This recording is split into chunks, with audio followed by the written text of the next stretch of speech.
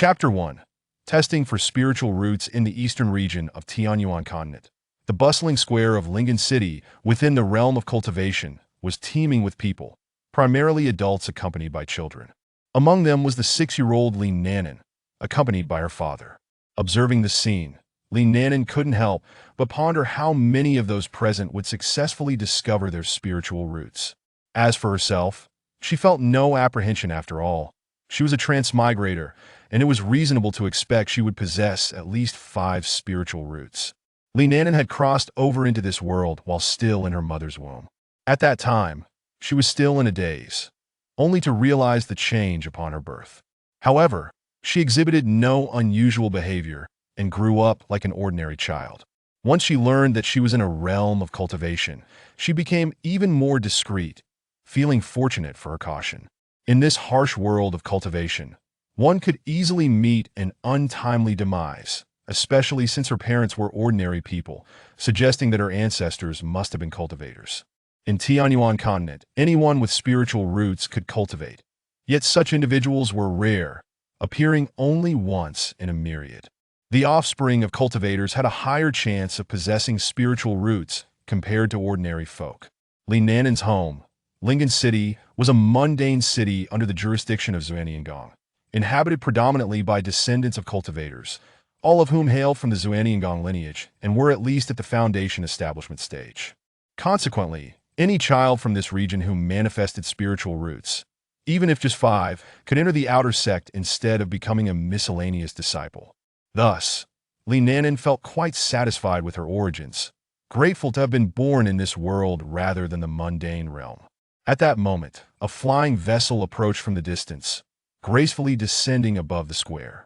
Once it settled, 3 men and 3 women disembarked. The leading man brandished a spiritising disc, proclaiming loudly that the spiritual root testing festival had officially commenced, inviting all children aged 5 to 8 to step forward and form a line for testing. One by one, children were guided by their parents into an orderly queue.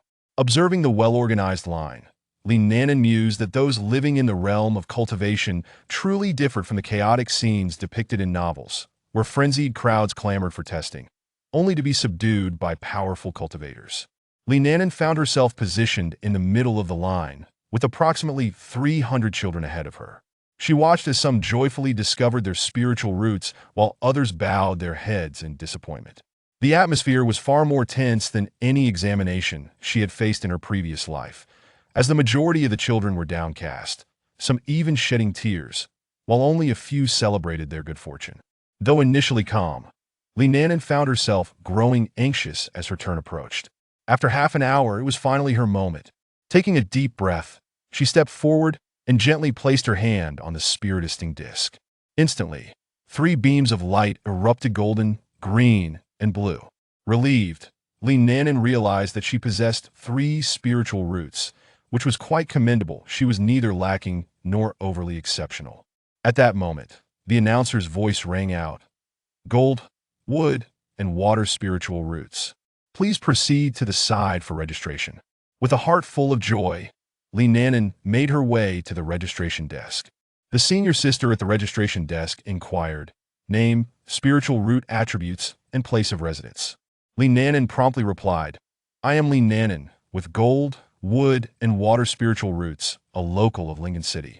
After completing the registration, the senior sister informed her that they would depart for the sect the following day and instructed her to return to her parents. As she squeezed through the crowd, Li Nanan spotted her father, who was waving at her. Elated, she rushed over, and her father scooped her up in his arms, beaming at his daughter's radiant smile. Realizing that his daughter had successfully tested for spiritual roots, Li Nanan's father could not help but smile broadly, eagerly asking, "What spiritual roots did you discover, my dear daughter?" Li Nanan replied joyfully, "Gold, wood, and water spiritual roots." Her father exclaimed, "Our Nanan is truly remarkable. When we get home, your mother will prepare your favorite braised pork ribs." With that, he happily carried his daughter home. Upon their arrival, Li Nanan's father called out to the inner room, "Wife, come out. Our Nanan has tested positive for spiritual roots, and it's 3 at that." Startled with joy, Li Nanan's mother quickly emerged, exclaiming, "Really? That is simply wonderful. We must celebrate today." She immediately took Li Nanan from her husband, cradling her in her arms, all the while exclaiming, "Our Nanan is truly incredible. You have such a bright future ahead. Tonight, I will make your favorite braised pork ribs." As evening fell, the family joyfully shared a meal, with Li Nanan's mother occasionally serving her daughter more food. Once dinner concluded, Li Nanan's parents urged her to retire for the night. Yet, sleep eluded Li Nanan, who was far too excited to rest. For her, having spiritual roots meant her path to cultivation was clear, and there was no need for excessive contemplation. Thus, the night passed without incident, and upon breakfast the next morning, Li Nanan's parents began their heartfelt admonitions. "Nanan, once you arrive at the sect, you must dedicate yourself to your cultivation. Our family has not produced a cultivator in 5 generations. In terms of training, we cannot assist you. You must rely on yourself. Be cautious in all matters, and prioritize your safety above all else." At that moment, Li Nanan's mother retrieved a silver bracelet from her vanity box, saying, "Nanan, this was given to me by your maternal grandmother when I married, said to be a treasured heirloom passed down through the generations. It is meant for females only. Although it is an ordinary item, it carries significant meaning. Initially, I intended to give it to you upon your marriage if you lacked spiritual roots. However, since you possess them, I shall present it to you now. You must keep it safe." Afterward, she threaded the bracelet onto a red cord and hung it around Li Nanan's neck, tucking it beneath her clothing. Following this, her parents escorted her to the square for the gathering. As the time for parting drew near, Li Nanan began to feel a wave of melancholy. After all, her parents had been exceptionally loving towards her in this life. Her father and mother's eyes glistened with unshed tears as they watched their daughter, who appeared reluctant to leave. "Do not be sad, Nanan," her mother urged. "We will not be entirely separated. Once you have achieved success in your cultivation, you can come back to visit us." Li Nanan replied, her voice tinged with reluctance, "Father, mother, do not worry. Once I have succeeded, I will return to see you."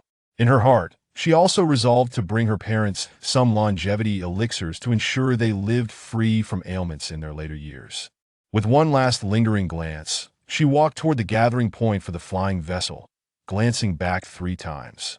In the distance, her parents watched her depart, her mother's tears streaming down her cheeks as she turned to her husband, saying, "My dear, while it is indeed a blessing for Nanan to possess spiritual roots, it pains me to see her leave home at such a tender age. We are powerless to assist her, and my heart feels heavy." Seeing his wife in distress, Li Nanan's father quickly embraced her, comforting, "Do not weep, my dear. Nanan will be saddened by your tears. You must have faith in our daughter. Though she may seem innocent and naive, she possesses a calculating mind. Moreover, with her cautious nature, even if her cultivation falters, she will still be able to survive in the realm of cultivation." Upon hearing this, Li Nanan's mother felt somewhat reassured. Remembering their daughter's prudent demeanor, she couldn't help but smile, finding solace in her thoughts. Meanwhile, Li Nanan, still immersed in her own sadness, was blissfully unaware of how deeply her father understood her, harboring no concerns for her safety in the future. Chapter 2. Departing for the sect. Once everyone had gathered, the leading cultivator organized the group to board the flying vessel. At this moment, Li Nanan emerged from his melancholic reverie and joined the others as they ascended onto the ship. As the vessel began to rise, many children displayed expressions of delight, gazing out at the captivating scenery. They clustered together on the deck, chattering animatedly to Li Nanan. Following the crowd, joined in their discussions, occasionally chiming in. His character was one of conformity. He preferred to remain inconspicuous, avoiding excessive curiosity, striving to be an unremarkable passerby in the realm of cultivation. Quietly developing his skills that as their curiosity waned, the chatter diminished significantly. Some familiar and unfamiliar children formed several small groups to converse. Li Nanan found himself amidst a few children who had recently expressed awe at the wonders of the flying vessel. One slightly chubby boy, who appeared to come from a well-off family, spoke first. "Hello, my name is Wang Fuge, that I possess 3 spirit roots, gold, fire, and earth, that I am 6 years old. What about you?" A slender boy beside him then chimed in. "I am Xiaoshan, with 3 spirit roots, water, fire, and earth, that I am 7. Li Nanan followed suit. "I am Li Nanan, with 3 spirit roots, gold, wood, and water, that I am also 6 step next. A delicate girl beside Li Nanan introduced herself. I am Lu Yanran, 5 years old with 3 spirit roots, gold, fire, and earth. After the introductions, Wang Fugui, brimming with excitement, exclaimed, I didn't expect that all of you also possess 3 spirit roots. What a wonderful coincidence. But did you hear that this year in Lingan City, someone has awakened dual spirit roots? The other 3 shook their heads, indicating they were unaware. Thus, Wang Fugui began to showcase the information he had gathered, his face glowing with pride that my family runs a restaurant. So it's quite easy for me to gather information that I heard that among the over 700 children aged 5 to 8 in Lingan City, a total of 58 have awakened spirit roots this year, which is quite a substantial number compared to previous years. However, single and dual spirit roots have not appeared for many years. This year, a girl named Lu Qingxue has emerged with dual spirit roots. She is said to be the daughter of the city lord of Lingan, and I believe her family has connections in Xintian sect. They've already found a Jinan cultivator to be her master. At this point, Wang Fugui displayed an envious expression. Hearing this, the others also looked enviously at Wang Fugui, and Li Nanan appropriately feigned admiration, striving to present himself as an ordinary individual indistinguishable from the rest. Xiaoshan then remarked, but we are fortunate as well. All of us have 3 spirit roots that I heard that this year, only 12 children possess 3 spirit roots, while the rest have 4 or 5. Li Nanan interjected, indeed, having 3 spirit roots is akin to striking gold for me. The others nodded in agreement that in the Tianyuan continent, most cultivators possess 4 or 5 spirit roots, followed by those with 3. Dual spirit roots are rare, with only a handful appearing in Xintian sect each year, while single and roots are even scarcer, sometimes not appearing at all. As their conversation continued, the flying vessel approached Xintian sect. Suddenly, a stir arose among the crowd as a beautifully dressed girl emerged from the cabin, instantly capturing everyone's attention. Someone in the crowd murmured that she was Lu Qingxue, the one with dual spirit roots. Seeing her step out of the cabin, Li Nanan couldn't help but think that she indeed exuded an aura of superiority befitting her status. While they were braving the cold winds on the vessel, she leisurely admired the scenery from within. However, observing the disdain and arrogance in Lu Qingxue's gaze as she looked at the surrounding people, Li Nanan discerned the kind of person she was, one not worth befriending. Fortunately, such individuals would likely not regard him as worthy of attention, thus ensuring no future interactions at this moment. Many others sought to engage her in conversation, but she barely acknowledged them, causing the crowd to retreat in hesitation. After a while, the flying vessel finally landed at Xintian sect. Before them lay a breathtaking landscape, where the sky met the clouds, an ethereal mist swirled, presenting an idyllic celestial abode. As the vessel descended at the sect's entrance, the group disembarked and made their way to the plaza, which was already bustling with children aged 5 to 8. Once all had exited the vessel, the leading elder retracted the flying vessel and addressed the crowd. I will not accompany you any longer. I must return the flying vessel and conclude my task. You will remain here to await the elder's instructions. With that, he departed with the others. After their departure, the children began to fidget restlessly, being in an unfamiliar environment. However, it wasn't long before they adapted, and conversations resumed in small groups. Li Nanan followed suit, chatting with Wang Fugui, Xiaoshan, and Lu Yanran while observing the throngs of children waiting. Occasionally, other children arrived on different flying vessels. Li Nanan mused that it seemed there might be further assessments before entering Xintian sect. Otherwise, why would everyone be congregated here? He turned to Wang Fugui, sensing he might have more information. Wang Fugui, do you know why we are waiting here? Upon hearing the question, Wang Fugui's face lit up with a confident smile. Actually, I do have some insight into that, he said, prompting Xiaoshan and Lu Yanran to look at him with curiosity. Wang Fugui leaned in and whispered, according to what my father heard, everyone entering Xintian sect must first undergo a body verification to ensure that no one with ulterior motives is among us. Following that, there will be an assessment. After the assessment, we will be assigned to either the inner sect, outer sect, or as miscellaneous disciples. However, since we are from Lingan City, we are guaranteed a spot in the outer sect. And with our 3 spirit roots, we have nothing to worry about. But if we perform well, we might gain advantages in the distribution of cultivation resources. After Wang Fugui's explanation, everyone felt reassured, collectively resolving to do their utmost in the upcoming assessment. In the realm of cultivation, without a strong background, Every resource is invaluable and must be fought for. This is a truth understood even by these 5- and 6-year-old children. Chapter 3. The sect trials. Li Nanan contemplated the forthcoming assessment, recognizing the importance of putting forth his best effort. While he aimed to develop discreetly, he understood that he couldn't hide everything. Certain opportunities must be seized. With so many individuals present, he believed it would be easy to blend in, as long as he did not stand out too prominently. That he was self-aware enough to acknowledge that he lacked the prowess to be the standout performer. Li Nanan positioned himself as a moderately gifted individual. Being too weak would render him an easy target for others, while being exceptionally talented might incite jealousy and sabotage. Therefore, being of moderate ability was just right, neither overlooked nor memorable. After a while, as everyone gathered, the elder at the forefront amplified his voice with spiritual energy, commanding silence. Instantly, the surroundings fell silent. The elder continued, "We will now proceed with the body verification phase." With that, he produced a mirror-like artifact and infused it with a surge of power.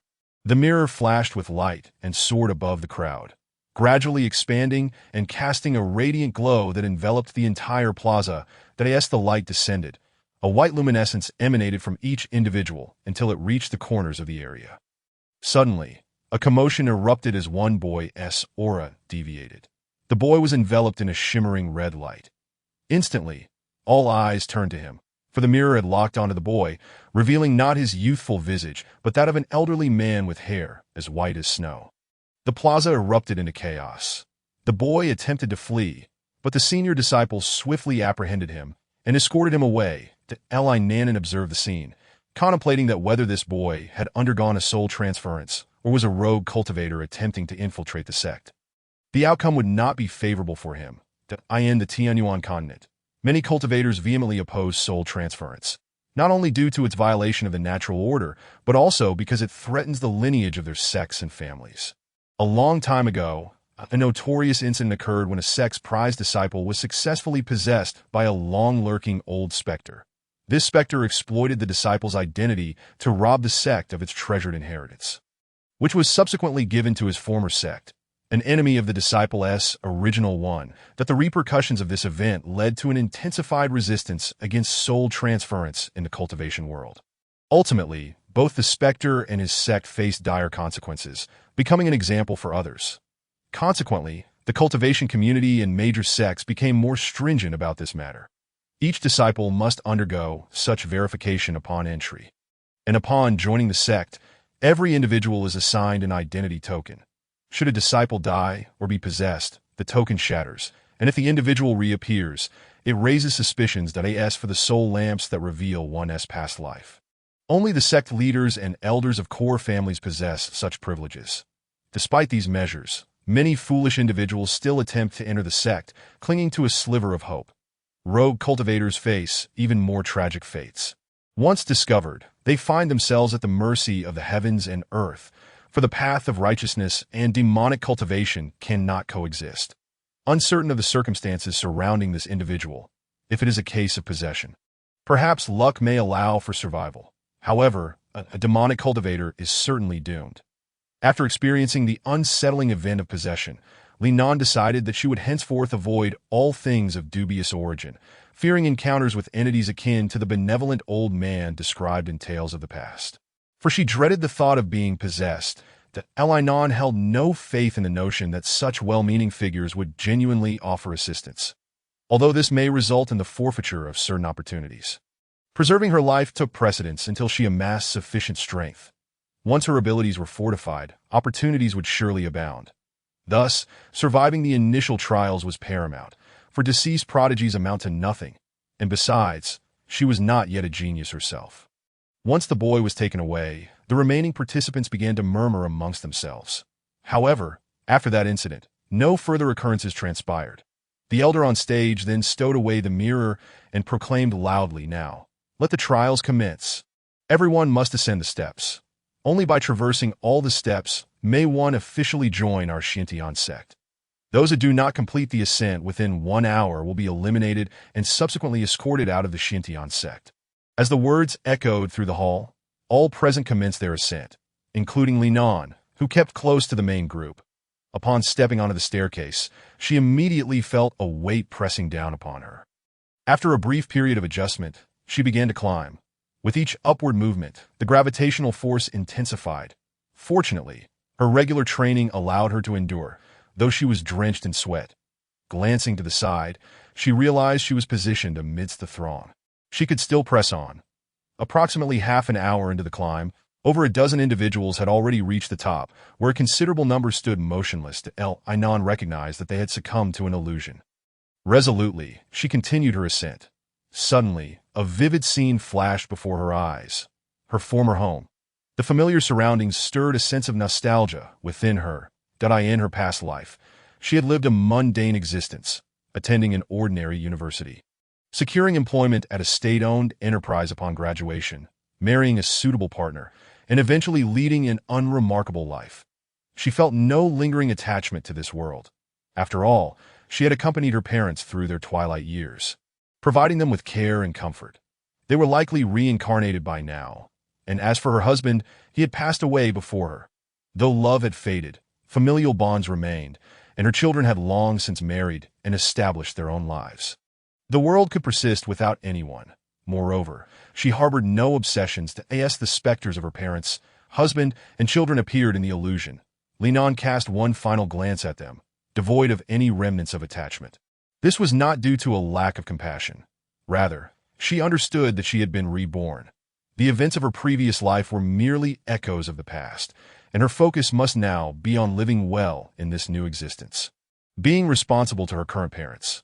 She was now simply a 6-year-old girl named Linon, completely unconnected to her former life. In that moment, she felt a release as an invisible shackle binding her heart shattered. And she emerged from the illusion. Surveying her surroundings, she found herself before the grand hall, where aside from the other dozen individuals who had ascended, she realized there were a total of about 15 people present. It appeared that while she had been ensnared in the illusion, many had successfully passed through it. She estimated her position to be around 30th, which was commendable to Lu Qingxue, who had been on a ship, was also present before the grand hall, seemingly part of the group that had ascended half an hour earlier. Chapter 4. Entering the sect, Linon glanced around once more and noted that Wang Fugue, Xiao Shan, and Lu Yanran had yet to arrive. Among them, Xiao Shan was the quickest, already ensnared in the illusion, while Wang Fugue was the slowest, a fact that seemed reasonable given his physique. Lu Yanran lagged just slightly ahead of him. Within 5 minutes, Xiao Shan emerged first, followed by Wang Fugue and Lu Yanran, who soon entered the illusion. Before Xiao Shan's emergence, over 10 more individuals had ascended, and by the time Wang Fugue and Lu Yanran emerged, a quarter of the participants had successfully reached the top. After 1 hour, nearly all of the recruits had ascended, with only a few unable to complete the trial. Inon observed that those who failed to ascend were predominantly individuals from the mundane world, clad in extravagant attire, likely spoiled from a young age and lacking perseverance. The absence of cultivators among them could be attributed to the fact that even ordinary individuals in the cultivation realm tend to possess superior physical attributes due to their prolonged exposure to spiritual energy, coupled with a culture of physical training ingrained in their upbringing. Nevertheless, those who did not gain entry into the sect would not simply be returned to the mundane world. Instead, they would likely be absorbed into various cultivation families. For individuals with spiritual roots often had a higher probability of producing descendants with similar affinities. Thus, they remained sought after within smaller clans. Inon estimated that approximately 300 recruits were being admitted this time. After the children who were unable to enter the grand hall were escorted away, the elder who had presided over the examination spoke again, saying, "Silence. The entrance assessment concludes here. Welcome to the Xintian sect. Those with single or dual spiritual roots, please step forward." 8 individuals emerged from the crowd. 5 males and 4 females, among them Lu Qingxue. The elder continued, "You 8 shall enter the inner sect. Follow this inner sect elder." At this, an elder clad in blue stepped forward to guide the 8 away. The onlookers cast envious glances at them, well aware that the distinctions between the inner and outer sects were stark. Entering the inner sect offered the chance to be favored by esteemed golden core and nascent soul elders, potentially becoming their personal disciples, especially for those with single or dual spiritual roots. It was almost a certainty that they would be taken in as cherished disciples, while those entering the inner sect from the outer sect relied on mere fortune. if an elder valued them. They could be taken under their wing. If not, they remained ordinary inner sect disciples. Even so, the treatment of ordinary inner sect disciples far surpassed that of their outer sect counterparts. Once the 8 had departed, the elder on stage announced, "Now those with 3 or 4 spiritual roots, or hailing from Lingen City, please step forward. You will join the outer sect and follow this outer sect elder." Instantly, a throng of over 100 individuals moved towards the outer sect elder, while the remaining individuals were categorized as miscellaneous disciples, all possessing 5 spiritual roots. This large group followed the elder to the outer sect's location. The elder stated, "All right, everyone, please pause for a moment. I will outline the next steps. First, we will register and verify your information. Thereafter, we will distribute outer sect attire. Following that, we will create identity tokens for each of you, and then assign dormitories, starting tomorrow. Everyone must attend classes. Those who are illiterate will learn to read, while those who can read will listen to the outer sect elder explain how to channel chi into their bodies. Now, please form a line and approach one by one." Li Nanan promptly joined the queue, progressing swiftly, and soon it was his turn. A senior brother seated at a table inquired, "Name, age, spiritual roots, and place of origin?" Li Nanan replied, "Senior brother, my name is Li Nanan. I am 6 years old. I possess the golden, wood, and water spiritual roots, and I reside in Lingen City." Upon hearing this, the senior brother began to record the information. Once completed, he retrieved a set of sky blue garments from a storage pouch, along with a book, 2 tokens, and a wooden plaque. The senior brother explained, "This is your attire and the dormitory plaque. Keep it safe. The plaque contains your dormitory number, which you can use to locate your accommodation. This book is the Outer Sect Disciple Manual that if you have any questions, you can refer to it. These 2 tokens are your identity tokens. Use the silver needle on the table to draw 2 drops of blood onto them." After the senior brother's instructions, Li Nanan picked up the silver needle from the table and pricked his finger. Using his other hand, he squeezed the punctured finger to extract a drop of blood, which he then dripped onto 1 token, followed by another drop on the 2nd token. Once completed, the senior brother cast a spell to fuse the 2 drops of blood into the tokens and inscribed Li Nanan's name upon them. After finalizing the process, he kept 1 token and handed the other to Li Nanan, saying, "This is for you, junior sister. Keep this identity token safe. If lost, replacing it will require the expenditure of merit points and spirit stones." Li Nanan accepted the identity token and replied, "Understood. Thank you, senior brother." He then took the garments, book, and plaque and moved aside, scanning the area but not spotting Wang Fugue and the others, likely having already collected their items and left. Li Nanan dismissed the thought and followed the directional signs toward the dormitory area. Upon arrival, he discovered a series of small courtyards, each approximately 10 square meters, neatly arranged in rows. Checking his plaque, he noted that it indicated East District, Room 111. That after locating the sign for East District, he proceeded in that direction. After a 10-minute walk, he finally reached the entrance of Courtyard 111, only to find the door unyielding when he pushed against it. Not feeling anxious, Li Nanan took out the manual and flipped through it, quickly discovering the reason. Each courtyard was equipped with a rudimentary formation arranged by the sect, providing sound insulation and protection against attacks from those at the chi refining level, as well as blocking the spiritual probing of individuals below the foundation establishment stage. This was a benefit afforded to outer sect disciples. Should one wish to alter the formation later, they would be required to expend spirit stones to set it up themselves. The courtyard could only be opened with a key, which was the wooden plaque. Each courtyard possessed only 1 plaque. However, it was not solely the plaque that could unlock the door. Once one reached the chi refining stage and entered the 1st level, they could refine the plaque and simply input their spiritual energy to gain entry.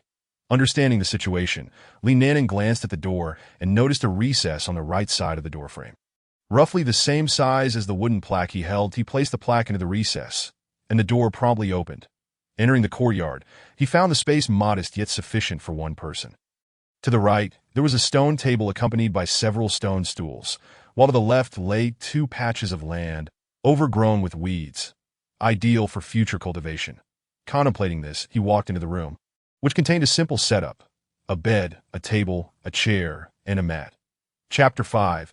Settling in and attending classes. After examining the room's furnishings, Li Nanan changed into the outer sect disciple attire and found it initially a bit large. But once donned, it fit perfectly, prompting a satisfied nod.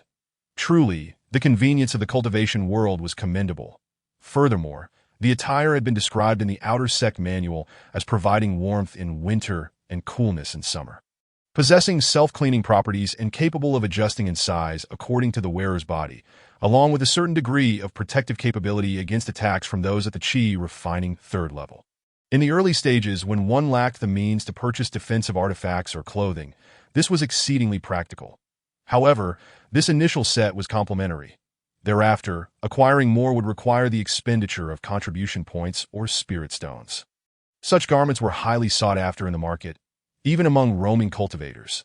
This exemplified the benefits of joining a sect, that he tucked the identity token into his waistband, planning to transfer it to a storage pouch when he acquired one in the future for safekeeping. Losing it would be troublesome and costly in terms of spirit stones and contribution points. Subsequently, he perused the outer sect manual, which began with a detailed map of the sect, indicating areas accessible to outer sect disciples, with regions marked in red forbidden unless permitted by an elder. Entering those areas would incur penalties. Following this was an introduction to the Shintian sect, which had a history exceeding 5,000 years. Within the sect, there were 3 transformation stage cultivators, 15 nascent soul cultivators, and over 50 golden core cultivators, categorizing it as a first-rate power within the Tianxian continent. These were the publicly known figures. The existence of any hidden strengths remained a mystery in the Tianxian continent. The cultivation stages were categorized as Qi refining, foundation establishment, golden core, nascent soul, transformation, great ascension, and tribulation crossing, each divided into 12 levels. The lifespans for each stage were as follows: foundation establishment, 300 years. Golden core, 600 years. Nascent soul, 1,200 years. Transformation, 2,400 years. Great ascension, 4,800 years. And tribulation crossing, 10,000 years. Within the sect, those at the Great Ascension stage represented top-tier powers. Transformation stage cultivators were first-rate powers. Nascent soul cultivators were second-rate. Golden core cultivators were third-rate, while others were deemed insignificant. As for those at the tribulation crossing stage, they seldom appeared in public, focusing solely on preparations for ascension. However, those with top-tier powers at this stage held a slightly higher status than those without. After finishing the outer sect manual, Li Nanan realized it was already late afternoon, nearing evening. His stomach growled in protest. After all, he had only eaten breakfast at home and had since undergone the assessment and familiarized himself with the sect. Thus, Li Nanan made his way to the dining hall, conveniently located within the dormitory area. Upon entering, he collected some food and found a seat. The meals here were complimentary and available for all to enjoy, though they were devoid of spiritual energy, making it advisable to consume them sparingly, as excessive intake could lead to impurities accumulating within the body. However, Li Nanan had not yet begun his cultivation and lacked spirit stones and contribution points to purchase food imbued with spiritual energy. Having just glanced at the prices for such food, he determined that even if he were cultivating, daily consumption was impractical due to the expense. One bowl of spiritual rice cost 1 spirit stone or 5 contribution points. Occasional indulgence was manageable, but daily consumption would quickly deplete resources. Nonetheless, once he entered the Qi refining stage, outer sect disciples received 1 vial of purification pills each month, which was sufficient for their needs. In the Shintian sect, disciples below the foundation establishment stage received varying allowances. Personal disciples were granted 200 low-grade spirit stones, 8 gathering spirit pills, and 1 vial of purification pills monthly. Inner sect disciples received 100 low-grade spirit stones, 5 gathering spirit pills, and 1 vial of purification pills. Outer sect disciples received 50 low-grade spirit stones, 3 gathering spirit pills, and 1 vial of purification pills, and miscellaneous disciples received 10 low-grade spirit stones, 1 gathering spirit pill, and 1 vial of purification pills monthly. Gathering spirit pills were medicinal pills used during the Qi refining stage to accelerate the absorption of spiritual energy and enhance the speed of cultivation. However, they could only be used after entering the Qi refining stage, or else they would lead to explosive death. After finishing his meal, Li Nanan packed a few buns to have for breakfast the following morning, allowing him to skip the trip back to the dining hall. Upon returning to his courtyard, the sky had darkened. Once inside, Li Nanan climbed into bed, realizing that there were no entertainment options available. So he opted for an early night in preparation for the classes to come the next day to end the stillness of the night. As dawn approached, Li Nanan awoke at the hour of the hare. She fetched some water from the well in the courtyard to freshen up, and after partaking in breakfast, she made her way to the lecture hall. Upon arrival, she noticed a considerable number of attendees already gathered, among whom she spotted Wang Fugui. Their eyes met, and with a courteous smile and a nod, she found an empty meditation cushion to settle upon and await the commencement of the session. As more individuals trickled in, an elder man approached and seated himself on a cushion at the front. After settling in, the elder addressed the assembly. Introducing himself as Wang Shishut, he informed them that he would first explain the method of channeling qi into the body. He then instructed those who were illiterate to remain, while the literate could return to their dormitories to practice the technique. That he assured them that he would dedicate half an hour each day to address any queries they might have regarding their attempts to channel qi into their bodies. Channeling qi into the body is the foundational step for every cultivator. To achieve this, one must meditate in a tranquil environment, subsequently attuning oneself to the sensation of qi. Typically, cultivators with a single spiritual root can sense qi within half a day to a full day, while those with dual roots may require 3 to 5 days, and those with 3 roots might take 5 to 10 days, or even up to half a month. Those with 4 roots may take over a month, while individuals with 5 roots could take over 2 months or as long as half a year. Regarding the practice of meditation, it involves emptying the mind. It is crucial to refrain from excessive movement or thought during meditation. Thus, the first skill we must master is meditation, as only by achieving this can one begin to sense qi. Evening and morning meditations facilitate a quicker entry into the meditative state, although one must resist drowsiness during the night. Once the sensation of qi is perceived, one should attempt to absorb it into their body, maintaining composure and avoiding haste, as any rush could result in failure, necessitating a return to the initial stage of sensing qi.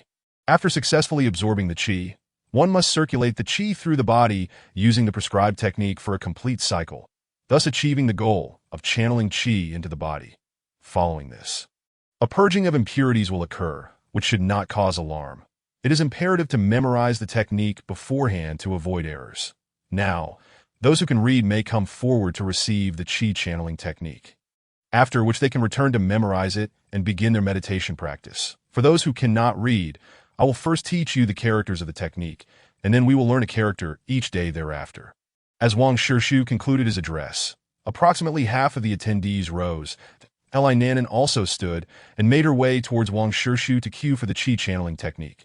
Children like Li Nanan, who reside in the realm of cultivation, begin learning characters at the age of 3, thus sparing them the need to undergo this stage of learning, allowing for more time to cultivate, which is a slight advantage over those from the mundane world, albeit only in the initial stages. After acquiring the qi channeling technique, Li Nanan exited the lecture hall and fortuitously encountered Wang Fugui and Xiao Shan at the entrance. She greeted them and exchanged dormitory numbers. As for Lu Yinran, she was not present, and they could discuss matters upon their next encounter. Having spent time together, Li Nanan found all 3 individuals to be agreeable, leading her to desire further acquaintance.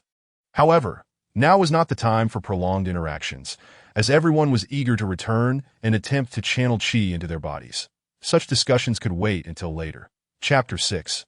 Attempting meditation after parting ways with Wang Fugui and Xiao Shan. Li Nanan did not rush back to her dormitory. Instead, she headed to the cafeteria to pack some non-perishable food items, thus saving herself from frequent trips to the cafeteria when hunger struck, thereby conserving time. Upon arriving at the cafeteria, she noticed many others engaging in similar actions. At the serving counter, Li Nanan packed provisions for 3 days before returning to her dormitory. On the way, she contemplated future visits to the market to purchase some seasonings and cooking utensils, enabling her to prepare her own meals. Although she would eventually have access to spirit-replenishing pills, she still felt somewhat unaccustomed to not eating, though it would be wise to avoid consuming food devoid of spiritual energy. Conveniently, there were 2 plots of land in the courtyard that still retained some spiritual essence, where she could cultivate low-grade spirit rice. While the area was small, the harvest would suffice for her needs, and thus she resolved to proceed with this plan. Back in her courtyard, Li Nanan retrieved the qi channeling technique and began to peruse its contents. This technique comprised approximately 100 characters and was the standard method utilized throughout the realm of cultivation. It emphasized a state of tranquility. Even if memorization was flawed, it would not harm the practitioner's body. Consequently, nearly all cultivators employed this technique for channeling qi into their bodies. After a single reading, Li Nanan had committed it to memory. Perhaps due to her past life, her soul was more powerful than that of an average individual. In this life, she possessed an exceptional memory.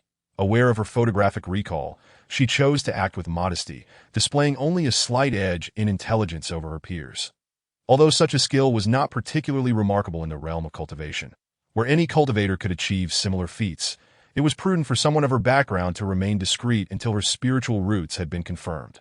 The realm of cultivation was fraught with dangers. Even within the purportedly safe jurisdiction of Lingan City under the Xintian sect, Li Nanan's caution was not unwarranted. She had heard tales of such occurrences from her father when she was 4.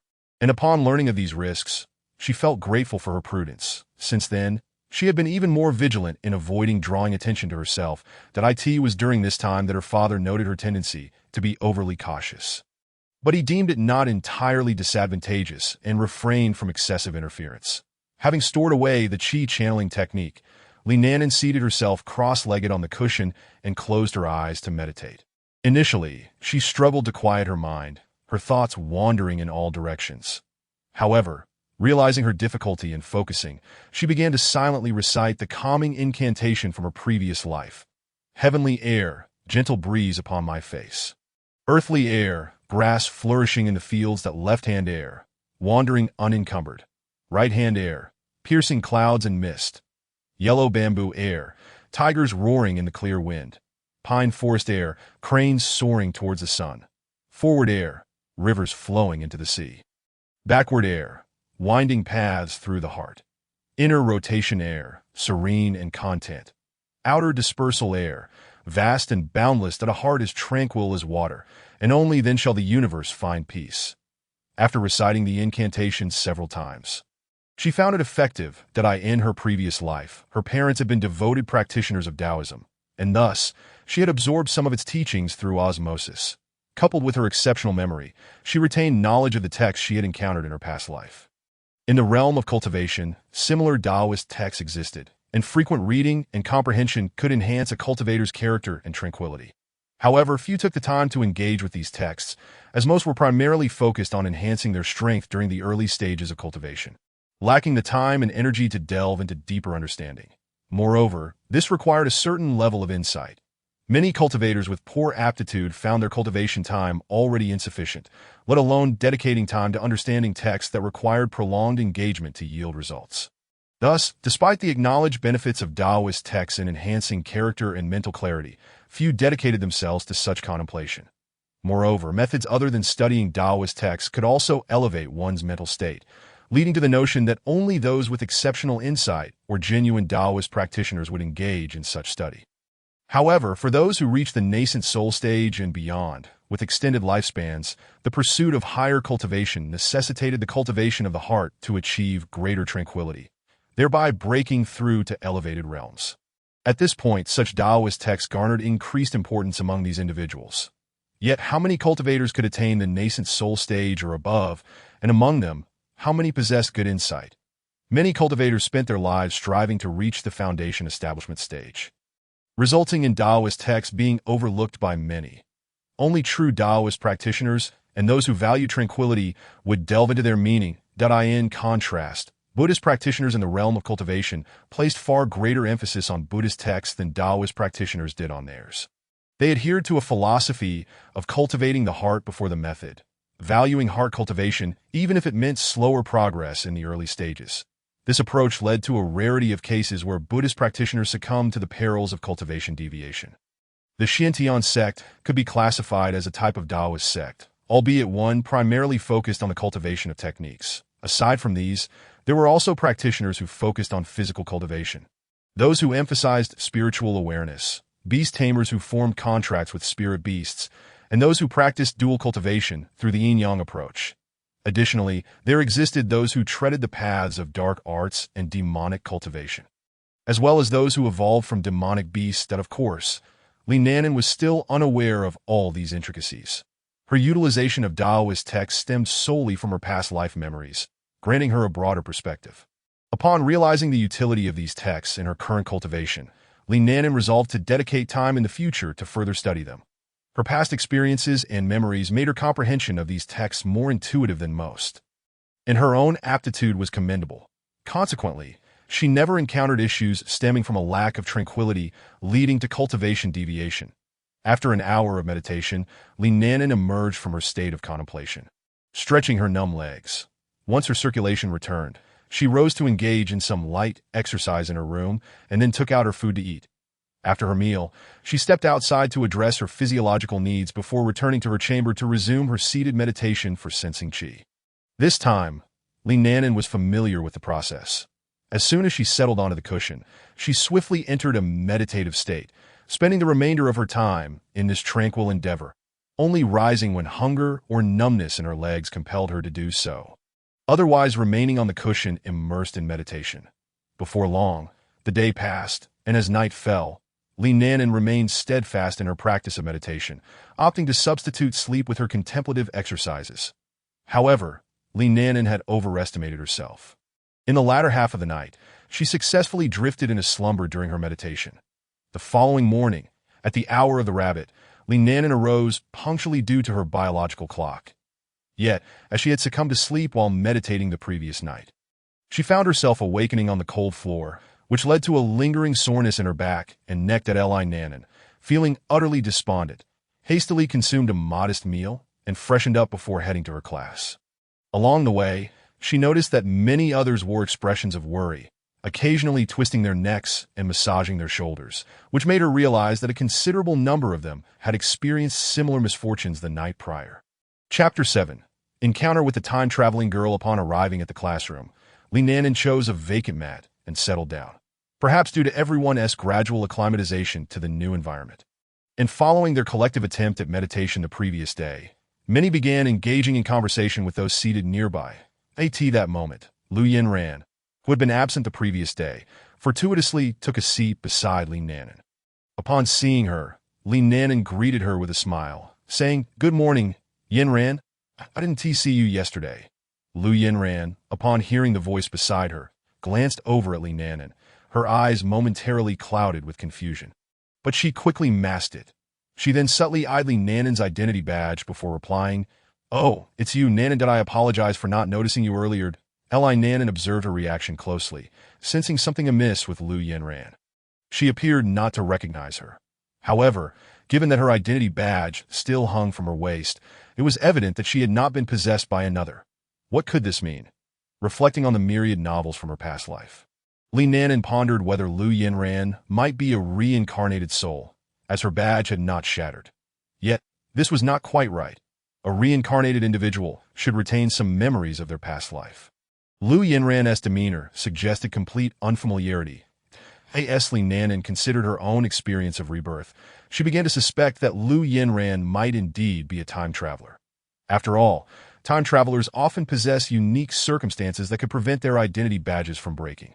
With this newfound understanding, Li Nanan decided to conceal her own identity as a time traveler while remaining vigilant around Lu Yinran, that in an effort to divert Lu Yinran's attention. She casually inquired, "No worries.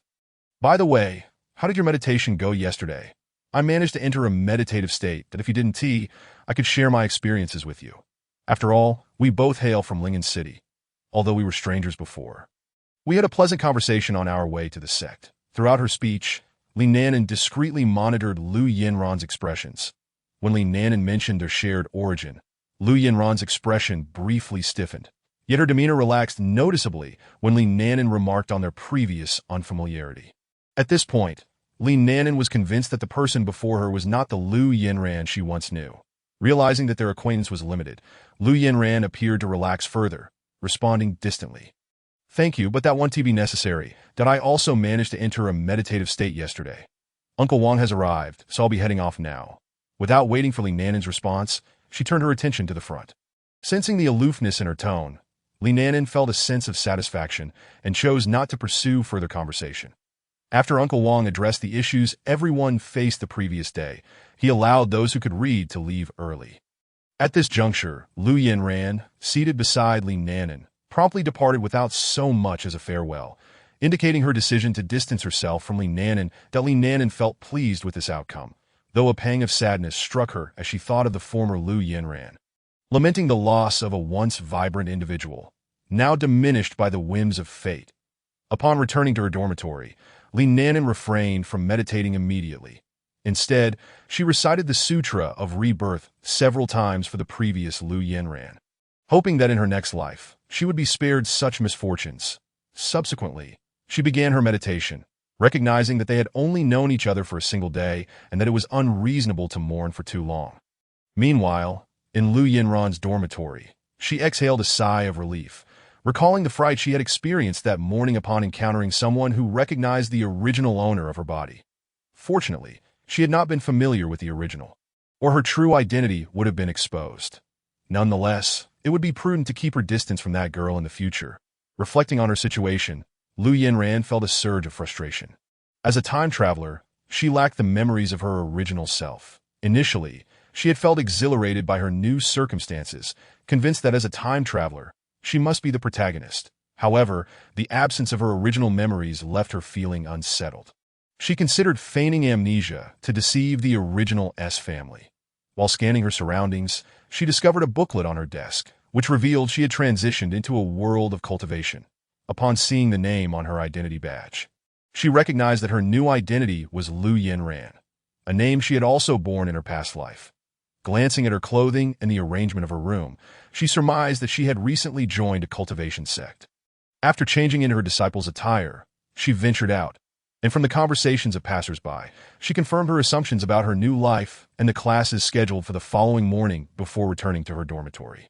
Once back, she could hardly contain her excitement about the world of cultivation. The prospect of becoming a cultivator was far more appealing than her previous mundane existence.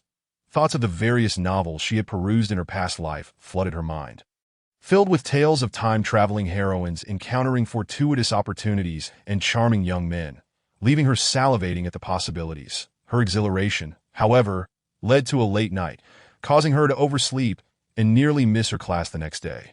After arriving late and sitting at the back, she received the spirit drawing technique only at the end, which was why Li Nanan had not seen her on the first day, having narrowly escaped exposure after encountering someone who recognized her original self. Lu Yinran resolved to remain low-key and minimize her outings. The longer she waited, the more likely it would be for others to mistake her for someone who had merely grown distant due to time apart. Thus, another day passed.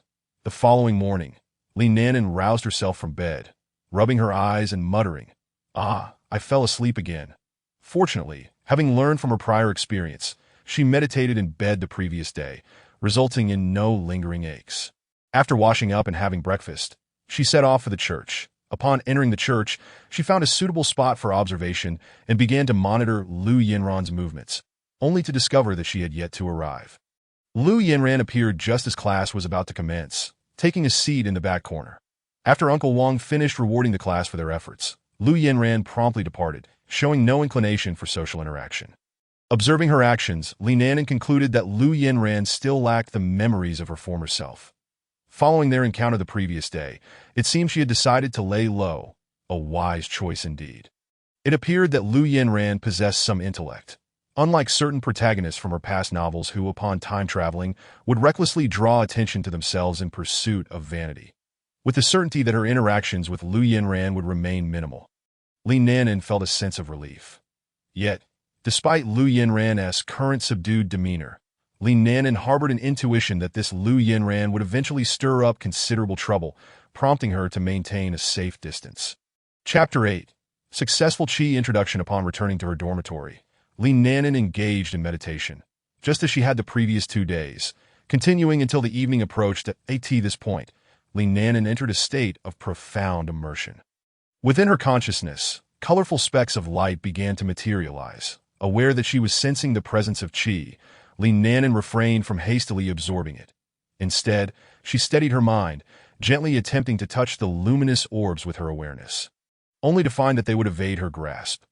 Thus, she engaged them in a playful game akin to Eagle catches the chick. That as time passed, Li Nanan discovered that the golden, green, and blue lights were more responsive to her presence, swirling around her awareness in a dance of evasion and closeness, while the red and brown lights remained distant, retreating at the slightest attempt to reach them.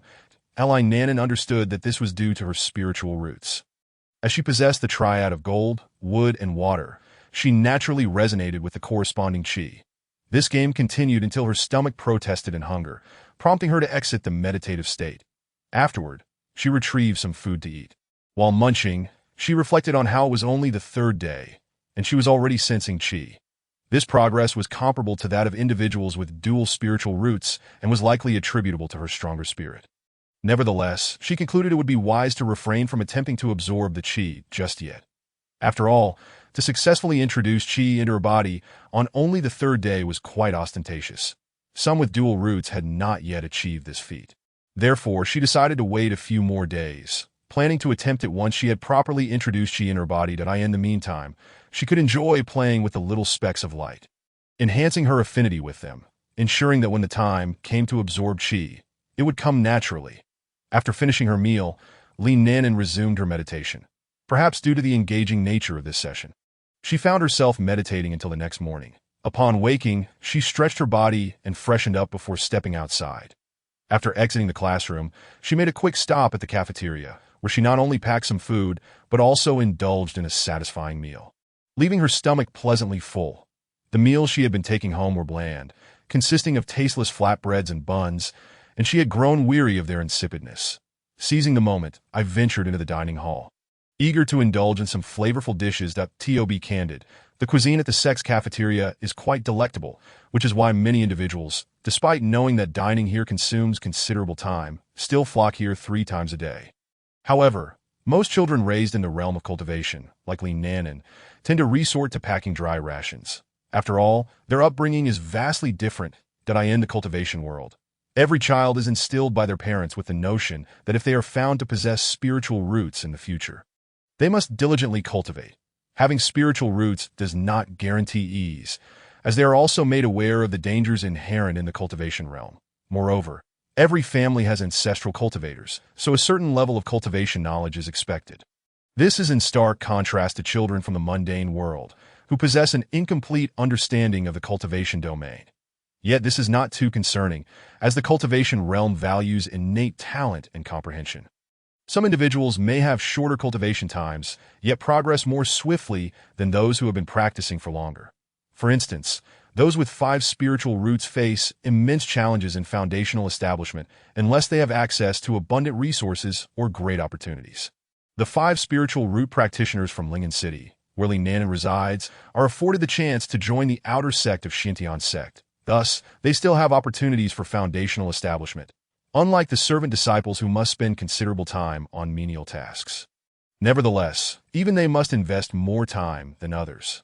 Otherwise, typical 5 spiritual root loose cultivators are essentially doomed to remain unestablished. After finishing his meal and collecting his packed food, Li Nanan strode towards the cafeteria's exit, coincidentally encountering Wang Fugue, who was also burdened with a heap of food. They exchanged greetings before stepping out together. As they walked back to their dormitory, Li Nanan and Wang Fugue engaged in conversation. Wang Fugue inquired Nanan, "How is your cultivation progressing? I still haven't sensed any qi. My days are filled with either eating or meditating, and it's utterly tedious that I yearn to draw qi into my body soon, and then explore the sect. Perhaps gather some gossip." Li Nanan replied, "I share your sentiments. It is indeed rather dull. However, without drawing qi into our bodies, we cannot venture anywhere that I long to wander the market." "Indeed," Wang Fugue responded, "once we both draw qi into our bodies, we can explore together. By the way, have you encountered Lu Yinran? I greeted her previously, but she ignored me." Li Nanan paused, taken aback that Wang Fugue had brought up Lu Yinran, that he quickly regained his composure and said, "I ran into her the day before yesterday in class, exchanged greetings, but it seemed she was not inclined to engage with me, so I left her be. That I haven't seen her since. She probably has new friends now." Wang Fugue, after hearing this, nodded in understanding and remarked, "Ah, I see. That day, she clearly saw me but chose to ignore me. It seems she has indeed made new acquaintances and no longer wishes to associate with us. I shall refrain from seeking her out in the future." Li Nanan felt a sense of relief upon hearing this. He did not desire Wang Fugue to have any dealings with Lu Yinran. After all, this chubby fellow was quite amiable, and it would be best to avoid unnecessary entanglements with Lu Yinran. Li Nanan harbored a lingering intuition that getting too close to Lu Yinran would invite a plethora of troubles. After conversing a bit longer with Wang Fuguei, they eventually parted ways upon reaching their dormitory area, as they resided in different sections, Li Nanan in the East District and Wang Fuguei in the South District. Once back in his dormitory, Li Nanan resumed his meditation. The subsequent hours were spent ensconced in meditation, only interrupted by hunger pangs that beckoned him for meals that by nightfall. Li Nanan had successfully grasped the light points, transitioning from a game akin to eagle catching chicks to playfully capturing the light points, only to feign carelessness in releasing them. This back and forth delighted him immensely. Suddenly, in an unexpected moment, it seemed the light points were aware of Li Nanan's playful antics. As the golden, green, and blue light points surged toward his consciousness, Li Nanan instantly felt a rush of energy flooding into his body, sensing it coursing chaotically within him. Realizing he had let go of the reins, he quickly recited the spirit drawing technique, controlling the influx of spiritual energy as it gradually circulated through his limbs and meridians. After half an hour of this process, Li Nanan officially succeeded in drawing qi into his body. Upon opening his eyes, he was met with a foul stench emanating from himself, nearly prompting him to retch. Fortunately, he managed to hold it back, holding his breath as he made his way to the well to fetch some water. With no facilities for boiling water or cooking in the courtyard, he used the icy cold water to cleanse himself. After ensuring he was free of grime and odors, Li Nanan finally donned his disciple robes. Grateful for their self-cleaning function, sparing him the need for laundry, he was also fortunate that the robes came with undergarments that had similar properties. Otherwise, he would have had no clean clothing to change into. Chapter 9. Selection of Techniques After disposing of the water used for washing, Li Nanan reclined on his bed, reflecting on his current situation with a sense of regret. Had he known that the light points were so easily amused, he certainly would have refrained from his previous actions. That it was a tad embarrassing now. Fortunately, the sect did not mandate daily attendance in classes, allowing him to remain in the dormitory for a few days before venturing out. Moreover, each courtyard was protected by arrays, alleviating concerns of being discovered as for the consciousness of foundation-building cultivators. Aside from the outer sect elders, most had entered the inner sect, and it would be rather pointless for elders to scan the courtyards of newly admitted disciples without cause. In the realm of cultivation, it is generally frowned upon to probe into others' affairs with one's consciousness that, of course, if one possesses formidable strength, few would dare to voice objections, as power reigns supreme in the cultivation world. In the sect, servant disciples must reach the 5th layer of qi refining to become outer disciples. There are 2 pathways for outer disciples to ascend to inner disciples. The first is to place in the top 10 during the outer sect competition, and the second is to attain foundational establishment. 3 days passed in this manner, and Li Nanan felt it was time. Surely, some individuals had succeeded in drawing qi into their bodies by now. During these 3 days, Li Nanan had not been idle. Although he still possessed techniques for the qi refining stage, he continuously practiced the spirit drawing technique, cycling spiritual energy throughout his body to nourish his meridians. Early one morning, Li Nanan set out for the outer sect's affairs hall. Upon arrival, he found it already bustling with numerous individuals, all there to accept tasks or claim rewards. These tasks included those issued by the sect, as well as privately posted ones, with rewards ranging from contribution points to spirit stones and elixirs. Contribution points held significant value in the sect, akin to currency, allowing disciples to exchange for necessary cultivation resources. Some rare resources could only be traded with contribution points, making them more valuable than spirit stones within the sect.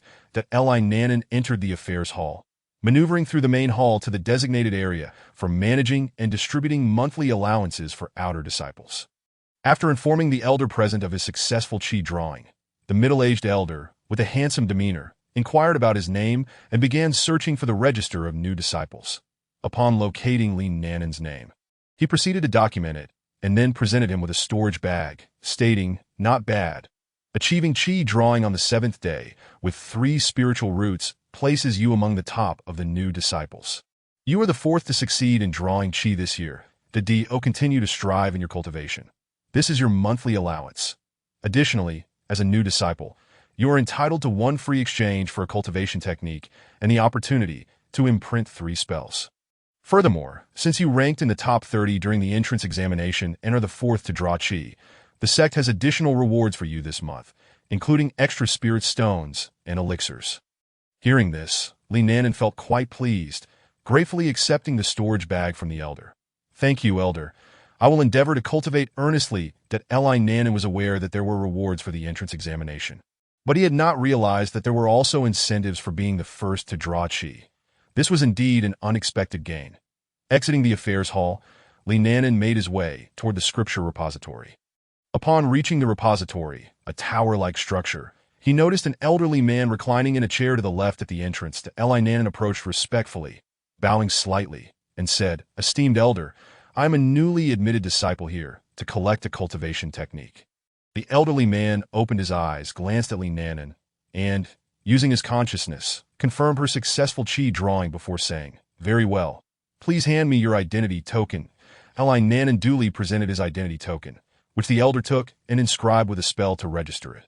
In the sect, identity tokens not only possess the capability to detect possession, but also facilitate communication and track contribution points. Once the elder finished, he returned the token to Li Nanan, instructing, "You may only search on the first floor. Once you find a technique, bring it here for imprinting." With that, he closed his eyes once more. Thus, Li Nanan set off in search of a technique. However, what Li Nanan did not realize was that as she turned away, the elderly man who had closed his eyes opened them slightly, watching her leave and murmuring, "What an intriguing little fellow." Then she closed her eyes once more. It turned out that this elder was, in fact, a practitioner at the nascent soul stage. When he scanned Li Nanan with his divine sense, he discovered that her aura was far more stable and profound than that of an ordinary disciple who had merely begun to draw in qi. She seemed to possess an essence comparable to that of those who had just entered the first layer of qi refinement, but Li Nanan was entirely unaware of this. Had she known, she would surely have reflected on the necessity of remaining vigilant in the realm of cultivation, particularly when in the presence of higher-level practitioners. Approaching the bookshelf, Li Nanan began to peruse the rows of texts slowly, not rushing her selection, but intending to review them all before making a decision. After half an hour, she had examined all the techniques and spells suitable for her spiritual root, selecting several that she believed would be fitting. The Qingmu Ju, which primarily cultivates the wood's spiritual root, allows for gentle and swift accumulation of spiritual energy, reducing the risk of going astray in one's practice. Additionally, it possesses healing properties and offers extra benefits for the cultivation of spiritual plants. The Jinggang Ju, centered on the metal spiritual root, yields powerful spiritual energy that lasts longer during confrontations, providing a slight enhancement for body-refining practitioners, as well as a boon for artifact refining.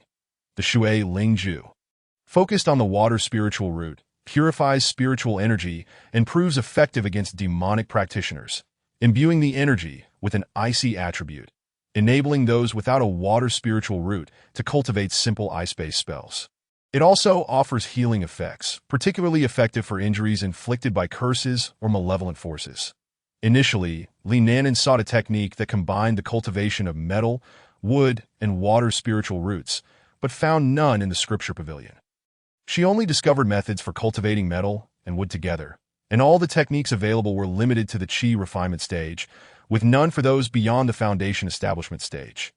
Thus, she resolved to focus on one spiritual root first, subsequently seeking other suitable techniques. After careful consideration of the three chosen techniques, Li Nanan ultimately decided to cultivate the Shui Ling Ju, as it provided both the healing effects of the Qingmu Ju and the offensive capabilities of the Jinggang Ju. Regarding the quicker cultivation speed of the Qingmu Ju and its ability to accelerate the growth of spiritual plants, she deemed these aspects unnecessary for her, as she had no intention of becoming a spiritual plant master. This technique was particularly advantageous for practitioners with 5 spiritual roots, who often found time to be their most significant constraint, that AS for the Jinggang Ju. While it enhanced offensive power, she recognized that possessing ice-based spells would suffice. Furthermore, the benefits for artifact refining were not appealing to her at this stage, as she lacked sufficient spirit stones for such endeavors. She could always seek a dedicated body refining technique later. Li Nanan then selected 3 spells: Ice Spike Technique, Diamond Shield, and Vine Technique. Having made her selections, she approached the elder to request the copying of her chosen techniques. Chapter 10. First layer of qi refinement. Reaching the reclined chair, Li Nanan bent slightly and greeted, "Elder, I have made my selections." Just as she finished speaking, the elder, still reclined and with his eyes closed, waved his hand to draw the jade slip from her grasp. With his other hand, he retrieved a blank jade slip from a nearby table and proceeded to copy the techniques and spells onto it. Once completed, he waved the newly inscribed jade slip before Li Nanan, who quickly caught it. Seeing that the elder had no further actions, Li Nanan bowed deeply, expressing her gratitude. "Thank you, elder, that I shall take my leave." With that, she turned and exited. The elder, still with his eyes shut, did not glance after her. To him, she was merely an intriguing disciple. After living for such a long time, he had encountered myriad individuals and events, and none piqued his curiosity. Returning to her dormitory without incident, Li Nanan immediately retrieved her storage pouch. Upon channeling a thread of spiritual energy into it, the pouch opened, revealing a collection of spirit stones and 2 jade vials. Counting the spirit stones, she found a total of 150, all of low grade.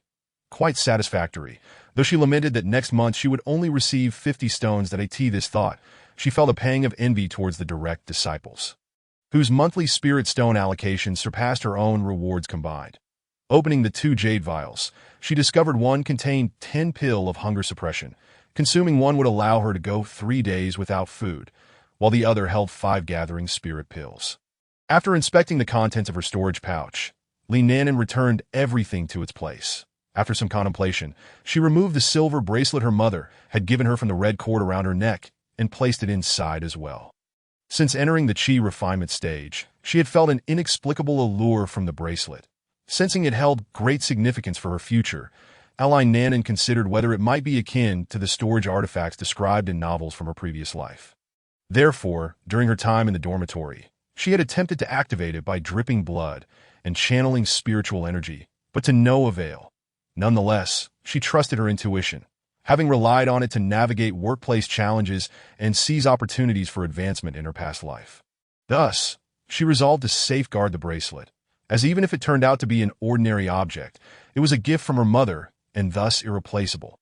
After carefully storing the silver bracelet, Li Nanan took out the jade slip inscribed with the water spirit art and pressed it against her forehead. Instantly, a surge of information flooded into her mind, and at that moment, the jade slip shattered in a fine powder, dispersing into the air. This jade slip was a one-time use item, and the sect had placed restrictions upon it, ensuring that the user could not convey the teachings to others by any means. Once the slip was utilized, the restrictions would take effect, thus safeguarding the transmission of the sect's teachings from leaking outside. Li Nanan reviewed the content in her mind. It contained only the techniques for the chi refinement stage, while subsequent teachings would only be available upon reaching the foundation establishment stage. This particular technique could be cultivated up to the golden core stage, but beyond that, there was nothing available. Upon reaching the nascent soul stage, one would need to exchange for a new technique. However, Li Nanan did not dwell on how long it would take her to reach the golden core stage. Perhaps, during this time, she might discover a technique that suited her better. After memorizing the technique and its incantations, Li Nanan sat cross-legged and began to guide the chi in her body for cultivation. Half a day passed, and suddenly, she felt her aura surge dramatically. At that moment, a ball of spiritual energy gathered within her dantian. With renewed vigor, Li Nanan accelerated the operation of her technique, and that ball of spiritual energy gradually formed a vortex in her dantian, marking her attainment of the first layer of chi refinement. Following her breakthrough, Li Nanan's absorption of spiritual energy became approximately 10% faster than before, and upon reaching the first layer of chi refinement, she also developed her spiritual consciousness. She extended her consciousness outward and discovered she could perceive a 20 square meter area. Thankfully, each courtyard was protected by a formation. Otherwise, her actions might have offended her neighbors. Realizing this, she quickly withdrew her consciousness. Typically, a cultivator at the first layer of chi refinement could only extend their consciousness to 5 square meters, although Li Nanan was aware that her spiritual consciousness was stronger than others. She was surprised to find it was 4 times more effective than average. With this in mind, she decided to seek out a technique focused on enhancing her spiritual consciousness for further cultivation. At that moment, Li Nanan felt her stomach protest, as she realized she had not eaten for an entire day. She had not had breakfast because the food had run out, and thinking she would consume a fasting pill, she had not gone to the dining hall. Upon returning after selecting her technique, she had completely forgotten to eat and had plunged directly into cultivation. Coming to her senses, Li Nanan hurriedly retrieved a jade vial containing fasting pills from her storage bag. She took one and quickly put it in her mouth. It dissolved instantly, that a warm sensation radiated from her stomach, and she no longer felt hungry. This experience made Li Nanan aware that she should consume a fasting pill before cultivating in the future. After all, time is of no essence in cultivation, and Li Nanan certainly did not wish to starve herself while cultivating. That would have made her infamous throughout the entire cultivation world, and not for a good reason. Subsequently, Li Nanan marked her storage bag with her spiritual consciousness, as she had not recognized it before due to the absence of her consciousness. She had merely opened it with her spiritual power. This marking indicated that if Li Nanan were to lose her storage bag, others could still open it with spiritual power. However, once she recognized it with her spiritual consciousness, no one could access it unless the owner died or a cultivator of a much higher realm forcibly broke the mark. After marking it, Li Nanan could retrieve items from her storage bag simply by sweeping her consciousness over it, eliminating the need to rummage through it. The storage bag provided by the sect was 5 cubic meters in size, which was sufficient for her current needs. Should it become inadequate, she would have to purchase her own. Upon reaching the first layer of chi refinement, she could begin learning spells. Thus, Li Nanan took out the jade slips containing the spells she had previously copied, 3 in total, and utilized them simultaneously. The contents and incantations of the 3 spells appeared in her mind, and the jade slips shattered. Li Nanan then began to learn the 3 spells, perhaps due to her considerable comprehension. She managed to master all 3 spells within half an hour, albeit only at the introductory level. In terms of combat, their offensive capabilities were minimal, requiring gradual practice to refine her mastery. Night fell. Li Nanan ceased practicing spells and continued to operate the water spirit art to absorb spiritual energy for her cultivation. Chapter 11. Departure to the market in the following 5 days. Li Nanan maintained a highly structured routine. She would first cultivate the water spirit art until her meridians began to ache, at which point she would take a break to practice spells. Once her spiritual energy was depleted, she would meditate to restore it, and after her meridians had recovered, she would resume her cultivation of the water spirit art. Overall, the gains from these days were substantial. Her efforts had solidified her realm at the first layer of chi refinement, and she had also made considerable progress with the 3 spells, although her current low realm limited their potency and duration. Nevertheless, she could now cast them smoothly. What remained was practical experience, but there was no rush. Li Nanan planned to take on combat-related tasks only after reaching the 5th layer of chi refinement. Among the spells, the Ice Spike technique was progressing the fastest, which surprised Li Nanan, as she did not possess an ice spiritual root. Despite cultivating the water spirit art, which inclined her spiritual energy towards the ice element, her speed at learning simple ice spells was unexpected. She speculated that her high purity of the water spiritual root might be the reason. In the cultivation world, the purity of spiritual roots could not be directly measured, only inferred from cultivation speed. Generally, the fewer the spiritual roots, the higher the purity, and vice versa. Higher purity allowed for greater absorption of spiritual energy and more efficient learning of techniques and spells associated with that attribute, which also explained why cultivators with single spiritual roots often progressed faster. Additionally, these cultivators could focus solely on absorbing one type of spiritual energy, saving them considerable time. However, this was not absolute.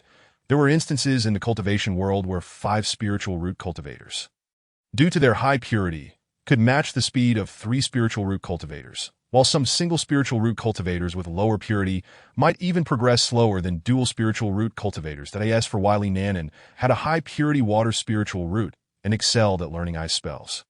It was partly due to the ice spiritual root being a mutation of the water spiritual root. Today, Li Nanan did not intend to cultivate. Instead, she planned to visit the market.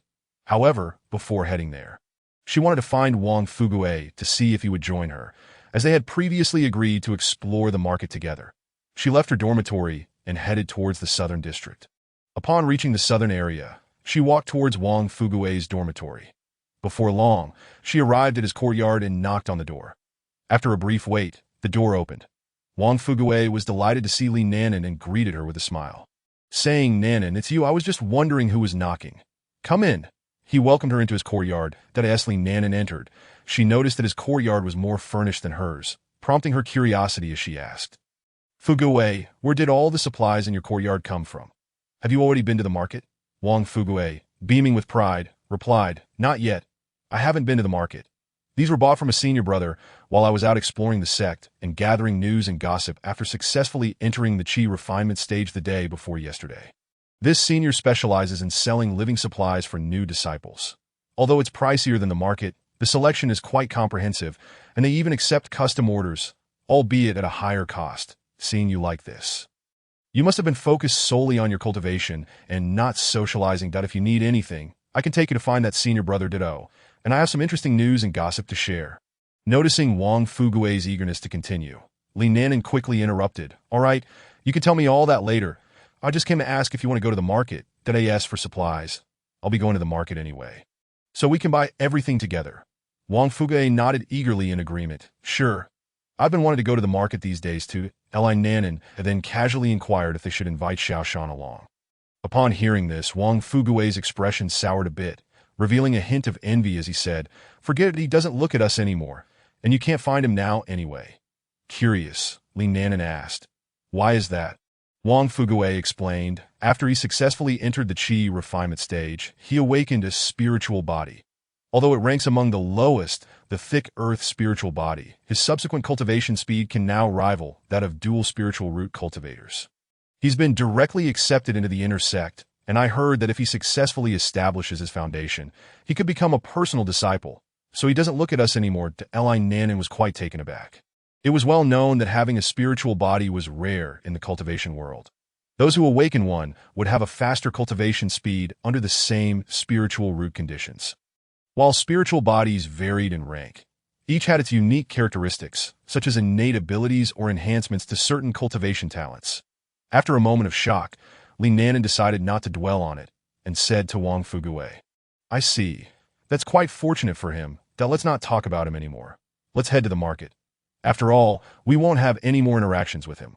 Wang Fuguei, upon hearing this, no longer displayed any envy and instead beamed with joy, saying, You're right.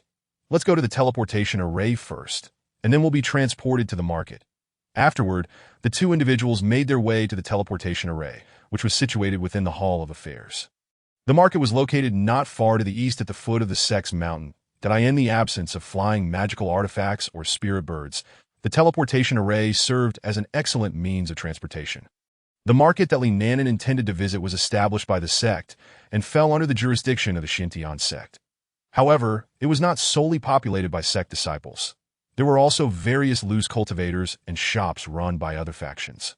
Due to the Xintian sect's oversight, it was considered quite safe for disciples of lesser power like Li Nanan, especially since it was in close proximity to the sect, where senior disciples would patrol, thereby minimizing the likelihood of violent incidents. However, should one choose to stray far from the sect's patrols, they would be left to their own devices. On the way to the teleportation array, Wang Fuguei incessantly chatted, sharing a plethora of information and gossip he had gathered. Li Nanan did not interrupt him, as she had spent the past few days confined to her dormitory and was eager to absorb the news. Among the many tidbits, two particularly caught her attention. One was the impending external disciple competition, which required participants to have reached the chi refinement stage, and although Li Nanan was not eligible to compete, she was interested in attending to broaden her horizons. The other was the revelation that the Linyuan secret realm would be opening in a year. This mid-sized secret realm was accessible only to those at the foundation establishment stage. And Li Nanan was quite curious about it, planning to seek out information about it in the scripture repository. Chapter 12. Strolling through the market upon reaching the teleportation array, each of them paid a spirit stone and stepped into the center of the array. With the assistance of a senior brother managing the array, they vanished from sight, only to reappear at the market's teleportation array. It was their first time utilizing such a method. Both felt a bit disoriented and took a moment to gather themselves before stepping out. Once outside, they did not rush to make purchases, but instead began to explore. This market was quite similar to a town, boasting a complete array of facilities, including residential areas, taverns, and various shops, along with a section where loose cultivators set up their stalls. The market's proximity to the Qingwu forest, known for its abundant cultivation resources, attracted many loose cultivators, and the safety guaranteed by the Xintian sect further encouraged them to settle here. After perusing the market's merchandise, Li Nanan conferred with Wang Fuguei and decided to separate for a while, as she needed to procure some daily necessities, which would take considerable time. Feeling it inappropriate for Wang Fuguei to waste his time accompanying her, they agreed on a time and place to reconvene before parting ways. Li Nanan then sought out a general goods store she had previously noted. Upon entering, she was greeted by an elderly man at the counter, who, noticing her youthful appearance, deduced that she was a new disciple of the Xiantian sect and likely in search of daily supplies, that he inquired if she was there for such items, assuring her that they had a wide selection of basic necessities. Without further ado, Li Nanan requested a small stove, along with bowls, chopsticks, tea utensils, and a heating apparatus. She also asked for condiments, toiletries, a small wooden cabinet, and a bag of spirit rice seeds, stating that this would suffice for now, with the intention of returning should she require more. Not wishing to purchase additional items, as larger goods were likely unavailable here and would require visits to other shops, Li Nanan decided against it, considering it too time-consuming. Moreover, her storage bag had limited capacity, and she currently did not need these items. She could always seek out the senior brother Wang Fuguei recommended for future purchases, which would save her both time and effort.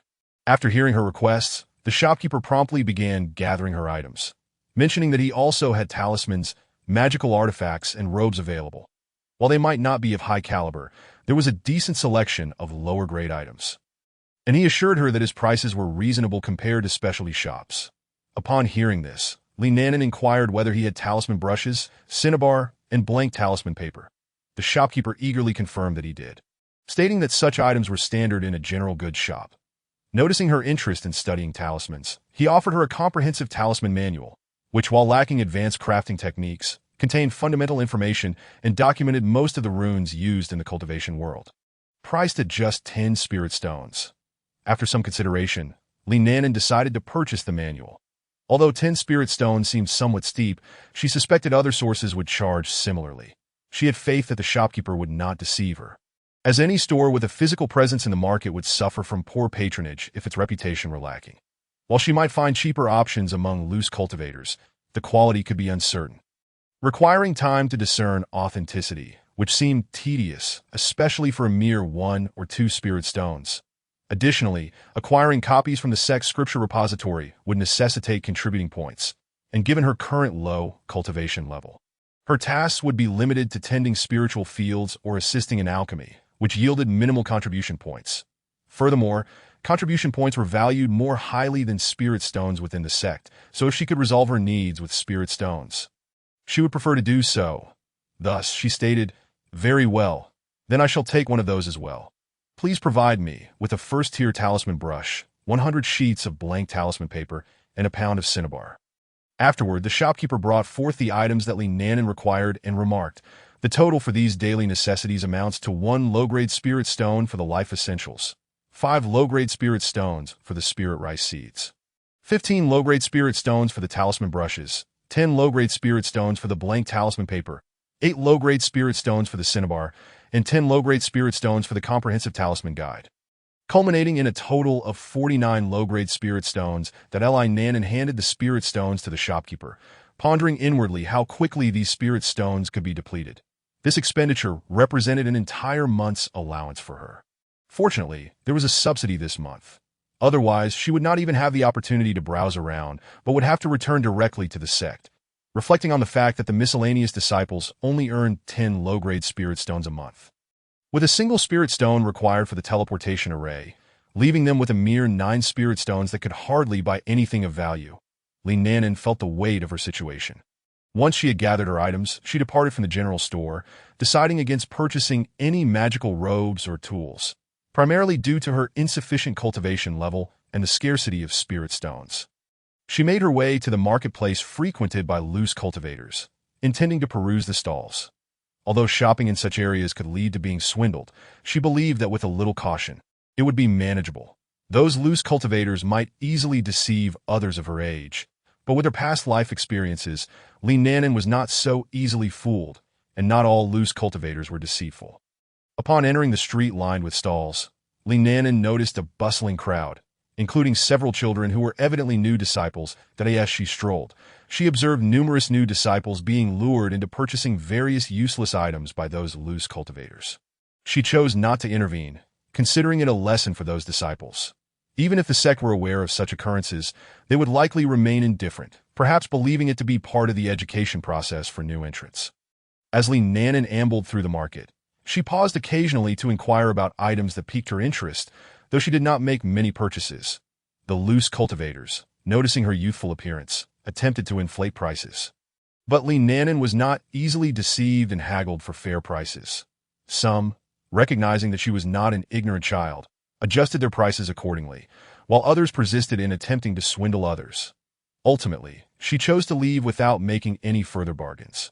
Li Nanan's family had a history of practitioners, albeit the highest level of cultivation achieved was merely the foundation establishment stage. Nevertheless, they possessed several texts related to the cultivation realm, although they lacked any martial arts or spellcasting legacies. They had an ample collection of literature on other aspects of cultivation. Coupled with her remarkable memory, she had read through her family's collection, thereby broadening her understanding. Generally, families from Lingan City possessed such texts to varying degrees. Though these did not include any martial arts or spells, a precaution taken to protect their non-spirited family members and descendants from potential exploitation by loose cultivators seeking resources, regardless of jurisdiction. Chapter 13. The Emergence of the Reborn. Currently, Li Nanan had acquired a first-tier, middle-grade Xian Shui peach pit, sensing a lingering vitality within it. She purchased it for one low-grade spirit stone, intending to plant it in her spiritual field to see if it might sprout. If fortune favored her and it germinated, it would prove to be a profitable venture. As a first-tier middle-grade Xian Shui, a peach typically sold for 5 low-grade spirit stones, even if it did not sprout. The loss of 1 low-grade spirit stone was manageable. Additionally, she procured 10 gathering spirit grass seeds for 5 low-grade spirit stones. Gathering spirit grass could accumulate spiritual energy, with a short growth cycle of 6 months before wilting after 10 years.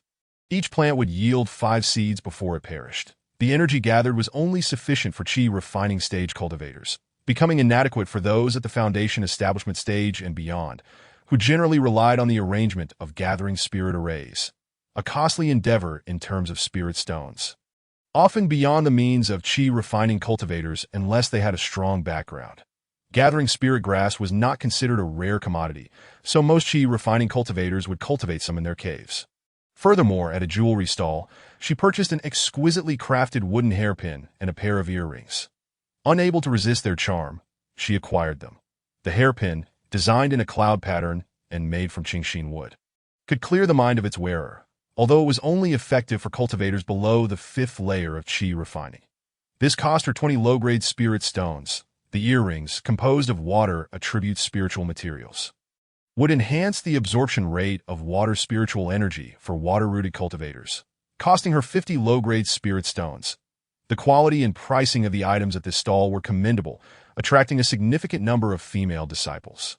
Li Nanan took note of the stall owner's appearance, intending to return in the future.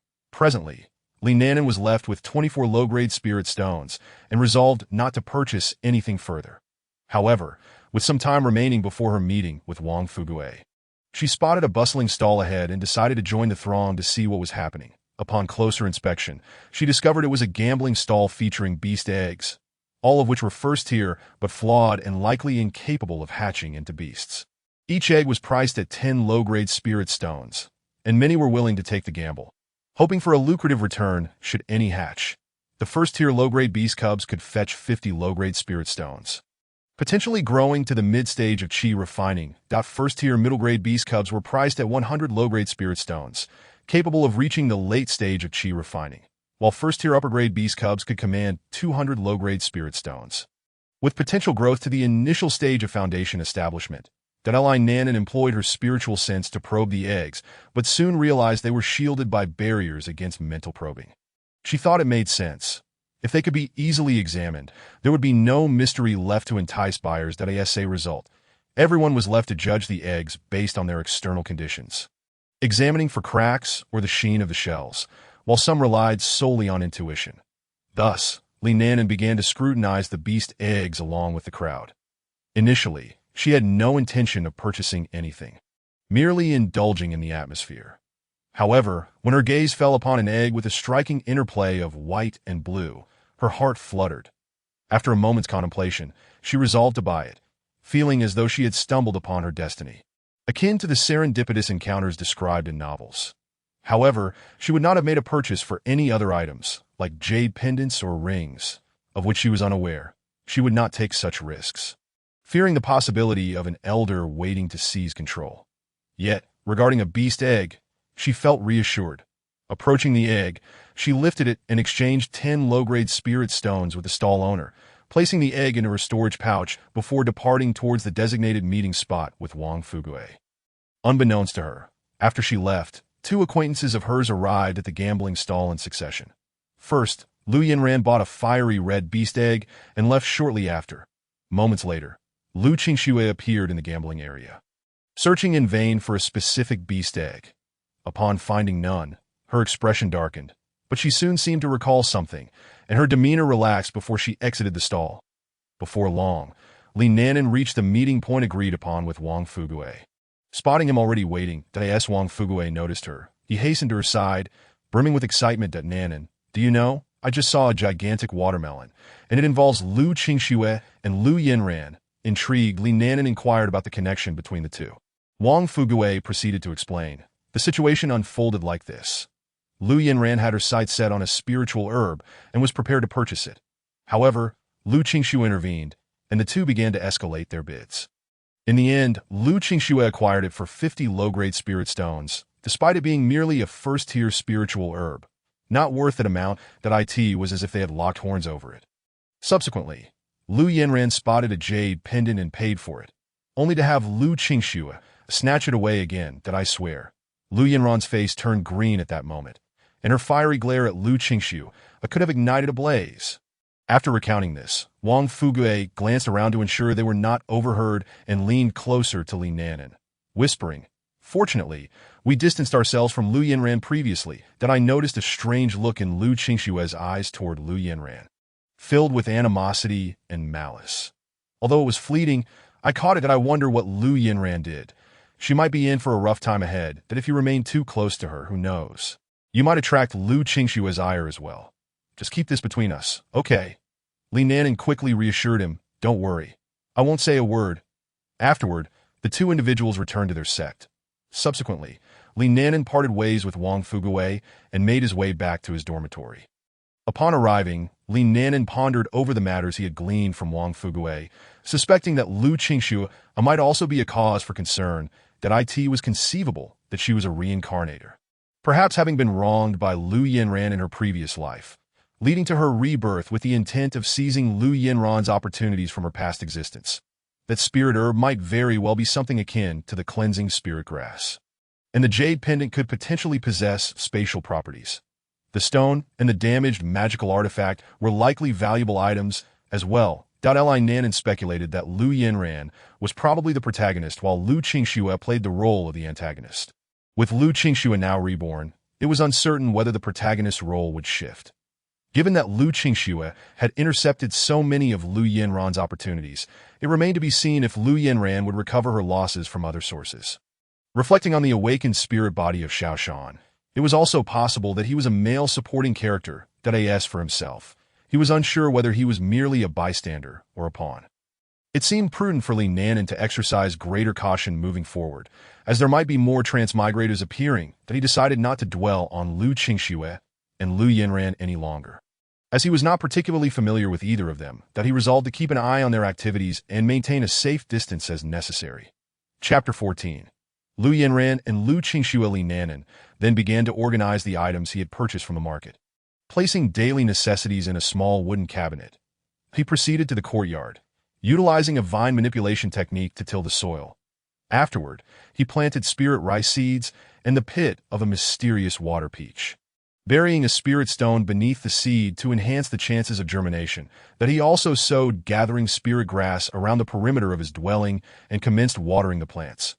Once he completed these tasks, he adorned himself with the hairpin and earrings he had purchased. He then took out the white and blue beast egg for inspection.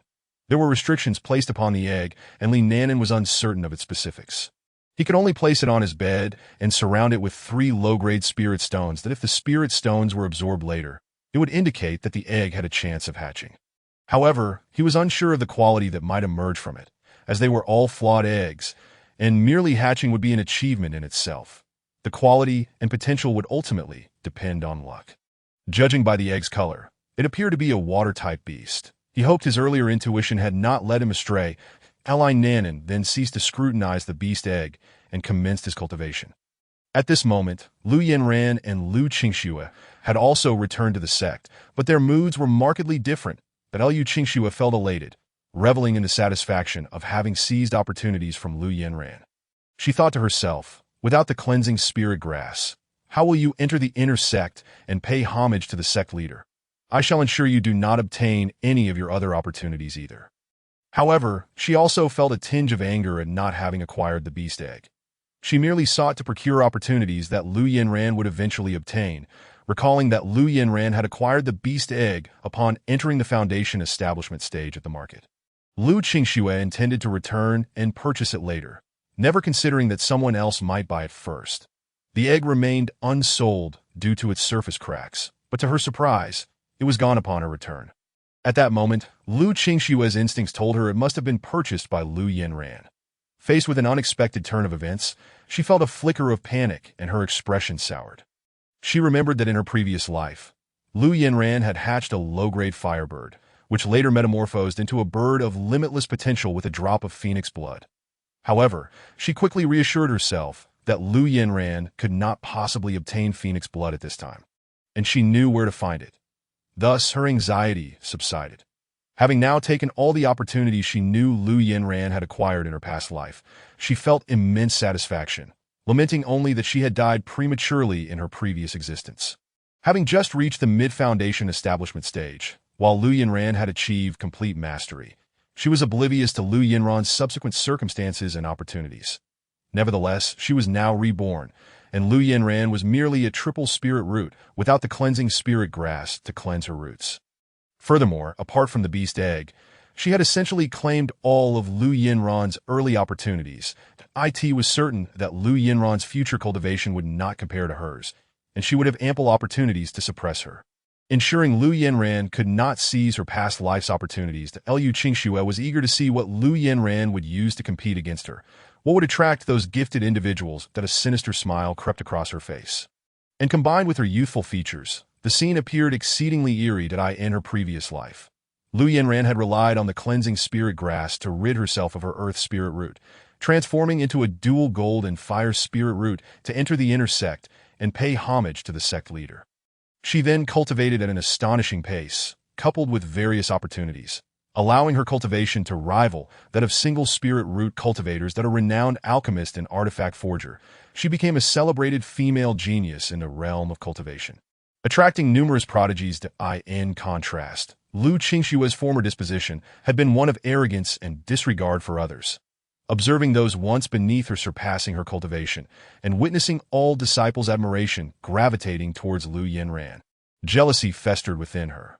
When many prodigious individuals surrounded Lu Yanran, her jealousy reached its zenith, leading her to harbor murderous intentions against Lu Yanran. However, her lack of cultivation led to her demise at the hands of Lu Yanran in a secret realm. Later, she found herself back at the inception of her journey in the sect. Upon comprehending what had transpired and realizing Lu Yanran had yet to enter the inner sect, she hurried to the market, intending to intercept Lu Yanran and acquire the cleansing spirit grass. This led to the scene witnessed by Wang Fugue. Initially, Lu Qingxue felt murderous intent upon seeing Lu Yanran, but amidst the throngs in the market, she suppressed it. After spotting the cleansing spirit grass, her thoughts shifted. She believed merely killing Lu Yanran would be too lenient. Now that she was reborn, she was aware of numerous opportunities Lu Yanran had enjoyed in her past life, which she could now seize before Lu Yanran had a chance. She intended for Lu Yanran to live forever in her shadow, ensuring she could not lift her head high. After leaving the sect, she would seek an opportunity to eliminate Lu Yanran. As for Lu Yanran, her mood was considerably less favorable. She reflected on her experiences in the market, feeling an overwhelming urge to commit murder. It was not solely the helplessness and rage stemming from her possessions being snatched away, but also an indescribable sensation. She had a premonition that the items taken by Lu Qingxue were of great significance to her. and a foreboding sense suggested that Lu Qingxue would become a formidable adversary in the future, that if she did not eliminate Lu Qingxue, she would face considerable trouble ahead. Recalling the information she had gleaned from other disciples in the market, she learned that Lu Qingxue was a direct disciple and thus not someone she could provoke. This realization left Lu Yinran feeling stifled. It seemed her earlier intention to maintain a low profile had become untenable. However, upon reflecting on the opportunities she had acquired after Lu Qingxue intercepted her second item, she regained confidence and resolved to take revenge on Lu Qingxue. Furthermore, she too harbored murderous thoughts. After Lu Qingxue had stolen the cleansing spirit grass, a void had formed within Lu Yinran. The absence of the jade pendant only heightened her discomfort, and her mind began to wander. She aimlessly strolled until she felt a powerful allure emanating from a stall. Approaching, she discovered that a black orb was the source of her fascination. Fearing that Lu Qingxue might suddenly appear to snatch it away, she hastily purchased it for 30 spirit stones without haggling. Afterwards, she quickly departed. Once she had distanced herself, the allure of the orb intensified, that an inner voice urged her to drip a drop of blood upon it. Ultimately, unable to resist the temptation, Lu Yinran sought a secluded spot and dripped her blood onto the orb. The moment her blood touched the surface, it was absorbed, and the orb subsequently melded into her dantian. That instant, she understood it was a spatial artifact. Lu Yinran refrained from entering it, given the crowded market, and resolved to inspect it further upon returning to her courtyard. As she passed through the gambling area, a glance caught her eye. She was drawn to an egg, but, considering her dwindling spirit stones, decided against purchasing it. However, just as she was about to leave, she inadvertently spotted Lu Qingxue's figure. Realizing she was heading in the same direction, for reasons unknown, Lu Yinran made the impulsive decision to buy the egg before hastily departing. Chapter 15. The crafting of talismans. Since Li Nanan's return from the market, he had resumed his secluded cultivation. Whenever he grew weary, he would peruse the compendium of talismans, attempting to craft them. Li Nanan displayed remarkable talent in this endeavor, successfully inscribing a type of talisman. Initially, he practiced drawing the runes on the ground until he felt proficient enough to attempt it on talisman paper. At first, he faced numerous failures, primarily due to the instability of his spirit energy input. Whether too fast or too slow, excessive or insufficient, or even pausing mid-drawing, all led to failures. Additionally, inscribing talismans demanded considerable mental focus. Any lapse in concentration would result in the failure of the talisman. After depleting most of his blank talisman paper, he finally succeeded in creating a low-grade gold light talisman. It is noteworthy that Li Nanan had no formal instruction. He merely followed the guidelines outlined in the talisman compendium, which provided only basic drawing techniques. Remarkably, he achieved success with fewer than 100 sheets of blank talisman paper, showcasing a prodigious aptitude. Many gifted individuals required around 1,000 sheets to master the art. 20 days had passed since his return from the market, and with his blank talisman paper exhausted, Li Nanan resolved to venture out. He intended to visit the affairs hall to accept tasks related to talisman crafting, thereby earning contribution points while honing his skills. A win-win situation. Additionally, he wished to inquire about any recent occurrences within the sect, especially given the emergence of reincarnators, which would surely stir up some events. As Li Nanan made his way to the affairs hall, he indeed overheard a plethora of gossip, predominantly concerning Lu Qingxue and Lu Yinran. Numerous senior disciples were engaged in animated discussions. For instance, Lu Qingxue's acquisition of the legendary cleansing spirit grass had transformed her into a single spirit root cultivator.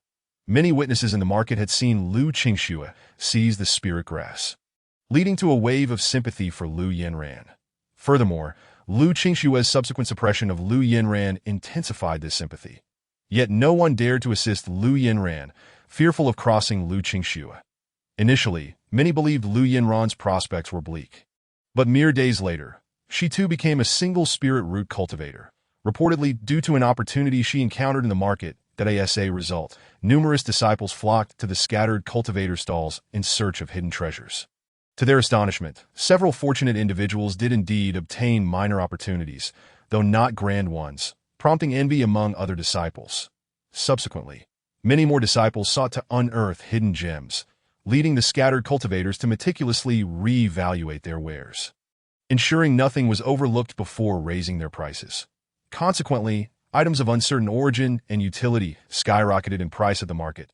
The current situation saw Lu Yinran attaining the status of a single fire spirit root, subsequently taken under the wing of the sect leader. Thereafter, a rivalry erupted between Lu Yinran and Lu Qingxue, causing some chaos within the inner sect. Upon hearing this news, Li Nanan thought to himself, as expected. However, Lu Yinran truly embodies the spirit of a transmigrator. Even after having her opportunities snatched away, she managed to acquire new ones elsewhere. Now, the two of them have ample reason to contend with each other.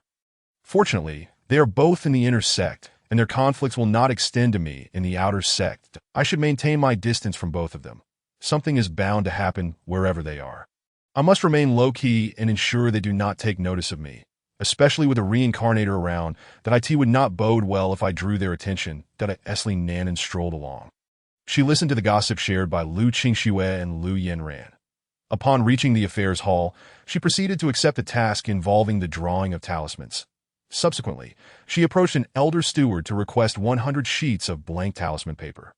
The elder, noting that Li Nanan was merely at the first layer of qi refinement, expressed skepticism, inquiring whether she could indeed craft talismans.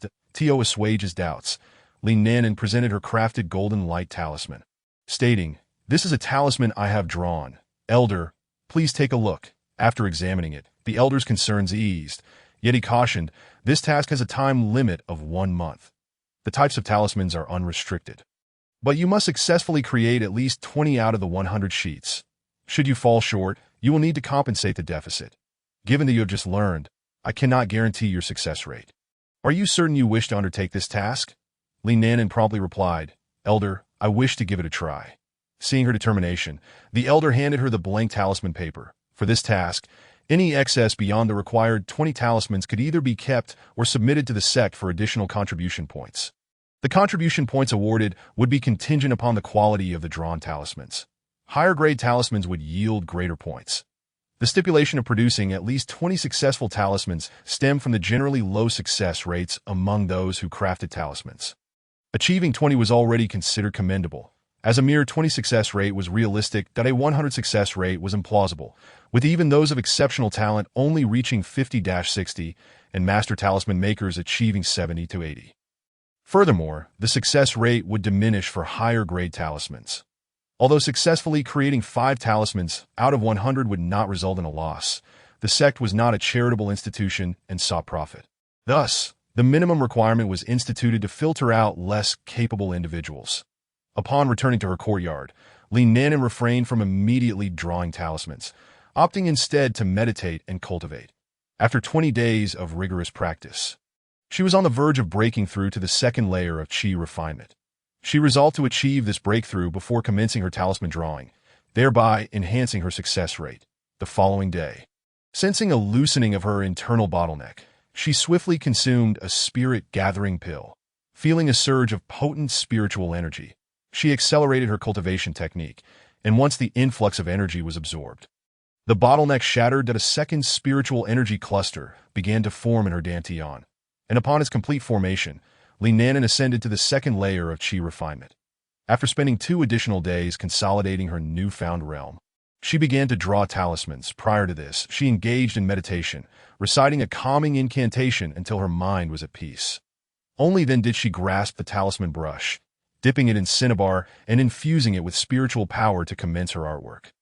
The initial attempts met with failure, but by the 10th attempt, she succeeded in producing a first-tier low-grade talisman, the Golden Light Talisman. Li Nanan decided to focus solely on this talisman for now, hoping to improve her success rate before exploring others. After drawing 20 talismans, she paused, as the intense concentration required for the task was mentally taxing. Previously, she could manage about 10 talismans a day. But with her recent breakthrough, she could now create 20. However, being newly advanced to the second layer of qi refinement, her control over spiritual energy was not as adept as before, resulting in only 3 successful creations from those 20 attempts. Nevertheless, Li Nanan was not concerned about meeting the requirement of 20 successful talismans. Through this practice, she had become quite proficient, with all 3 successes occurring among the last 5 attempts as anticipated in the ensuing days. Li Nanan's success rate improved, culminating in a total of 22 successful talismans out of the 100. She decided to submit only 20, retaining the remainder for herself. The Golden Light Talisman, which enhanced the cultivator's speed, had an effective duration equivalent to a stick of incense, approximately half an hour, and was valued at 3 spirit stones in the market. While this first-tier low-grade talisman was relatively inexpensive, Li Nanan recognized that as her success rate increased, her efforts would accumulate in value. 5 days later, she chose not to rush to the affairs hall to complete her task, opting instead to wait a few days. As her capacity to draw 20 talismans a day, apart from her recent breakthrough, was also due to her formidable spiritual perception. Many cultivators at the second layer of Qi refinement typically managed around 10 talismans a day, with some struggling to achieve even that. After approximately 10 days, Li Nanan finally made her way to the affairs hall to fulfill her task. The elder, upon witnessing her successful completion, expressed satisfaction, stating, "Well done. It appears you possess considerable talent in the art of talismans. When you reach the 5th layer of Qi refinement, you may consider enrolling in the Talisman Hall. With your aptitude, you have a chance of being accepted. However, do not become complacent. Continue to strive in your cultivation. Here are your contribution points for this task." Totaling T. Ian, Li Nanan then accepted a task for the next 6 months involving the drawing of talismans, while also collecting her monthly allowance from the previous month. During these 10 days, the spirit rice she had planted had begun to sprout, and the spirit-gathering grass had produced leaves, though the seed core of the Shinwater peach showed no signs of life, and the buried spirit stones remained unchanged.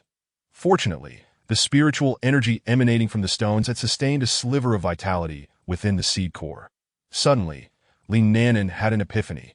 Given that the spirit-gathering pills contained a wealth of spiritual energy, she surmised that dissolving a pill in water might infuse the water with spiritual energy, transforming it into spiritual water, that if she then watered the soil with this, it might yield unexpected results.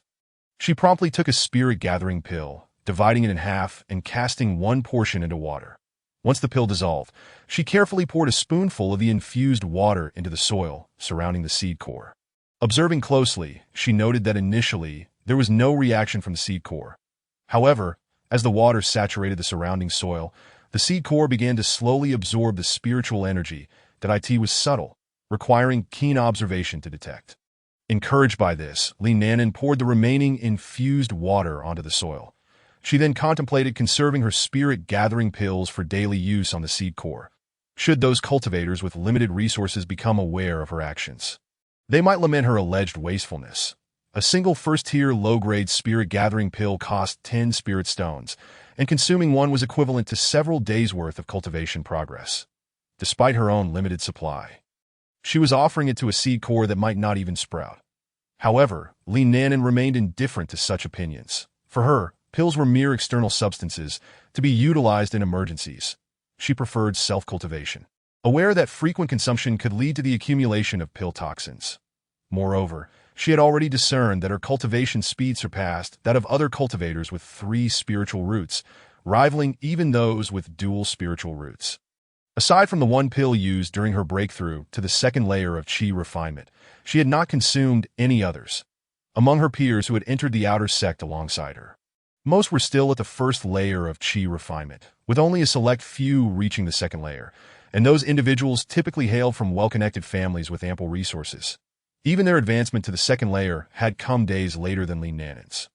This information came to light as she ventured to the affairs hall, where she learned that her decision to delay her departure had spared her from unnecessary attention. The nuances of cultivation speeds among different spiritual roots were seldom discussed openly, as they were usually deduced over time through comparison. Additionally, those with connections often had access to abundant resources, further skewing the perceived cultivation rates. Thus, Li Nanan had not fully grasped the disparities, mistakenly believing that her speed was typical among 3-root cultivators, only realizing her accelerated progress after hearing about her peers' slower advancements. Consequently, Li Nanan resolved to temper her cultivation pace moving forward, not by shortening her training duration, but by deliberately delaying breakthroughs until she could no longer contain her progress. This approach would stabilize her cultivation and deepen her foundational skills, achieving a dual benefit. The demon beast egg she had purchased was confirmed to still be alive, though its condition was poor. absorbing spiritual energy at a painfully slow rate. Even after 10 days, it had not fully absorbed a single spirit stone. This underscored the severity of its state, but given that it had only cost her 10 spirit stones, it was perhaps understandable. If it were in good health, it would not have been sold for such a low price. For the seller was no fool and sought profit. One day, while Nanan was engrossed in drawing talismans. Her talisman brush poised in concentration. The identity badge hanging from her waist flickered momentarily. This momentary distraction caused her to falter, resulting in the talisman paper igniting in failure. Setting down her brush, she picked up the identity badge and scanned it with her spiritual sense, discovering a message from the sect. The outer sect competition was set to commence in 7 days, and all qualifying cultivators were invited to register at the affairs hall. Upon absorbing this news, Nanan pondered briefly before sending a message to Wang Fuge. Fuge, have you seen the sect's announcement? Shall we attend together? Shortly thereafter, Wang Fugue replied, Nanan, I fear I cannot go. I truly wish to, but I am currently apprenticing at the forging hall, and many senior brothers and sisters will be attending the outer sect competition that we are shorthanded here, and I must remain to assist. Please go and enjoy yourself, and remember to share the details with me afterward. Nanan was momentarily taken aback upon seeing Wang Fugue as an apprentice in refining, but quickly replied, all right, no worries. I shall go on my own when the time comes, and will share the details with you afterward. Nanan did not anticipate that Wang Fuge could secure the position of a refining apprentice, as such tasks typically require a degree of connections. One must understand that positions like refining apprentices, pill-making apprentices, and formation apprentices, while considered menial and yielding low contribution points, offer invaluable learning experiences. This exposure would facilitate one's own attempts at refining, pill-making, and formations in the future. Once one becomes a refining master, pill master, or formation master, they can earn spirit stones. Although drawing talismans can also yield spirit stones, the demand for refining masters, pill masters, and formation masters is considerably higher. Thus, while these tasks are not highly rewarded, merely 5 contribution points per month, they remain in high demand, with some disciples even resorting to bribing elders for a chance at such tasks. Consequently, Nanan was somewhat astonished but soon dismissed the thought, feeling genuinely happy for Wang Fugue. Additionally, there was another reason. Once Wang Fugue reaches the 5th level of Qi refinement, his chances of being accepted into the refining hall would be greatly enhanced. Among the 4 arts of immortal cultivation, pill-making, formations, refining, and talismans, talismans possess the lowest threshold and are relatively easy to learn, with minimal costs involved. Even without a teacher, one can acquire the knowledge, although some may require more practice. Ultimately, the question of success rates arises, which is also a reason why Nanan chose to study talismans. Even if she undertakes tasks related to talisman drawing, few would pay her excessive attention, at most acknowledging her decent talent in the field. However, while the initial stages of talisman crafting are accessible, the complexity increases significantly with progression, leading to many being able to draw low-level talismans. Yet very few mastering high-level ones. In contrast, refining, pill-making, and formations are exceedingly difficult without guidance, unless one is exceptionally gifted, which is rare. Learning these skills necessitates not only talent, but also considerable practice, with the materials for such practices being far more expensive than talisman paper. In summary, the learning costs are prohibitively high, and lacking a fire spiritual root complicates the pursuit of pill-making and refining even further. Thus, Nanan had no intention of studying these 2 from the outset. As for formations, she felt that a preliminary understanding would suffice. Since one's energy is limited, she resolved to focus on mastering talismans first, with plans to explore other disciplines later when time allowed. On the day of the outer sect competition, Nanan planned to leave early. Upon stepping out of her courtyard, she noticed a girl of approximately 10 years of age, with a cultivation level of the 5th layer of Qi refinement. Emerging from the neighboring courtyard, they both paused for a moment before nodding in acknowledgement. Nanan then spoke, hello, sister, my name is Nanan, a new disciple who just joined this year. I didn't see anyone in this courtyard before, so I didn't think to pay a visit. I apologize for that. The elder sister waved her hand dismissively and replied, it's no trouble. Junior sister I was away on a sect mission and just returned a few days ago. My name is Chui Xiaoyan. You can call me Senior Sister Chui. Are you heading to watch the outer sect competition? I am going as well. Let us go together. Naturally, Nanan did not decline and eagerly agreed. And the two set off towards the competition arena together. As they walked, they engaged in conversation. Senior Sister Chui, what task did you undertake that took so long? Li Nanan inquired. Chui Xiaoyan explained that she had been gathering spirit herbs, which were dispersed across various locations, thus requiring significant time, especially since one of the herbs was not yet mature, leading to an overall duration of 2 months for the task. Curious, Li Nanan asked.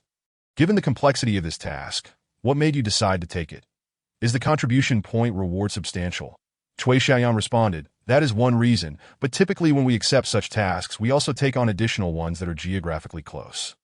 This way, while completing the gathering task, I can simultaneously work on other tasks, thus maximizing the rewards within the same time frame. Consequently, tasks that are lengthy and location-specific tend to attract many applicants.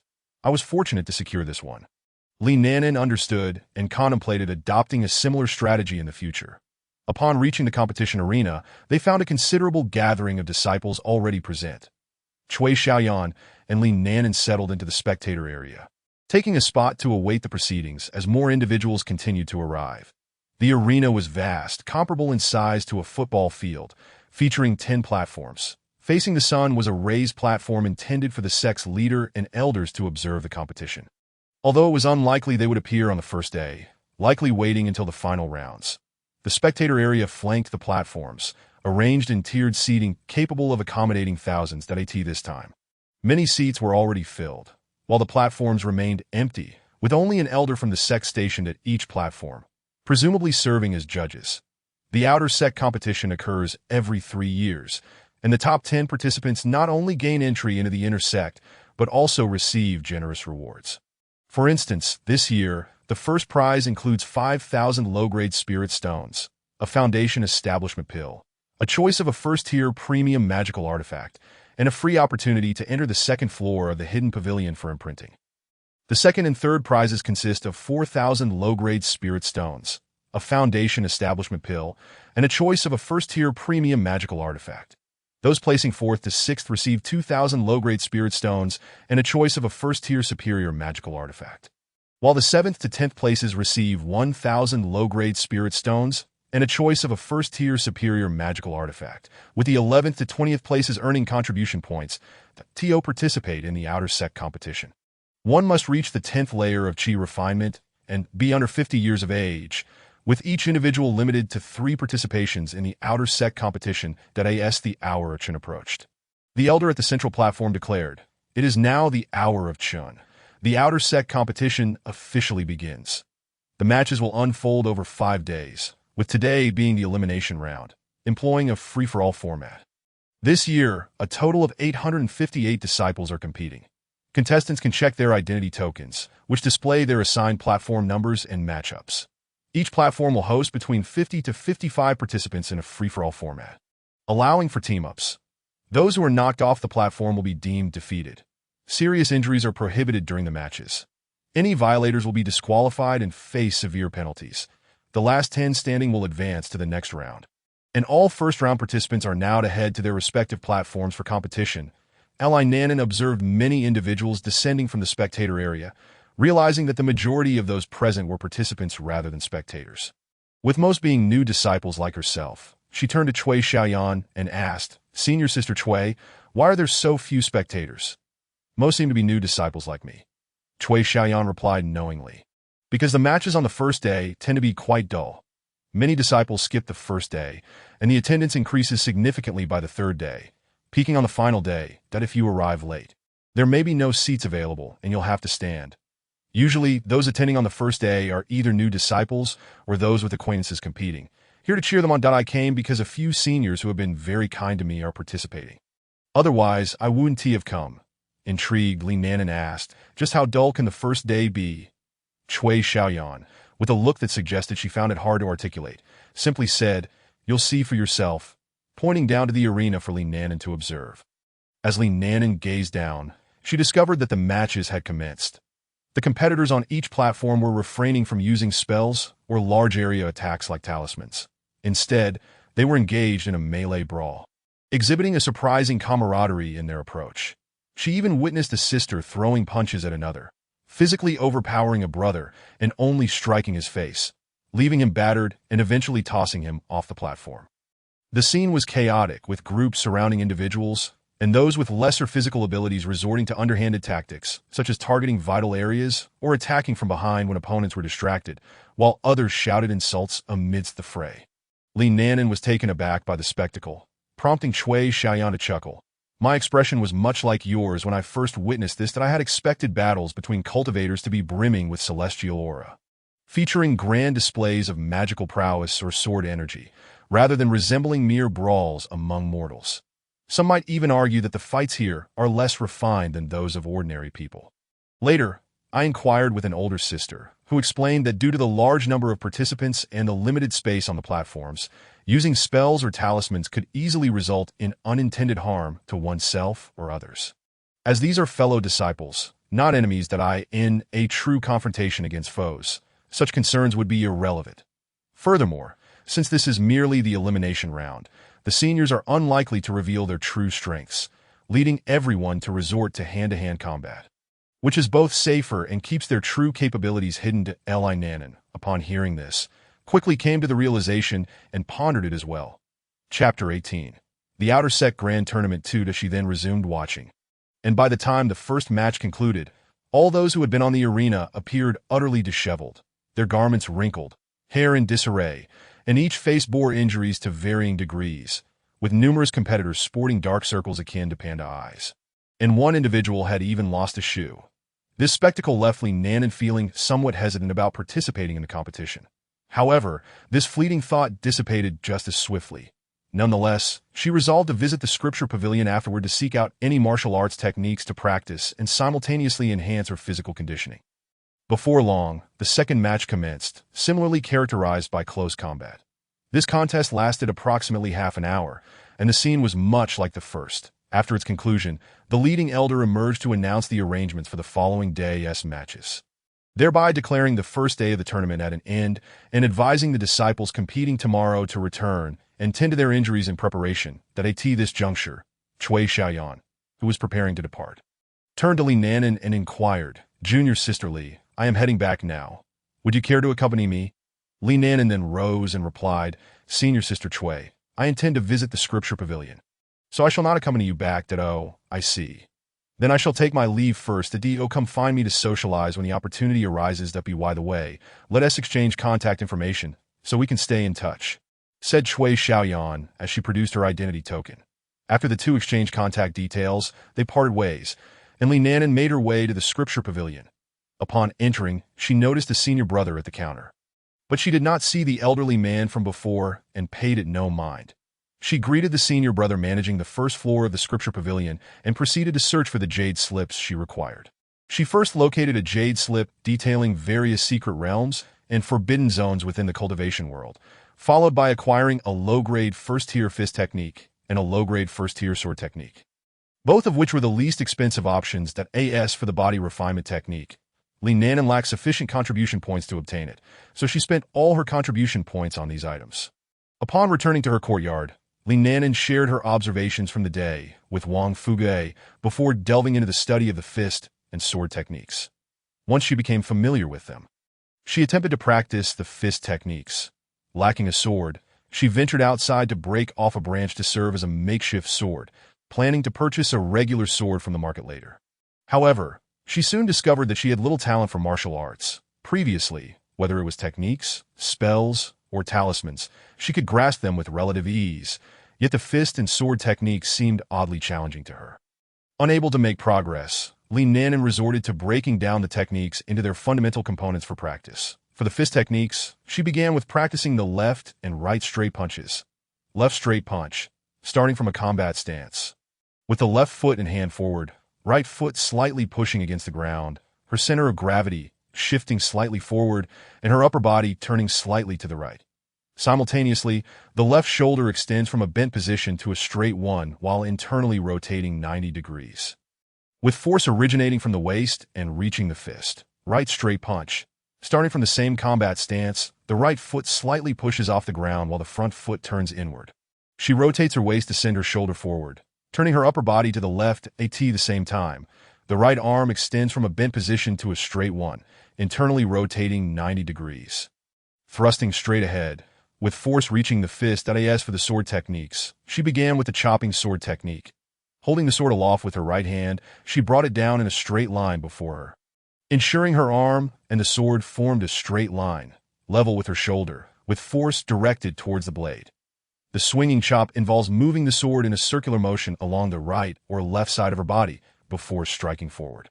For the next few days, Li Nanan refrained from attending the grand tournament and instead practiced her left and right straight punches and the chopping sword technique in her courtyard on the final day of the tournament. She ceased her practice of the fist and sword techniques. That morning, she rose early, as senior sister Chui had mentioned that there would be a large turnout, prompting Li Nanan to plan to arrive early. After organizing her belongings, she stepped outside and found senior sister Chui waiting in a nearby courtyard. The two exchanged brief greetings before hastily making their way to the arena. Upon arrival, they found that the seating was already more than half occupied. Selecting a spot with a clear view, they settled down, and Li Nanan sighed with relief. At least I didn't arrive too late and still found a seat. Along the way, she refrained from speaking, fearing it would impede their progress due to the throngs of people rushing to the arena. Chui Xiaoyan, adjusting her hair, remarked, "Indeed, the current disciples are becoming increasingly competitive. During the last tournament, there weren't this many people at this hour. I wonder if the next cohort will also arrive early." Li Nanan, upon hearing this, could not help but feel speechless and then asked, "Senior sister Chui, do you know if any of your acquaintances are competing today? Could you introduce some of the participants to me? I am rather unfamiliar with them." Having finished adjusting her appearance, Chui Xiaoyan glanced at the arena and replied, "The most formidable of my acquaintances was eliminated yesterday. He had been expected to reach the top 20, but unfortunate circumstances led him to face a contender likely to secure one of the top 3 spots, resulting in his elimination. As for the participants today, I don't know many either, considering the sheer number of outer sect disciples, that I'm only familiar with a few who hold some renown in the outer sect. Once the matches commence, I will share more with you." Li Nanan nodded in acknowledgement and awaited the commencement of the round from 20 to Tien. As she surveyed the surroundings, she noticed that the spectator area was rapidly filling. Yet there remained half an hour before the matches would begin. That moment, a senior sister approached them and inquired, "Would you two junior sisters like some snacks? It's rather dull just watching the matches. I have beverages, nuts, and various treats available." After saying this, she presented a list of items for them to peruse. Li Nanan, momentarily taken aback, observed Chui Xiaoyan, who appeared more familiar with the situation. Chui Xiaoyan promptly took the list and began to browse, requesting some sunflower seeds and preserved fruits before handing the list to Li Nanan, saying, "These are all infused with spiritual energy and are quite delicious. Junior sister Li, you may also have a look." Realizing the array of options, Li Nanan inspected the list, which included sunflower seeds, peanuts, various spiritual fruit preserves, juices, and meat snacks, all imbued with spiritual energy, with prices varying. She chose the least expensive option, a portion of spiritual sunflower seeds for 5 spiritual stones, weighing approximately 2 taels. The others were too pricey. For instance, the preserved fruit in Chui Xiaoyan's possession cost 30 spiritual stones, which was considered a moderate price within this context. After settling the payment, she regarded the small bag of sunflower seeds in her hand and then observed the senior sister, who was continuing to promote her snacks, prompting Li Nanan to muse, "That senior sister is likely to earn a considerable sum of spiritual stones today." At that moment, Chui Xiaoyan, cracking open a sunflower seed, commented, "The senior sister from just now is from the Spirit Food Hall. Not only she, but other brothers and sisters from the Spirit Food Hall also engage in this practice. So they likely earn several hundred spiritual stones collectively." Li Nanan, enviously responding, said, "That is still quite a lot. I could never earn such an amount." Chui Xiaoyan, amused by Li Nanan's envious expression, remarked, "Then after you reach the 5th layer of Qi refinement, you might consider joining the Spirit Food Hall." Li Nanan immediately shook her head and replied, "I plan to join the Talisman's Hall instead." Chui Xiaoyan laughed and said, "It seems junior sister Li possesses quite the talent for talismans." Li Nanan smiled in response, remaining silent. In the sect, once one reaches the 5th layer of Qi refinement, they can join various halls such as the Weapon Refining Hall, Alchemy Hall, Formation Hall, Talismans Hall, Spirit Food Hall, Law Enforcement Hall, and Affairs Hall, among others. To join a hall, one must pass an examination. Upon success, they gain entry, with monthly meetings to facilitate improvement and dedicated elders to impart knowledge. However, there are also monthly task quotas that must be fulfilled. But the contribution points awarded upon completion are quite generous. Chapter 19. The Outer Sect Grand Tournament 3. While waiting for the matches to commence, Li Nanan and Cui Xiaoyan enjoyed their sunflower seeds. These sunflower seeds were exceptionally delectable, with a plum flavor. The seeds had a subtle sweet and sour taste, their surface smooth, and the kernels plump. Each bite infused a slight current of spiritual energy into her body. Though minimal, over time a single portion of spiritual sunflower seeds could accumulate to nearly a quarter of a gathering spirit pill, without the concern of pill toxicity. Li Nanan found herself contemplating purchasing more. However, she restrained herself, knowing that excessive consumption could lead to overheating. One portion was sufficient, and as for the other spiritual food items, they were too costly for her to indulge in. Nevertheless, she resolved that when she accumulated spiritual stones, she would certainly feast at the spirit food hall. Just as Li Nanan finished half of her sunflower seeds, the tournament was finally about to commence. From the distance, she observed a dozen streaks of golden light slicing through the sky. And shortly thereafter, a group of several cultivators, both male and female, adorned in resplendent robes, materialized on the central podium. Under the guidance of the leading cultivator, they took their seats on the elevated dais, the esteemed sect leader of the Xintian sect, along with the peak masters and inner sect elders. The sect leader of the Xintian sect was at the late stage of the nascent soul realm, while the peak masters were all at the nascent soul stage. And the majority of inner sect elders were at the golden core stage, with a few at the nascent soul stage. The transcendents belonged to the highest elders. Lu Yinran's master was the sect leader. Dao Xian Jinjuan and Lu Qingxue had recently taken on a nascent soul elder as her new master, having switched from her previous master, who was a golden core cultivator, after Lu Qingxue became a single spiritual root. As Li Nanan understood, Lu Qingxue's reputation within the inner sect paled in comparison to Lu Yinran's, and currently, Lu Yinran held the upper hand in their rivalry. Once the sect leader and the others settled, all outer sect disciples and elders rose to bow and pay their respects, proclaiming, "Disciples pay their respects to the sect leader and esteemed peak masters and elders." That Li Nanan followed suit, bowing in respect. And only after the sect leader gestured for them to take their seats did they comply. Subsequently, an elder responsible for presiding over the outer sect tournament stepped forward and announced, "This year's outer sect tournament, transitioning from 20 to 10, officially begins that I shall draw lots on site to determine the matchups." The elder, after drawing 2 slips of paper from a box and casting a glance at them, proclaimed, "Wang Chongqing versus Gu Cheng at Arena 1, and proceeded with the drawing.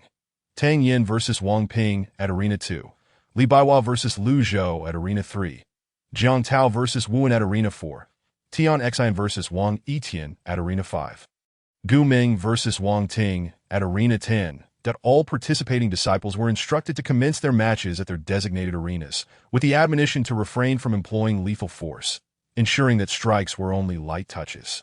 Li Nanan and her companions were situated near Arena 1.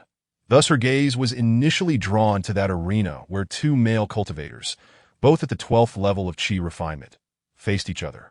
One slightly plumper cultivator made the first move, encasing himself in a golden light shield before launching a fireball that he then swiftly charged towards his opponent, sword drawn. Unfortunately, his strike was intercepted, and at that moment, his opponent unleashed a spell aimed at the plump cultivator's chest, catching him off guard and forcing him back several steps. Fortunately, the golden light shield absorbed the impact, though it shattered in the process. Due to their comparable strengths, the ensuing exchanges became a series of back-and-forth strikes, each dodging the other's attacks, rendering them evenly matched with neither able to gain a decisive upper hand. Finding the spectacle rather unexciting, Li Nanan resolved to observe other arenas when suddenly, her companion Cui Xiaoyan exclaimed, "Li Shimi, look at Arena 3. That cultivator in white, Li Baihua, is a leading contender in this outer sect competition, a 12th level Qi refiner and a renowned sword cultivator. It is said he has already begun to manifest a nascent sword intent." Upon hearing this, Li Nanan turned her gaze to see a strikingly handsome male cultivator wielding a sword, his brow sharp, eyes piercing, lips delicately thin, and features distinctly defined. He possessed a tall, lean physique, exuding an air of aloofness yet commanding attention. His opponent, clearly outmatched, could only defend himself, the outcome already apparent. Gazing at that visage, Li Nanan remarked, This Li Shixiang's fame in the outer sect must not solely stem from his prowess, but also from his striking looks. Cui Xiaoyan, filled with excitement, responded, "You are indeed correct. Li Shixiang is among the most handsome male disciples in our outer sect. His cold, solitary demeanor paired with that face is simply mesmerizing. Look, Li Shixiang is about to win." At that moment, Li Baihua had cornered his opponent against the edge of the arena, his sword swirling with a fierce aura that relentlessly assailed the other disciple. Overwhelmed by the concentrated sword energy, the latter was unable to evade and was swept off the arena. Instantly, the air resounded with cheers, predominantly from the female disciples exclaiming, "Li Baihua Shixiang is amazing. How handsome, I want to bear his children." It seemed that infatuation was a universal phenomenon, as Cui Xiaoyan, seated beside Li Nanan, joined in the chorus of admiration, observing the envious gazes of the male disciples and the fervent admiration from the female disciples. Li Nanan silently vowed to maintain a distance from handsome male cultivators to avoid attracting the ire of their fervent admirers. Once Cui Xiaoyan's fervor began to wane, Li Nanan inquired, "Cui Shiji, do share more about those Shixiangs and Shijis you know." Still flushed with excitement, Cui Xiaoyan replied, "Wang Yitian at Arena 5 is a 12th level Qi refiner and a first-tier upper-grade artifact craftsman. Thus he enjoys considerable renown in the outer sect. Many disciples seek his assistance in crafting artifacts, but his combat prowess is average. He simply possesses an abundance of magical tools, making him somewhat difficult to deal with." At Arena 7, Yi Qingyi, at the 11th level of Qi refinement, is one of the rare sound cultivators in the sect, said to have obtained her sound cultivation heritage during her external training. Her spiritual attacks are formidable. Without adequate defenses or strong spiritual awareness, opponents are easily caught off guard. At Arena 8, Tang Wen, at the 10th level, is a first-tier upper-grade formation master. Thus he too has a chance to enter the top 10. And at Arena 9, Ningxia, a 12th level body cultivator, is someone who typically cannot be breached by other disciples at the same level. He is the one who previously defeated a Shixiang I know. Li Nanan absorbed the information, gaining a clearer understanding of the situation. The competition for first place was currently between Li Baihua, Yi Qingyi, Wang Yitian, and Ningxia As for the others, she remained uncertain about their hidden strengths. Before long, the matches concluded and the results were announced. Wang Chongqing, Tang Yin, Li Baihua, Wu Wen, Wang Yitian, Yi Qingyi, Tang Wen, Ningxia, Wang Ting, and Cui Yu. At this juncture, the elder presiding over the outer sect competition stood once more to announce the subsequent match arrangements. Wang Chongqing versus Tang Yin at Arena 3. Li Baihua versus Wu, and at Arena 4. Wang Yitian versus Cui Yu at Arena 5. Ningxiao versus Tang Wen at Arena 6. Yi Qingyi versus Wang Ting at Arena 7.5 matches would proceed concurrently. Li Nanan first directed her gaze to Arena 3, where Wang Chongqing, having faced a formidable opponent in the previous match, was visibly fatigued, his physical and magical energies not yet fully replenished. His female opponent, having expended less energy in her last bout, held the advantage in this encounter. Finding little interest in this arena, Li Nanan shifted her attention to Arena 4, where Li Baihua appeared effortlessly in command, showing no signs of distress even as his opponent launched magical assaults, which he effortlessly dispelled with a single stroke of his sword. Following the pattern of the previous match, he soon cornered his adversary and concluded the contest with remarkable swiftness. In Arena 5, a cultivator clad entirely in defensive artifacts wielded a first-tier upper-grade magical tool, the four-symbol seal, relentlessly assaulting his opponent, whose attacks failed to breach his defenses. Recognizing the elaborate armor, Li Nanan realized this was Wang Yitian, and she couldn't help but feel a pang of envy at his impressive equipment, prompting her to avert her gaze, lest her longing grow too intense. In Arena 6, the body cultivator Ningxia faced off against the formation master Tang Wen, who had set up various defensive and offensive formations around himself. However, Ningxia opted for a straightforward approach, aggressively dismantling the formations with brute force. Should he succeed before exhausting his strength, victory would be his. Otherwise, Tang Wen might seize the opportunity to triumph as Ningxia fatigued. Next, Li Nanan's gaze drifted to Arena 7, where sound cultivator Yi Qingyi faced Wang Ting. A spell practitioner, Yi Qingyi's weapon was a pipa, its notes crisp, resonant, and robust, soaring like a free-flying eagle, evoking visions of a beautiful future. Yet beneath the melodious surface lay a lethal intent, as the sound waves relentlessly assailed her opponent. The male cultivator, seemingly prepared, managed to resist the spiritual onslaught while attempting to close the distance to her. Realizing her opponent's readiness, Yiqingyi no longer held back, her music transforming from ethereal to a passionate, thunderous expression that was impossible to resist. In that moment, the intensity of her spiritual attack magnified, overwhelming the male cultivator, who, despite his attempts to retaliate, found himself cast from the arena. Before long, the top 5 contenders emerged: Tang Yin from Arena 3, Li Baihua from Arena 4, Wang Yitian from Arena 5, Ningxiao from Arena 6, and Yiqingyi from Arena 7. Among them, one would be eliminated, while the others would face off to determine the top 3. The drawing of lots revealed that Tang Yin would have a bye, while Li Baihua would compete against Yiqingyi, and Wang Yitian would face Ningxiao. Observing the outcomes, Li Nanan reflected deeply in the realm of cultivation. Fortune is indeed a form of strength. Tang Yin's luck was truly remarkable. Her previous opponents had been of similar caliber, and although Wang Chongqing had been slightly stronger, his previous exertions had diminished his capabilities. Among this quintet, she was arguably the weakest, yet she had secured a place among the top contenders, highlighting the unpredictable nature of fate. The duel between Wang Yitian and Ningxia would hinge on who could breach the other's defenses first. Once that barrier fell, victory would likely follow. The clash between Li Baihua and Yiqingyi promised to be a visual spectacle, as their sword energy and sound waves collided, creating a scene that rivaled the breathtaking visuals of a 3D film from a past life. In an instant, the sword energy could not approach Yiqingyi, and the sound of the zither faded into silence under Li Baihua's onslaught, leaving neither party able to prevail over the other. It was not until Li Baihua suddenly unleashed a strike that carried a distinctly different essence from his previous sword energy, infused with his profound insights into the sword path and a nascent hint of sword intent, that the tide began to shift. This beam of sword light cleaved through Yiqingyi's zither sound domain and struck directly at her. The speed of the attack was so swift that Yiqingyi had no time to evade, resulting in not only her being wounded by the sword light, but also her zither music faltering. Seizing the opportunity, Li Baihua pressed his attack, ultimately forcing Yiqingyi off the stage. In that moment, the arena erupted with cheers, a cacophony of adulation from Li Baihua's fervent admirers, including Cui Xiaoyan, who stood beside Li Nanan. The shrill cry surrounding her made Li Nanan feel as though her ears might go deaf. At that moment, a senior disciple, whom she did not recognize, seated beside her, noticed her discomfort and could not help but chuckle.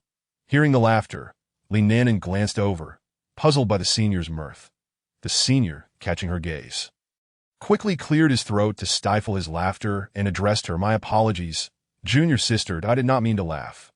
You must be a new disciple." "Yes, when we watch such competitions, we often use our spiritual energy to slightly muffle our ears, allowing us to hear without being overwhelmed by the noise. This way, we remain unstartled by sudden outbursts." Upon hearing this, Li Nanan experienced a moment of enlightenment. She had not realized such a method existed. Grateful, she thanked the senior and promptly attempted to muffle her ears with spiritual energy, discovering it indeed proved effective.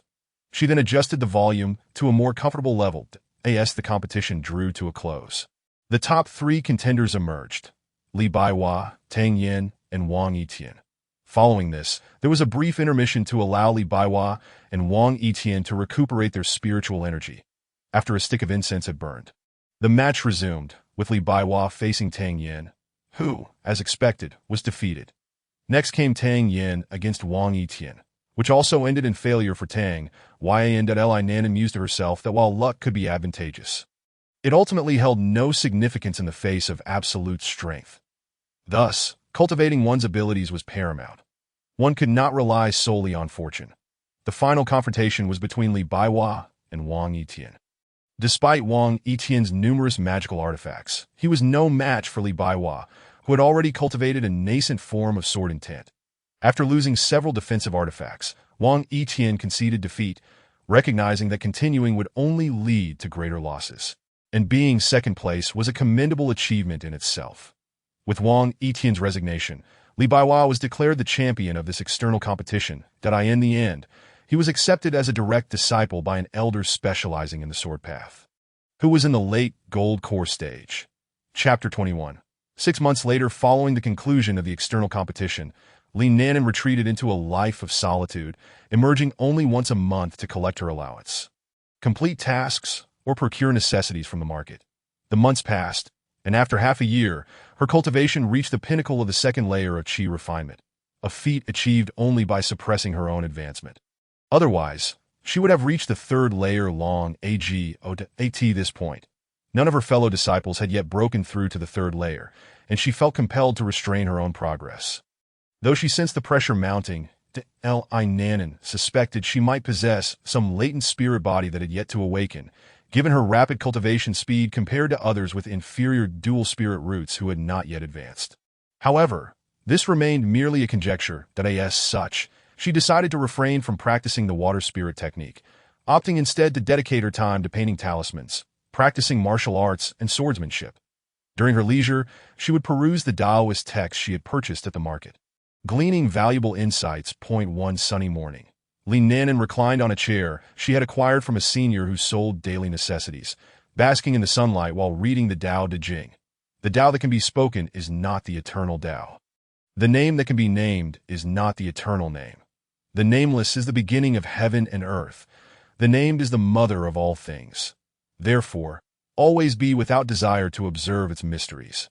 Always have desire to observe its manifestations. These two emerge together, but differ in name. Both are called profound. Profound beyond profound. It is the gateway to all wonders that as she absorbed the wisdom of the text. Li Nanan's spirit melded with its teachings, radiating an aura of tranquility and peace, leading her to develop her own understanding of the Tao. After completing the reading, she rose from her chair and approached her spirit field to water her crops. The spirit rice she had previously planted had matured, and she had since sown another batch. The first harvest yielded a pound of spirit rice worth 30 spirit stones. Though modest, it sufficed for a treat. As for the seed of the Xian Shui peach, Li Nanan had diligently watered it every few days with spirit water infused with gathering spirit pills, and at last, it had sprouted in the past month, sending forth a tender shoot. The resources expended had exceeded what she had personally consumed, enough to purchase a young seedling of the Xian Shui peach. However, Li Nanan was unconcerned. The pills were of little use to her, and venturing out to exchange them for spirit stones posed risks of exposure. With no background and not being an alchemist, she could easily find herself in a precarious situation, especially given her youth, which made any attempt at disguise likely to falter. Thus, she opted to set the pills aside, repurposing them to nourish the seed instead, realizing that once the Xian Shui peach bore fruit in 3 years, it would yield approximately 10 to 12 peaches annually, each worth 5 spirit stones, an endlessly renewable resource. While the time required to recoup her investment was longer, she found satisfaction in the prospect of diligent care leading to fruitful rewards. After watering her crops, Li Nanan returned to her dwelling to begin drawing talismans. Passing by the entrance, she noted the gathering spirit grass had flourished. A gentle breeze stirred the leaves, drawing in the surrounding spiritual energy. Seated at her desk, Li Nanan arranged her tools for drawing talismans and settled down to work. Having recently immersed herself in the Tao Te Ching, her mind was calm and focused, allowing her to paint with ease. Her success rate had risen to 50%. In addition to the Golden Light Talisman, she had also mastered the Spirit Stabilization Talisman, which could render a person incapable of controlling their body. The Diamond Talisman, the defensive talisman of the metal element. The Flying Talisman, for flight. The Regeneration Talisman, to significantly restore physical strength. The Concealment Talisman, for invisibility. And the Fire Talisman, to summon flames for attack. All of these were low-grade first-tier talismans. Her current cultivation level limited her to this tiered the outside world. She presented a success rate of 40%, which endeared her to the elder of the affairs hall, who treated her with kindness and consideration. Although Li Nanan adhered to a philosophy of modesty, she understood the necessity of showcasing her abilities to some extent. Otherwise, her value might diminish, rendering her expendable. Thus, she was content to be perceived as a talented outer disciple with above-average aptitude in the art of talismans, neither overly conspicuous nor easily overlooked. Currently, Li Nanan was attempting to draw thunder talismans, the most challenging of all talismans, followed by fire talismans, which he had already begun to master, albeit with a success rate of only 20%. However, with continued practice, she anticipated improvement. The difficulty of drawing thunder and fire talismans stemmed from the volatile nature of their respective spiritual energies. Even those with the appropriate spirit roots often faced failure, as the art of talisman making required a serene mind. Due to her lack of thunder and fire spirit roots, Li-Nanan incorporated the blood of corresponding magical beasts into her vermilion powder, substantially increasing her cost compared to those with the appropriate spirit roots. Nevertheless, the value of a successfully drawn talisman was high. Even a low-grade first-tier thunder talisman commanded 30 low-grade spirit stones. Many individuals lacking talent in talisman making struggled to produce even fire talismans, let alone thunder talismans. Li-Nanan's ability to create thunder talismans garnered her attention from the elder of the affairs hall, who recognized her exceptional skill. As she channeled her spiritual energy to calm the tempestuous thunder energy, she concentrated her mind and meticulously painted each stroke on the blank talisman paper, neither rushed nor slow. With the final stroke completed, the talisman paper did not ignite spontaneously. The thunder talisman was successfully crafted. Gazing at the low-grade first-tier thunder talisman, Li-Nanan nodded with satisfaction, remarking, 15 days of effort and the consumption of over 300 blank talismans. And at last, it is complete. This had required more time and energy than any other talisman she had created thus far. Given her unique talent, others might have needed thousands, if not tens of thousands, of attempts to achieve the same. The disparity between those who could draw thunder talismans and those who could not was vast. However, Li-Nanan had no intention of revealing her ability to create thunder talismans. It would be too ostentatious and would serve as a potential vulnerability. Keeping it as a hidden card could prove invaluable in critical moments. Afterward, Li-Nanan drew upon her prior experience and resumed her artistic endeavors. With her current proficiency, she was capable of producing 25 talismans in a single day. Among these, she successfully crafted 2 thunder talismans, albeit with a success rate falling below 10%. Nevertheless, Li-Nanan felt content. Acknowledging that it was reasonable to yield such results at this stage, she carefully stored the first-tier inferior thunder talismans in her storage pouch, recognizing their value as life-saving artifacts that warranted proper safeguarding. Chapter 22. The hatching of the beast eggs. Subsequently, Li-Nanan took a moment to inspect the contents of her storage pouch, which included a silver bracelet gifted by her mother, 220 inferior spirit stones, 2 bottles of fasting pills, 3 spirit gathering pills, 2 first-tier inferior thunder talismans, 30 first-tier inferior golden light talismans, 10 first-tier inferior calming talismans, 20 first-tier inferior diamond talismans, 20 first-tier inferior flying talismans, 20 first-tier inferior rejuvenation talismans, 10 first-tier inferior concealment talismans, 6 first-tier inferior fire talismans, 300 blank talismans, 1 first-tier inferior talisman brush, and 1 first-tier inferior azure sword. The azure sword had cost Li-Nanan 60 inferior spirit stones at the market. Although it was also available for purchase within the sect, it required contribution points that Li-Nanan planned to accumulate contribution points to exchange for a body refinement technique at the Scripture Pavilion. Currently, she had saved up 200 contribution points, thanks to her improving success rate in talisman drawing and her newfound ability to create fire talismans, while a basic body refinement technique would suffice. Li-Nanan preferred to exchange for one that would allow her to cultivate up to the 12th layer of chi refinement. She had previously visited the Scripture Pavilion and found a technique suitable for female practitioners that would enable such advancement without drastically altering their physique. Unlike some body refinement techniques that transformed female cultivators into muscular figures. However, this particular technique required 500 contribution points for exchange, leaving Li-Nanan no choice but to save gradually. She estimated that in about 6 months, she would have enough points, so for now, she opted to utilize spirit stones whenever possible. After all, she did not require spirit stones for her cultivation and preferred to save them for necessary purchases. Over the past 6 months, through diligent practice for an hour each day, Li-Nanan had finally grasped the fundamentals of both boxing and swordsmanship. However, she remained acutely aware of her lack of talent in martial arts. While an average person might master basic boxing and sword techniques in 2 to 3 months, it had taken her half a year, clearly illustrating her deficiencies in this regard. Despite this, Li-Nanan did not feel disheartened. Recognizing that no one is perfect, she excelled in other areas and believed in the virtue of contentment. After all, greed can lead to downfall.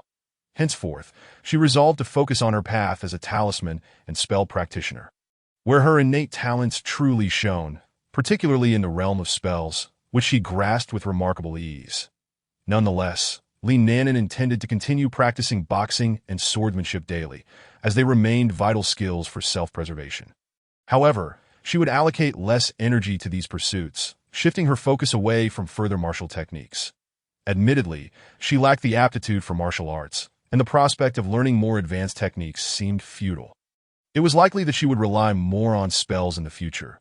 Although her close-range combat skills were lacking, she anticipated utilizing long-range magical attacks in conjunction with talismans, which would enhance her chances of survival. Even if she found herself in close quarters, she planned to engage in body refinement, which should provide her with some resilience. Afterward, she intended to exchange for an escape spell at the Scripture Pavilion, alongside talismans for fleeing.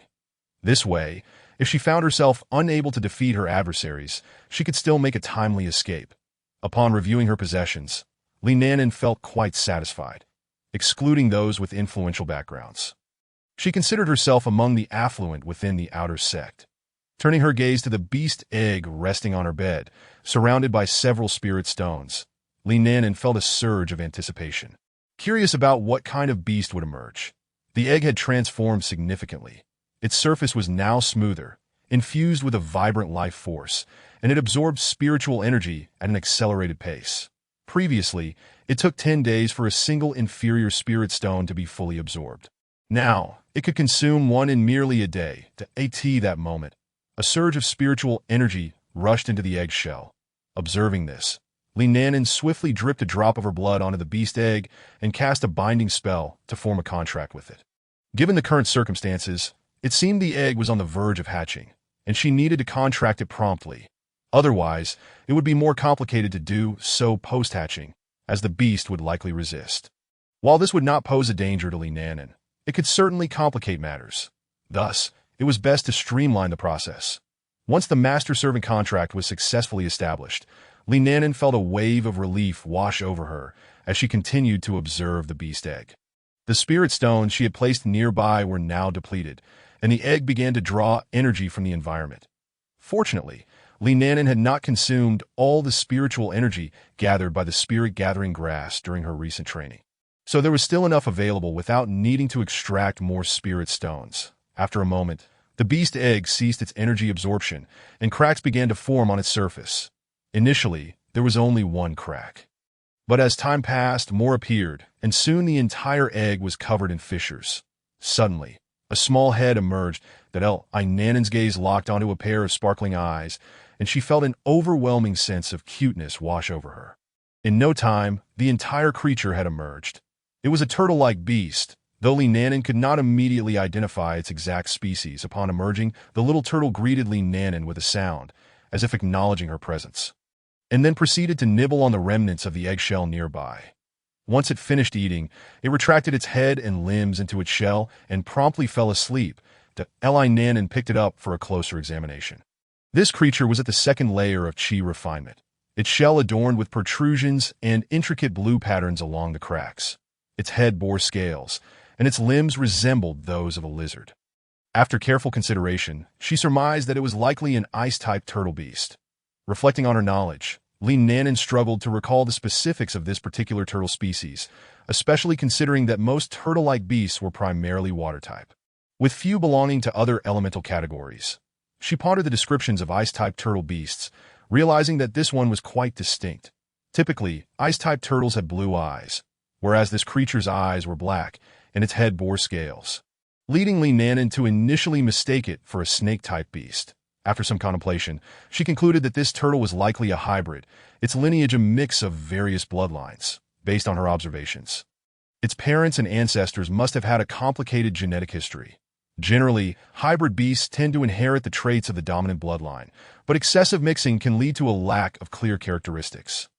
Much like this turtle cub, such creatures often have either high or low potential, with the majority falling into the latter category, while only a select few possess significant potential. Moreover, hybrids are often ostracized within their communities, with some clans even resorting to extermination. Li Nanan was uncertain of her turtle's circumstances, but she recognized that ice-type beasts were indeed rare. Chapter 23. The emergence of demonic practitioners gazing at the turtle in her hands. Li Nanan quickly discerned that it was a female. She felt compelled to give it a name. Since the creature would now be under her care, it should carry her surname, Li, after some thought. She decided to name her Li Guai Guai, Li Guai Guai. From now on, this shall be your name. That deal, you like it? Li Nanan spoke cheerfully to the sleeping Li Guai Guai, regardless of whether the turtle could hear her.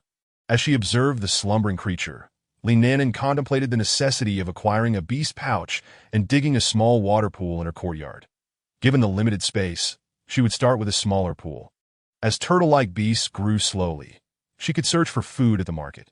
With this in mind, Li Nanan resolved to head out, placing Li Guai Guai on the bed before picking up her storage pouch and making her way to the teleportation array.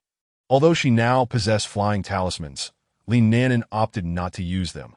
The journey provided an opportunity to listen to gossip and gain insight into the current state of the sect. If she flew, she would miss out on this valuable information. As Li Nanan walked at a leisurely pace, she discreetly listened to the conversations of passing seniors. Suddenly, a group of seniors approached her, each bearing minor injuries and residual traces of demonic energy around their wounds.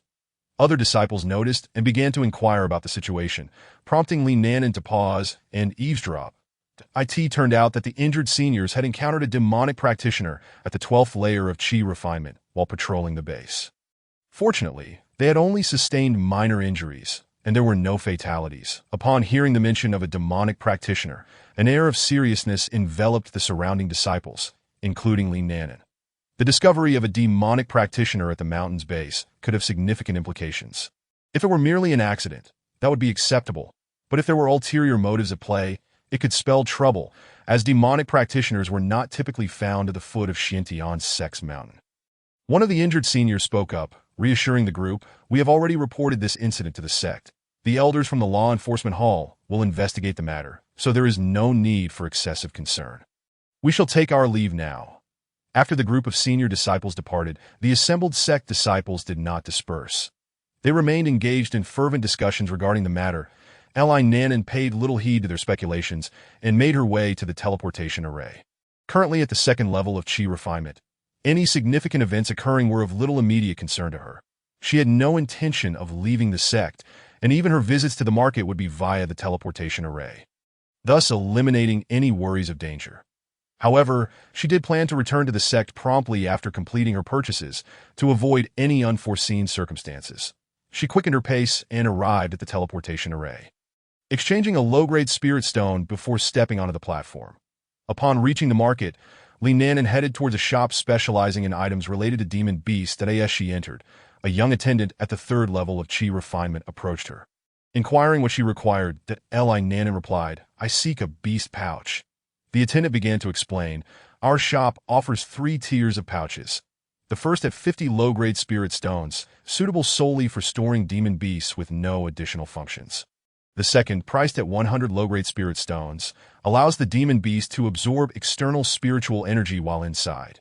The third, costing 200 low-grade spirit stones, provides enhanced comfort for the demon beast, enabling it to remain inside for extended periods, and allows it to absorb corresponding spiritual energy from the surroundings based on its inherent attributes. Which pouch do you prefer?" After deliberating, Li Nanan decided, "I will take the pouch for 100 low-grade spirit stones." She then produced the required amount and handed it to the attendant. Although she could afford the 200 low-grade spirit stone pouch, it seemed unnecessary.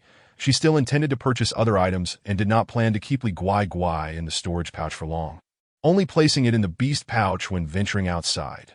Thus, the 100 low-grade spirit stone pouch represented a more economical choice.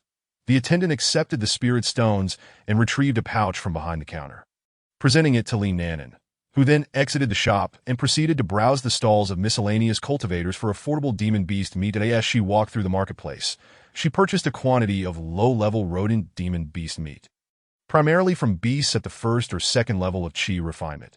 The value of these low-tier rodents lay solely in their teeth and fur, as their meat was worth little and often went unsold. Making it quite affordable, Li Nanan acquired 50 pounds of meat for just 5 low-grade spirit stones. Having completed her shopping, she made her way back to the teleportation array, and en route, she encountered Lu Yinran, and shortly thereafter, Lu Qingxue. However, neither paid her much attention, likely regarding her as an ordinary passerby, which pleased Li Nanan. Nonetheless, she was curious as to why these two had ventured to the market, given that many cultivators now recognized them and were aware of their fortunate circumstances, which often caused the prices of items they valued to skyrocket. It seemed unlikely that any bargains could be found in their presence, but that was of no concern to Li Nanan, who had no intention of following them. Upon returning to the sect, Li Nanan first collected some stones, intending to construct a small pond later. Once she arrived at her courtyard, she checked on Li Guai, finding it basking in the sun outside. Upon hearing her approach, it lifted its head to glance at her, before resuming its Li Nanan paid it no mind and moved to a corner near the stone table, marking out a 1 square meter area before beginning to dig. She did not excavate very deeply, only about half a meter. Afterward, she used her spiritual energy to smooth the stones she had unearthed, laying them one by one into the pit she had created. Once the bottom and sides were lined with stones, she filled in any remaining gaps around the edges. Finally, after cleaning up, Li Nanan added water to the newly formed pond, filling it halfway, and placed a stone slab in the center for Li Guai to rest on. Satisfied with her handiwork, she decided to dig up 5 spirit-gathering herbs from the front of her house, planting them around the small pond. Ignoring Li Guai as it slept, she placed it atop the stone slab in the pond and sliced a portion of the rodent meat to place beside it, ensuring it would have something to eat when hungry. Not one to remain idle, she also cut the remaining meat into strips, seasoning them before laying them out on the roof to dry. As she had purchased an excess of meat and wished to prevent spoilage by turning it into jerky for easier storage. Chapter 24. Lu Qingxue is dead in the ensuing days. Li Nanan found herself quite content, spending her time teasing Li Guai, drawing talismans, studying scriptures, practicing her punches, and refining her swordsmanship point one day, while she was amusing Li Guai with some nearly dried jerky. A knock at the door interrupted her. Setting the jerky down for Li Guai, she walked to the door and opened it to find Wang Fugue standing there. Noticing his unusual demeanor, she quickly ushered him inside and inquired, "Is something wrong? Why have you come here?" Once seated on the stone bench, Wang Fugue promptly replied, "Indeed, something has happened. A grave matter. Lu Qingxue is dead." "What?" Li Nanan exclaimed, rising in shock from her seat to gaze at Wang Fugue, but he seemed unsurprised by her reaction. "Is it true? What on earth happened?" Li Nanan pressed. Wang Fugue pulled her back down onto the stone bench and confirmed, "It is true. They say her soul lantern shattered. The specifics are unclear to me, but I heard that the last image transmitted from the lantern indicated it was the work of demonic cultivators." Demonic cultivators? I only heard rumors of their appearance at the foot of the mountain a few days ago. Were they not eradicated? How could they resurface? Li Nanan questioned, puzzled. Could there be some sinister plot at play? Wang Fugue replied, "I have heard that as well. Whether these two incidents are related remains uncertain, but the sect is currently investigating this matter with all available resources. Yet, they have not yet located Lu Qingxue's body." Li Nanan sighed. "I encountered Lu Qingxue at the market just a few days ago. How could she vanish so suddenly? It seems almost surreal." Wang Fugue then elaborated, "I heard that after Lu Qingxue went to the market, she never returned to the sect. Her soul lantern shattered yesterday afternoon." Upon hearing this, Li Nanan recalled seeing Lu Yinran at the market and could not help but wonder if Lu Qingxue's death had any connection to her. However, she dismissed the thought, reasoning that it was of no concern to her. Yet, how disappointing for a reincarnated individual to die so swiftly after their return. It felt like a waste of a second chance. Surely her previous life had not ended so quickly. Reflecting on Lu Qingxue's past deeds, Li Nanan internally scoffed, noting that rebirth did not seem to enhance one's intelligence. Couldn't she have been more cautious and focused on her cultivation instead of being so ostentatious? Such flamboyance only hastened her demise. Had she exercised a modicum of prudence and dedicated herself to her training, she would not have met such an untimely end, squandering her opportunity for rebirth. Shaking off these thoughts, Li Nanan asked, "What of Lu Yinran? What is her current situation? I saw her at the market. She is unharmed, correct? She returned that day. Had it not been for the soul lantern's image, and the fact that Lu Yinran was in the sect when Lu Qingxue died, many would have suspected her of the murder. The two harbored such animosity towards one another that had it not been for sect rules, They would have clashed long ago, Wang Fugue replied, his tone matter-of-fact. The two then engaged in further conversation on various topics. Meanwhile, in Lu Yinran's cave, she stood before her vanity, brushing her hair, when suddenly, a look of grave concern crossed her face as she spoke to her reflection. "Aunt, will anyone truly discover that you killed Lu Qingxue? I still harbor some unease." Unexpectedly, Lu Yinran was not alone in the room, that a voice resonated from within her, soothing her anxieties that "Do not worry that anyone will uncover the truth. We eliminated her in a separate dimension using demonic means that it is impossible for anyone to find out. Besides, I have incinerated the body. Still, I cannot shake this uneasy feeling," Lu Yinran admitted. "Consider all that she took from you. The spirit-gathering herbs, which we need not mention, and that jade pendant, which served as a portable space. Though not as valuable as our own, it was rightfully yours, and the phoenix blood she seized from you. Do you regret killing her?" At the base of the Xintian sect, there had previously been an appearance of demonic cultivators, so this time, framing them for the incident would likely go unnoticed. Upon hearing this, Lu Yinran felt somewhat reassured. She harbored no regrets about killing Lu Qingxue. Initially, she had no intention of taking action, but Lu Qingxue had dared to seize her opportunity, leaving Lu Yinran no choice but to act preemptively. The voice belonged to the spirit that emerged from the pearl Lu Yinran had acquired earlier, claiming to be a tool spirit. Initially, Lu Yinran was cautious, but as the voice continued to offer assistance without any malice, she gradually lowered her guard. However, unbeknownst to Lu Yinran and the voice, their conversation was overheard by several individuals that in the forbidden area of the sect. The divine senses of 3 elders at the spirit transformation stage were continuously scanning Lu Yinran. Despite the protective formations surrounding her cave dwelling, within the previously tranquil confines, a dialogue unfolded. Should we intervene regarding Lu Qingxue? No need, that Lu Qingxue bears the marks of temporal fluctuations, although she is still the original. There is a trace of demonic energy about her.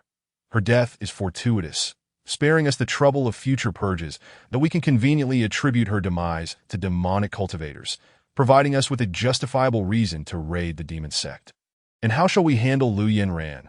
Let her remain for now. Her fortune is quite good, and she should yield some valuable items. Had she not encountered that spirit, we might have spared her. But since she did and formed a contract, her fate is sealed, that we will act once that spirit begins to seize control of her. Very well. Let it be decided thus that by the way, the number of outsiders has been increasing lately, and several other sects have also encountered them, that it is unclear how they are handling the situation. What else is there to do? If they pose no threat to the sect, let them stay. If they do, we shall exploit their fortune for our gain before disposing of them. Should we instruct the sect's core disciples to steer clear of Lu Yinran? No, it is an opportune moment for them to gain experience. If Li Nanan were to learn of these matters, she would undoubtedly be relieved that she had been reborn, retaining memories of her past life while bearing the marks of this world. Yet the depths of the cultivation world were indeed profound. Fortunately, Li Nanan was prudent, never exposing herself and harboring skepticism towards sudden opportunities. Truly, those elderly figures were not to be trifled with that a few days after the incident involving Lu Qingxue.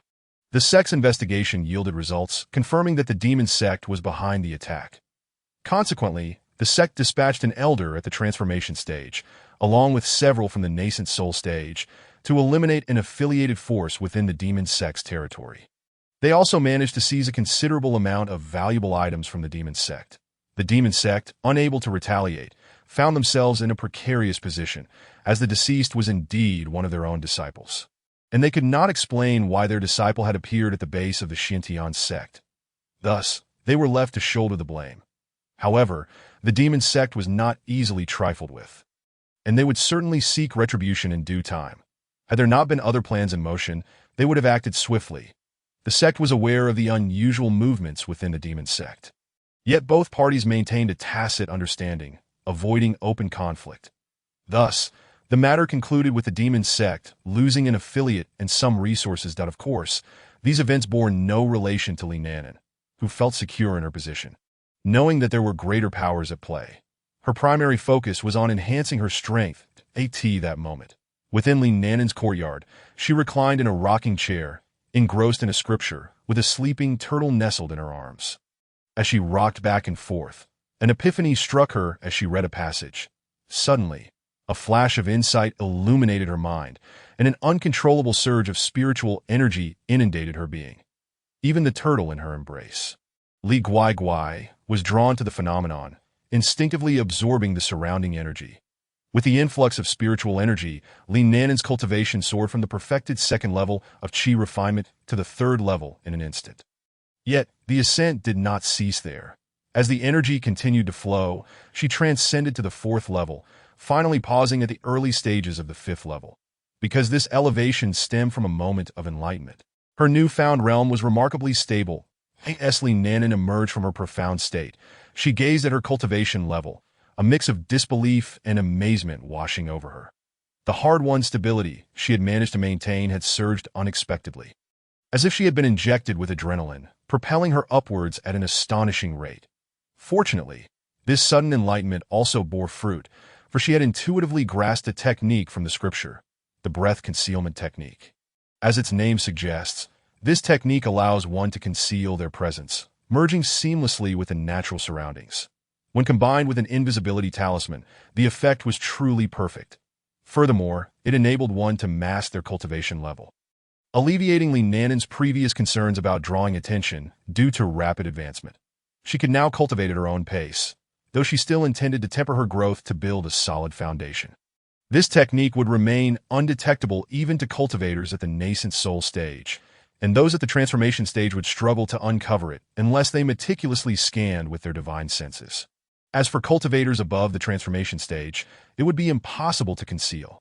However, for Li Nanan's current status, it sufficed. The likelihood of encountering cultivators of that caliber in the cultivation world was exceedingly rare. Indeed, it was a stroke of fortune for the 3 transformation stage elders within the sect. Li Nanan was unconcerned. Who among them would take such interest in scrutinizing an outer disciple? Even if she were to be discovered, the elders would likely perceive her as exceptionally gifted and worthy of cultivation, posing no significant threat. There would merely be some attention drawn to her. Such self-realized techniques could only be wielded by their originators. Others would be unable to replicate them, possessing a uniqueness that rendered them distinct. Thus, Li Nanan felt no trepidation regarding the possibility of others learning her technique and attempting to seize it. Employing her newly acquired breath concealment technique, Li Nanan masked her cultivation level back to the second level of qi refinement. She then glanced down at Li Guai, who, having soaked up the spiritual energy, had also advanced from the second to the third level of qi refinement, in high spirits. Li Nanan scooped up Li Guai and showered affectionate kisses upon her shell. The turtle, feeling bashful, retreated into its shell. With a cheerful demeanor, Li Nanan exclaimed, Guai, your master is in a delightful mood today. I shall head to the cafeteria and procure some spiritual delicacies for us to enjoy a grand feast in celebration of our breakthroughs. With that, she gently set Li Guai down, resumed her rocking, basking in the sun, and allowed herself to revel in the tranquility of the moment, momentarily setting aside the scripture. Eventually, when Li Guai tugged at her clothes with its beak, Li Nanan recognized that her companion was hungry and promptly declared, All right, I understand. I shall go fetch the spiritual delicacies now. After placing Li Guai into her beast pouch, she ventured out. Upon reaching the cafeteria, she perused the prices of the spiritual delicacies. After some consideration, she decided to purchase a serving of first-tier mid-grade spiritual fish, sashimi for Li Guai, alongside a portion of first-tier mid-grade cooling chicken for herself. Totaling 50 lower-grade spiritual stones for spiritual rice, Li Nanan had her own supply, so there was no need to purchase any. Fortunately, since Li Nanan had never bought spiritual delicacies at this cafeteria before, the senior brothers working there assumed she was merely sampling the offerings.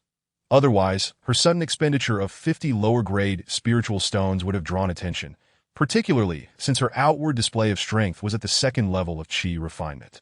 Most disciples at this stage, barring those with influential backgrounds, were not affluent, and spending an entire month's allowance on spiritual delicacies would be deemed extravagant. Being her first visit, and having been in the sect for over half a year, Li Nanan's purchase of 50 spiritual stones did not raise too many eyebrows. After acquiring the delicacies, she returned to her courtyard, released Li Guai, and placed the sashimi before her. The enticing aroma instantly excited Li Guai. who eagerly crawled over to indulge in the meal. Delighted by her meal, the little tail wagged joyfully, indicating her satisfaction with the lunch. Observing her enjoyment, Li Nanan felt equally content, but he then set aside his attention to her. Retrieving a small stove to cook himself a modest portion of rice. Just a handful, for he still had a roasted chicken to savor, and excess would go to waste. Once the rice was ready, Li Nanan paired it with the roasted chicken. That a bite of the chicken revealed its exquisite flavor, perfectly succulent without a hint of greasiness, accompanied by a subtle floral aroma. This exquisite chicken, nourished by flower petals, bore a faint fragrance of blossoms. The crisp, tender skin contrasted beautifully with the firm, juicy meat, rich in flavor without being cloying. Coupled with the fragrant rice, the experience was further enhanced, and before he knew it, Li Nanan had polished off the entire roasted chicken by himself that post-meal. Both he and his turtle companion basked in the sun, satisfied and content. Today, Li Nanan decided to grant himself a half-day reprieve for some well-deserved rest. However, this leisure soon led him into a reverie that it would be more accurate to call it a contemplation, as with this newfound idleness, thoughts of his parents surfaced that it had been over 6 months since he last saw them. Previously engrossed in his cultivation, he had kept himself occupied with various tasks. Even after he reduced his training to that time, he felt little longing, but now, in this quiet moment, he found himself genuinely missing them, wondering how they were faring. Suddenly, an idea struck him. Although he could not leave the sect, he could certainly write them a letter. That he pondered whether the sect had a service for delivering mail and resolved to inquire about it later. Chapter 26. Writing a letter with this thought in mind, Li Nanan rose and returned to his room to compose the letter. He gathered his writing materials, brush, ink, paper, and inkstone, spreading them across the table. After preparing the ink, he lifted the brush and began to write. To my dear parents, it has been over half a year since I left home, and I miss you both dearly. I hope you are faring well. Once I have the ability to leave the sect for tasks, I shall return to visit you. Rest assured, I am doing well here. You need not worry that I have now reached the second level of chi refinement and have also learned to inscribe talismans. I am capable of supporting myself. Additionally, I purchased a demon beast egg in the market, which has recently hatched into a turtle-like creature that I have named her Li Guai Guai, and she is a female. I have also planted some spiritual rice in the yard. When I return to see you, I shall bring some for you to taste, as it is particularly delightful. Lastly, I wish you both good health and happiness in all endeavors. Your loving daughter, Li Nanan. After setting down the brush, Li Nanan reviewed her writing, finding no errors. She carefully folded the letter. However, she lacked an envelope, so she planned to ask the elders in the affairs hall later, as she expected they would have some available and could inform her about the delivery process. Realizing it was getting late, Li Nanan decided to inquire the following morning. She then resumed her cultivation, having rested sufficiently. Previously, she had paused her training, concerned about advancing too quickly, but now it was time to make up for lost time. Outside, Li Guai Guai lay on a stone slab in a puddle, starting her own form of training, which primarily consisted of sleeping, common among turtle-like demon beasts who often absorb spiritual energy. While dozing, Li Nanan couldn't help but feel envious of such a carefree method of cultivation. The night passed without incident. At dawn's first light, Li Nanan opened her eyes. After a night of cultivation, she had successfully advanced to the 5th level of chi refinement, significantly widening her meridians and substantially increasing her capacity to absorb spiritual energy. She could now practice for half a day without feeling any discomfort in her channels. As one ascends in cultivation, the duration of practice increases, though the intervals between breakthroughs lengthen as well. It was conceivable that in the future, a single session might take 10 days or even half a month. She reflected on cultivators who would enter seclusion for 10, 20 years, or even 5 or 60, emerging to find the world had changed around them. Contemplating this made Li Nanan ponder the timeless nature of cultivation. After refreshing herself and feeding Li Guai Guai, she set out for the affairs hall. Upon arrival, she found numerous disciples gathering tasks. Even this early in the day, she approached Elder Huang, who oversaw the talisman tasks, and with whom she had built a good rapport due to her frequent interactions concerning talismans. Elder Huang, in the latter stages of foundational cultivation, was well versed in these matters. Upon seeing her, Elder Huang greeted her warmly. "Ah, Nanan, you're here to submit your tasks. How did it go this time?" With a smile, Li Nanan replied, I have completed a total of 30 first-grade low-quality golden light talismans and 15 first-grade low-quality fire talismans. She presented the talismans from her storage pouch to Elder Huang. After inspecting them, Elder Huang nodded in satisfaction. Excellent work. The quality of your golden light talismans has improved since last time, and your fire talismans are commendable as well. Though a bit more practice would benefit you. For these talismans, I shall grant you 30 contribution points, 15 for the golden light talismans and another 15 for the fire talismans. Once he recorded the points on her identity token, Li Nanan hesitated before asking, Elder Huang, may I inquire about something? What would you like to know? Elder Huang asked, curiosity piqued, as Li Nanan had never previously asked about matters outside of talismans. With a slight blush, she replied, I've been in the sect for over half a year now, and I find myself missing my parents that I wrote them a letter and was wondering if there is a way to send it from the sect. My home is in Lingan City, not far from here. Elder Huang chuckled, having anticipated something more significant. So that's it. It's quite normal for a child your age to miss home. The sect does not have a dedicated mail service. But since Lingan City is within our jurisdiction, you can post a task. Disciples who are on their way there may pick it up, as it wouldn't be too troublesome. You can set a reasonable reward for the task. There is no need to overcompensate. You could also ask your parents to send a reply back with whoever takes the task. Elated by this information, Li Nanan expressed her gratitude to Elder Huang. She then accepted another task related to talisman creation and headed to post her task with a light heart. Upon reaching the task posting area, she communicated her requirements and rewards to the elder in charge, paying the task posting fee of 1 spirit stone. She also requested an envelope and, after preparing her letter, handed it over along with the task reward before returning to her courtyard.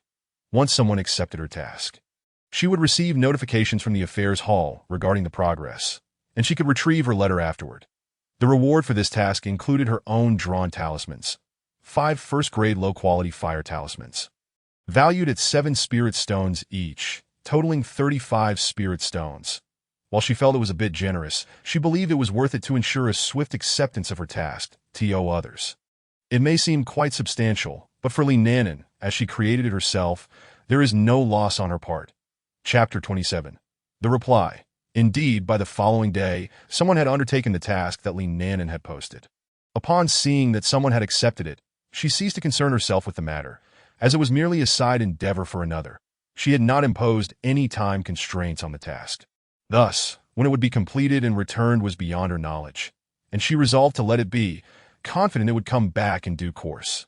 Subsequently, Li Nanan's life resumed its previous rhythm, with her days meticulously arranged. Over the course of more than a month, her cultivation saw little change.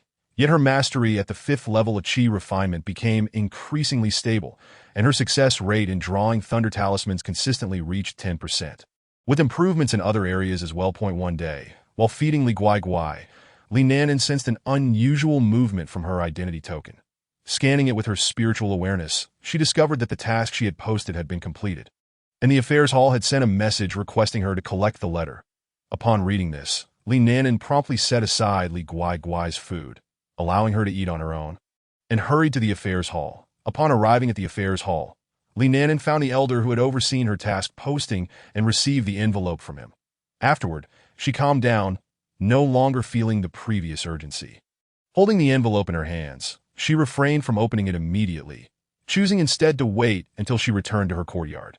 Although her pace quickened on the way back, it lacked the previous urgency of flying directly to the affairs hall using a flying talisman.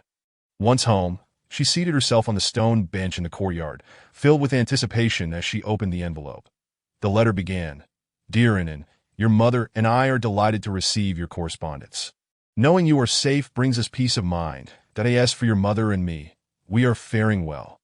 Ever since you were discovered to possess spiritual roots and entered the Xintian sect, we have been able to collect 20 taels of silver monthly from the city lord's mansion. With this income, we live quite comfortably. Furthermore, your mother is 5 months pregnant now, and the doctor predicts it will be a boy. You are to become an elder sister. Thus, you need not worry about our situation here, and that I initially intended to send you some food, but after consideration, I thought better of it. It would be inappropriate to keep the immortal teacher waiting. Moreover, since you are now cultivating, consuming mundane food may be detrimental to your practice.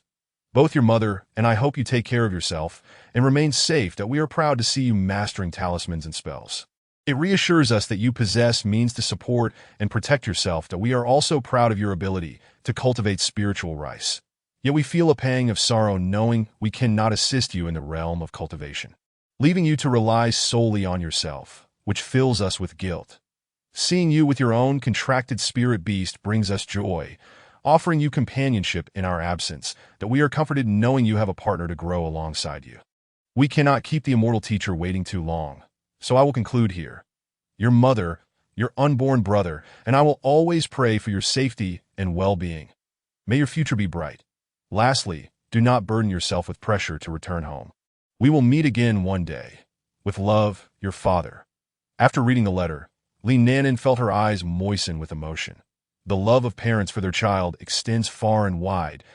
Li Nanan felt guilt towards her father and mother, as she could not accompany them often and might not be able to support them in their old age. In her previous life, she had managed to care for her parents in their later years. But now, due to her path of cultivation, she feared she might fail to do so, which weighed heavily on her heart. However, she took solace in the fact that her father and mother were having another child. Even if Li Nanan were absent in the future, there would be another to honor them. This thought alleviated some of her worries. Once her cultivation reached a certain level, she planned to bring them nourishing elixirs suitable for mortals, ensuring they could live out their later years free from illness and hardship. With this letter, Li Nanan found a degree of reassurance, though the realization that she would need to reach the 5th level of qi refinement before she could return home slightly dampened her spirits. Although she had already achieved the 5th level, she could not reveal this fact. Furthermore, at merely 6 years of age, venturing out alone posed significant dangers, while Lingan City was close to the sect. The perils along the way were not to be underestimated. Li Nanan suddenly thought how wonderful it would be if there were a teleportation array in Lingan City. But the notion quickly seemed implausible. As it was merely a mortal city, and given its proximity to the sect, there would be little need for such an installation. Additionally, the cost of setting up a teleportation array was no small matter. The more she pondered, the more vexed she became, so she decided to set her thoughts aside, knowing it would be years before she could return home. For now, her focus should be on diligent practice, for she could still write letters. Thus, Li Nanan set her mind at ease and resumed her cultivation journey. One day, while practicing her martial arts, she received a message from her neighbor, senior sister Cui, Li Shimi. I returned to the sect today. Would you like to come to my courtyard for a visit? It has been so long since we last met. How about we catch up? After considering for a moment, Li Nanan replied, Sure. Let me tidy up and I will be right over. She then used her spiritual energy to cleanse her entire body, washing away the dirt and sweat. After restyling her hair, she cast a spell to conjure a water mirror, checking for any issues before stepping out to the neighboring courtyard. As soon as she exited, she saw Cui Xiaoyan waiting at the door. Li Nanan hurriedly greeted her. Senior sister Cui, it has been so long. How did your task go? Cui Xiaoyan smiled in response. Li Shimi, come, let us head to my courtyard. We can sit and talk. The two then entered Cui Xiaoyan's courtyard and settled on the stone bench. Cui Xiaoyan's courtyard was beautifully maintained, with several spirit herbs planted in front of her house, 30 more than those in Li Nanan's courtyard. However, a single plot could accommodate only about 30 spirit herbs. As beyond that, the spiritual energy would be insufficient. The land near the well was also cultivated with spirit plants, albeit of younger age, showcasing a variety of common types that in a corner by the stone table. There was a swing. The remaining spaces were adorned with various flowers, arranged in an aesthetically pleasing manner, devoid of any chaotic feel, instead exuding a sense of design. Just as they settled in, Cui Xiaoyan remarked, I completed my task quite well this time. However, I truly envy individuals like you, Li Shimi, who possess a unique skill and can fulfill tasks directly within the sect, unlike us who must endure the hardships of the outside world. Senior sister Cui, you could also learn the 4 arts of cultivation. Besides, tasks outside can be quite rewarding. Though they may be arduous, they serve as valuable training experiences, allowing exposure to various situations. Few at your age reach the 5th level of qi refinement. Unlike me, who is merely a sheltered flower, far too fragile. Once my cultivation improves, I also wish to venture out and experience the world, Li Nanan responded. Cui Xiaoyan, upon hearing this, appeared somewhat pained and said, Let us not discuss the 4 arts of cultivation. I lack the patience for such endeavors that it seems I will have to stick to external tasks. She then added with a hint of pride, indeed, the experience is quite enriching. Achieving the 5th level of chi refinement at my age is undoubtedly related to my constant excursions for tasks. Chapter 28. News of Lu Yinran at Li Nanan. Wishing to shift the topic away from her senior's pursuits. Asked senior sister Chui, did you encounter any interesting events during your recent task? I'm quite curious. Chui Xiaoyan, recalling her recent experiences, shuddered slightly and then, with a look of relief, began to recount, Li Shimi, let me tell you. My latest task was exceedingly perilous. I nearly didn't make it back that I was assigned to this task with several senior brothers and sisters at the 10th level of chi refinement. Our mission was a hunting task, with no restrictions on the types of beasts. Although there were some risks, we did not venture deep into the greenwood forest but remained on the outskirts. Targeting beasts within our strength, as long as we exercised caution, we were safe. However, someone inadvertently provoked a late-stage Foundation establishment beast, which incited a frenzy among the chi refinement beasts, ultimately leading to a small-scale beast tide. Fortunately, our team had good fortune. We were on the verge of exiting the greenwood forest, and although we were affected, we managed to escape unscathed.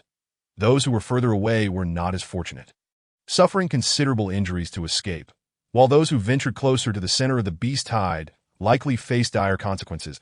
Likely many perished. In the end, it was an elder at the Golden Core stage stationed at the market who intervened to quell the beast tide. After finishing her tale, Chui Xiaoyan still appeared shaken. Li Nanan, astonished, inquired, who could be so reckless as to incite a beast tide? Chui Xiaoyan shook her head. I'm not sure. At the time, we were all too frightened to pay attention and returned to the sect immediately. It took me 2 days to recover from the shock of the experience. However, I suspect the one who provoked the late-stage Foundation establishment beast may have met their demise. Although the beast tide was not large and the highest level beasts were only at the chi refinement stage, the sheer number of them would make it difficult for even a Foundation establishment cultivator to escape unscathed. Li Nanan pondered for a moment, realizing the weight of the topic, and decided to refrain from further discussion. Acknowledging its somewhat somber nature, the two then shifted their conversation to lighter, more enjoyable subjects. Li Nanan suspected that Chui Xiaoyan sought someone to confide in, perhaps as a means to alleviate her spirits. Consequently, their dialogue became increasingly pleasant, and Li Nanan noticed that Chui Xiaoyan's demeanor had noticeably relaxed, shedding the initial tension. They conversed until the evening approached, at which point they concluded their exchange. Upon returning to her courtyard, Li Nanan began to reflect on the tidbits of information regarding the minor beast tide she had gleaned from Chui Xiaoyan. Perhaps it was the influence of the time-traveling woman that led her to associate any significant news with Lu Yinran. This instance was no exception. She felt a connection to Lu Yinran in this matter. However, even if there were ties, Li Nanan concluded that it bore little relevance to her, and she soon dismissed the thought. Subsequently, Li Nanan delved into her cultivation. Although a breakthrough was not imminent, she was determined to enhance her foundational strength. The following day, she ventured out to gather information. While the matter was not directly related to her, she deemed it prudent to stay informed. After visiting several locales known for gossip, she indeed uncovered a wealth of news. Regarding the recent minor beast tide, many disciples from various sects had perished. Yet they were primarily outer disciples and servants, with inner disciples and direct apprentices remaining unscathed. The independent cultivators, however, suffered significant losses. As for the instigator, their identity remained a mystery, inciting considerable ire among the populace.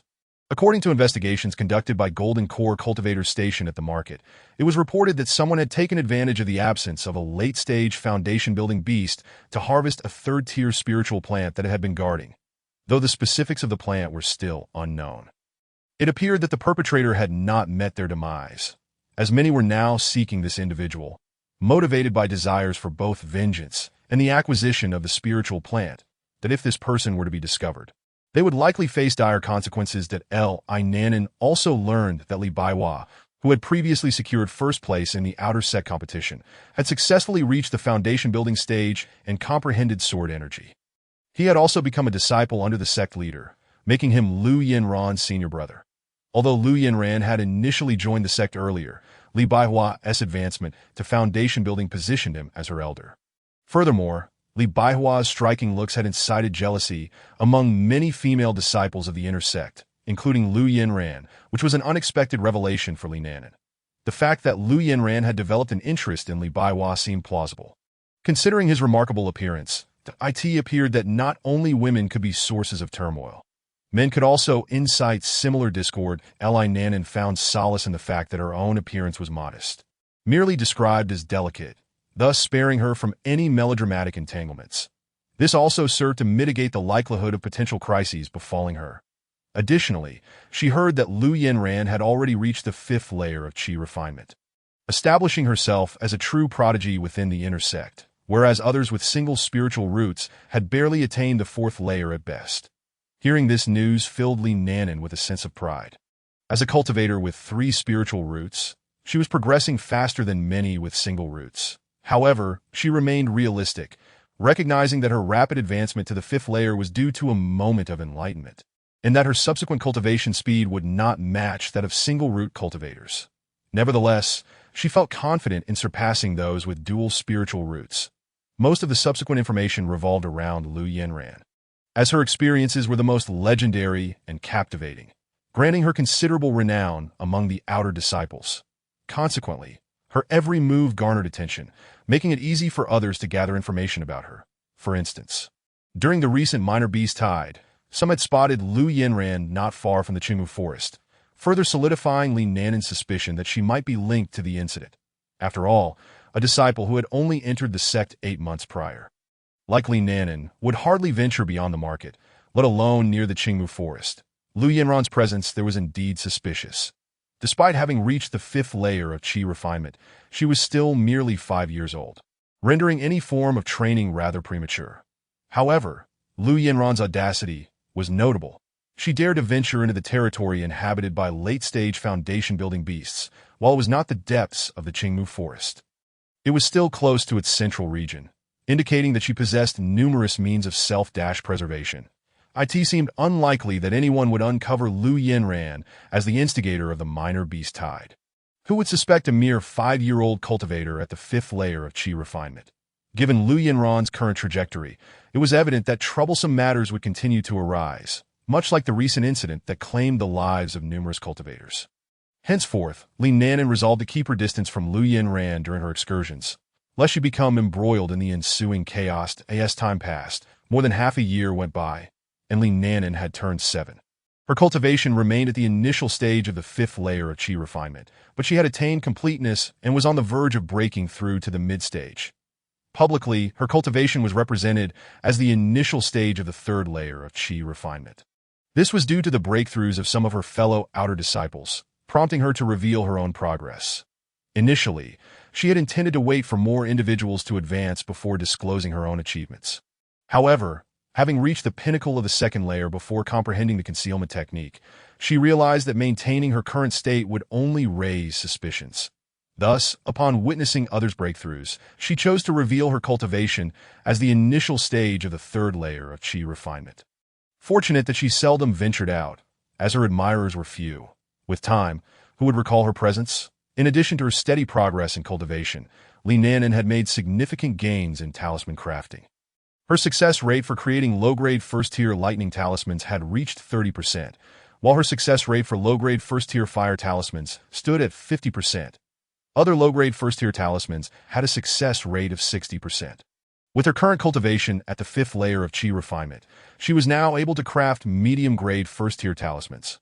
Although her success rates were still low, only 30% for medium-grade first-tier golden light talismans, 20% for medium-grade first-tier fire talismans, and a mere 10% for medium-grade first-tier lightning talismans, she remained content. After all, as one progressed to higher tiers, increasing the success rate became increasingly challenging. Her current success rates were commendable compared to those of other 5th-layer qi refinement cultivators. With further practice and cultivation growth, she was confident that her success rates would improve. Currently, her publicly acknowledged talisman crafting level was at the low-grade first tier. Yet she had elevated her success rate to 50%, much to Elder Huang's delight, as he eagerly anticipated her future admission to the Talisman Hall. Li Nanan's contribution points had now reached 800. Allowing her to exchange for that body refinement technique with some points to spare, She planned to acquire additional spells to study, as her aptitude in this area was promising and should not be squandered. Arriving at the scripture repository, she found that the management of the first floor had changed once more, that a senior sister at the 12th layer of Qi refinement greeted her, and after a brief exchange, Li Nanan proceeded inside. She located the body refinement technique she had previously admired, picked it up, and began to browse for suitable spells. After perusing the shelves, she selected a soil-based spell, Earth Escape Technique, enabling one to traverse seamlessly through the earth. An ice-based spell, Ice Resilience Technique, allowing one to launch ice projectiles as attacks. And a water-based spell, Water Ball Technique, permitting the casting of water balls for offense. The ice-based spell was priced at 100 contribution points. While the other two cost 50 points each, the body refinement technique was 500 contribution points, totaling exactly 800 that afterward, Li Nanan sought out the senior sister managing the first floor of the scripture repository to obtain the imprints. Once she received the imprinted jade slip, she exited the repository, glancing at her now empty contribution points on her identity token, feeling a pang of regret for having spent over a year accumulating them, only to see them vanish. Upon returning to her courtyard, Li Nanan first studied the 3 spells she had acquired, finding them relatively easy to grasp. She decided to set them aside for now, knowing that further practice would suffice. She then turned her attention to the body refinement technique titled Su Nv Xiangong, which encompassed techniques for practitioners from the 1st to the 12th layer of Qi refinement. Each layer consisted of a set of movements, each accompanied by corresponding incantations. Successfully mastering one complete set of movements indicated advancement to the next layer. That it was imperative to undergo medicinal baths with each practice session, as neglecting this could severely harm one's body. The recipe for the medicinal bath consists of 12 distinct formulations, each corresponding to a different state of being. Li Nanan glanced at the herbal ingredients listed in the prescription. Feeling a slight headache, the process of body refinement seemed far more arduous than the refining of Qi, which merely consumed spirit stones. However, she reassured herself that it was manageable, especially since her expenditures on spirit stones were infrequent. Currently, she had accumulated 500 low-grade spirit stones, which should suffice for a considerable time. Should she find herself lacking later, she could always sell some of the talismans she had saved, ensuring she had enough resources for her body refinement. It was no wonder that so few wandering cultivators engaged in body refinement. Surely it would be more advantageous to utilize spirit stones for enhancing their cultivation or to purchase a defensive talisman instead. With a pen in hand, she meticulously transcribed the required spiritual herbs before setting off to the sect's medicinal herb hall to gather the ingredients. The reason for not visiting the market was simple. Purchasing within the sect was slightly more economical. And given that this prescription was a part of the sect's legacy, it would be inappropriate to acquire the herbs externally. Upon reaching the medicinal herb hall, she presented her list to the supervising elder, indicating the quantities she required. The elder, after a cursory glance at the paper, immediately understood the purpose behind her request. That he turned to fetch the herbs, but not before casting a sympathetic gaze in Li Nanan's direction, which left her with an unsettling premonition. Yet it was not the right moment to inquire further, so she pondered to herself whether there could be an issue with this technique. Surely, if there were any flaws, the sect would not have included it in their scripture repository. Was there a possibility of some side effects during cultivation? Determined to clarify her doubts before departing, she resolved to ask about it. Shortly thereafter, the elder returned with all the necessary herbs, each meticulously packed into 12 distinct pouches, costing her a total of 100 spirit stones. That Li Nanan noted the elder's unmistakable glimmer of amusement in his eyes, prompting her to inquire, somewhat exasperated, if there was indeed an issue with the body refinement technique she was about to undertake. The elder, realizing his demeanor had been too conspicuous, coughed lightly while covering his mouth, then composed himself to respond in a serious tone, assuring her that the sect would never place a flawed technique in the scripture repository for their disciples to learn. That he encouraged her to have confidence in the method, stating that it was quite superior among body refinement techniques suitable for Qi refinement practitioners, particularly for women. That he further assured her that while the medicinal bath would not be excruciating, there would be some minor challenges during the cultivation process, which had led several female cultivators to abandon the technique. However, he guaranteed that once she successfully cultivated it, she would become extraordinarily powerful. Skeptical, Li Nanan questioned whether it was truly just a minor issue. The elder, adopting a facade of sincerity, reassured her that it was indeed a trivial matter. With lingering doubt, Li Nanan took her leave with the herbal pouches in hand. Unbeknownst to her, once she departed, the elder could no longer contain his laughter, exclaiming that a delightful spectacle was about to unfold. Meanwhile, a fellow disciple assisting him in the herb hall inquired curiously about the nature of the problem with Li Nanan's body refinement technique. The elder leaned in to whisper something in his ear, prompting the disciple to regard Li Nanan's retreating figure with a sympathetic gaze. Chapter 30. The commencement of body refinement upon returning to her courtyard. Li Nanan felt an inexplicable sense of unease. What could that minor issue possibly be? Her curiosity was piqued, accompanied by a subtle sense of dread. Ultimately, she decided to dismiss her concerns, reasoning that she would soon discover the truth during her practice. After all, it could not be anything too grave. Otherwise, the sect would not have included it in their scripture repository, and there would surely be an explanation provided. Since none was given, it likely posed no significant danger. With her mind set, Li Nanan filled a large water jar near the well with water, then employed a fire talisman to heat it. After achieving the desired temperature, she placed one of the herbal pouches into the water. Intending to prepare the medicinal bath before commencing her body refinement practice, so that she could seamlessly transition to the bath afterward, she observed the pouch releasing its medicinal properties into the water. Li Nanan wasted no time and retreated indoors to begin the first movement of the body refinement technique. The motions in this technique bore some resemblance to yoga from her previous life, primarily relying on the completion of specific movements while harnessing spiritual energy to continuously stimulate her muscles and meridians, aided by the medicinal bath to achieve the desired refining effect. The first layer of movements was relatively straightforward, yet it required significant flexibility and resilience. Therefore, before officially commencing, Li Nanan performed some warm-up exercises to prevent potential cramps. Once adequately prepared, she seated herself on her bed, aligning her legs straight and together, ensuring her body and thighs formed a perpendicular angle. She began to silently chant the incantation for the first layer of the body refinement technique, directing her spiritual energy to flow through her muscles and meridians, continually cleansing them. Lifting her right leg, she gradually placed it upon her right shoulder, ensuring her calf was perpendicular to her shoulder. At this juncture, she could not afford to halt the technique. Both the movements and incantation needed to operate in unison. For should the incantation cease, all would be in vain. As she executed the technique, she slowly placed her hands beside her thighs, bending her left knee until her left foot touched the ground. With a surge of strength from both her hands and left foot, she gradually elevated her entire body, maintaining this position for the duration of half a joss stick. During this interval, she had to keep the incantation active, allowing her spiritual energy to continuously wash over her muscles and meridians. Once the half-joss stick concluded, she slowly sat down, lowering her right leg back to its original position, at which point the body refinement technique could cease. After stabilizing her breath, she proceeded to place her left foot upon her left shoulder, repeating the previous steps. Completing this sequence was essential to achieving the first layer of body refinement. However, to attain the first layer, she needed to execute a continuous 5 sets of these movements. This technique, however, demanded caution.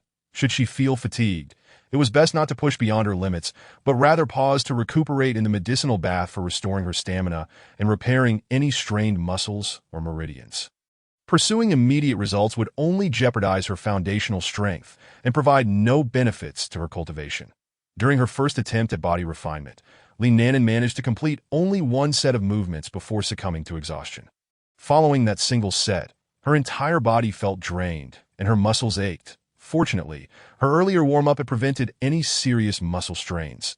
Dragging her weary body to the medicinal bath, Li Nanan heated the water once more with a fire talisman.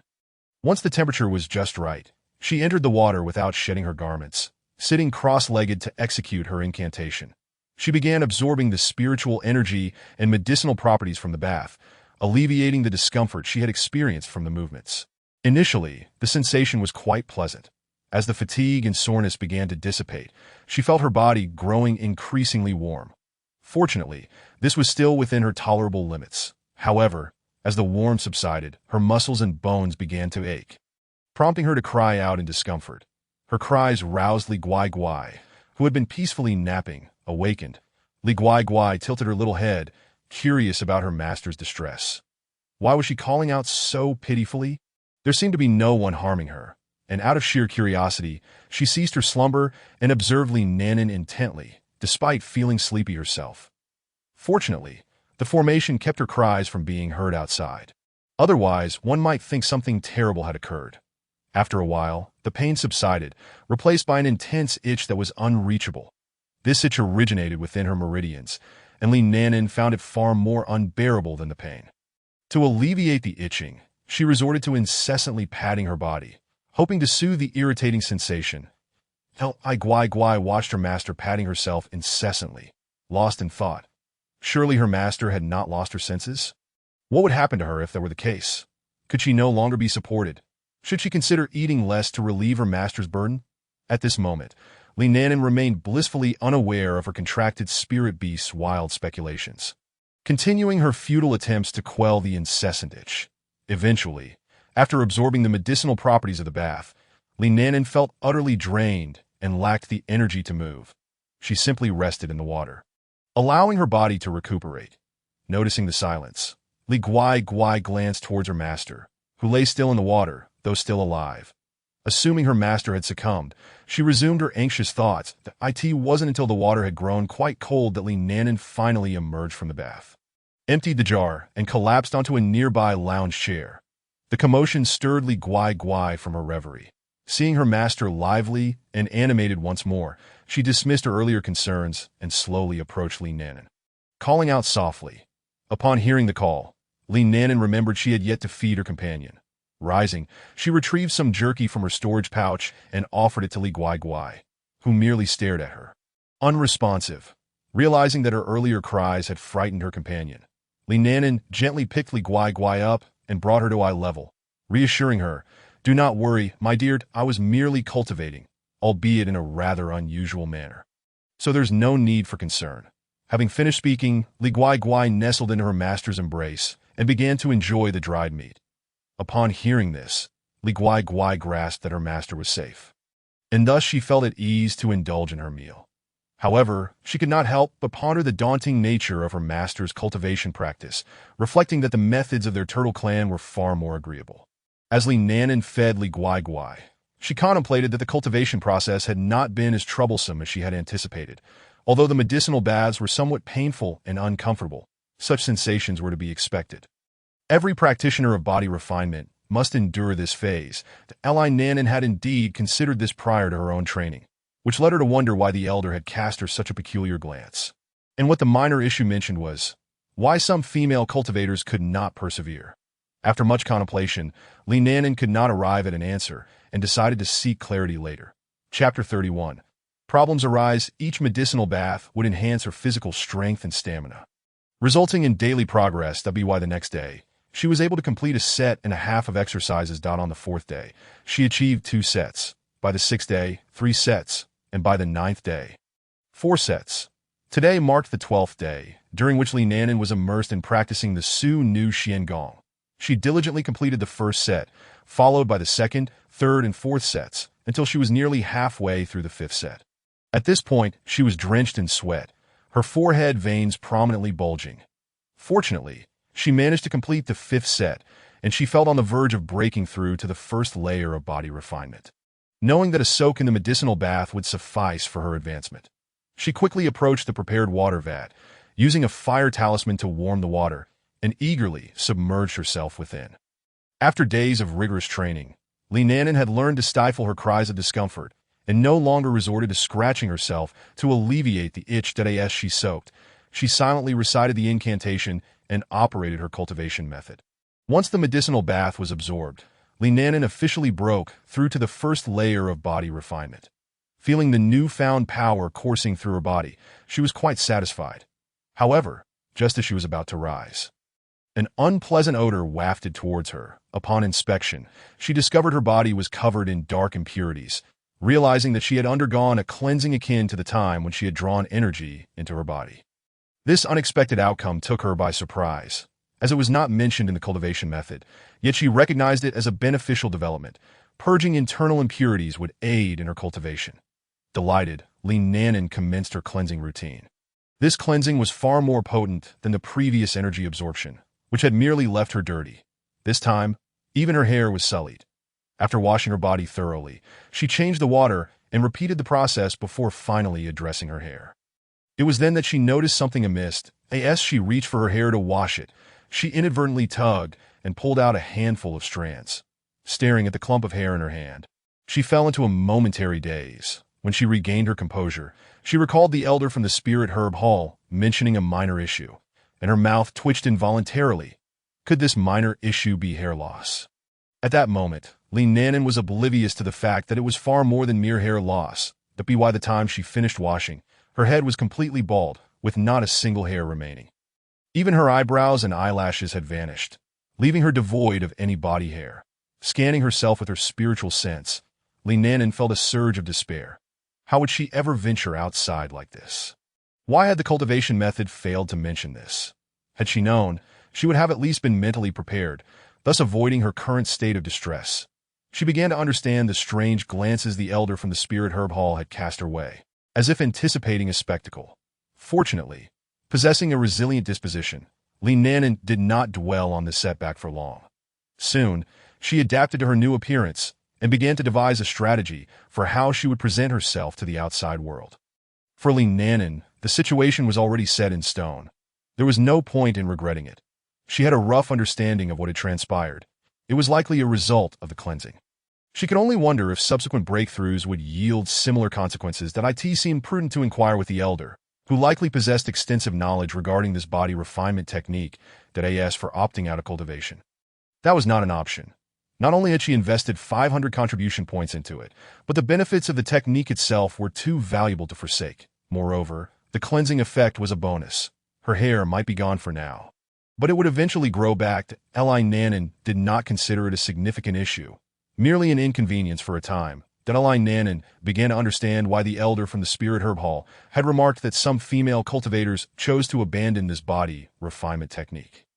After all, most women, even young girls, hold their appearance in high regard. Coupled with the potential for ridicule from others, it was not surprising that some would opt to forego it.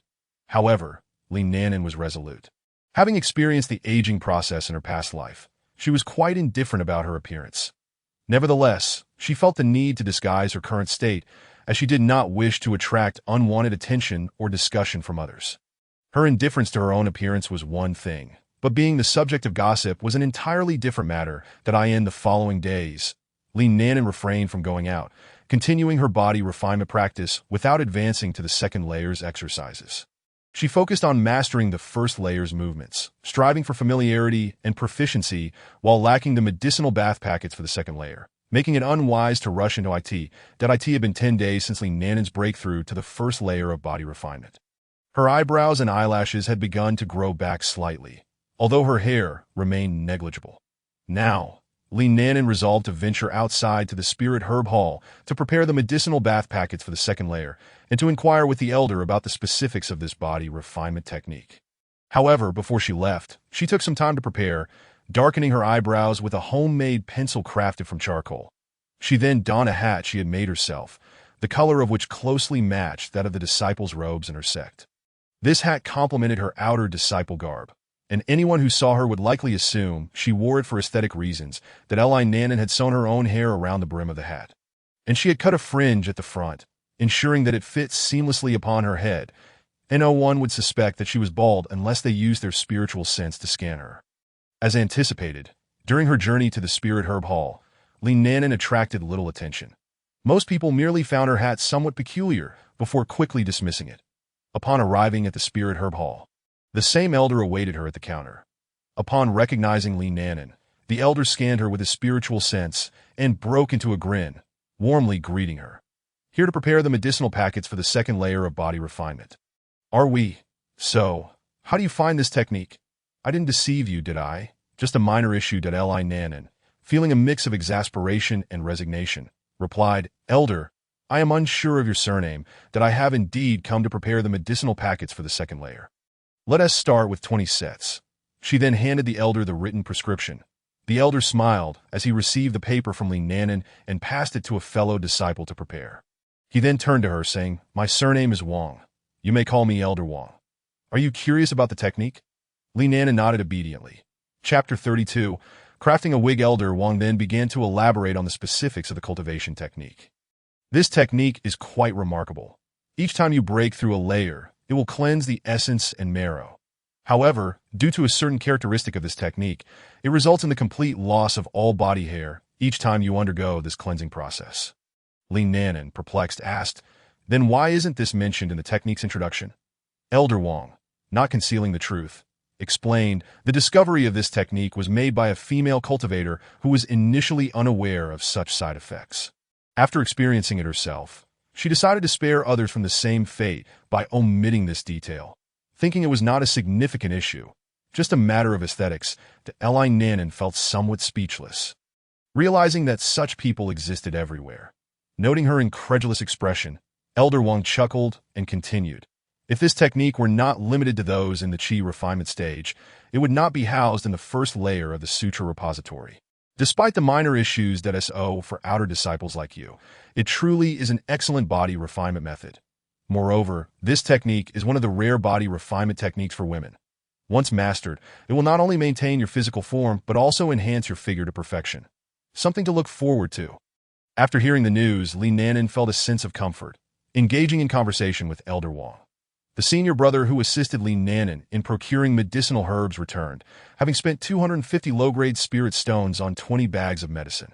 Gazing at the bags in her hands, Li Nanan couldn't help but lament the rapid depletion of spirit stones.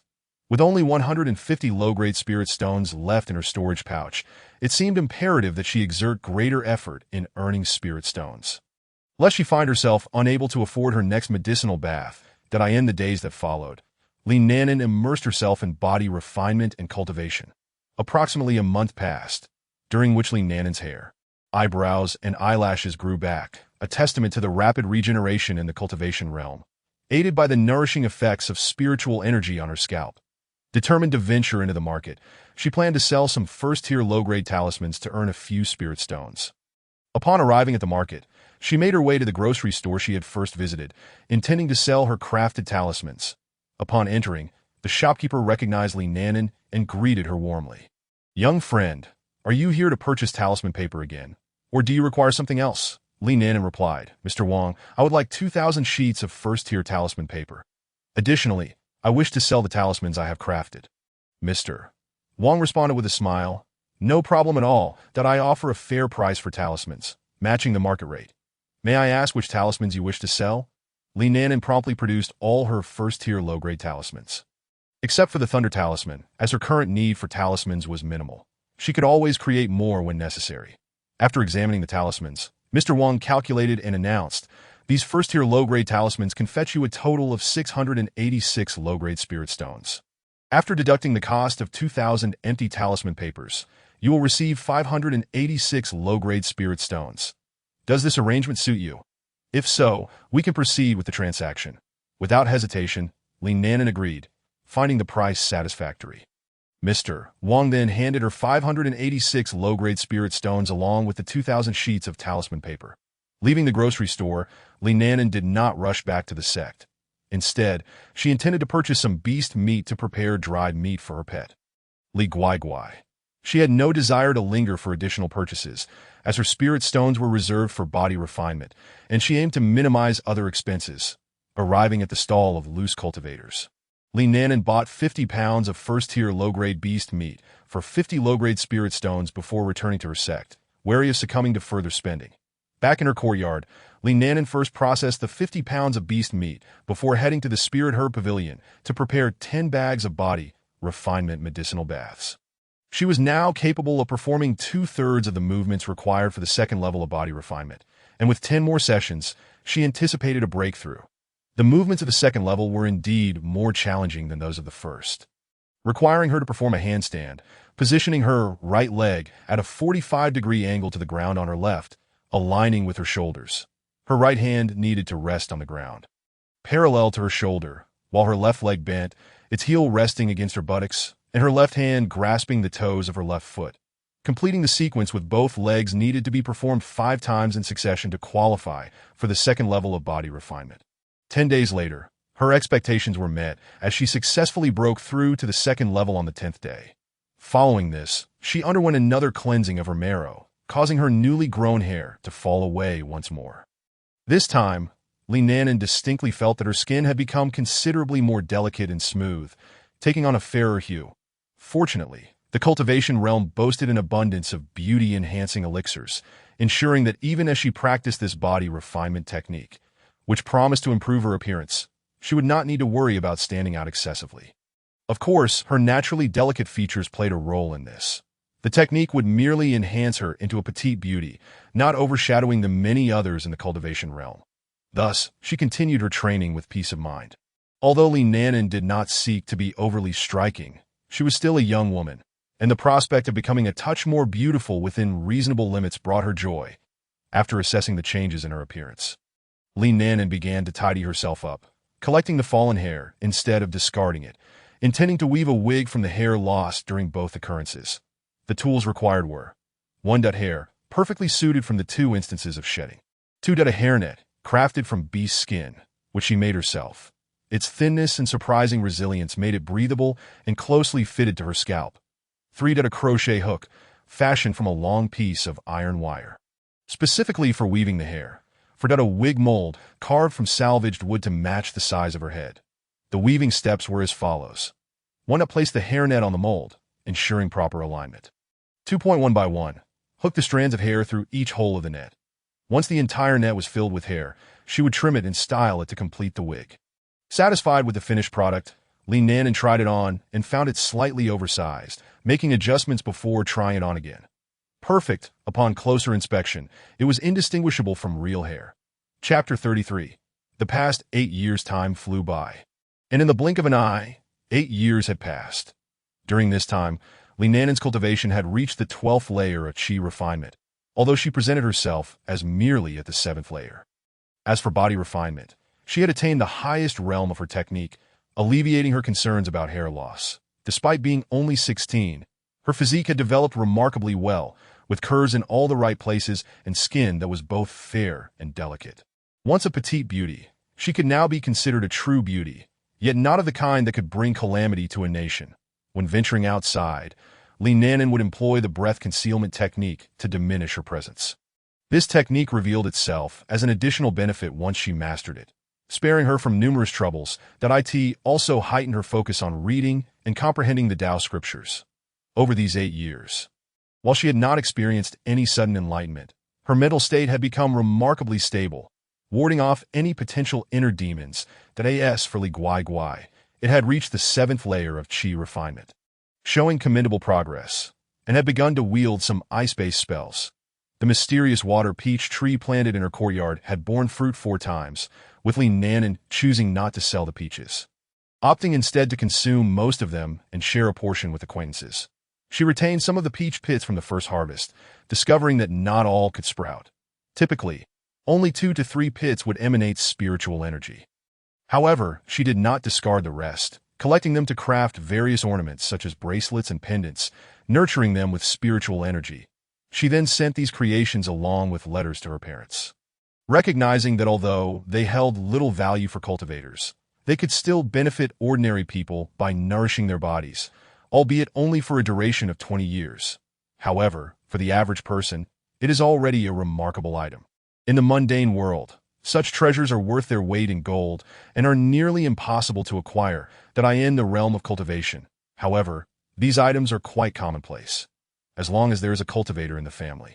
Such items can be abundant. The family of Li Nanan had once possessed many, but due to the absence of cultivators for 5 generations, the spiritual energy they provided has ceased to be effective over time.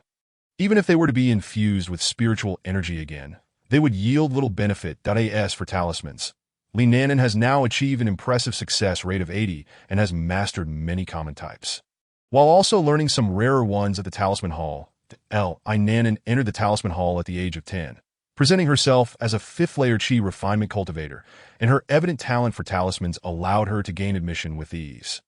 She has since distinguished herself at the Talisman Hall due to her exceptional abilities. Meanwhile, Wang Fuge has also attained the 7th layer of qi refinement and has successfully joined the Weapon Refining Hall, where he is capable of crafting some low-level magical tools. The relationship between Li Nanan and him is quite amicable. They are akin to close friends, frequently gathering to share the latest gossip. In contrast, Cui Xiaoyan, who lacks any particular skill, has been consistently dispatched on sect missions, resulting in infrequent meetings, perhaps only once or twice a year. Their interactions are limited to casual conversations during her brief returns, leaving them with a rather ordinary neighborly relationship to AS for Lu Yanran.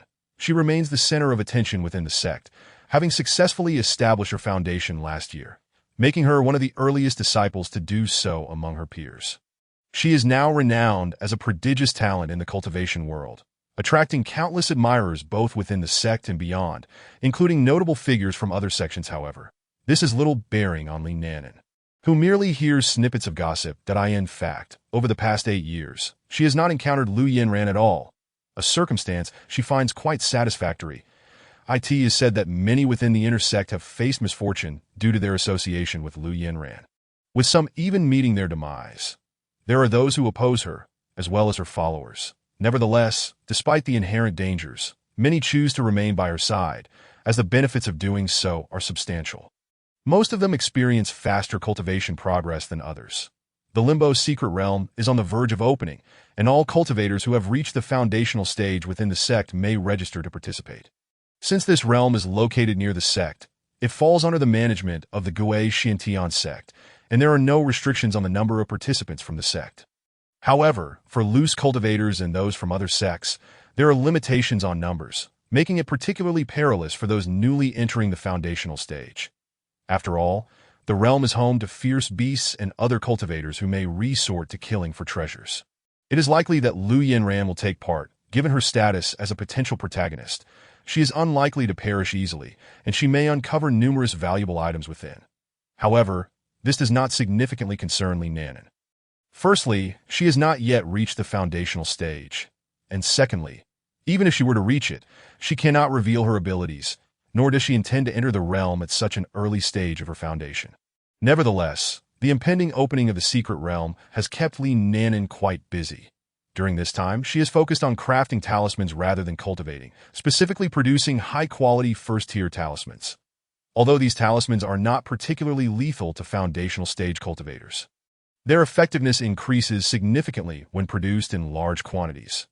Thus, while these talismans may hold little value for affluent foundational stage cultivators, they are highly sought after among loose cultivators. With only 10 days remaining before the secret realm opens, Li Nanan aims to capitalize on the rising prices in the market to earn a substantial sum of spirit stones. Over the past month, she has already amassed 30,000 low-grade spirit stones. The talismans she has crafted have been sold under disguise at various shops, as she can only publicly claim to produce mid-tier first-tier talismans, which are of little use even in large quantities to foundational stage cultivators. Therefore, she has taken to the market, finding a discreet corner to alter her appearance and elevating her cultivation to the 12th layer of qi refinement before venturing out to sell her wares. Feeling a strain on her spirit, Li Nanan paused her talisman crafting, closed her eyes, and began meditative practices to restore her weary mind, which had been exhausted from her intense focus on crafting.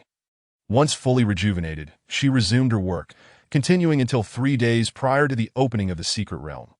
Afterward, she set off to the market to sell her talismans, returning with an additional 10,000 low-grade spirit stones. For the next 2 days, Li Nanan did nothing but sleep. After tirelessly crafting talismans for a month and a half, her spirit required replenishment through rest. Chapter 34. Relaxation and rest. Li Nanan slept for 4 days straight. And though she could have continued, she was awakened by the persistent calls of Li Guai, who had been hungry for several days. Stretching and yawning, she rubbed her eyes, still somewhat dazed from her extended slumber. Although awake, she was slow to react. At that moment, Li Guai had climbed onto the bed, tugging at Li Nanan's clothing with her mouth. After a moment, Li Nanan finally regained her senses, and upon feeling her stomach's protests, she realized that 4 days had passed. Seeing Li Guai's continued cries, she quickly picked her up and retrieved food from her storage bag for her to eat, while she herself hastily consumed a spirit-replenishing pill. This eased the discomfort in her stomach somewhat. Although she had taken a spirit-replenishing pill before sleeping, her slumber had lasted longer than she anticipated, leaving her quite hungry. Had Li Guai not awakened her, she might have endured hunger for several more days. Fortunately, her cultivation was sufficient to withstand hunger for 10 days or even half a month, but the sensation of an empty stomach was certainly unpleasant. It seems that next time, she should be better prepared. However, once she reaches the foundational stage, she will no longer need to eat, as she will be able to sustain herself solely by absorbing spiritual energy. Thus, once she enters the foundational stage, she need not worry about starvation during prolonged seclusions. After Li Guai had eaten her fill, she called out to Li Nanan a few times, her eyes reflecting a hint of grievance. Feeling somewhat guilty under her gaze, Li Nanan quickly reassured, Guai, I must apologize for my oversight this time. Rest assured, I will ensure you have ample provisions next time that we've earned a considerable amount of spirit stones. And I will buy you your favorite spirit meals as a token of my apology, that Li Guai, upon hearing this, eagerly nodded her head in delight and then went off to bask in the sun. Li Nanan, observing the bright and sunny weather, also decided against drawing talismans and practicing, opting instead to rest for a few days. She needed to recuperate. Despite having taken a nap, the previous 1.5 months of incessant talisman crafting had left her somewhat traumatized by the process. And she required time to unwind before she could draw talismans again. As for cultivation, she felt no urgency, for she had already attained the 12th level of Qi refinement, and a breakthrough to foundation establishment would necessitate a fortuitous opportunity. Presently, she could establish her foundation if she possessed a foundation establishment pill, yet she neither had one nor a means to procure it, nor did she intend to rely on a foundation establishment pill. Although utilizing such a pill would enhance her chance of success and not adversely affect her future cultivation, Li Nanan preferred to establish her foundation naturally. Natural foundation establishment differs from the pill method, which allows one to simply consume the pill upon reaching the pinnacle of Qi refinement. It demands an opportunity after reaching the 12th level of Qi refinement, the nature of which remains elusive and unknown. Some attain it in life and death situations, others through sudden enlightenment, and some quite by accident, leading to a natural foundation establishment that requires a stroke of luck for success. Those who succeed in this manner find their realms more stable than those who relied on a foundation establishment pill, making it less likely for them to fall into mental demons and facilitating a smoother transition to the golden core stage, though such naturally established cultivators are rare. Only certain single and dual spiritual root cultivators, who progress rapidly, have the time to attempt this. Yet once they reach a certain age without success, most will resort to using foundation establishment pills. After all, a cultivator's time is extremely precious. Cultivators with 5 spiritual roots would not even consider attempting this, as they have no time for cultivation and would be left wondering how long they might have to wait for a natural foundation establishment. Once they surpass 60 years of age, the possibility of success in foundation establishment diminishes significantly, unless an extraordinary opportunity arises, leaving them with little hope of establishing their foundations. However, for Li Nanan, this was not a major concern. She could not reveal her cultivation level. And as long as the other 3 root cultivators who had entered the sect with her had not reached the 12th level of Qi refinement, she could take her time. Should she succeed in natural foundation establishment, it would be a joyous occasion. If not, it would be of little consequence that if she had not broken through to foundation establishment by the time she turns 25, she would seek opportunities to acquire a foundation establishment pill, as that would not be too late. Some dual-root cultivators also typically establish their foundations around that age. Thus, she felt no rush. Before establishing her foundation, she could not make any further breakthroughs. Consequently, most of her time was spent acquiring knowledge and enriching herself. After enduring 1.5 months of talisman crafting, Li Nanan had made significant gains, and combined with the spirit stones she had previously saved, she now possessed 100,000 lower-grade spirit stones, an accumulation that rivaled her total earnings from the past year. She could be considered quite affluent among Qi refinement cultivators, though certainly not in comparison to those with powerful backgrounds, had it not been for Li Nanan's need to refine her body over the years, which consumed a considerable amount of spirit stones. She might have saved even more. After all, she did not consume pills. The pills distributed by the sect were either given to Li Guai or used to nourish her Xian Shui peach tree. Furthermore, since Li Nanan seldom ventured out of the sect for tasks, her magical artifacts and robes suffered little damage and did not require replacement, compared to others who frequently ventured out for training. She saved a substantial amount of spirit stones, and her lifestyle was far from extravagant, allowing her to accumulate a considerable number of spirit stones. While 100,000 spirit stones may seem a great sum, they were hardly sufficient when spent. Converted into middle-grade spirit stones, it amounted to merely 1,100 lower-grade spirit stones could be exchanged for one middle-grade spirit stone, and 100 middle-grade spirit stones could be traded for one upper-grade spirit stone. Rarely would anyone exchange upper-grade spirit stones for lower-grade ones, as upper-grade spirit stones were exceedingly precious. When their spiritual energy was depleted, they did not vanish but continued to absorb spiritual energy over time, allowing for repeated usage. Consequently, upper-grade spirit stones rarely circulate in the market. Li Nanan reclined on a lounge chair, relishing the warmth of the sun as it enveloped her, her body and mind finally relaxing after the relentless hustle of the past month and a half. Suddenly, in an instant akin to a stroke of good fortune, the bottleneck of the 12th level of Qi refinement seemed to loosen, and a torrent of wind, spiritual energy surged into her body. Fortunately, prior to this, Li Nanan had upgraded the formations in her cave dwelling. The concentration of spiritual energy within the formations and their defensive capabilities had been enhanced to the level befitting a foundation establishment cultivator's dwelling. Otherwise, the disturbance would have surely alerted others. This formation had cost her a significant sum at the market, and now it was proving its worth. However, the sudden influx of spiritual energy did cause a brief moment of thinness in the surrounding atmosphere, alarming a few nearby residents, though it soon returned to normal. They dismissed it as merely someone breaking through a realm, oblivious to the fact that someone was indeed achieving foundation establishment nearby. Chapter 35, Successful Foundation Establishment. As the spiritual energy continued to flow, the vortex within Li Nanan's body gradually transformed from gas into liquid. Once all the gas had been converted, she approached the final hurdle of her breakthrough, the trial of mental demons. Overcoming this trial would lead to her successful foundation establishment and her transition into a foundation establishment cultivator. Failing to conquer, it could result in severe internal injuries, preventing her from advancing for a considerable time, or worse, leading to her demise.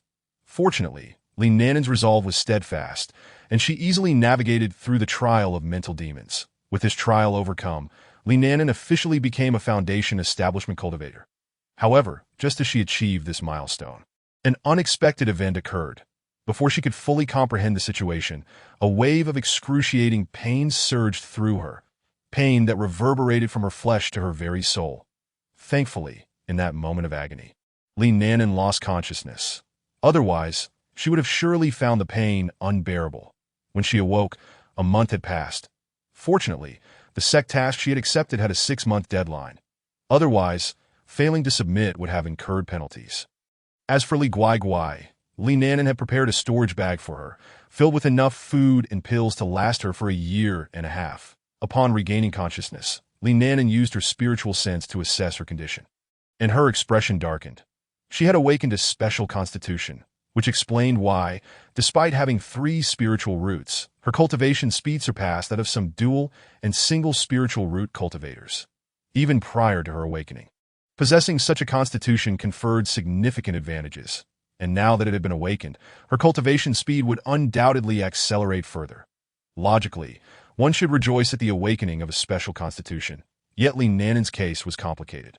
Her awakened constitution was that of pure Yin, regarded as a furnace body by the world, and it ranked among the highest echelons of furnace bodies. This constitution stood prominently among all special physiques. And individuals with pure Yin or pure Yang constitutions often enjoyed remarkable cultivation speed and aptitude, making them ideal candidates for partners in cultivation. However, such cultivators also attracted unwanted attention, should others discover that Li Nanan possessed a pure Yin body. Her peaceful existence would be shattered. If fortunate, someone might forcibly propose to become her partner. But if unlucky, she could fall victim to malevolent cultivators seeking to exploit her as a furnace for their gains. Although only evil cultivators would cultivate furnace bodies, most other cultivators engaged in normal dual cultivation, often seeking mutual benefit. For instance, in the Hawan sect, many possessed special constitutions, and their cultivation methods were conducive to dual cultivation, making them highly sought after by single cultivators in the realm. Numerous factions sought to forge alliances through marriage with them, and naturally, only those with special constitutions were eligible for such unions. Ordinary disciples often stationed themselves in various brothels, while others ventured out to find suitable partners, virgins, or those with higher cultivation levels who could aid their own growth, when both parties are willing. The outcome is delightful. Should one party be unwilling, they might resort to enchanting spells learned through cultivation to coerce compliance, thus facilitating dual cultivation to enhance their levels. Consequently, opinions on the Hawan sect are mixed within the cultivation world. Positively, engaging in dual cultivation with them fosters growth, while negatively, many find their actions lack principle. There have been instances where a Hawan sect disciple enchanted a Buddhist disciple, leading to a fracture in the latter's Tao heart and stagnation in their cultivation. Some cultivators require a clear mind and pure intentions, and Hawan sect disciples often delight in sowing discord, resulting in widespread disdain towards them from other sections. This animosity has driven the Hawan sect to form alliances with various powers. And as long as they do not cross certain lines, they have largely avoided serious repercussions. Otherwise, the grass would have been dealt with. The dual cultivation with a purine body brings certain advantages even to high-level cultivators. Therefore, if a purine body emerges in the cultivation world, it is fortunate if they are within a major power, as they would merely be regarded as excellent marriage tools. However, if they lack any significant backing, they can only await being forcibly seized by others. It is said that within the Hawan sect, there exists a female cultivator of purine body with golden core cultivation who is already engaged in a marriage pact with a god transformation stage cultivator, merely waiting for her to reach the nascent soul stage to wed. Thus, if Li Nan wishes to continue living discreetly and safely, she must conceal her identity as a pure-ine body. Her current task is to find ways to hide her constitution. With a grim expression, Li Nan began to devise strategies. The only method she could employ to conceal her cultivation was the breathing technique. Though she was uncertain if it could mask her constitution, for now, she could only resort to desperate measures. Resolving to think no further, Li Nan activated the breathing technique to begin suppressing her aura. First reducing her cultivation to the 7th level of qi refinement, then attempting to conceal her constitution. Fortunately, the technique she had comprehended was quite effective at suppressing special constitutions. After sensing, she discovered it could hide her from the scrutiny of those below the spirit-severing stage. As for her cultivation, having broken through to the foundation establishment stage from qi refinement, she could now conceal herself from cultivators below the great ascension stage. However, Li Nan still felt somewhat dissatisfied. The sect did have spirit-severing stage cultivators, and should she be discovered, she would be at a disadvantage. Although the sect's spirit-severing stage cultivators might not be so idle as to scan the outer sect with their divine sense, one could never predict if such an occurrence might transpire. It seemed she would have to minimize her outings and think of additional measures, as living in constant anxiety made it impossible for her to cultivate peacefully. At that moment, she suddenly recalled the silver bracelet her mother had given her. How Li Nan had always felt an instinctive sense that this bracelet would be of great utility to her, a feeling that had only intensified as her cultivation advanced. With this in mind, she hastily retrieved the bracelet from her storage pouch. Upon taking it out, she examined it closely, first scanning with her divine sense. Finding nothing amiss, just as before, she then infused the bracelet with her spiritual energy, but again found no peculiarities. Finally, she dripped a drop of her essence blood onto the bracelet. Previously, this had yielded no results. But this time there was a reaction. The bracelet began to absorb her essence blood. Once the drop was fully absorbed, information regarding the bracelet appeared in her mind. Instantly, Li Nan felt a surge of joy. It turned out this bracelet had the ability to conceal special constitutions, regardless of the type, and even cultivators at the Tribulation Transcendent stage would be oblivious to its wearer. This bracelet, named the Concealing Spirit Bracelet, not only served to mask special constitutions, but also functioned as a storage bracelet with a space of 1,000 cubic meters. The reason Li Nan had been unable to use it before was that she had not yet awakened her constitution. The Concealing Spirit Bracelet could only be recognized and utilized by those whose essence blood belonged to awakened special constitutions. Before that, others would merely perceive it as an ordinary, mundane item. After reviewing its capabilities, Li Nan immediately adorned the Concealing Spirit Bracelet on her wrist, then dispelled her previous aura-concealing technique. Upon scanning with her divine sense again, she was delighted to find her pure-ine body truly undetectable. Chapter 36. Inspecting the Concealing Spirit Bracelet. Knowing that the Concealing Spirit Bracelet could genuinely conceal her pure-ine body, Li Nan once again employed the breathing technique for added security.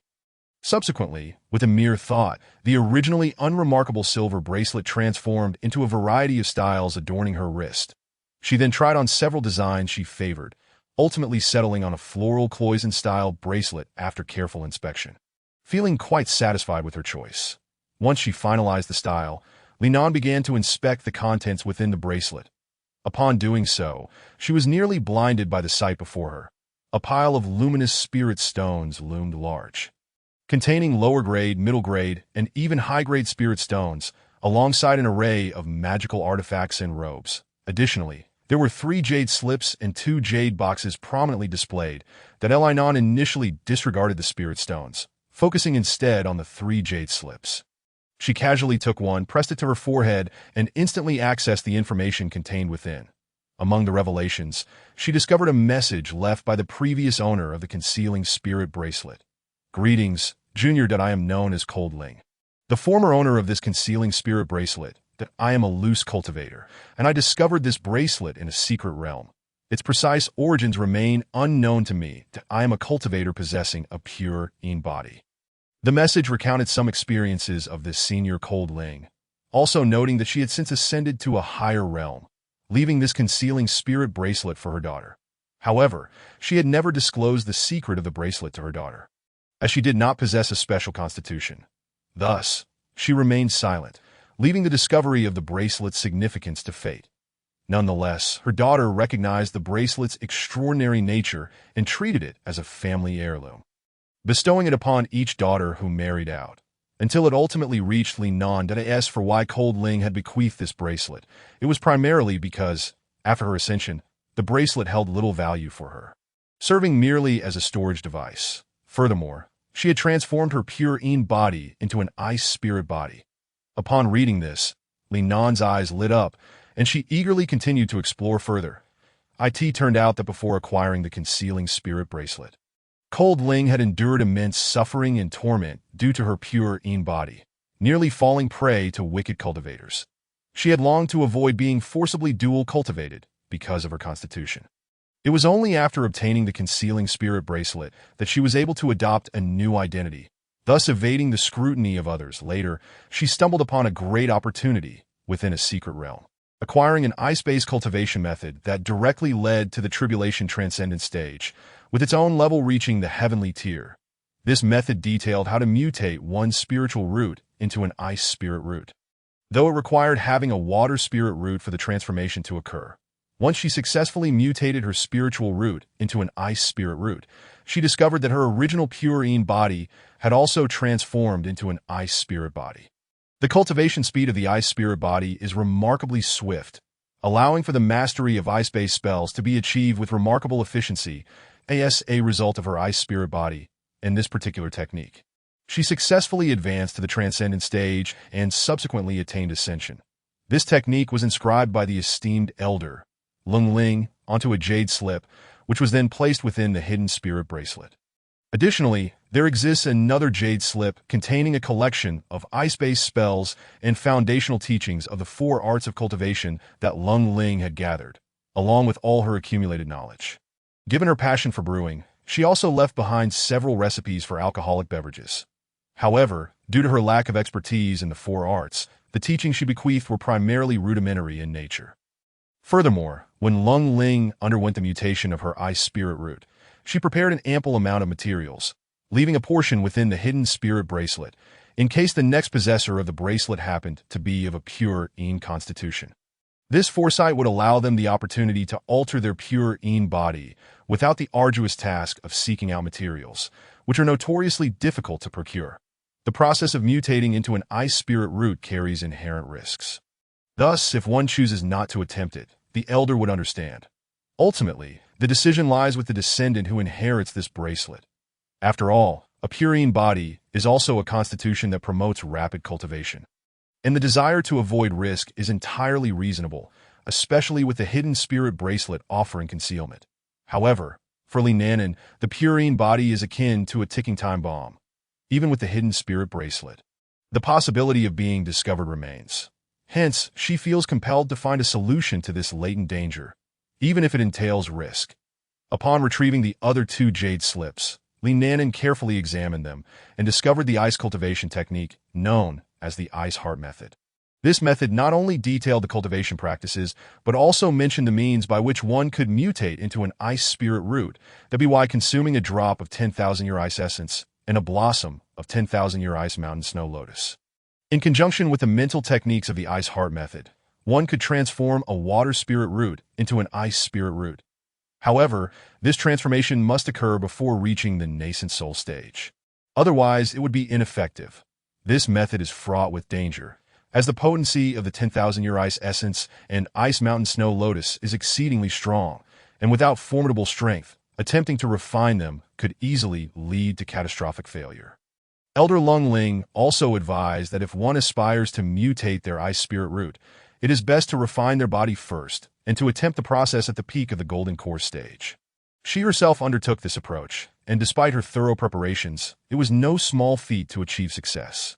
Fortunately, Elder Lung Ling also documented her body refinement technique in another jade slip, which Li Nanan discovered to be suitable for female practitioners and applicable up to the nascent soul stage, thereby sparing her the trouble of seeking it out herself. Subsequently, Li Nanan retrieved the box containing the 10,000-year ice essence and ice mountain snow lotus, and upon opening it, the surrounding temperature plummeted. Fearing the loss of potency, she hastily closed the lid. Thankfully, the elder had implemented excellent protective measures, ensuring that despite the passage of time, none of its efficacy had diminished. It was only then that Li Nanan turned her attention to the spirit stones. Using her spiritual sense to scan the area and discovering 1 million inferior-grade spirit stones, 500,000 middle-grade spirit stones, and 200,000 superior-grade spirit stones, while the mere sight of this small mountain of stones indicated a substantial quantity. The specific figure left her astounded. Yet, considering that Elder Lung Ling had cultivated to the transcendent stage and subsequently ascended, it seemed only natural. This was likely but a fraction of her amassed wealth, with the remainder presumably bequeathed to her descendants. After all, this bracelet was prepared for individuals with unique constitutions, and who could say whether the future possessor would be a descendant of Elder Lung Ling? Thus, to have inherited such wealth is indeed fortuitous. These spirit stones would suffice for Li Nanan to cultivate to the nascent soul stage, in addition to a wealth of defensive and offensive artifacts, as well as numerous garments for both men and women. Chapter 37. A plan to return home. Li Nanan meticulously examined the artifacts and garments, noting that the robes were of high quality, capable of withstanding an attack from a nascent soul practitioner. There were 10 sets for men and 6 for women, each valued at a minimum of 100,000 inferior-grade spirit stones. The defensive artifacts included 20 items, each styled as various adornments such as jade pendants, hairpins, bracelets, and headbands, all capable of enduring 3 attacks from a nascent soul practitioner.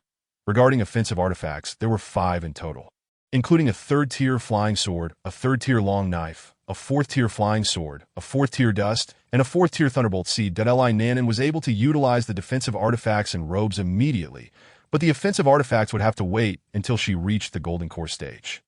Li Nanan soon realized that the resources contained within were sufficient only to support her up to the nascent soul stage. Yet that sufficed. Upon reaching the nascent soul stage, she would no longer be among the impoverished practitioners. Once she had organized her gains, Li Nanan began to meditate in order to stabilize her cultivation, entering a period of seclusion. After all, having just broken through, she had awakened her pure Yin body. And after awakening, she had encountered numerous events without having the opportunity to consolidate her realm. Fortunately, there had been no adverse consequences. Had she delayed further, she feared she might regress to the foundation establishment stage. This stabilization took Li Nanan 7 days, after which she emerged from her seclusion. One reason for her seclusion was the absence of the water spirit method for foundation establishment, and another was that nearly a month and a half had elapsed since her breakthrough. She needed to address her personal matters. It was difficult for her to exchange for foundation establishment techniques within her sect, as one could only do so after achieving the foundation establishment stage. Thus, she had to seek solutions elsewhere. Previously, she might have needed to venture into the market, but now, with the knowledge left behind by Elder Lung Ling, she discovered a water-based technique that could be cultivated up to the nascent soul stage, which was perfectly adequate for her needs. After all, once she reached the peak of the golden core stage, she would attempt to mutate her spirit root and could then directly cultivate the ice heart method. Changing her cultivation technique would require some time, so Li Nanan first emerged from seclusion to address her immediate concerns. She began by checking on Li Guai, who was basking in the sun and cultivating. So she left her be, before tending to her spirit rice, mysterious water peaches, and the spiritual herbs she had previously planted. Afterward, she took out her talisman brush and began to draw talismans, intending to complete the sect tasks she had accepted before focusing on the new cultivation method. She also planned to take on some tasks outside the sect to gain experience. After all, having just broken through to the foundation establishment stage, coupled with the defensive artifacts provided by Elder Lung Ling, her life would be ensured during her excursions. Additionally, she wished to return home to see her parents. It had been 10 years since she last saw Li's father and Li's mother, although she sent a letter every year.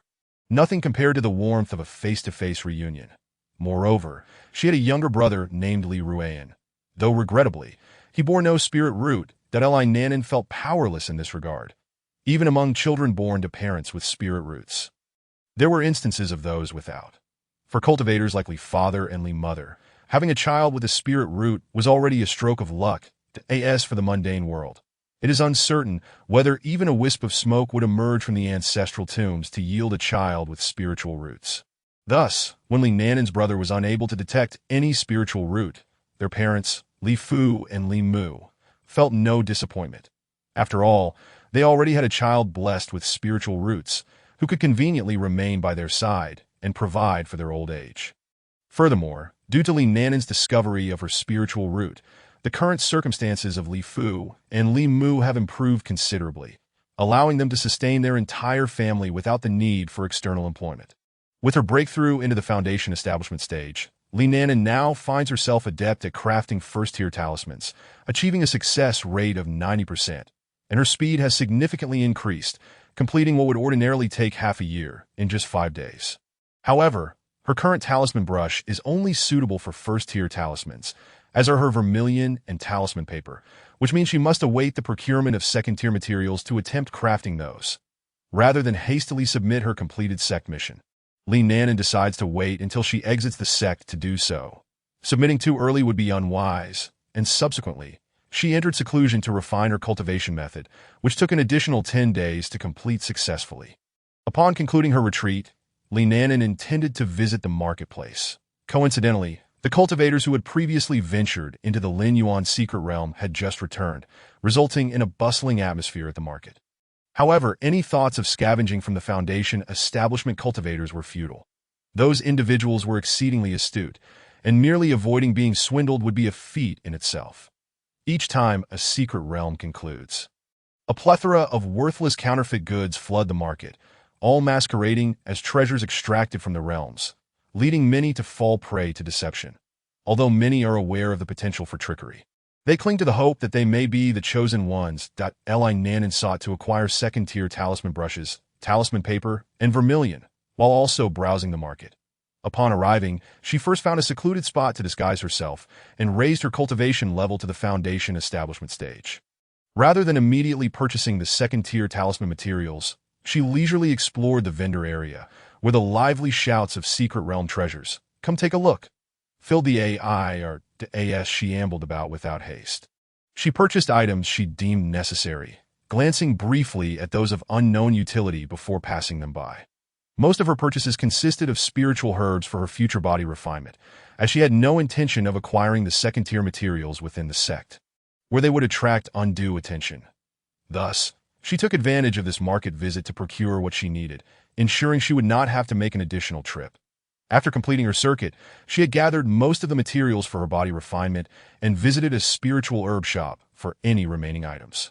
Finally, she acquired the materials for crafting second-tier talismans and purchased the last of her spiritual herbs.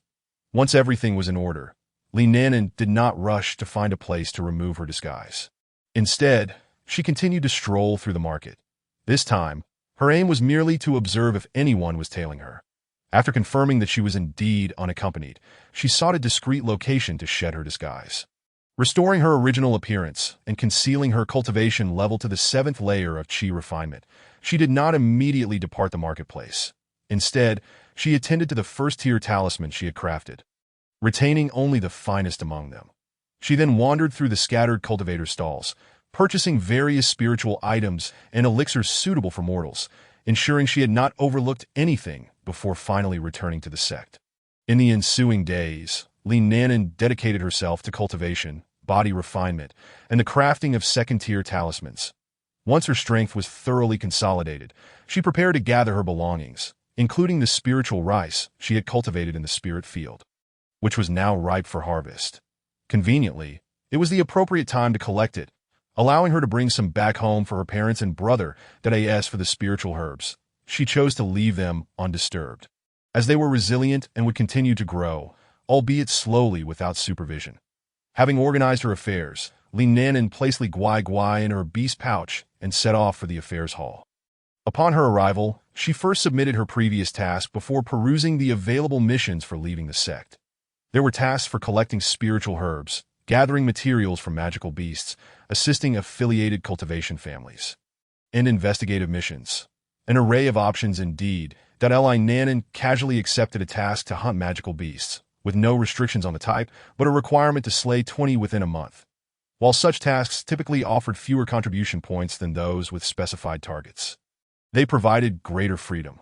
Contribution points were contingent on the value of the magical beasts, and those of equal worth yielded lower points compared to other tasks. Consequently, disciples seeking to maximize their contribution points often opted for missions with designated targets.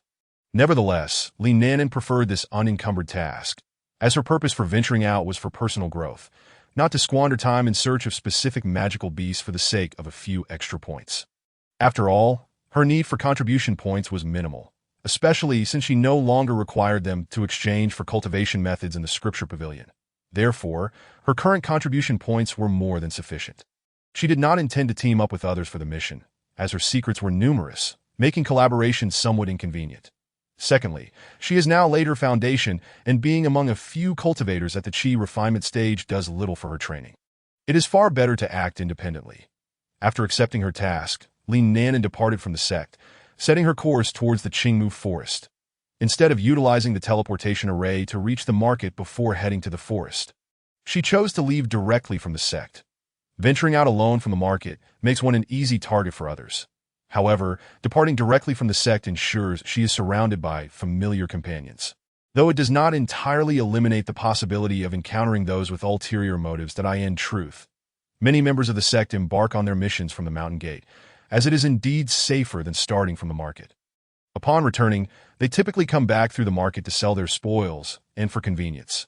After traveling 10 kilometers from the patrol area of the sect, Li Nanan changed her appearance before soaring towards the Qingmu forest, now capable of flight due to her breakthrough in foundation establishment.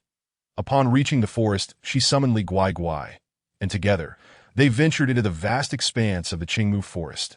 Throughout her journey, Li Nanan did not encounter any other cultivators, but remained vigilant, continuously scanning her surroundings with her spiritual sense. Even before her breakthrough, her spiritual sense was comparable to that of early-stage foundation establishment cultivators. Now, it is even double that of an ordinary early-stage foundation establishment cultivator. Before long, she detected a third-layer chi refinement iron wire snake with her spiritual sense. Rather than confronting it herself, she commanded Li Guai to take action. After all, a third-layer chi refinement beast posed no challenge for her, and it would serve as a good opportunity for Li Guai to hone its skills. Following Li Nanan's command, Li Guai stealthily approached the iron wire snake. And before it could react, a blade of ice erupted from Li Guai's mouth, cleaving the snake in two. Observing Li Guai's success, Li Nanan stepped forward to collect the snake's remains into her storage pouch. She then continued deeper into the forest, collecting over 10 spirit herbs along the way. Although these herbs were of little value, planting them in her courtyard would still be better than nothing. Li Guai handled beasts below the 7th layer of chi refinement, while Li Nanan took on those above this threshold. Thus, the day passed, and as evening approached, Li Nanan decided to halt her journey. She found a hollow in a tree to rest, setting up a defensive array while she did so. Afterward, Li Nanan began to assess her gains for the day, being on the periphery of the Qingmu forest. Most of her encounters were with beasts below the 6th layer of chi refinement, except for a 7th layer red flame pig, which she ultimately defeated. The remainder were dealt with by Li Guai, for 3rd layer beasts. 3 4th layer beasts, 1 5th layer beast, and 1 6th layer beast, Among the spirit herbs, she found 3 that were 10 years old. Due to the high foot traffic on the outskirts, the chances of finding valuable herbs were slim. Even if there were some of better vintage, they were likely hidden in remote locations, rarely encountered unless by sheer luck. However, Li Nanan was not particularly in search of spirit herbs. If she found any, she would not mind collecting them, but their absence did not concern her. By the end of the day, she felt she had gained little in terms of training, likely needing to venture into the deeper regions of the Qingmu forest for that. Nevertheless, Li Guai had accumulated some combat experience through several skirmishes, making the day not entirely wasted. The following 5 days passed in pursuit of beasts in combat. However, the creatures she encountered were not particularly powerful. With the strongest being at the 10th layer of Qi refinement, Tio maximized her training. Li Nanan refrained from using powerful talismans and spells, instead focusing on gradually sharpening her combat awareness and techniques without swiftly dispatching her foes. After 5 days, she had indeed reaped considerable rewards. After defeating a 9th layer beast, she suddenly heard a roar echoing from deep within the Qingmu forest, approximately 5 kilometers away, followed by another roar. Sensing the emanating aura, Li Nanan discerned that 2 foundation stage beasts were involved. Without delay, she quickly stowed the remains of her recent kill and hastened toward the source of the sounds that AS for Li Guai. It had already been secured in her beast pouch during her previous battles. As Li Nanan made her way, she noticed numerous Qi refinement beasts fleeing outward, including one at the 12th layer. Likely sensing impending danger, that moment, she chose not to engage but rather to navigate around the beasts as she pressed forward. With her aura concealed, ordinary beasts did not detect her presence, allowing her to advance unimpeded. Chapter 39. When the clam and the heron engaged, the fisherman prophets to Li Nanan drew nearer. The residual energy from the ongoing battle became palpable to Li Nanan hastily activated an invisibility talisman and cautiously approached, making no sound. Although she was still 3 kilometers away from the 2 demonic beasts, she did not dare to be careless. After all, these were foundational stage beasts, known for their heightened sensitivity, while she had great confidence in her concealment technique. Prudence was still essential, if discovered. These 2 foundational stage beasts would undoubtedly join forces to eliminate her before resuming their battle. Beasts at the foundational stage possess greater intelligence than those at the Qi refining stage and would not allow other beasts or humans to take advantage of the situation. Upon reaching a vantage point from which she could observe the 2 foundational stage beasts, she found a concealed spot that would not attract attention and hidden herself. She began to scrutinize the 2 beasts engaged in combat, a mid-foundational stage black bear and a mid-foundational stage tiger. The 2 beasts were still testing each other's capabilities, refraining from delivering fatal blows, and neither had sustained any injuries yet.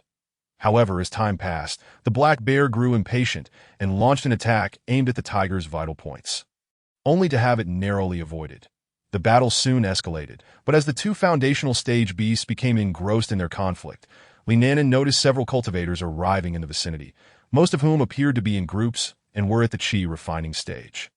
Among them, many were above the 10th layer of Qi refining, as those of lower cultivation could not approach this area, given the formidable beasts present. Only cultivators with considerable strength could venture here. Otherwise, they would not have the means to survive.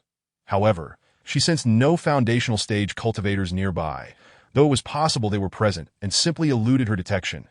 Li Nanan couldn't help but marvel at the number of opportunistic individuals eager to seize a chance. Yet, she held little faith in the Qi refining cultivators.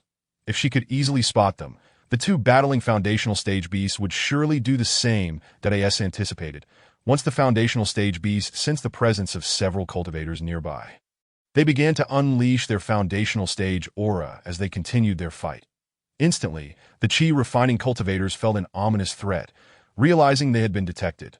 Some cultivators, valuing their lives, swiftly retreated, while others, undeterred, settled down after distancing themselves. The 2 foundational stage beasts, noticing that the weaker cultivators ignored their warnings, ceased their fighting and launched an attack on those who remained. Some unfortunate cultivators were struck down without even having the chance to deploy their defensive artifacts, while others sustained varying degrees of injury. Seeing that there were no opportunities left to exploit, these individuals promptly fled, fearing for their lives.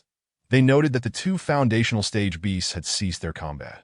Understanding that provoking them could result in a relentless pursuit, with no hope of survival, that for the fallen cultivators, the others did not linger, hastily claiming their storage bags before departing.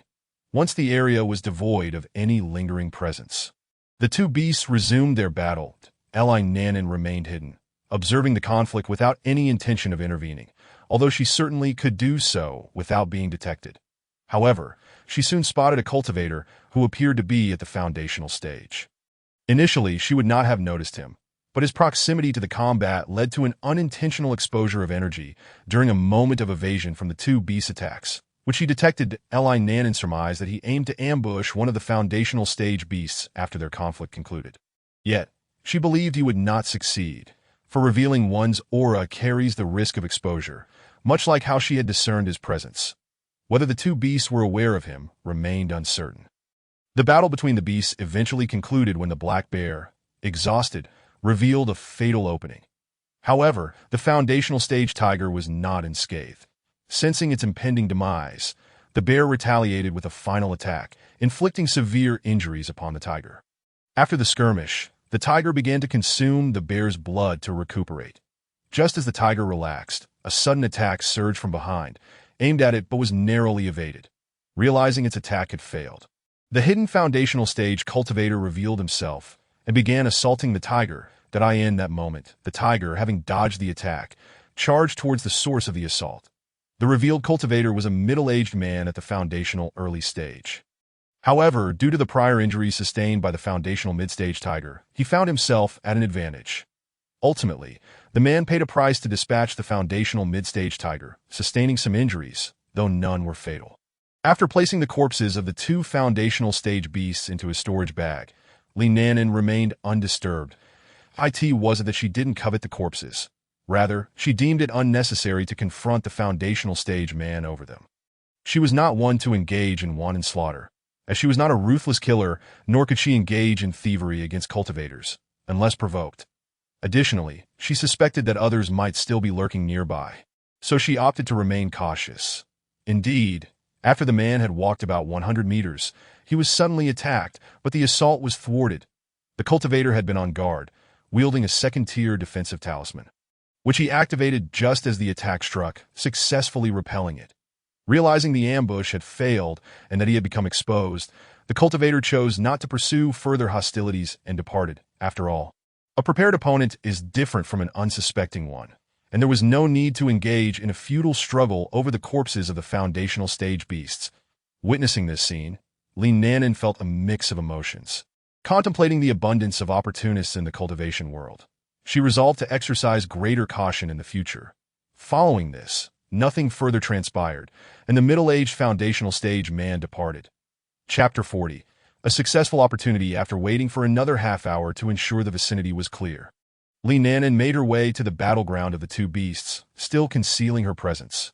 Upon reaching the site, she collected the residual blood left by the two beasts and performed a spell over it, causing a cloud of smoke to materialize before her. This spell was one she had learned from the jade slip left by her predecessor, Cold Ling, and was a secret technique known to few.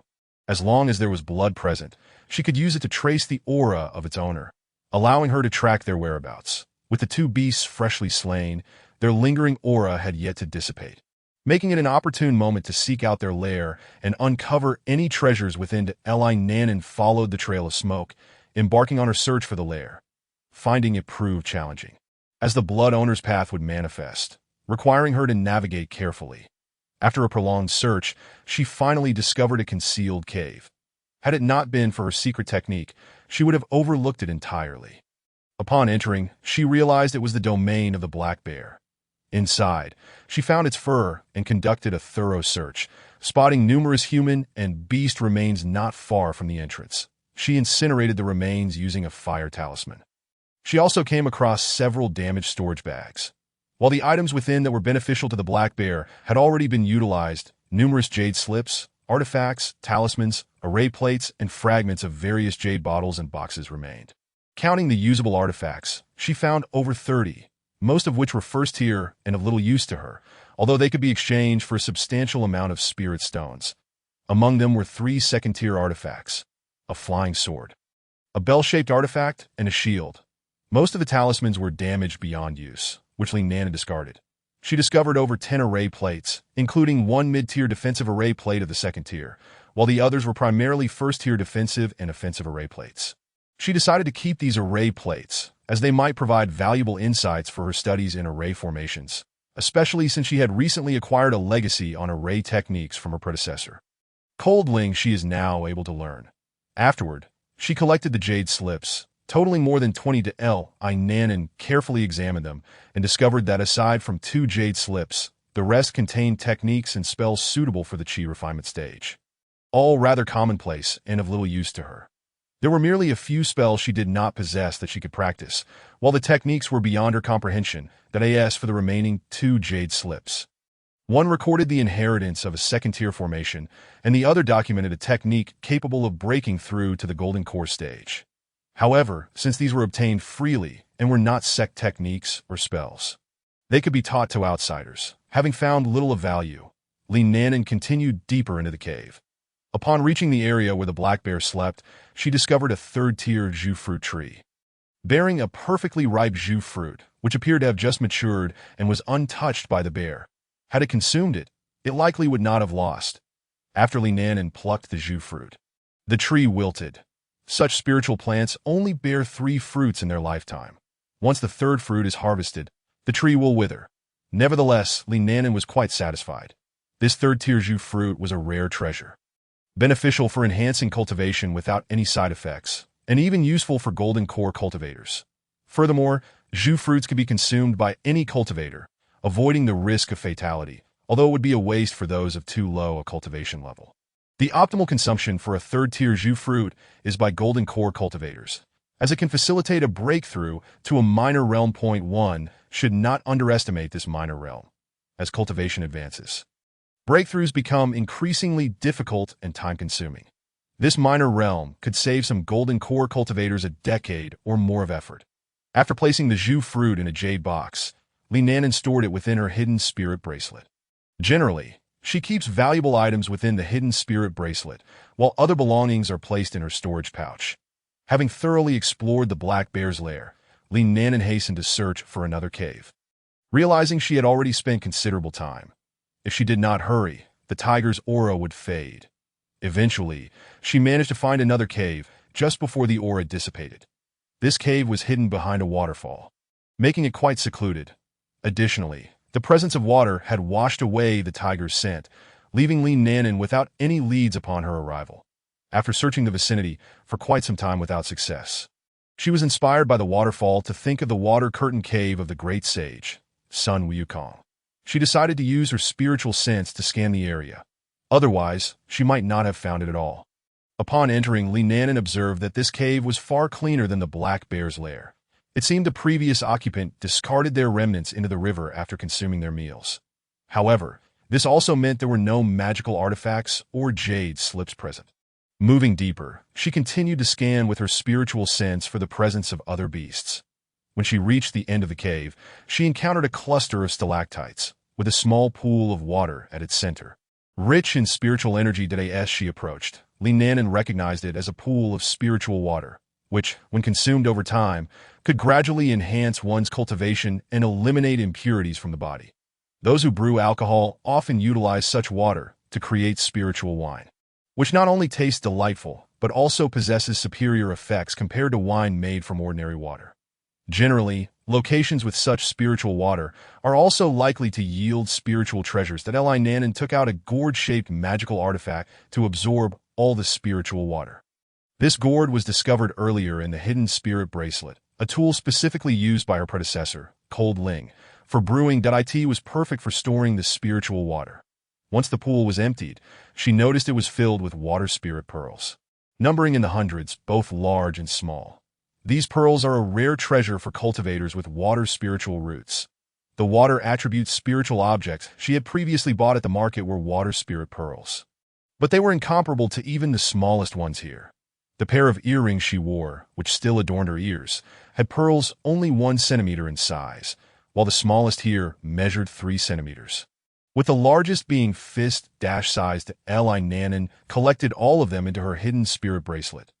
Then she began to excavate at the bottom of the pool, reasoning that the presence of so many water spirit pearls indicated the existence of further treasures. After digging approximately 50 meters, she finally unearthed a 30 cubic meter water spirit jade. Chapter 41. The enormous water spirit jade. Gazing at the massive water spirit jade, Li was astounded that in the cultivation world. A palm-sized piece of water spirit jade is valued at 100,000 low-grade spirit stones. A 30 cubic meter piece is exceedingly rare. Its quality is exceptional. If sold, it would likely fetch 1 million mid-grade spirit stones. No wonder so many water spirit pearls had formed here. The concentration of water spirit energy must be immense. Water spirit pearls only emerge in areas with rich water spirit energy. The higher the concentration, the more pearls are produced.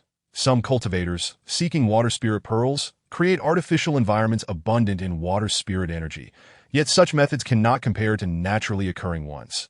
Nevertheless, they are still popular among female cultivators when crafted into jewelry.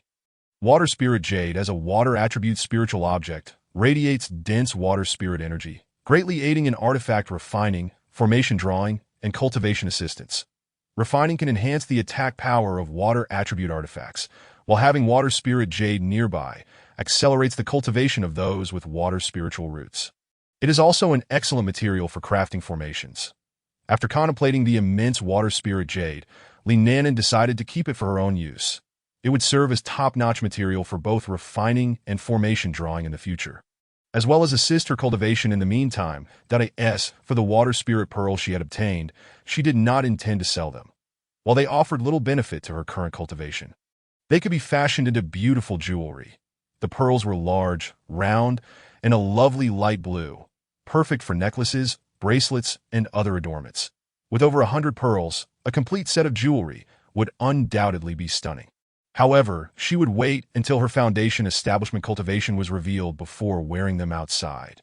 Otherwise, donning them as a chi refinement cultivator would only advertise her wealth, and these were entirely natural. After securing the water spirit jade, Li continued her exploration of the cave. Ultimately, she discovered a second-tier spiritual herb in another chamber. This herb had yet to mature and was a type that could purify bloodlines when consumed by beasts. Upon seeing it, Li Guai rushed out from the beast pouch, fixated on the herb with a look of longing, as if to say, "I want that, dig it up quickly." Naturally, Li would not let this opportunity slip by. She hastily retrieved a jade box from her storage pouch and began to carefully excavate the herb, fearful of causing damage that would diminish its efficacy. While this herb held little value for her, it represented an excellent opportunity for Li Guai, who could benefit from it once it matured, that if transplanted into her fields and nurtured for a few years, it might enable Li Guai to break through to the foundation establishment stage. After all, Li Guai had suffered a loss in essence before birth, and once reaching foundation establishment, it might be the limit. This opportunity could help replenish that essence, allowing for greater progress, and perhaps even a breakthrough to the golden core stage. Who knows what further opportunities might arise later that could facilitate a breakthrough to the nascent soul stage. Afterward, there were no further discoveries. However, Li was quite content with her haul, which far exceeded the value of the corpses of the two foundation establishment beasts. One could say that the benefits and value derived from the battle between those two foundation establishment beasts were largely secured by Li who remained unaware of how significant her gains were. Even if her subsequent adventures yielded little, she would have no regrets that Li chose not to leave immediately, but instead decided to rest there. After all, it was a concealed location that was unlikely to attract attention. Nevertheless, she set up a concealed array at the cave entrance to prevent anyone from detecting it with their spiritual sense. She planned to use this as a temporary lair, resting there each night. In the days that followed, Li encountered no unexpected incidents that by the 20th day of her stay in the Qingmu forest, she resolved to depart. During this time, she had slain 60 chi refinement beasts, as well as 2 early foundation establishment beasts, a black serpentine creature and a green wind eagle. In the lairs of these 2 beasts, she had not discovered anything of significant value. The black serpent's lair yielded 2 serpent eggs and around 30 first and second tier ores, which were of little use to her.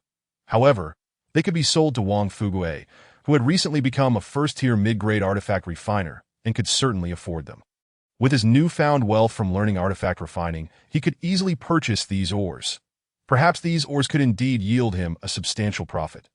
The lair of the Qingfeng eagle is perched upon a precipice, resembling a vast avian nest. Within, Li Nan discovered only a few cores of spiritual fruits, with naught else in sight. However, beneath the cliff, on a rocky ledge, she stumbled upon a second-tier spiritual herb, precisely the elixir required for her physical cultivation. After that, her luck ran dry.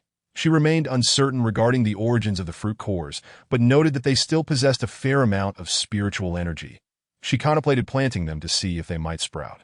Yet, her courtyard had become somewhat cramped for further cultivation. Thus, she resolved to keep them for the time being, intending to plant them later when she had access to a more spacious inner courtyard. During this period, she also unearthed a fair quantity of spiritual herbs, though most were of the first tier, with only 3 specimens of the second tier. Each second-tier spiritual plant was guarded by a magical beast. Yet the creatures safeguarding these 3 were merely at the Qi refinement stage, each possessing a cultivation level of 12, posing no threat to Li Nan whatsoever. Subsequently, Li Nan began to organize her spoils.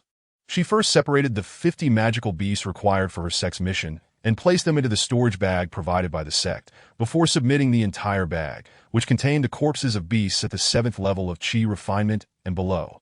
Had she attempted to utilize her own storage bag, it would have been inadequate to accommodate so many beast corpses that, of course, those capable of exchanging for larger storage bags were exceptions. Ordinary disciples of the sect possessed quite limited storage space and were obliged to use the bags specifically designated for task assignments. As for the remainder, Li Nan processed them accordingly, preserving the blood of the magical beasts for talisman crafting, extracting parts suitable for refining magical artifacts, and planning to sell some for spiritual stones. The most valuable components were derived from the 2 foundation-building magical beasts, while the remainder paled in comparison, serving merely as supplementary offerings. Ultimately, the leftover meat was given to Li Guai as sustenance. These magical beasts had all been of superior cultivation compared to Li Guai, thus their flesh represented a commendable resource for its cultivation. Once everything was arranged, Li Nan departed from the Qingmu forest, soaring towards Ling'an City. Throughout her journey, she diligently avoided other cultivators, mindful of the 10 days remaining for her task, unwilling to waste precious time, and eager to circumvent any unnecessary troubles. Chapter 42. Homecoming. The journey from Ling'an City to Zhuaniangong had previously taken merely 2 hours. Yet that was while aboard a swift flying vessel. Now, flying solo would undoubtedly consume more time. Fortunately, she possessed talismans to expedite her travel, and after a day of flight, she finally reached the vicinity of Ling'an City. Due to her continuous efforts to evade other cultivators, she encountered no issues along the way, arriving smoothly at the outskirts of Ling'an City, 3 kilometers from its gates. Here, she shed her disguise and restored her true appearance before proceeding toward the city. Upon reaching the city gate, she was momentarily halted by a male cultivator at the 3rd level of Qi refinement. He inquired about her intentions and requested her identification token, allowing her entry thereafter. These were the guards of the city lord's estate, tasked with scrutinizing entering cultivators, especially since this was a mortal town affiliated with Xiantiangong, a native of Ling'an City and a disciple of Zhuaniangong. Li Nan merely needed to present her token for unimpeded access. Other independent cultivators would have to register upon arrival. Once inside the city, Li Nan made her way directly home as she approached her doorstep. A wave of trepidation washed over her. Perhaps it had been too long since she last saw her parents, and she suddenly felt a twinge of cowardice. However, she quickly shook off this negativity. Knocking on the door, it was midday, and she was certain someone would be home. Upon hearing the knock, a voice called out from within, "Who is it?" It was a man's voice. Li Nan recognized it as her father's. As the footsteps drew nearer, her anxiety heightened. When the door swung open and she beheld her father, tears cascaded down her cheeks as she leapt into his embrace, exclaiming, "Father, Anin has returned." Her father, momentarily taken aback by her sudden arrival, nearly jumped in surprise, fearing that if his wife had witnessed this, he would be in trouble. Thankfully, upon hearing her call out father, he realized it was his daughter who had come home. That he quickly wrapped his arms around Li Nan and called out to his wife, "Dear, our daughter has returned. Come quickly." At that moment, Li Nan's mother, who had been alerted by the commotion, rushed over, her face alight with joy as she enveloped Li Nan in a warm embrace, exclaiming, "Anin is back! Anin is back!" The excitement and happiness in her voice were unmistakable. The three of them held each other for a while, then began to examine one another closely. Li Nan's parents, having fared well over the years, appeared little aged, and with the skincare products Li Nan had sent home, they looked rather youthful. In turn, they beamed with pride at their daughter, marveling at her beauty, silently acknowledging that she was indeed their daughter. Blossoming exquisitely, as they shared this moment of mutual admiration, Li Nan's younger brother, Li Ruyan, emerged, glancing at the girl standing before their parents. He realized this was the sister he had never met. "Hello, sister," he greeted. "I am your younger brother, Li Ruyan. Father, mother, shall we go inside? We can reminisce later." Hearing Li Ruyan's words, the trio snapped back to reality and made their way into the house.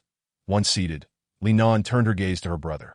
Noting the scholarly aura surrounding him, he possessed a gentle and refined demeanor, his appearance more akin to their mother than their father, exuding a clean and elegant charm, a handsome young boy indeed.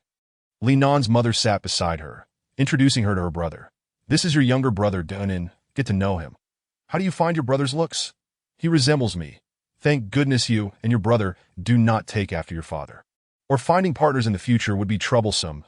If it weren't for your father's relentless pursuit and his genuine kindness toward me, I may never have married him." Hearing his wife's words, Li Nan's father cast a mournful glance in her direction. Amused by the scene, Li Nan chuckled, finding her parents as delightful and amusing as ever. In truth, her father was not as unattractive as her mother claimed. He merely had a rugged exterior. Despite his rough appearance, he was a man of great depth, possessing considerable knowledge and a sound moral compass. It was no wonder he had raised such a scholarly brother. After all, Li Nan herself had been taught by her father during her formative years. With his intellect, he could have easily excelled in the mundane world. The atmosphere remained congenial as they shared their experiences from the past years. Li Nan presented her gifts for her father, mother, and younger brother, and their conversation continued until evening. Eventually, they paused to prepare dinner, and Li Nan's mother whipped up a grand spread of her favorite dishes. The spiritual rice Li Nan had brought was also cooked, and the family of four enjoyed their meal with great delight. The following morning, Li Nan rose early to practice her cultivation, focusing only on her swordplay and martial arts, opting not to delve into deeper training, as she wished to spend more time with her parents. After her morning exercises, she began preparing breakfast, a porridge made from spiritual rice, when her parents and brother awoke. They gathered to share the meal, after which Li Nan informed her family of her intention to step out for a while. She planned to visit Wang Fugue after her family reunion, asking if he would like her to bring a letter home. Wang Fugue was delighted by her offer. Although he had written to his family before, he felt uneasy about entrusting certain items to the sect's delivery system. However, with Li Nan, who shared a close bond with him, he knew she would handle his belongings with care, allowing him to send more items home. As she departed for the address provided by Wang Fugue, she arrived at a quaint inn named Yu Lai Inn, which was well situated. Upon entering, a young attendant approached her promptly. "Welcome, esteemed guest. Will you be dining or lodging with us?" Li Nan surveyed the inn's ambience and replied, "I seek your innkeeper. I am a fellow disciple of his son, Wang Fugue. Is he available?" Upon hearing her request, the attendant immediately responded with respect, "Yes, esteemed guest. Please wait here. I shall fetch the innkeeper at once." With that, the attendant hurried away, eager to prevent Li Nan from waiting too long. Shortly, a plump middle-aged man, somewhat resembling Wang Fugue, rushed toward her, panting slightly upon arriving. Once he regained his breath, Li Nan spoke first. "I am a disciple of Wang Fugue, that he has sent me with this package for you." She then retrieved a large parcel from her storage bag and handed it to Wang Fugue's father. Wang Fugue's father accepted the package with gratitude, repeatedly thanking her. Li Nan quickly assured him not to be so formal. She and Wang Fugue were friends, and if he had anything to send back to Wang Fugue, she would gladly bring it along. She planned to stay in Lingen City for 6 more days and would return on the 7th day to collect any items. With that, Li Nan made her way back home. Chapter 43. Returning to the sect in the days that followed, Li Nan cherished the rare moments of happiness spent with her family. As her departure approached, a sense of reluctance weighed heavily on all of them. However, it is well known that this is an unavoidable circumstance. Fortunately, Li Nan has successfully established her foundation. Although others are unaware of this, her opportunities to leave the sect will significantly increase thereafter. Thus, while a few of her companions felt a twinge of reluctance, they were not overly disheartened. After all, it is understood that upon becoming cultivators, they would no longer inhabit the same world, and being able to return home a few more times would suffice as a source of satisfaction. After parting ways with her parents and younger brother, Li Nanan visited the inn owned by Wang Fuge to collect items that his father had brought for her before preparing to return to the sect. Upon exiting Lingan City, she sought a secluded spot, and after scanning her surroundings with her spiritual sense and confirming her solitude, she began to disguise herself. When she re-emerged, her appearance had transformed into that of a middle-aged woman in her 40s. Throughout her journey, no incidents occurred. Even if someone spotted Li Nanan, they instinctively distanced themselves upon sensing her foundation-establishing aura. After 3 days of travel, she finally arrived at the sect's market, rather than rushing back to the sect. She first attended to her previous gains from the Qingmu forest, purchasing a few foundational artifacts. Previously, she had not discovered any suitable offensive artifacts within the concealed Lingzhu, and she also intended to acquire a flying artifact. Although she was now a foundation-establishing cultivator capable of flight, she presented herself as a chi-refining cultivator of the 7th layer within the sect. Thus, for convenience's sake, she opted to purchase a flying artifact. Despite its high cost, her identity as a talisman master afforded her the means to acquire it without attracting undue attention. Upon entering the market, Li Nanan made her way to a shop selling artifacts, where she was promptly attended to by a young assistant. After explaining her intentions, the assistant quickly began to showcase the offensive artifacts suitable for foundation establishment. Without wasting time, Li Nanan selected a second-tier sword, the Qing sword, and a set of second-tier flying needles, the Xianbing needles. Thereafter, she exchanged various first-tier artifacts and items she no longer required, amounting to approximately 5,000 low-grade spirit stones, and supplemented this with an additional 15,000 low-grade spirit stones of her own. After completing her purchases, Li Nanan departed directly. The assistant, seeing her present such a quantity of first-tier artifacts, refrained from inquiry and began calculating her transaction. Such occurrences were commonplace, and no one would question a foundation-establishing cultivator exchanging second-tier artifacts, let alone first-tier ones, which warranted no surprise whatsoever. This was also the reason Li Nanan chose not to make her exchanges in batches. It was entirely unnecessary. Of course, had she still been in the chi-refining stage, she would have opted for a more measured approach. Although foundation-establishing cultivators are not particularly notable in the realm of cultivation, they possess a degree of self-preservation that far exceeds that of chi-refining cultivators. After acquiring the offensive artifacts, Li Nanan did not rush to purchase the flying artifact. Instead, she exited the market and, upon ensuring that no cultivators from her sect were observing her, found a concealed spot to swiftly revert her appearance and change into her sect's attire before re-entering the market. Subsequently, she visited another shop selling artifacts and procured a first-tier flying artifact. Only then did she utilize the sect's teleportation array to return home. Upon her return, Li Nanan first reported her completed task to receive her contribution points. Afterward, she accepted a task to draw talismans. With a deadline of 6 months, over the next half-year, Li Nanan planned to remain within the sect to fully absorb her recent gains. Exiting the task hall, she sent a message to Wang Fugue, informing him of her return and inquiring about his whereabouts so she could visit him. Before long, Wang Fugue replied, "Nanan, I'm right here in my courtyard. Come over. I prepared delicious food and drinks for you."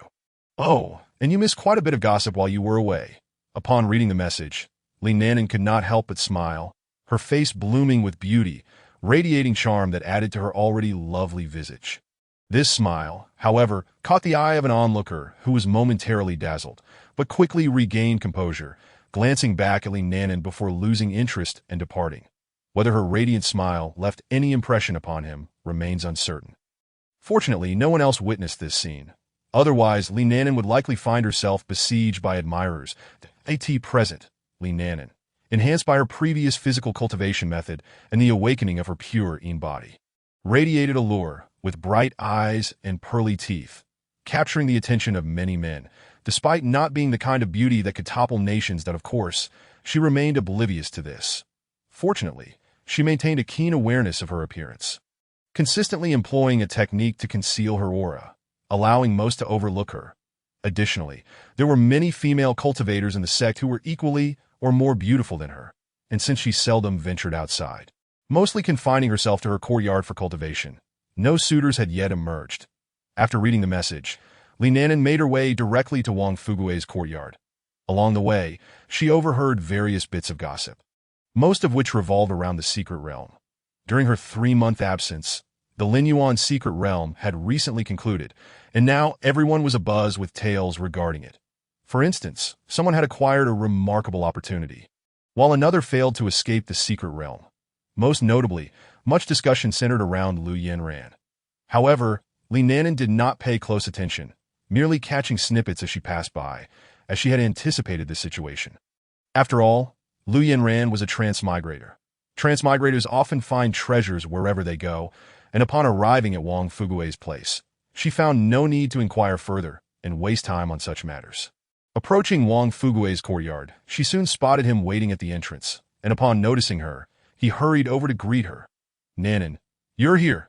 Come to my courtyard. I've prepared some spirit fruits, snacks, and juice for you. You won't believe how much gossip you missed while you were away." Li Nanan observed Wang Fugui's eagerness to share the latest gossip and felt somewhat amused, though her curiosity piqued, prompting her to follow him into his courtyard.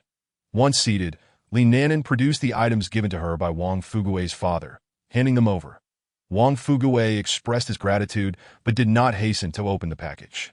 Instead, he offered Li Nanan some spirit fruits and began recounting the gossip that had transpired during her absence. Chapter 44.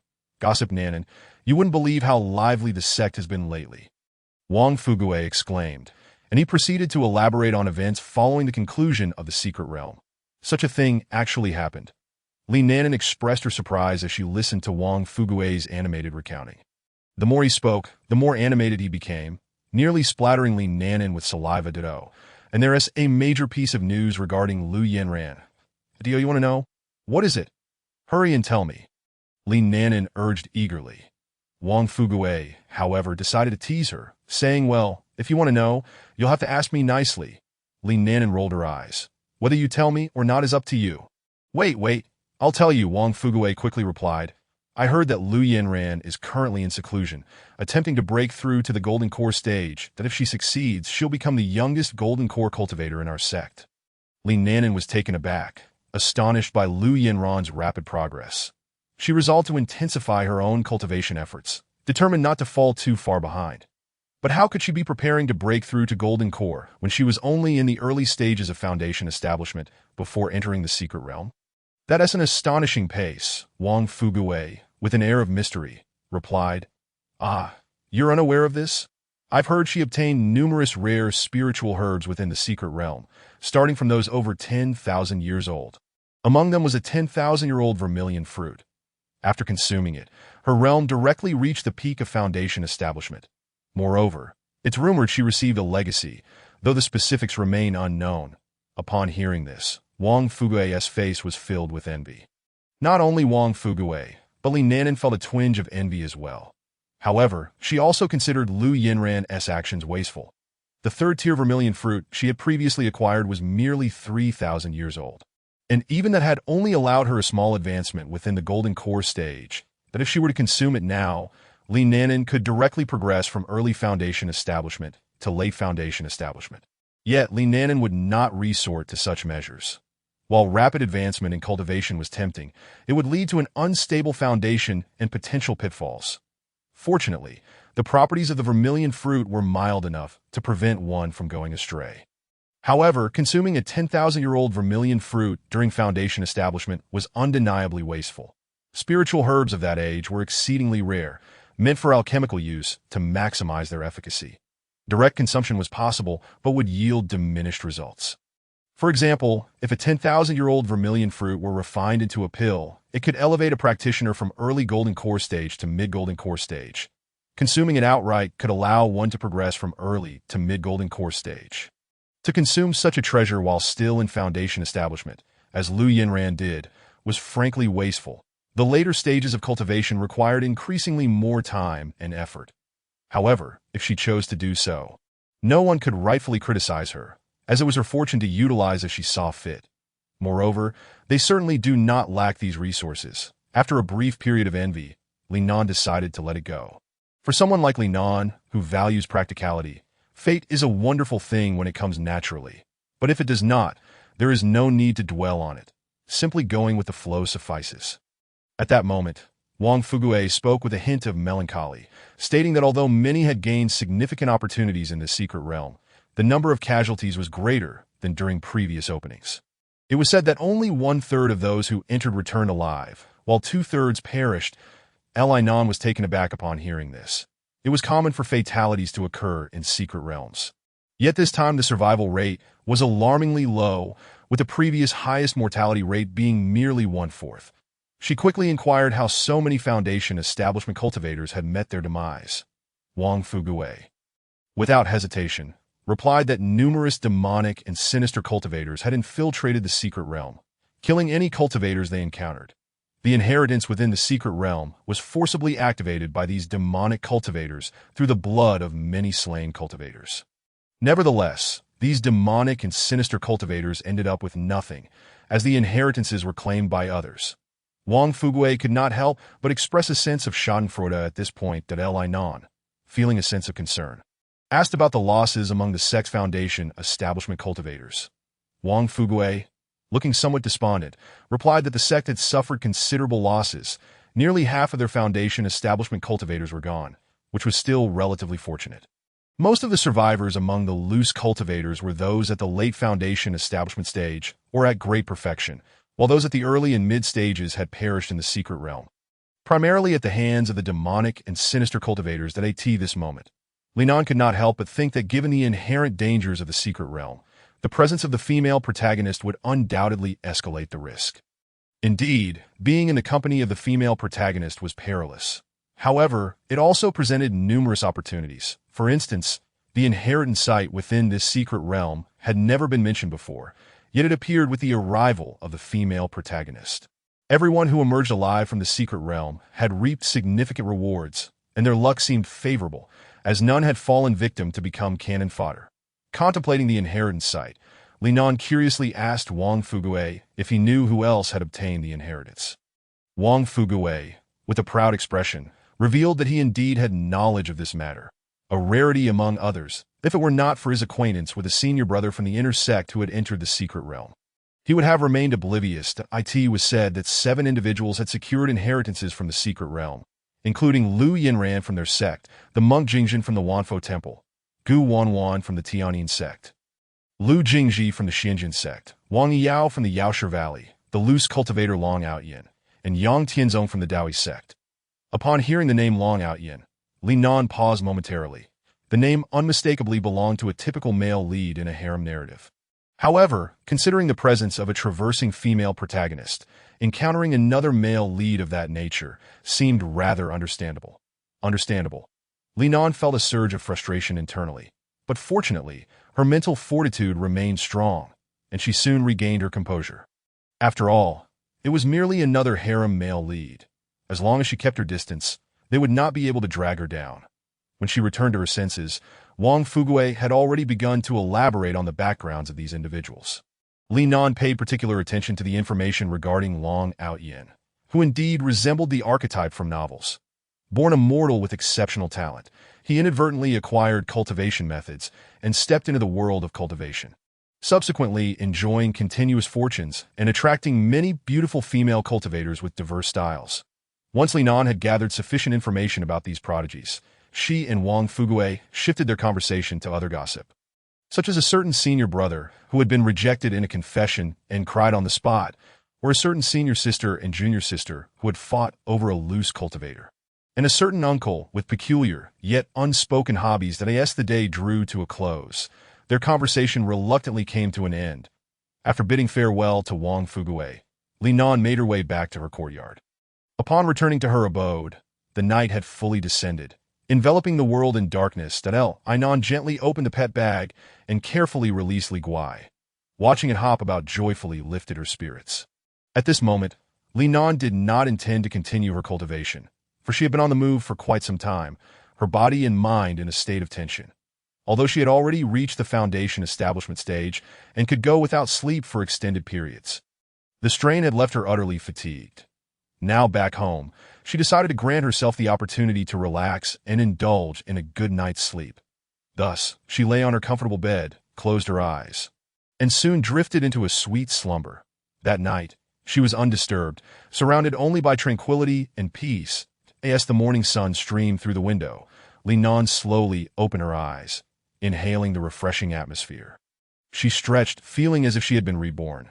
After getting out of bed, she first fed Li Guai, and seeing it relish its meal brought a smile to her face. She then practiced her sword techniques.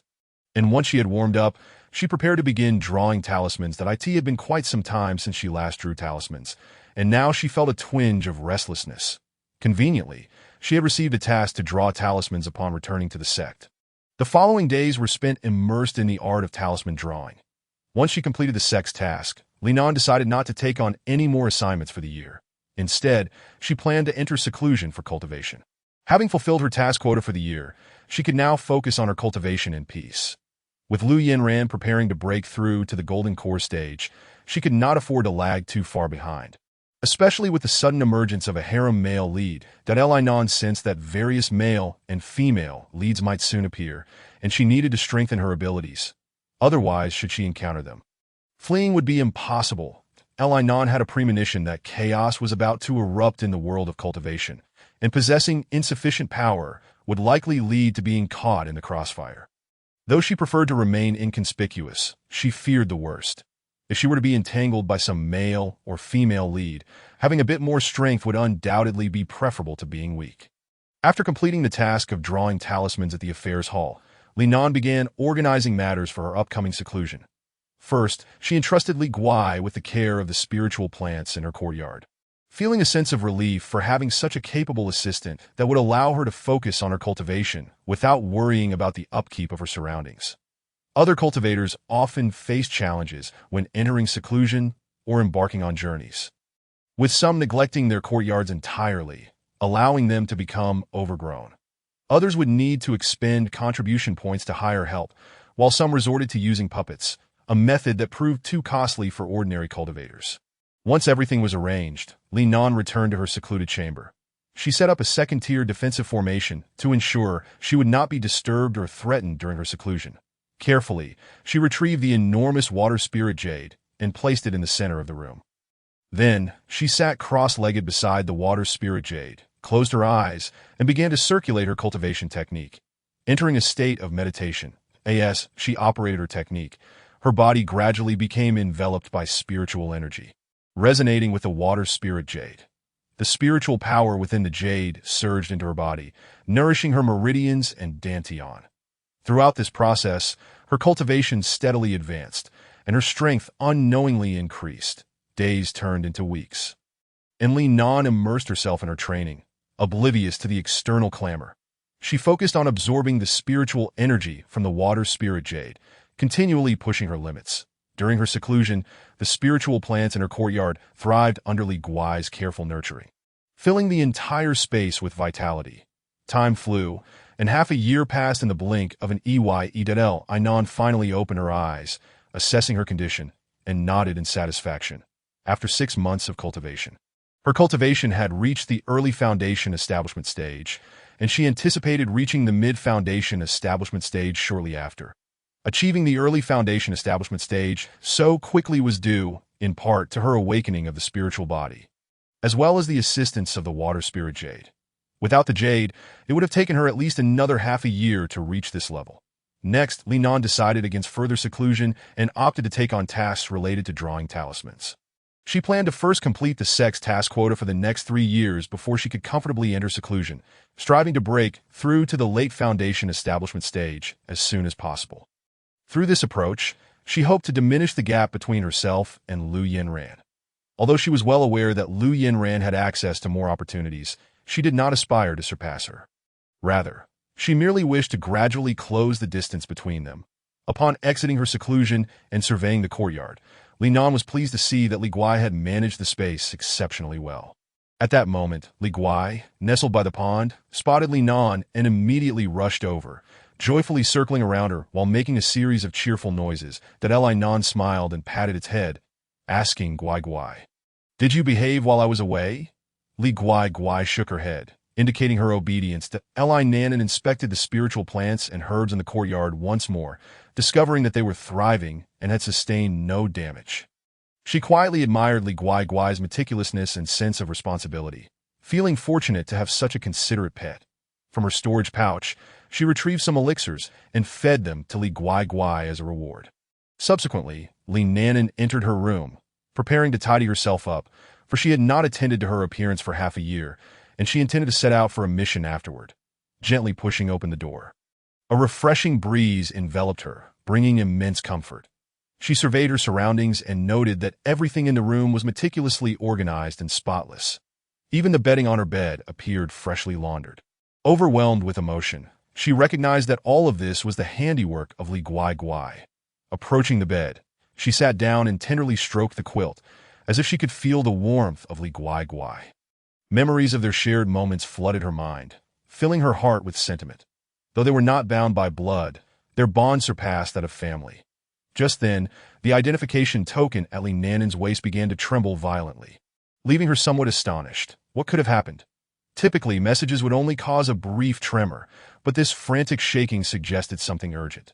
Chapter 46. Sudden developments. Li Nanan hastily picked up her identification token to check. And as expected, significant news had emerged from the sect a moment ago. A Yuanying stage demon cultivator, accompanied by 3 Jindan stage demon cultivators, had launched a sudden attack on the market. Additionally, a multitude of Jidan and Lianqi stage demon cultivators had appeared around the sect's territory. The sect had issued a warning to every disciple, along with some urgent tasks, requesting capable disciples to take on missions, with generous rewards for their efforts. Li Nanan examined the tasks posted. She contemplated her options. These missions included exterminating demon cultivators outside the sect, patrolling the sect's territory, and handling logistical support. She scrutinized each task carefully and ultimately decided to select the mission of purging demonic energy within the sect. After all, this task could be accomplished within the confines of the sect, sparing her the need to venture outside.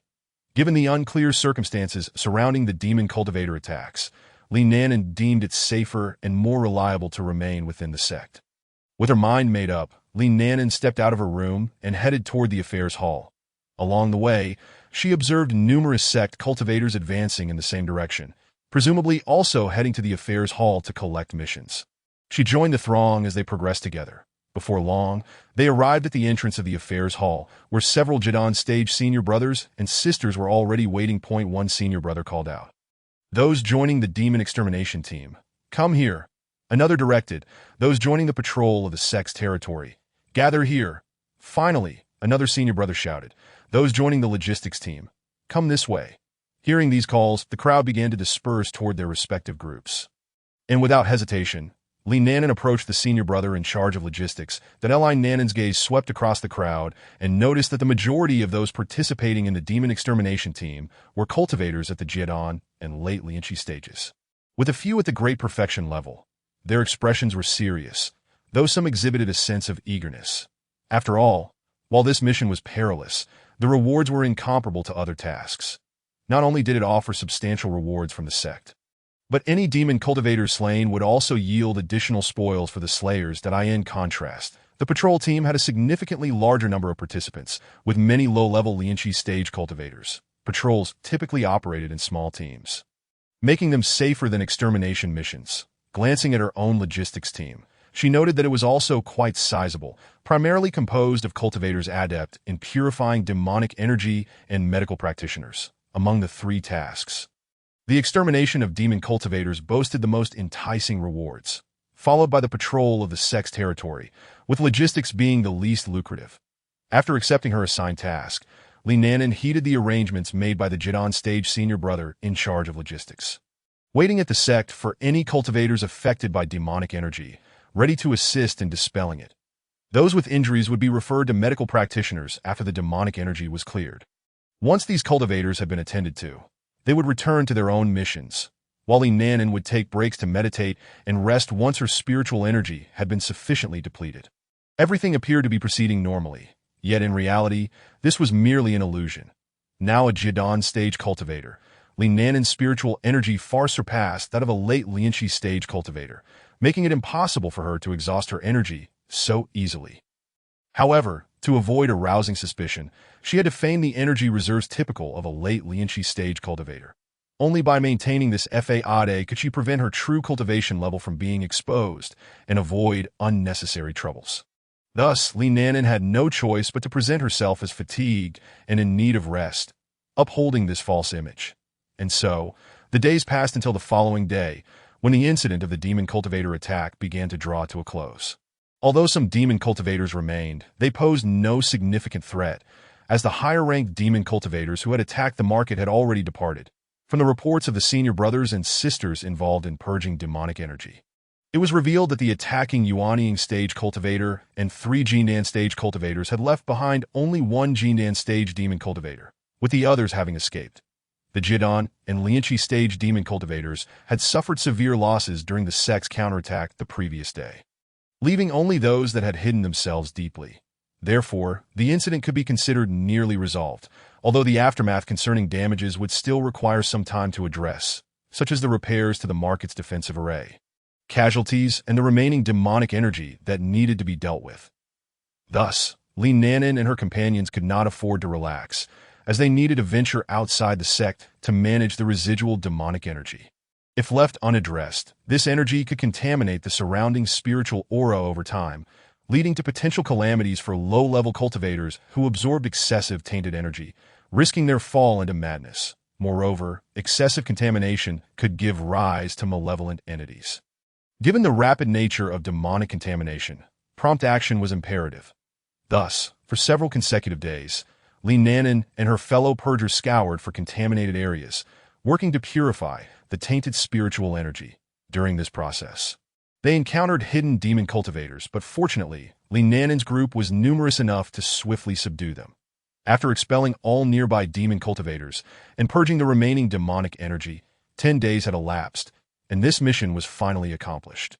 Throughout this time, Li Nanan had also come to understand the circumstances surrounding the incident. It turned out that these demon cultivators had acted in a coordinated and premeditated manner, seeking revenge for their failure to obtain a legacy in a previous secret realm.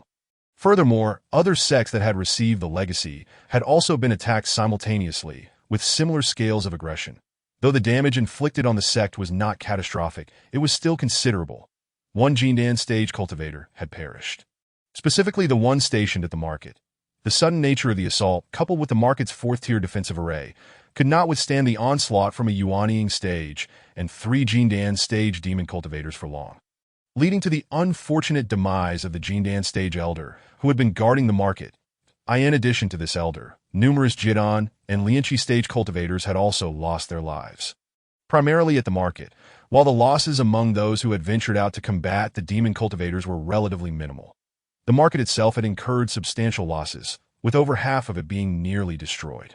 Beyond financial losses, the exodus of scattered cultivators was notable that a market's operation heavily relies on the presence of scattered cultivators, and this incident had left many feeling unsafe, prompting them to seek refuge elsewhere.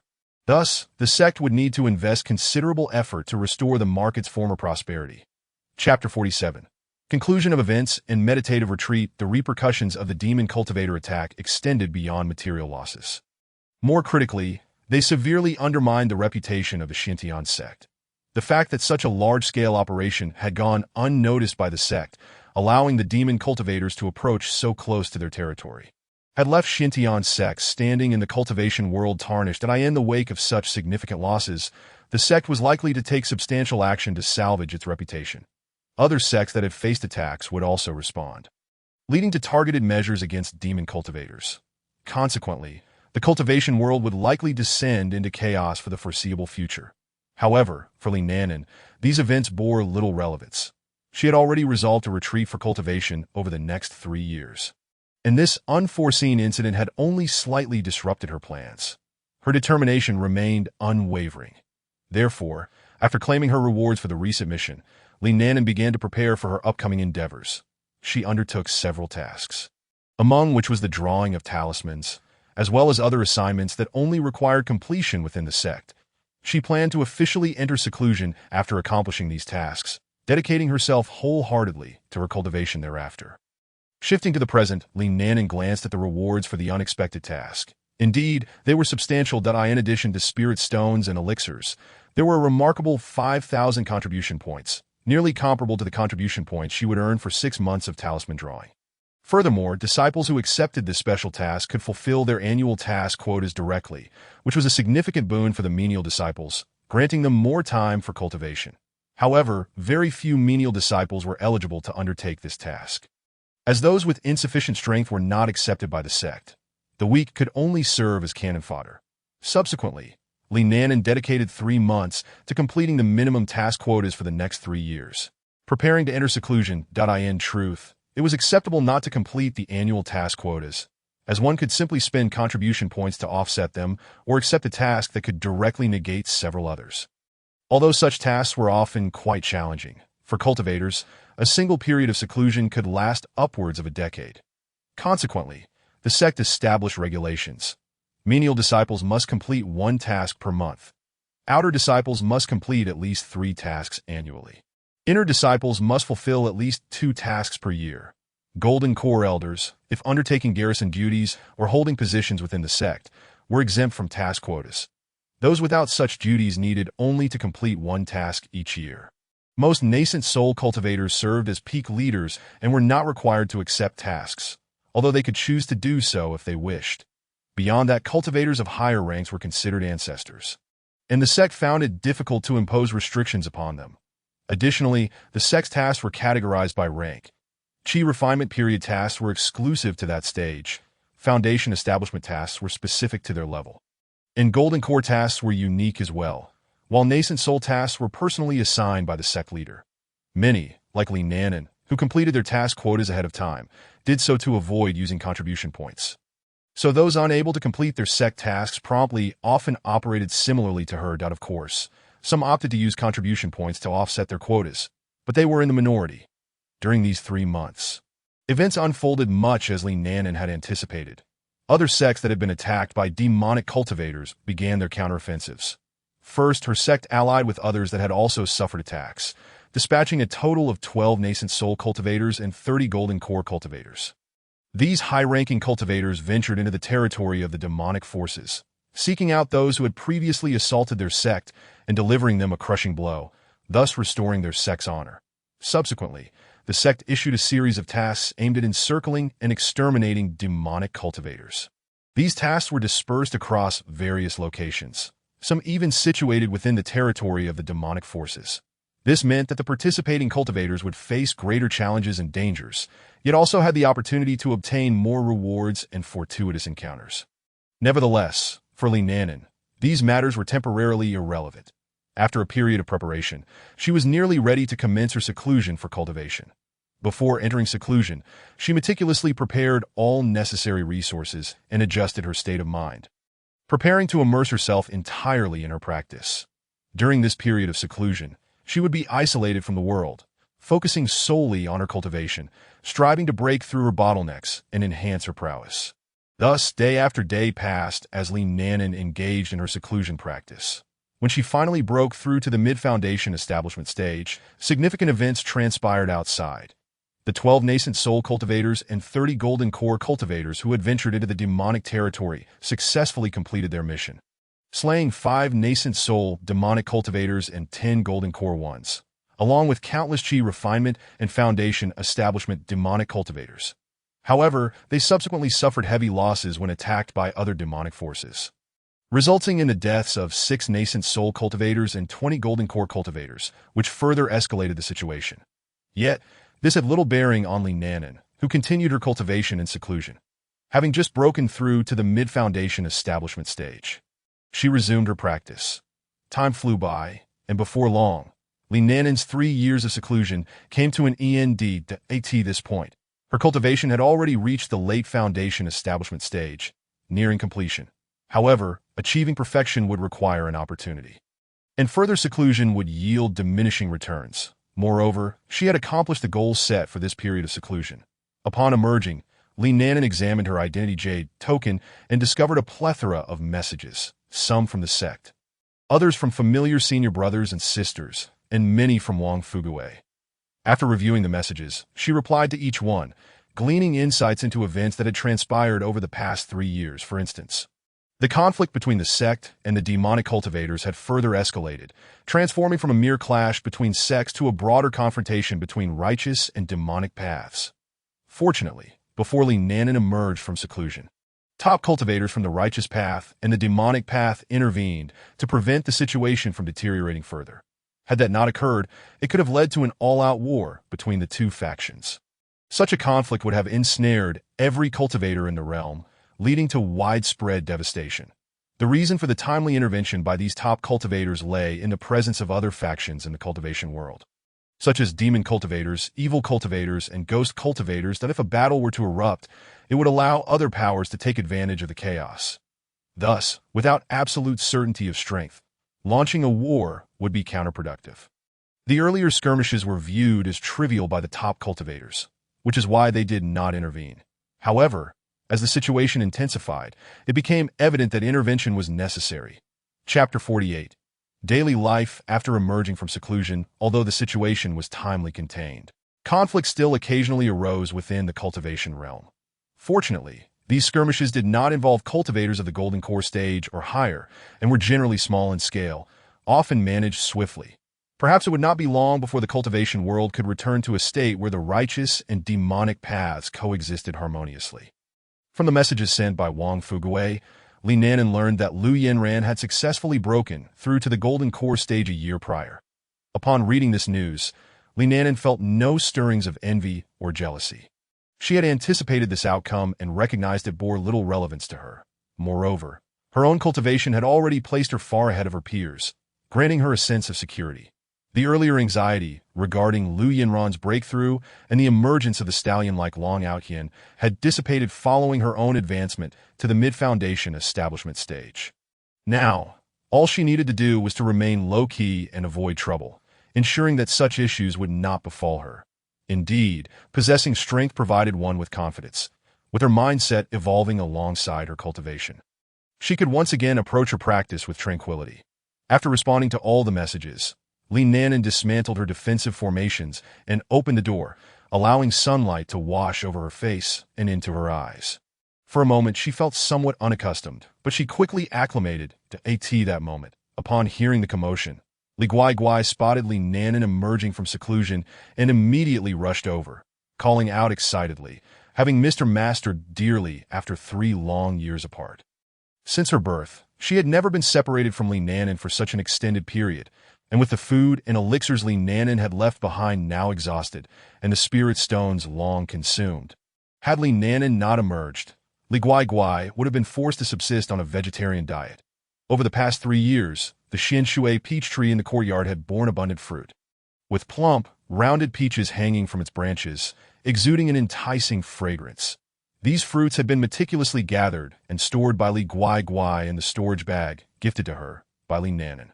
The reason Li Guai could adeptly utilize the storage bag was due to her greater intelligence compared to other demonic beasts, coupled with Li Nanan's patient instruction. In contrast, ordinary demonic beasts residing in the forest lacked any understanding of how to operate a storage bag and could only resort to destroying it to access its contents. This behavior is strikingly reminiscent of the situation Li Nanan encountered in the demon beast cave she established within the Qingsong forest. After indulging in playful antics with Li Guai for a considerable time, she generously rewarded it with a substantial number of spirit stones and precious elixirs. Subsequently, she began to meticulously inspect her courtyard, discovering that it had not changed significantly since 3 years prior. The spirit plants were now even more graceful, and the grand Xian Shui peach tree was flourishing vibrantly. Recently, Li Guai had presented Li Nanan with a storage bag containing the Xian Shui peaches it had collected over the past 3 years. For Li Nanan, these fruits had become nothing more than a delightful indulgence, and selling them would only fetch a few hundred low-grade spirit stones, which meant little to her at this stage. Li Nanan decided to reserve a portion of these Xian Shui peaches for herself and others while also intending to brew some fruit wine. The recipe for fruit wine was conveniently stored within the Yin Ling bracelet. Although the fruits specified in the recipe were of a higher grade than Xian Shui peaches, the brewing methods could still serve as a reference. Over the past 3 years, Li Guai's cultivation had progressed from the 5th to the 8th layer of qi refinement. While Li Guai no longer provided substantial assistance, Li Nanan had long regarded it as family and would not forsake it. After all, as Li Guai's realm advanced in the future, it could still offer her support. Nanan chose not to rush into the outside world, opting instead to rest for several days that, of course, these days were not devoid of activity. She simply refrained from cultivation. During this time, Li Nanan brewed fruit wine from the harvested Xian Shui peaches, utilizing the spiritual water acquired previously in the Qingsong forest. All that remained was to wait for fermentation, as she had all the necessary tools within her Yin bracelet. In her leisure time, Li Nanan would relax in a comfortable recliner, engrossed in various Tao scriptures. Through her profound study of these texts, she not only absorbed their inherent wisdom and philosophy, but also gradually calmed her mind, liberating herself from the external chaos and distractions that threatened her inner peace. Once she felt that her state and mindset had completely returned to their optimal condition, Li Nanan decided it was time to venture out. Her first destination was Wang Fugui, as they had not met in 3 years. Upon their reunion, Li Nanan gifted him a substantial number of Xian Shui peaches and learned from him that he had successfully advanced to the 9th layer of qi refinement, a commendable achievement for a 3-spirit root cultivator. Placing him in the upper echelons of practitioners. In contrast, Li Nanan publicly claimed her own cultivation level to be the 10th layer of qi refinement, placing her among the elite of 3-spirit root cultivators. Though not the most extraordinary, this balanced cultivation level, neither excessively prominent nor utterly mundane, suited her purpose of operating discreetly and avoiding undue attention. At the age of 21, she had already reached the late stage of foundation establishment, marking her as a remarkable figure within the realm of cultivation, though still somewhat distant from the pinnacle of top-tier prodigies. For instance, Lu Yanran had broken through to the golden core stage at the age of 20 due to external factors, qualifying her as a top-tier prodigy, while history had seen others break through to golden core at 16 and to nascent soul at 30. And after reminiscing with Wang Fugui, Li Nanan did not rush back to her courtyard, but instead proceeded directly to the affairs hall to accept a task involving the creation of talismans. She intended to dedicate a period to focusing on talisman drawing, particularly since she had not engaged in this practice for 3 years. Li Nanan was concerned that an extended hiatus from drawing talismans would dull her skills. So she aimed to reacquaint herself with the craft while simultaneously building her inventory. Thus, she embarked on a month-long endeavor of talisman creation. Now at the late stage of foundation establishment, crafting first-tier talismans was a mere trifle for her. Initially, her hand felt somewhat unsteady, lacking the fluidity of her previous work. However, after producing a dozen or so, her skill returned, allowing her to create hundreds in a single day.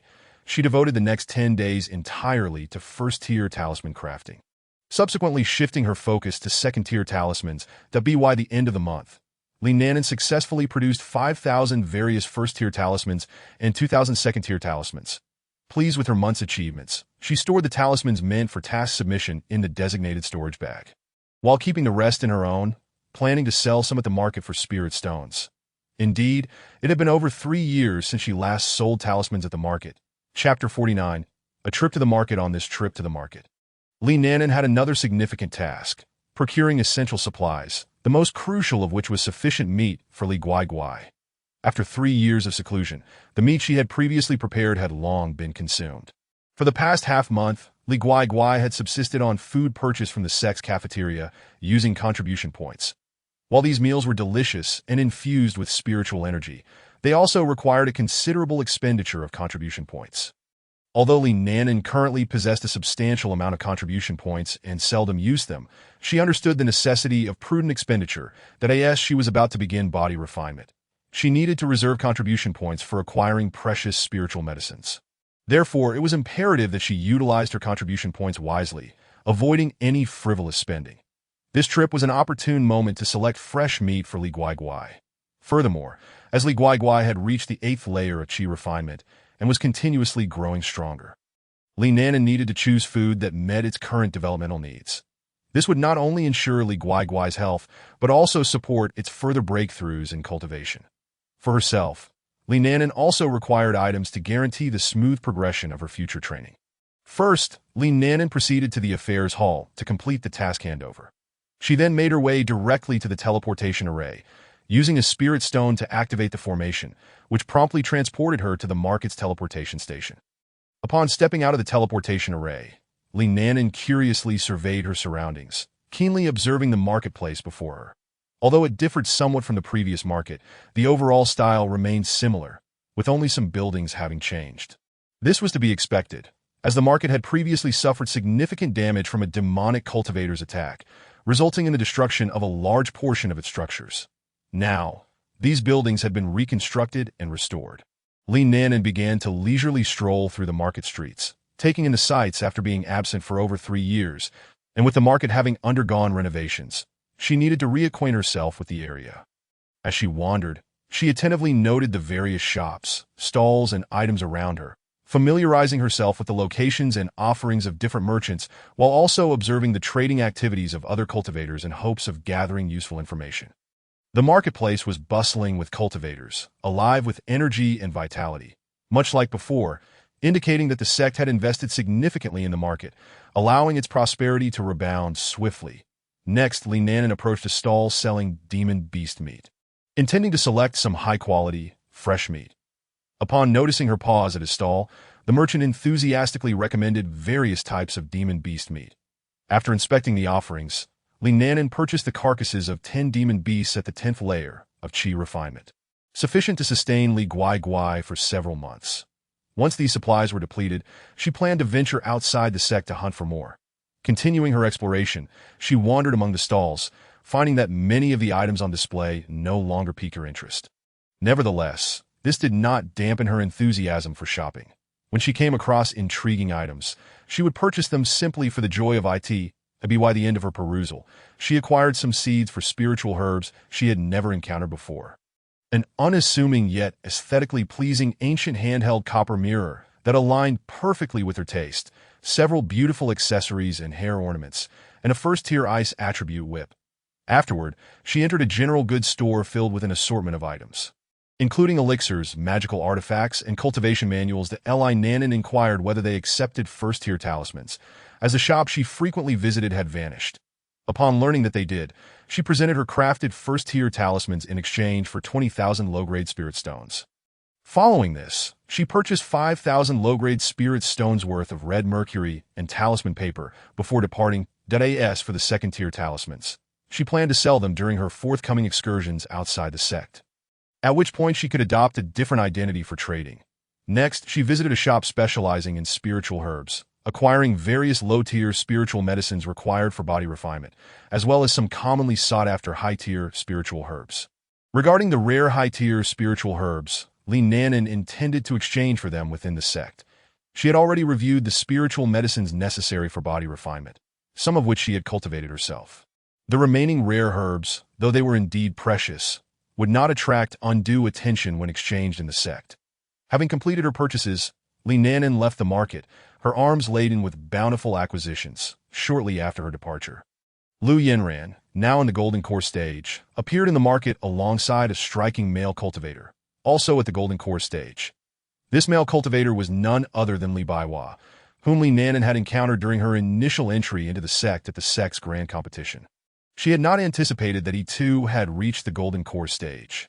While perusing the market, Lu Yinran paused briefly at the stall where Li Nanan had bought the unremarkable copper mirror. Yet she ultimately left without making any purchases, merely casting a glance before continuing on her way. As Lu Yinran departed, she cast a fleeting glance back at the stall, her thoughts shrouded in uncertainty. If Li Nanan were to discover this, she would likely be taken aback. Fortunately, their paths did not cross, sparing them both from potential complications, though it was unclear whether Lu Yinran had taken a liking to the copper mirror. It was equally possible that she was merely intrigued by other items that had already been purchased by others. Regardless, any association with Lu Yinran could prove troublesome, and Li Nanan wished to avoid leaving any impression on her for the time being. On Lu Yinran's end, while she sensed that the stall held something of value, her interest waned upon closer inspection. After a moment's contemplation, she dismissed the matter, recalling similar experiences from her past, likely involving some fortunate individual who had claimed the desirable item. Ultimately, her lack of strong attraction to the carpet indicated that it might not serve her well. Otherwise, her intuition would not have been so vague that in the past, she might have felt vexed, but now, with an abundance of treasures at her disposal and fruitful visits to the market, she found little concern over a seemingly valuable item slipping through her fingers. Meanwhile, a venerable elder from her sect, Observing Lu Yinran from the shadows, glanced at the carpet as she departed. Initially intent on probing the memories of this cultivator, he reconsidered, recognizing that opportunities are meant for those destined to seize them. With Lu Yinran's treasure-seeking prowess present within the sect, he deemed it unnecessary to pursue an unknown object of dubious significance. Judging by Lu Yinran's demeanor, it seemed that this opportunity held little importance. Perhaps it was best left for the one who was truly meant to possess it. Li Nanan, blissfully unaware of the implications of her purchase, would have been astonished to learn of the depths of intrigue within the cultivation world. Chapter 50. A new round of body refinement. Upon returning to the sect, Li Nanan did not immediately retreat to her quarters. Instead, she first made her way to the exchange center to procure the spirit herbs she required. As the herbs were successfully exchanged, she noted that her contribution points had dwindled significantly. Fortunately, due to her previous restraint in utilizing these points, she had amassed a considerable amount. Had she been more extravagant in her spending, she would surely find herself lacking. The spirit herbs she had gathered would suffice for approximately half a year. During that time, she planned to venture out for training, allowing her to gradually collect additional resources. This approach would not only meet her cultivation needs, but also facilitate the enhancement of her skills and experience. Once back in her quarters, Li Nanan did not hasten to her cultivation routine. Instead, she set about preparing jerky for Li Guai. With practiced hands, she diced fresh meat into small pieces, marinating them in a blend of spices before carefully drying them with a fire talisman, ultimately creating a variety of delectable flavors, including spicy, peppery, 5-spice, and sweet dash and dash sour. Yes, she busied herself with this task. Li Guai circled around her, enchanted by the enticing aroma wafting through the air. Drooling uncontrollably, Li Nanan couldn't help but smile at the sight. And she offered the freshly made jerky to Li Guai. Watching it relish the treat filled her heart with satisfaction. After all, having someone appreciate her culinary skills uplifted her spirits. With that completed, Li Nanan began to organize the spirit herbs she had collected. Each herb, purchased or gathered, contained valuable spiritual energy and medicinal properties.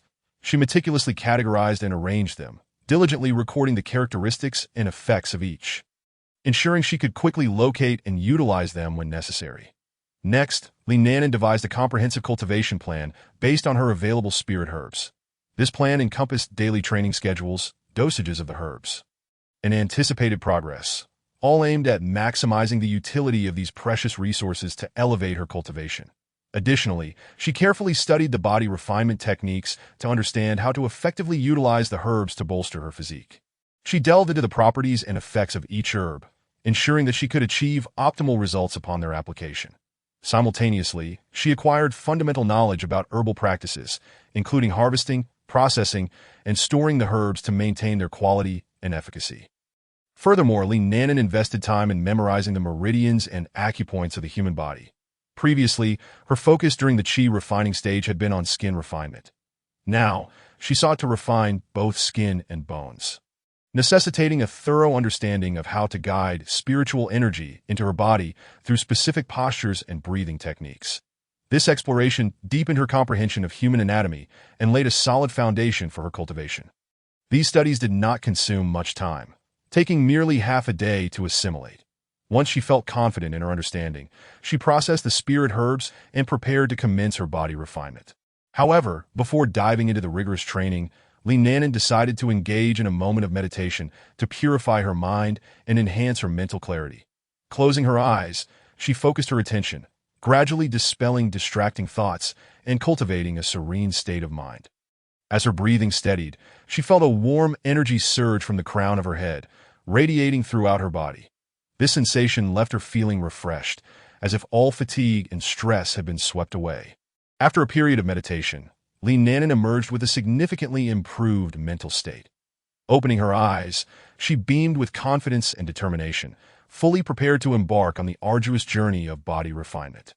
During the refinement process, Li Nanan maintained unwavering focus and dedication, meticulously observing her body's responses to the spirit herbs while continuously adjusting her training methods and pace. She remained alert to any changes in her body, ready to address unforeseen circumstances. On that day, a series of rhythmic sounds echoed throughout Li Nanan's courtyard.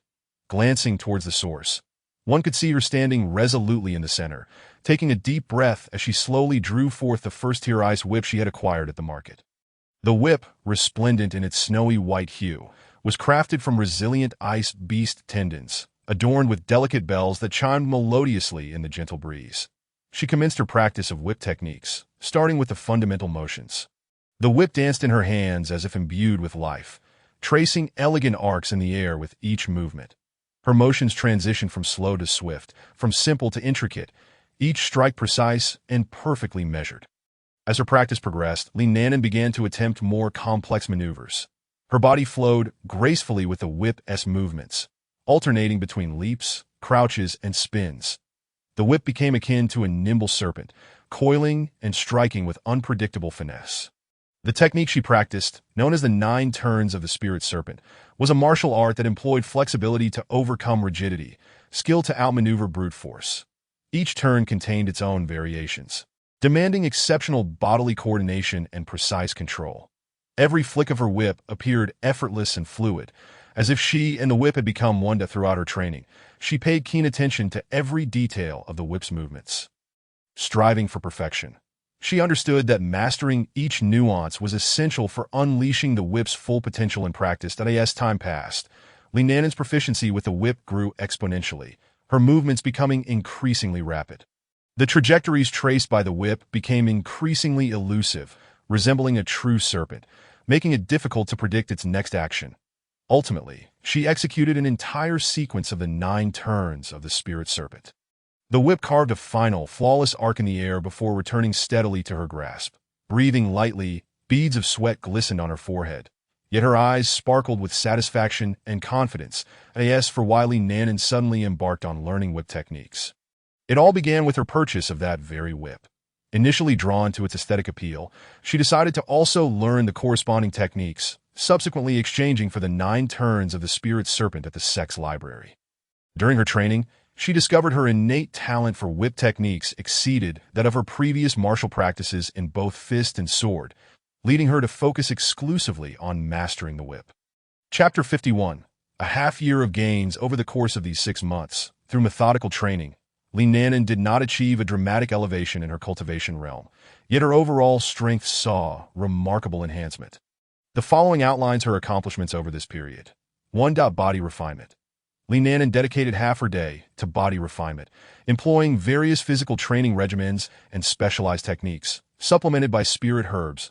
As a result, her physique became increasingly robust, her muscles more powerful, and both her endurance and explosive strength experienced significant advancement. However, her figure remained unchanged, still possessing its alluring curves. Those who underestimated her would find themselves at a disadvantage. Her body refinement reached the mid-stage of foundation establishment, signifying a qualitative leap in her physical resilience and ability to withstand blows, laying a solid foundation for her future cultivation. Point 2. Whip technique practice. Li proficiency in whip techniques saw tremendous improvement over these 6 months. Through relentless practice, she has mastered the art of the whip, her movements becoming increasingly fluid, each strike infused with formidable strength. Her Ling Snake 9 turns whip technique has ascended to an entirely new pinnacle, enabling her to wield it with agility in real combat, delivering immense power in both offense and defense. As for the crafting of talismans, Li has not neglected this aspect while honing her whip skills. Through continuous practice, she has enhanced both the speed and success rate of her talisman creation, while also acquiring knowledge of new talismans. Her skills in drawing talismans have become exceptionally refined, allowing her to produce a greater variety and higher-grade talismans, thus providing her with a broader array of tactical options and support in battle. Every evening, Li diligently practices her primary cultivation technique. Although her cultivation level remains unchanged, her spiritual energy has become more consolidated and complete. This purity and depth of her spiritual energy enable her to execute spells and martial techniques with greater ease and potency. Despite her cultivation level not advancing, Li overall strength has seen remarkable enhancement. Her combat skills, physical resilience, and control over her spiritual energy have all improved comprehensively. She now exudes confidence, able to face formidable foes and challenges with composure. Throughout her 6 months of cultivation, Li mindset has matured significantly. She has developed a more composed and steady demeanor, no longer feeling undue resistance towards Lu Yinran and the various potential protagonists, able to face any encounter with calm rather than panic. This newfound maturity and steadiness greatly assist her in future trials and interpersonal interactions. When confronted with Lu Yinran and other potential characters, she maintains a calm and rational attitude, employing several strategies to navigate these encounters. 1. Maintaining neutrality. Li Nanan strives to avoid unnecessary disputes and conflicts, focusing instead on her own cultivation and goals. Point 2. Respecting others. Regardless of whether they are protagonists, she extends basic respect, free from prejudice based on identity or background. 3. Staying vigilant. Even with her mature mindset, Li Nanan remains alert, constantly aware of her surroundings and individuals to guard against the unexpected. Point 4. Communicating. If necessary, she will engage in dialogue to understand others' intentions, facilitating better responses. Point 5. Adapting flexibly. In the face of varying individuals and situations, she responds based on the context, neither overly familiar nor excessively distant. Point 6. Preserving individuality. Throughout her interactions, Li Nanan maintains her independence and character, resisting blind conformity. Point 7. Seeking collaboration. When encountering like-minded individuals, she may consider collaborating to achieve shared objectives. Point 8. Avoiding conflict. In the face of potential discord, she opts for peaceful resolutions, circumventing unnecessary battles. Point 9. Remaining calm. Even when provoked or under pressure, she strives to keep her composure, ensuring her judgment remains unaffected by emotions. Point 10. Pursuing self-improvement. Regardless of who she meets, Li Nanan views every encounter as an opportunity for personal growth, learning from others to enhance her own strength. Through these strategies, Li Nanan adeptly manages various interpersonal dynamics and challenges, while maintaining her cultivation progress and mental stability. This mature and steady attitude will serve as a crucial foundation for her future development. Returning to the present, Li Nanan sets aside her whip, wipes the sweat from her brow, and takes a moment to rest on a stone bench. Once she feels sufficiently refreshed, she bathes and changes into a new outfit, then proceeds to the courtyard where she retrieves the gourd containing the Xian Shui Tao Gujiu she brewed earlier. After more than 6 months of fermentation, the wine now emanates a rich aroma and is crystal clear. Though the fruit wine is merely of upper-tier quality, its delightful fragrance and sparkling clarity bring Li Nanan joy. Even if it offers little enhancement to her cultivation, it bestows upon her a sense of spiritual enjoyment and relaxation. Gently shaking the gourd, she allows the aroma to waft through the air before slowly filling a cup. Under the sunlight, the liquid glimmers with an enchanting luster. She raises the cup to her lips, savoring the sweet and slightly tart flavor that dances on her tongue, easing her mind. With her eyes closed, she quietly savors the wine, feeling the tranquility and satisfaction it brings. In this moment, she seems to forget about her cultivation level and the disturbances of the outside world. Lost in this simple yet pure that moment, a surge of spiritual energy envelopes her, as if a certain restraint has loosened. In the realm of cultivation, such a phenomenon often signifies a breakthrough. The turmoil of her spiritual energy indicates that she stands on the precipice of a critical advancement. Seizing this opportunity, Li Nanan promptly channels her cultivation technique, harmonizing her internal energy with that of the external world. Coupled with the accumulation of her half-year training and her matured mindset, she shatters the constraints, causing her spiritual energy to surge even more vigorously. Thankfully, the array in her courtyard had been upgraded to a third-tier formation long ago. Otherwise, the disturbance would have attracted unwanted attention, revealing her concealed cultivation level to the sect. As the restraints continue to loosen, Li Nanan experiences an unprecedented sense of ease. The spiritual energy within her rushes forth like a flood, her body seemingly drawn by an invisible force toward a higher realm. With unwavering focus, she guides the energy within her, persistently pushing against the limits of the foundation establishment stage. Finally, after a violent surge of spiritual energy, Li Nanan senses a qualitative leap. The energy within her no longer adheres to the limitations of the foundation establishment stage. Instead, it becomes purer and more powerful. She successfully breaks through to the pinnacle of the foundation establishment stage. A testament to her achievement, as she gradually opens her eyes, a new brilliance sparkles within them. This breakthrough signifies not only an elevation in her cultivation, but also marks a pivotal milestone in her journey as a cultivator. Taking a deep breath, she revels in the tumultuous energy coursing through her. Her heart brimming with anticipation for the future, Nanan refrains from hastily displaying her new level of mastery, instead choosing to solidify her cultivation before ceasing her practice. Observing the cup in her hand, a smile graces her lips. This unexpected breakthrough, while surprising, feels entirely in line with the natural order of things. Transitioning from the later stages of foundation establishment to its completion cannot solely rely on diligent cultivation. A catalyst is required, and this catalyst varies for each individual. Some may break through effortlessly, while others might do so in the face of life and death. Nanan's experience represents a relatively rare form of breakthrough, achieved through the accumulation of daily practice, a matured mindset, and a profound understanding of natural laws, allowing her to inadvertently reach the tipping point for advancement. Such breakthroughs typically necessitate a harmonious state of both mind and body. And the Xian Shui Tao Guojiu in her hand may very well have been one of the triggers for this success. In the realm of cultivation, breakthroughs are often accompanied by moments of insight or serendipity.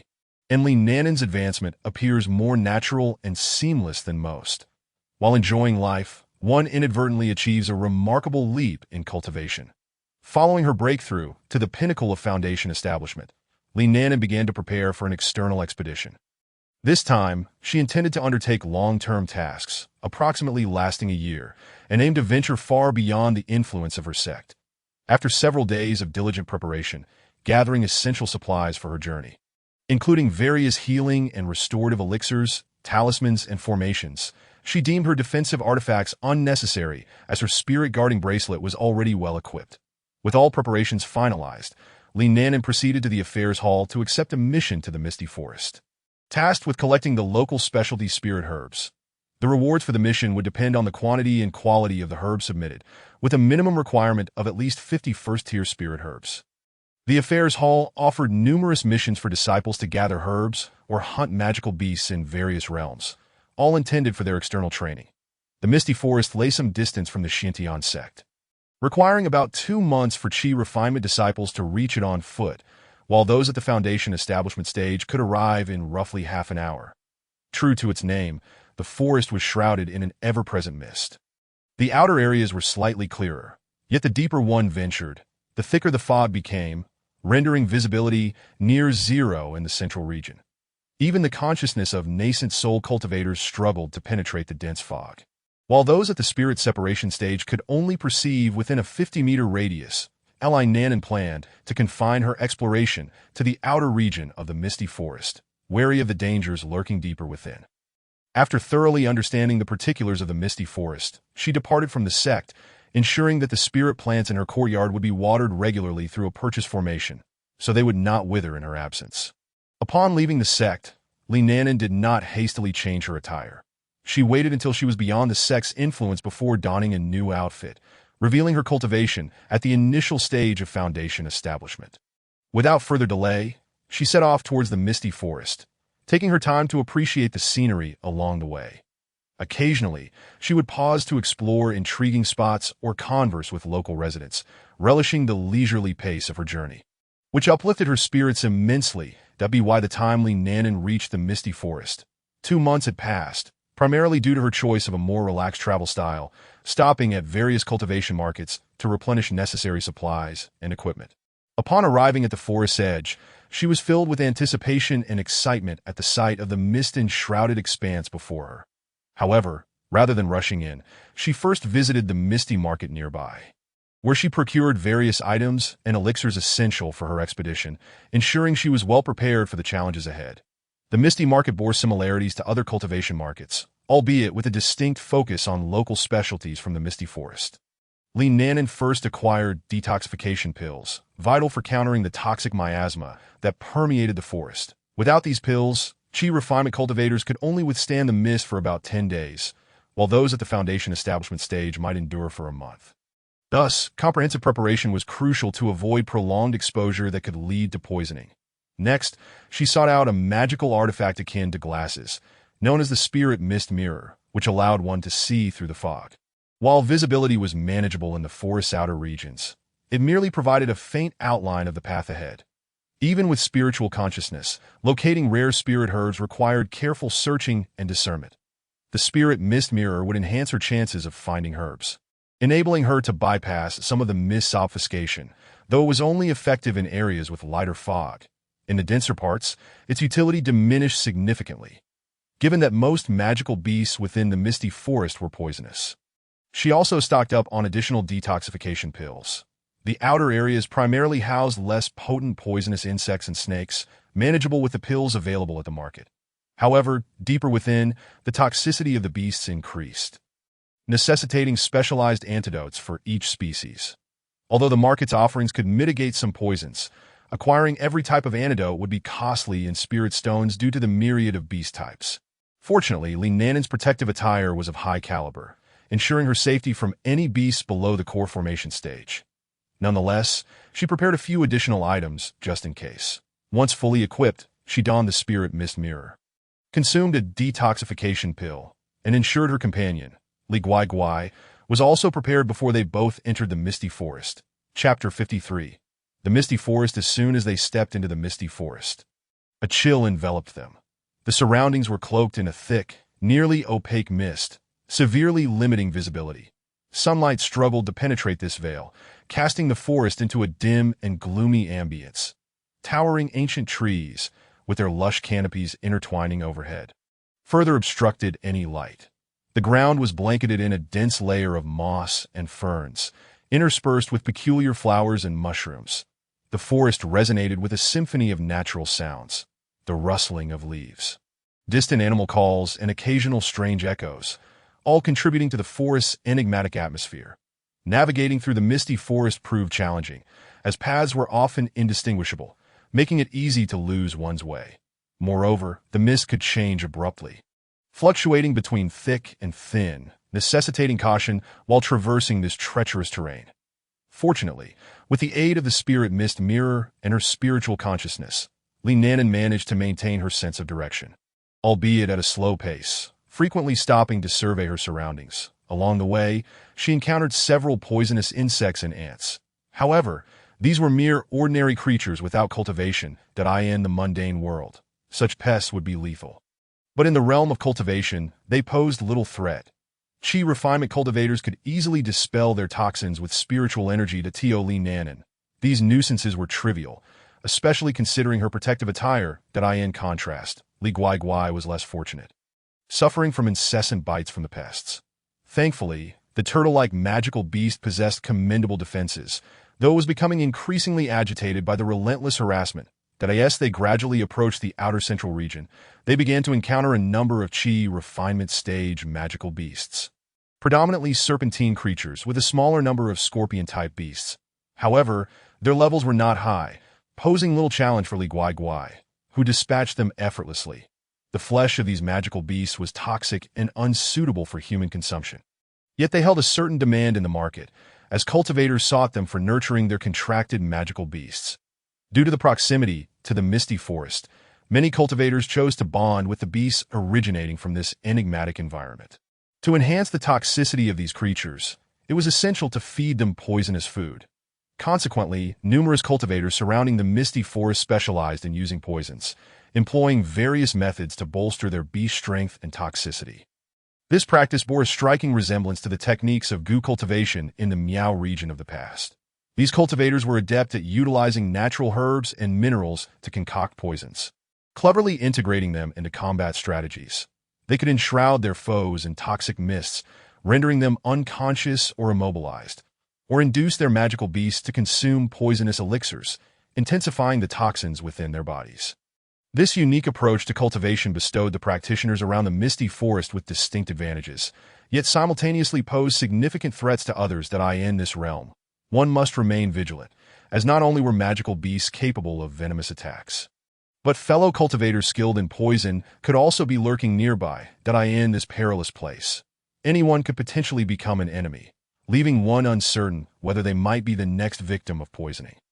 Thus, cultivators were compelled to maintain heightened vigilance, guarding against both magical beast assaults and the treachery of those proficient in toxins. For those unskilled in the art of detoxification, this place is undoubtedly perilous.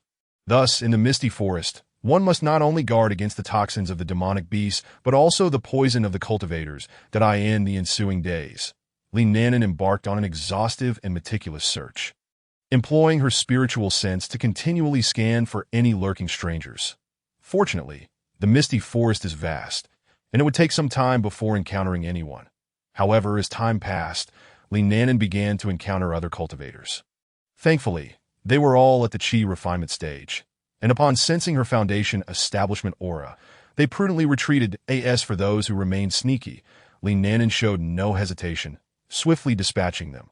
After all, she was in unfamiliar territory, and she had no desire for these insignificant beings to disturb her. Moreover, while these cultivators were of low strength, any potential schemes they might concoct could pose unnecessary complications for her. Therefore, without the slightest mercy, Li Nanan eliminated those oblivious individuals. This not only averted potential threats, but also served to intimidate any ill-intentioned cultivators, discouraging them from provoking her lightly. Thus, Li Nanan continued her venture deeper into the outskirts of the misty forest. In search of spiritual herbs, after a month of tireless efforts, she discovered 21st-tier spiritual herbs and 3 second-tier spiritual herbs, after which she decided to leave the misty forest and recuperate in the market. Though she had not encountered any dangers, her nerves were taut, and her provisions were nearly exhausted. With a lengthy journey back to her sect ahead, Li Nanan was in no rush to complete her tasks. Finding spiritual herbs in the misty forest was indeed challenging, so she resolved to take her time, eschewing undue pressure. Upon returning to the market, Li Nanan first dealt with the corpses of the demonic beasts she had hunted, as well as the storage bags of several short-sighted chi refinement cultivators, which contained little of value. She kept some poisons, but exchanged the rest for spiritual stones. Subsequently, Li Nanan rented a quaint courtyard in the market, establishing it as her base during her training here. After several days of rest within the market, she meticulously organized her belongings and prepared the necessary items for her next foray into the misty forest. Embarking on a new journey, this time, she opted for a different route to enter the misty forest, and approximately half a month later, she emerged from its depths. From that point forward, Li Nanan's life adopted a rhythmic routine. She would linger in the misty forest for half a month before retreating to the market for a few days of rest. This cyclical existence continued for several months. One bright morning, with the sun shining and birds singing joyfully, Li Nanan, as was her custom, prepared to set off for the misty forest once more. However, unlike before, she sensed an unusual gaze upon her today. As she stepped outside her door, her keen spiritual sense detected a faint yet watchful presence observing her. Though this sensation was subtle, as an experienced and fully realized foundation establishment cultivator, she quickly recognized that someone might be covertly monitoring her. She exhibited no signs of alarm or anxiety, instead maintaining a calm demeanor and resolutely advancing towards the misty forest. Along the way, she meticulously scanned her surroundings with her spiritual sense, seeking the source of that enigmatic gaze. Ultimately, she spotted a male cultivator at the early foundation establishment stage, hiding behind a nearby tree and occasionally stealing glances in her direction. Li Nanan pondered inwardly. Why would this individual take an interest in her? Has she caught someone's attention? Despite the multitude of questions swirling in her mind, she resolved to feign ignorance and proceed to the misty forest as planned. She believed that as long as she remained vigilant, she could navigate any potential situation. Simultaneously, she was curious to discern whether this male cultivator indeed harbored any ulterior motives. Chapter 54. The attack without retaliation. Throughout her journey, aside from keeping her spiritual sense attuned to the early foundation establishment male cultivator, Li Nanan also scrutinized her surroundings, remaining alert for potential ambushes. Thus, she traversed towards the misty forest without incident. Although the early foundation establishment cultivator ceased his pursuit upon her entry into the forest. However, once Li Nanan was sufficiently distanced from the gaze of that cultivator, she discreetly activated an invisibility talisman, concealing her presence entirely, and began to retrace her steps. After exiting the misty forest, she utilized her spiritual sense to scan the vicinity, soon locating the male cultivator not far away. It appeared he was sending a message to someone, though the specifics eluded her due to the distance. Nevertheless, he seemed unprepared to leave, likely awaiting someone's arrival.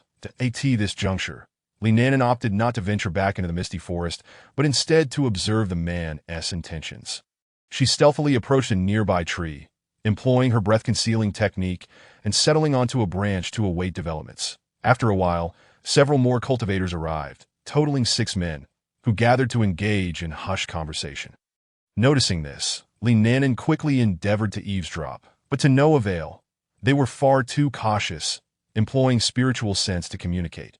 Fortunately, with her formidable spiritual sense nearing the initial alchemy stage, she delicately extended her awareness. Discovering that these individuals frequently ambushed passers-by and were all of considerable strength, with the highest among them at the late Foundation establishment stage.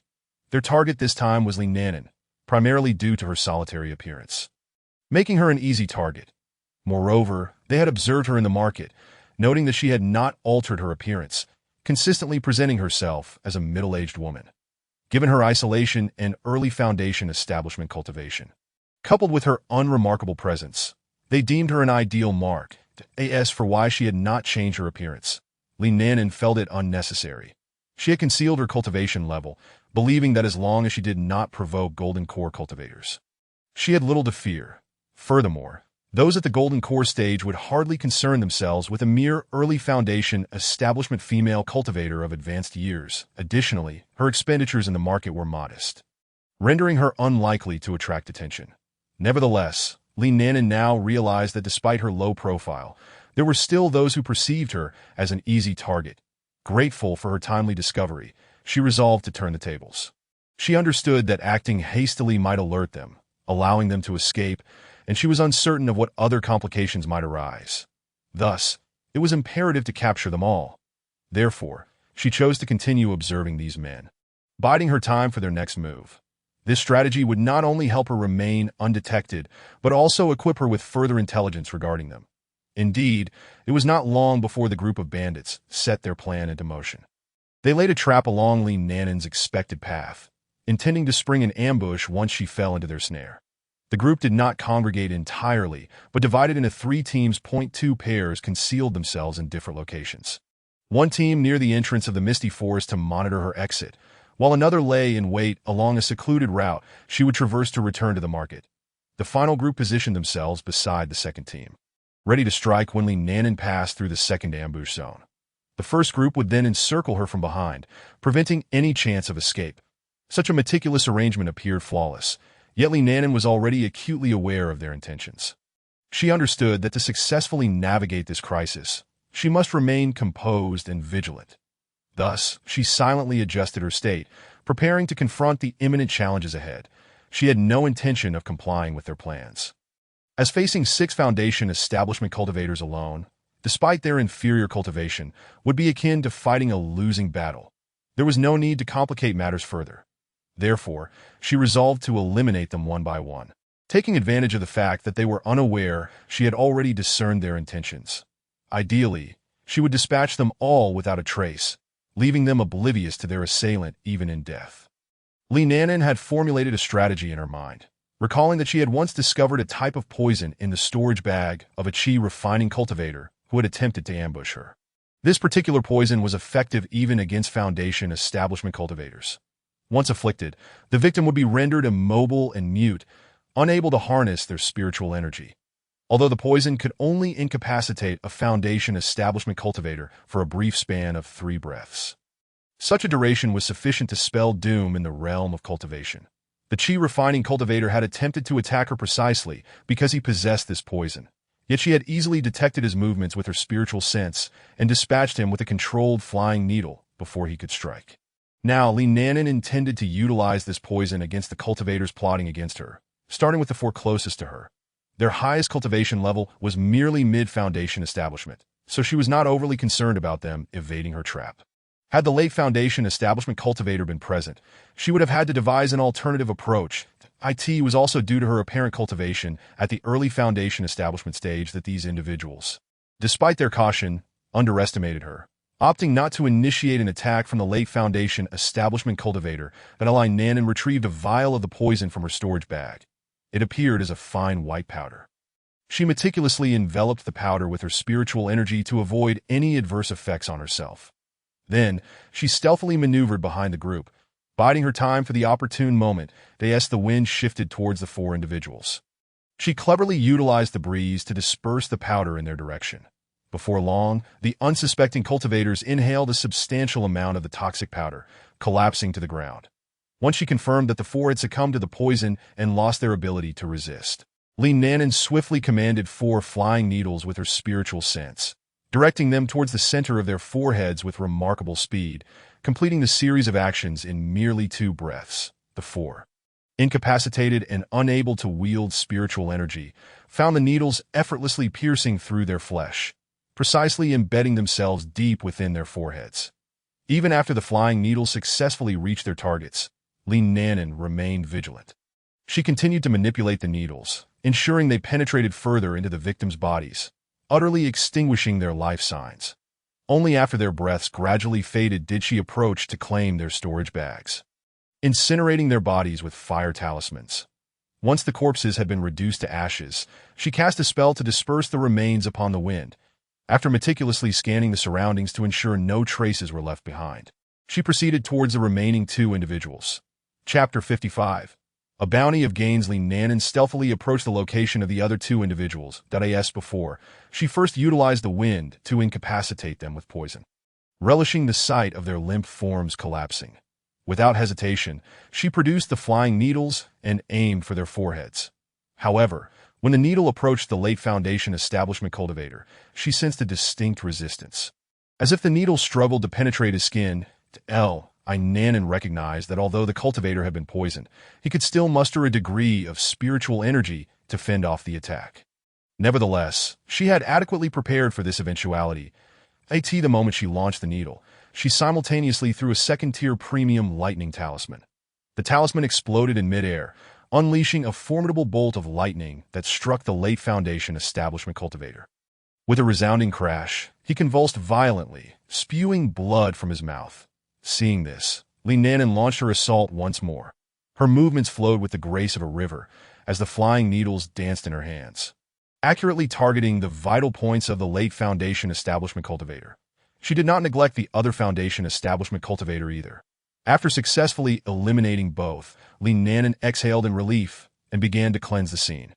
She meticulously surveyed her surroundings to ensure no evidence remained. Subsequently, she incinerated the bodies of the 2 cultivators with fire talismans, thoroughly erasing any trace of their existence. After completing this series of tasks, Li Nanan departed the scene with a sense of assurance and entered the misty forest. Only 2 days had passed since she first detected her pursuers. Therefore, she decided to linger in the misty forest for approximately another half-month to avoid unnecessary troubles. After all, she was unaware of any potential accomplices or underlying forces behind these individuals. Caution was paramount to ensure her safety. This would also create the illusion that she had been in the misty forest when the other cultivators were slain. Upon her emergence after half a month, she would assess whether any further threats awaited her. She planned to keep an eye on the news in the marketplace. If these individuals lacked significant backing, it was likely that nothing noteworthy would arise there. Once in the misty forest, Li Nanan found a secluded cave, activated her defensive formation, and began to inspect her recent gains. That a total of 10 storage bags lay before her, all now opened. Upon inspection, she discovered over 100,000 upper-grade spirit stones, more than 200,000 mid-grade spirit stones, and an astonishingly high number of over 1 million lower-grade spirit stones.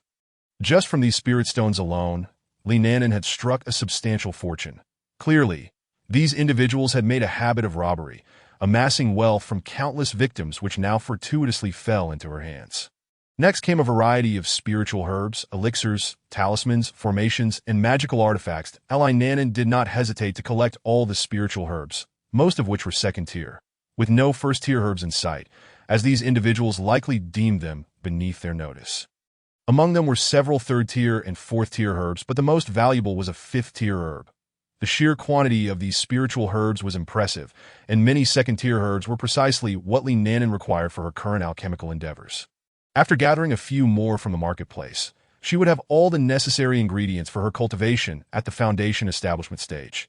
The variety of elixirs was vast, with most suitable for Foundation establishment cultivators, along with a fair share of poisons and toxic elixirs, which was to be expected in the misty forest where such items were commonplace in a cultivator's storage. Surprisingly, she even stumbled upon aphrodisiacs and vitality-enhancing elixirs. leaving her somewhat speechless regarding the character of the storage bag's former owner. As for the talismans, formations, and magical artifacts, Li-Nan meticulously categorized them, placing items she could utilize into one storage bag while relegating those she could not use into another. Thus, when she ventures to the market, she can conveniently manage these items while also earning a considerable amount of spirit stones that in addition to the common items. There are several objects whose specific uses remain unclear to Li-Nan. An ancient servant's key. A beast hide resembling a treasure map adorned with indistinct lines and markings, and a seemingly unremarkable black stone. Upon picking up the black stone, Li-Nan discovers its surprising weight, despite its palm-sized dimensions. Even with her perfected foundation establishment, lifting it proves to be quite strenuous. Consequently, she hastily grasps it with both hands at that moment. The hidden spirit bracelet on her wrist unexpectedly brushes against the stone, causing it to vanish from her grasp. Staring at her empty palm, Li-Nan is momentarily stunned, but once she regains her composure, she quickly uses her consciousness to examine the hidden spirit bracelet, only to find that she can no longer probe its interior. Fortunately, the connection between Li-Nan and the bracelet remains intact, yet this situation leaves her feeling somewhat uneasy, though it may potentially be a good omen. She cannot shake off her ominous premonition. Unable to investigate further, Li-Nan decides to center her thoughts and continue examining her recent acquisitions. Ultimately, only a few jade slips remain, each containing various techniques and spells, which hold little value for her at this stage, as she is no longer in need of additional spells or techniques. The hidden spirit bracelet already contains suitable techniques for her. Nevertheless, Li-Nan intends to keep these jade slips, planning to gather more in the future for a scripture repository within the hidden spirit bracelet. Remembering the hidden spirit bracelet, she again attempts to probe it with her consciousness, but upon discovering she is still unable to do so, she sets it aside. After categorizing her recent gains, she destroys the storage bags to prevent any identification information regarding the individuals from being discovered.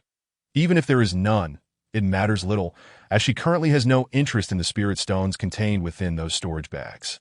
Caution remains within her, and after thoroughly inspecting the contents of the bags, she finds no items of identification. The magical artifacts she examined are all readily purchasable in the market, lacking any exceptional qualities. Once she has completed her inventory, Li-Nan releases Li Guai, who had been residing in the beast pouched. Li-Nan does not expect much assistance from Li Guai, especially since it has yet to reach the foundation establishment stage, rendering its contribution in battle nearly negligible. However, with the aid of Li-Nan's elixirs and spirit stones, Li Guai has now reached the pinnacle of the chi refining stage and is on the verge of foundation establishment. This is the advantage of having resources. Otherwise, in the wild, a turtle-like beast such as Li Guai would take an indeterminate amount of time to transition from the chi refining stage to foundation establishment. Yet, typical cultivators cannot continuously provide such unwavering support of spirit stones and elixirs to a beast, except for those specialized in beast taming. Most cultivators would prioritize using these resources for themselves. Chapter 56. The changes of the hidden spirit bracelet after releasing Li Guai. Li-Nan, accompanied by the creature, exits the cave and begins the slow search for spirit herbs, just as she had done before in the misty forest. Generally, Li Guai can handle ordinary chi refining stage beasts like venomous insects independently, while Li-Nan takes charge when encountering foundation establishment stage creatures. Time flows gently, and before they realize it, several days have passed. One day, Li-Nan finds herself engaged in a fierce battle with a late foundation establishment stage poisonous scorpion. Suddenly, she keenly senses a subtle change in the hidden spirit bracelet adorning her wrist. This awareness prompts her to realize that the bracelet may now be able to be inspected. Having previously relied on her whip for attacks, Li-Nan swiftly alters her strategy. Without hesitation, she retrieves 10 second-tier premium lightning talismans from her storage bag and unreservedly hurls them at the poisonous scorpion, which is currently launching its venomous stingers. As these 10 talismans are activated, a formidable surge of lightning instantly envelopes the battlefield. Brilliant bolts of lightning tear through the void, striking with the force to obliterate all. Caught in such a powerful assault, the scorpion is unable to react in time. Its body is submerged in lightning, emitting piercing cries of agony. Once the late foundation establishment poisonous scorpion is vanquished, Li-Nan collects its remains and swiftly departs the scene, having stirred up quite a commotion in her haste. After locating a safe and secluded area, she breathes a sigh of relief and promptly begins to set up a defensive array. This formation not only wards off external attacks, but also conceals their presence, ensuring they remain undetected. Once these preparations are complete, Linanen eagerly probes the hidden spirit bracelet with her consciousness. Upon entering the bracelet with her consciousness, she is taken aback by the dramatic transformation of the space within. What was once a mere storage area for lifeless objects, albeit spacious enough to conceal special physiques, has now blossomed with vitality. The space previously designated for spirit stones has transformed into a fertile expanse of land accompanied by a clear pool of water. The land appears rich and bountiful, seemingly infused with boundless life force. The water in the pool is crystal clear, emanating a subtle aura that evokes a sense of tranquility. Even more astonishing is the concentration of spiritual energy within this space, far exceeding her expectations, almost solidifying into a tangible form. Cultivating spirit herbs here would undoubtedly yield extraordinary results, significantly accelerating their growth at that moment. Linanen's consciousness unexpectedly receives a piece of information. The black stone of unknown origin had actually contained a precious essence soil. When the black stone entered her hidden spirit bracelet, the essence soil, upon sensing the existence of the space, naturally fused with it. This fortunate occurrence led to the delightful upgrade of Linanen's space. However, not all spaces can achieve such an upgrade solely through essence soil. For instance, simple storage bags are incapable of such enhancement. Otherwise, Linanen would not have easily obtained this valuable essence soil. In truth, only those spaces with potential for growth can harness the power of essence soil for upgrades. The hidden spirit bracelet is indeed one of those special spaces capable of growth. It is at this moment that Linanen learns that during the forging of the hidden spirit bracelet, a unique material known as void crystal was incorporated. It is this void crystal that grants the hidden spirit bracelet its ability to conceal physiques. Moreover, space artifacts crafted with void crystal possess growth potential and adhere to the laws of space, albeit at a significant cost in resources. This time, Linanen's fortunate encounter with a piece of essence soil fortuitously led to the upgrade of the hidden spirit bracelet, transforming it into a portable space capable of accommodating living beings. Otherwise, she would have remained oblivious to the upgrade potential of her hidden spirit bracelet. Now, the hidden spirit bracelet has evolved from a mere storage space to a portable realm that can harbor living creatures. However, compared to the spatial realms often depicted in novels, it still falls short. The flow of time within this space matches that of the outside world, and when Linanen, as the owner, enters the space, the hidden spirit bracelet remains on her wrist, making it difficult to enter the space in the event of danger, as it could easily reveal her possession of a portable realm. After reviewing the information, Linanen formulates a plan and enters the space with Li Guai this moment. With no one else around and protected by the array, she feels sufficiently secure to enter the space without reservation. With a mere thought, both the woman and the turtle vanish from sight, leaving only the bracelet behind. Upon entering the space, they are greeted by a rush of vibrant spiritual energy that instantly uplifts Linanen's spirit. This rich spiritual energy envelopes her in comfort and relaxation, as if she has stepped into a pure and vibrant world that in contrast, Li Guai, upon witnessing the sudden change in surroundings, becomes immediately alert. Its eyes widen as it surveys the unfamiliar environment, brimming with wariness. Only after Linanen thoroughly explains the situation does its tense demeanor gradually ease, allowing it to abandon its caution. Subsequently, it begins to frolic joyfully within this wondrous space. As its gaze sweeps across a particular area, it suddenly spots a small pond. To its delight, the pond appears to be infused with abundant water spiritual energy, prompting it to excitedly crawl towards it. When it finally reaches the pond's edge, it eagerly immerses itself within that instant. A powerful surge of spiritual energy floods into its body from all directions, as if attempting to fill every inch of its being. Meanwhile, Linanen also notices Li Guai's movements and realizes that it is on the brink of foundation establishment. Filled with joy, she refrains from interrupting Li Guai's breakthrough and distances herself to inspect her own space. It is at this moment that Linanen suddenly becomes aware of a troubling issue. the numerous spirit stones, and that enormous water spirit jade she had previously placed in the space have inexplicably vanished. This revelation fills her with astonishment, prompting her to reflect carefully on the situation. After much contemplation, Li Nanan surmised that these items had likely been consumed during the upgrading of the space. After all, the spiritual energy within the space had become exceedingly dense, even giving rise to a crystal-clear pool of water, which was evidently a result of sufficient resources to support such a transformation. Chapter 57. Returning to the market, it suddenly dawned on Li Nanan that while the Shirong could enhance the vitality and land area of the space, it did not directly contribute to the increase in spiritual energy concentration or the formation of the pool. Therefore, she believed that the missing spiritual stones and the water spirit jade were indeed the pivotal factors that facilitated these changes. With this realization, she couldn't help but feel a pang of heartache for those precious items she had lost. It must be noted that the number of spiritual stones was substantial, and the water spirit jade was an exceedingly rare treasure in the world. Their value was immeasurable, and now they had inexplicably turned to nothing. How could one not feel sorrow? Fortunately, Li Nanan had previously stored some spiritual stones in her storage bag, and with the additional ones obtained from her counterattack, she had enough to last her a considerable time. As she observed the abundant spiritual energy within the space and the breakthrough that Li Guai was undergoing in the pool, a deep sense of helplessness welled up within her.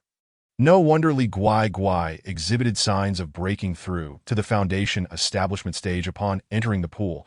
It was evidently transformed from that enormous water spirit jade. The water in the pool was infused with rich water, spiritual energy, combined with the spiritual energy emanating from the stones sufficient to meet Li Nanan's needs during her nascent soul stage, creating an exceptional environment for cultivation. Despite the loss of those spiritual stones and the water spirit jade, the space had improved, which could be considered a balance of gains and losses. Li Nanan used her spiritual sense to feel the energy and the pool within the space and found her mood lifting. To her delight, she discovered that both the spiritual energy and the water in the pool had transformed into renewable resources. The once scattered spiritual stones had now coalesced into a small spiritual vein, while the water in the pool had advanced to the third tier of spiritual water, brimming with water spiritual energy. Not only that, but the density of spiritual energy in this space was sufficient to meet the cultivation needs of a nascent soul cultivator. Upon reflection, Li Nanan felt she had indeed profited. However, despite the availability of these spiritual energies and waters, she knew better than to squander them recklessly. After all, the resources consumed required time to recover. And this process was relatively slow. As the space continued to develop and improve in the future, perhaps one day she would be able to use them without restriction. Nevertheless, for the time being, considering Li Nanan's current cultivation level, it sufficed to meet her various needs. Yet, once she entered the nascent soul stage, she would have to proceed with caution. After adjusting her mindset, Li Nanan took out all the suitable spiritual herbs and seeds for planting, carefully sowing them in the soil beside the pool. After a period of diligent work, she finally completed her planting tasks. Meanwhile, Li Guai's breakthrough also concluded successfully, having advanced to a foundation establishment stage beast. At this moment, Li Guai displayed a more majestic and imposing demeanor compared to her appearance during the qi refining stage. Her physique had increased in size, and the aura she emitted had grown even more powerful and dignified. Witnessing such a transformation in Li Guai filled Li Nanan with immense comfort and satisfaction that a smile graced her face, signifying that Li Guai's strength had significantly improved, enabling her to better protect herself and progress further on her cultivation journey. Though the lifespan of a demon beast exceeds that of humans, a qi refining stage beast typically lives for only about 200 years. Now that Li Guai had broken through to the foundation establishment stage, she would be able to accompany Li Nanan for a longer time. Once she finds the spiritual herbs to evolve her bloodline, there would be opportunities for Li Guai to ascend even higher. However, given Li Guai's modeled bloodline at present, even with abundant cultivation resources, the likelihood of breaking through to the golden core stage was merely 30%. Li Nanan, Li Guai was akin to family, and thus she was more than willing to help her seek opportunities for further breakthroughs.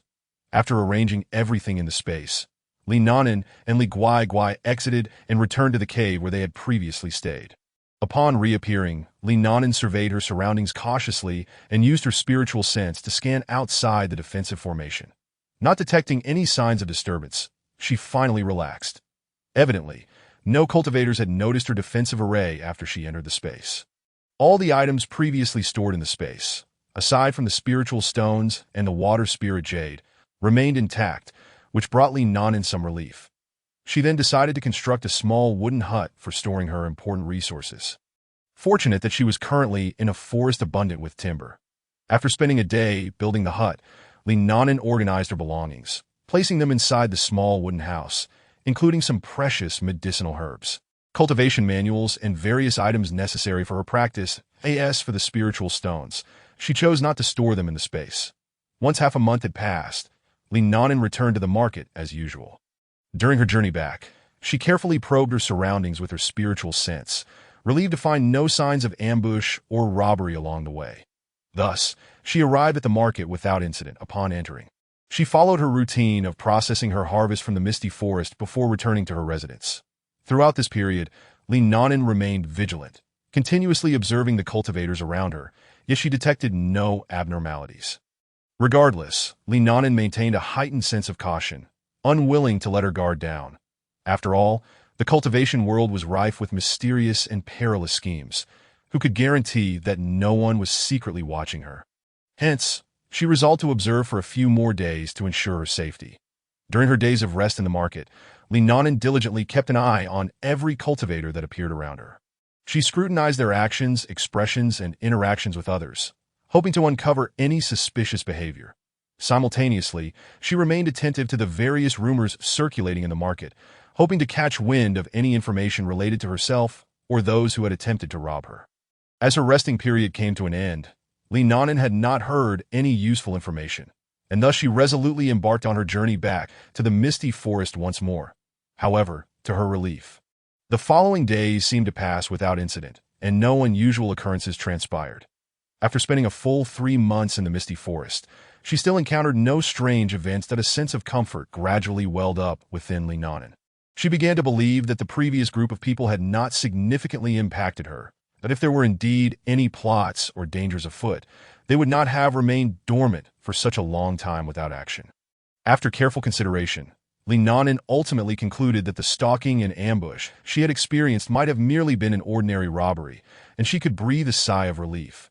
After all, if any of the deceased had possessed a powerful background, her troubles would have multiplied. The absence of any movement thus far indicated that those individuals were likely just loose cultivators or those without a significant background. Otherwise, some family or sect cultivators would have inquired about it. Considering they were all Foundation establishment cultivators. Chapter 58. Returning to the sect, time flew by, and several months passed in the blink of an eye. Calculating the days, it was not long before Li Nanan's year of practical training would come to an end. After careful contemplation, Li Nanan resolved to set out on her return journey to the sect that in the past few months, Li Nanan had encountered 3 waves of would-be robbers. However, compared to her previous encounters, their strength was evidently lacking.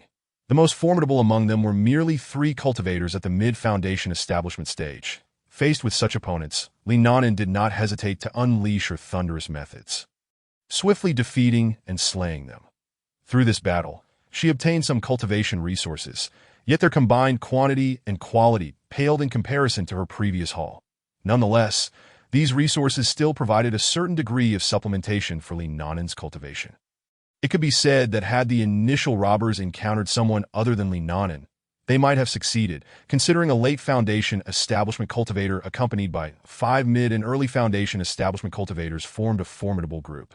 But fate is indeed peculiar, leading them to cross paths with Li Nanan, a prodigious being. Those who feigned weakness could hardly withstand the attacks from ordinary Foundation establishment cultivators, but due to the robbers' commendable strength, Li Nanan's gains were substantial. This return to the sect felt somewhat rushed for Li Nanan. Thus she decided against visiting home and instead chose to make her way back to the sect with utmost speed. Along the journey, she avoided other cultivators as much as possible to prevent any delays. Only upon entering the sect's territory did she finally exhale in relief and slow her pace at this point. Li Nanan's appearance and cultivation had returned to what they had been when she was in the sect. Upon reaching Chimu Market, Li Nanan wasted no time and hurried to the teleportation array to return to the sect. She first arrived at the sect's affairs hall to submit her tasks and collect her rewards, subsequently accepting a new task to draw talismans. After completing these matters, she did not rush to leave the affairs hall. Instead, she chose to wander around the sect, hoping to gather any useful information. Nanan strolled along the paths of the sect, encountering many fellow disciples along the way.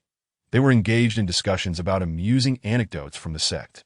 Sharing cultivation insights or deliberating on recent tasks, Nanan listened with great interest to their conversation. As she strolled, she arrived at the martial arts arena of the sect. Here, many outer disciples were gathered, diligently training in preparation for the upcoming outer sect competition. At that moment, Nanan recalled that the outer sect competition was indeed about to commence. Thus, she spent the entire day wandering within the sect, reaping a bountiful harvest of information. She even heard some gossip, such as a foundational stage cultivator from the inner sect having broken through to the golden core stage, certain senior brothers and sisters preparing to take a Tao partner, and so forth. Additionally, there were reports of a genius from another sect breaking through to the nascent soul stage, and alliances being formed between various sects, with the genius rankings set to begin soon. By the time Nanan returned to her courtyard, night had already fallen. Among the snippets of news she had gathered, two topics particularly captured her attention. Point 1 was the outer sect competition, which she intended to participate in. However, she did not aspire to secure the first place. After all, a tall tree attracts the wind, so achieving a position within the top 10 would suffice. This approach would neither draw excessive attention nor jeopardize her chances of entering the inner sect. Currently, her external cultivation was at the 10th level of Qi refinement, and with her efforts, attaining a top 10 position should not pose a significant challenge, especially with her demonstrated ability in talisman drawing. Furthermore, based on the information Nanan possessed, there were only 5 cultivators within the outer sect who had reached the 12th level of Qi refinement. This indicated that the competition was relatively manageable. Therefore, with the strength she had exhibited within the sect, entering the top 10 should not be an arduous task, nor would it raise too much suspicion or astonishment among others. After all, such an achievement seemed quite reasonable for her. The second piece of news pertained to the Genius Rankings, which would officially commence in 3 years. This rankings event was a grand occasion for the entire Tianxian continent, held only once every century.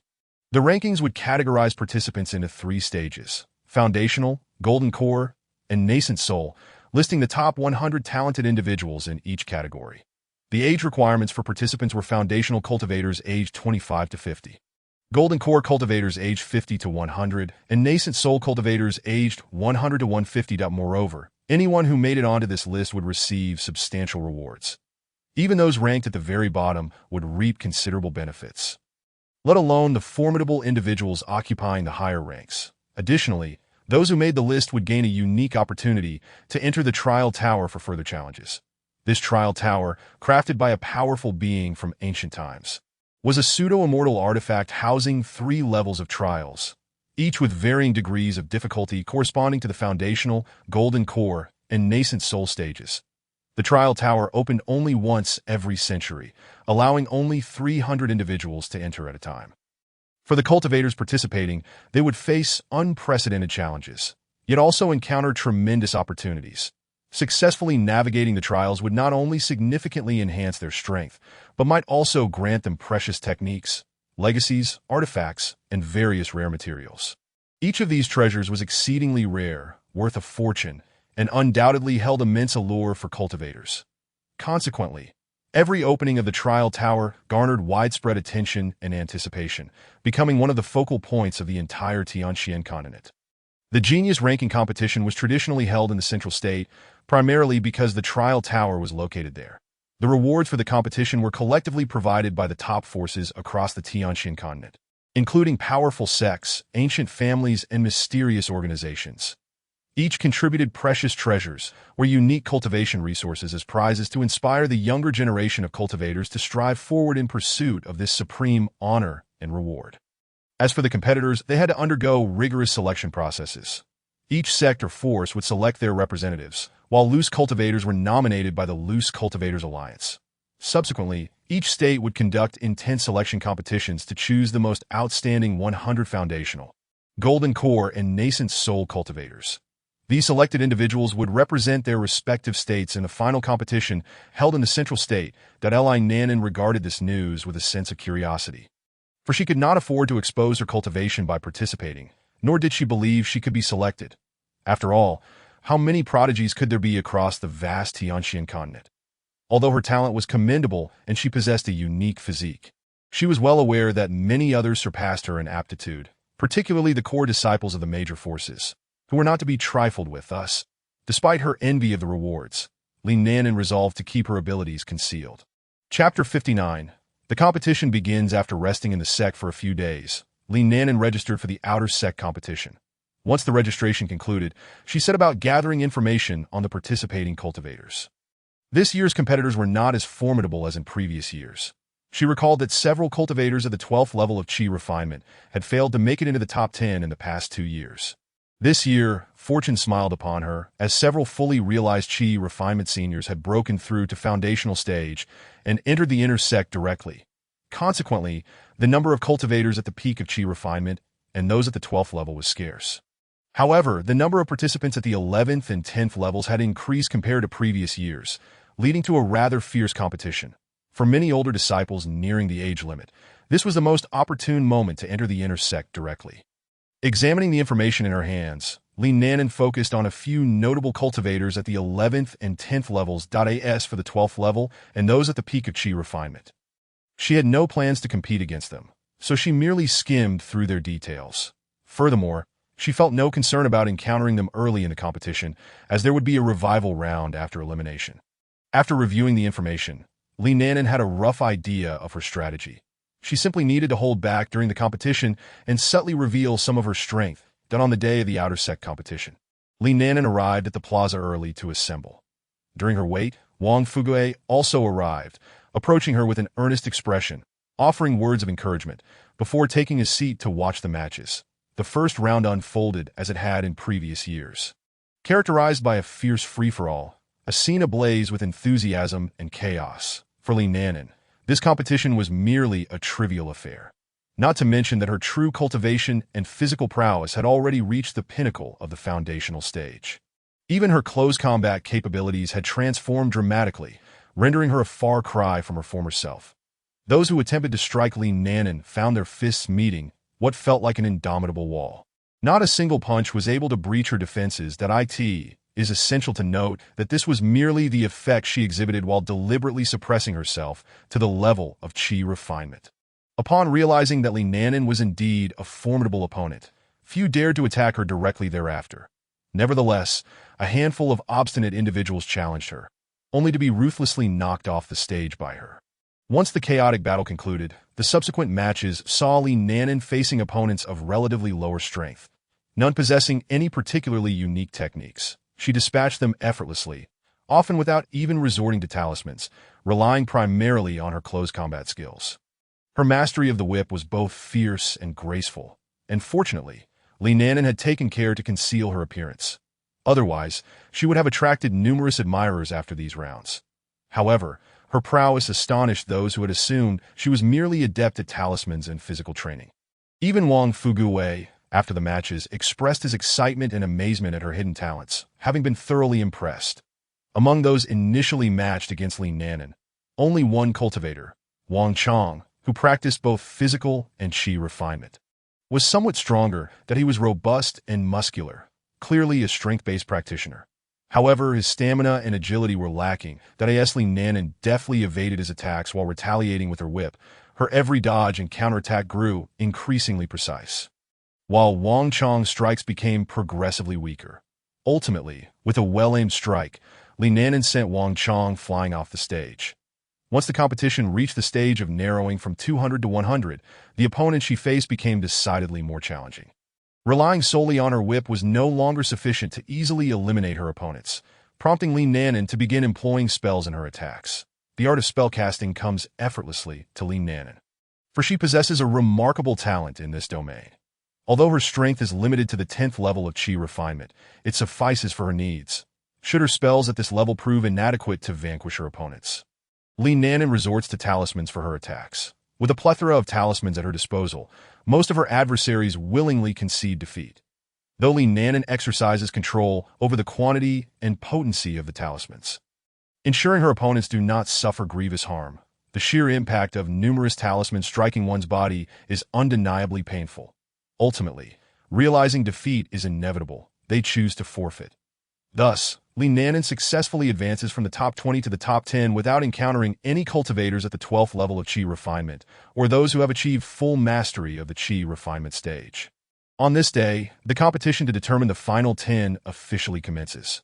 However, as the host elder prepares to announce the opponents, he unexpectedly reveals that a senior sister, who had reached full mastery of Qi refinement, unexpectedly established her foundation during the brief intermission of the competition and will no longer participate in the upcoming matches.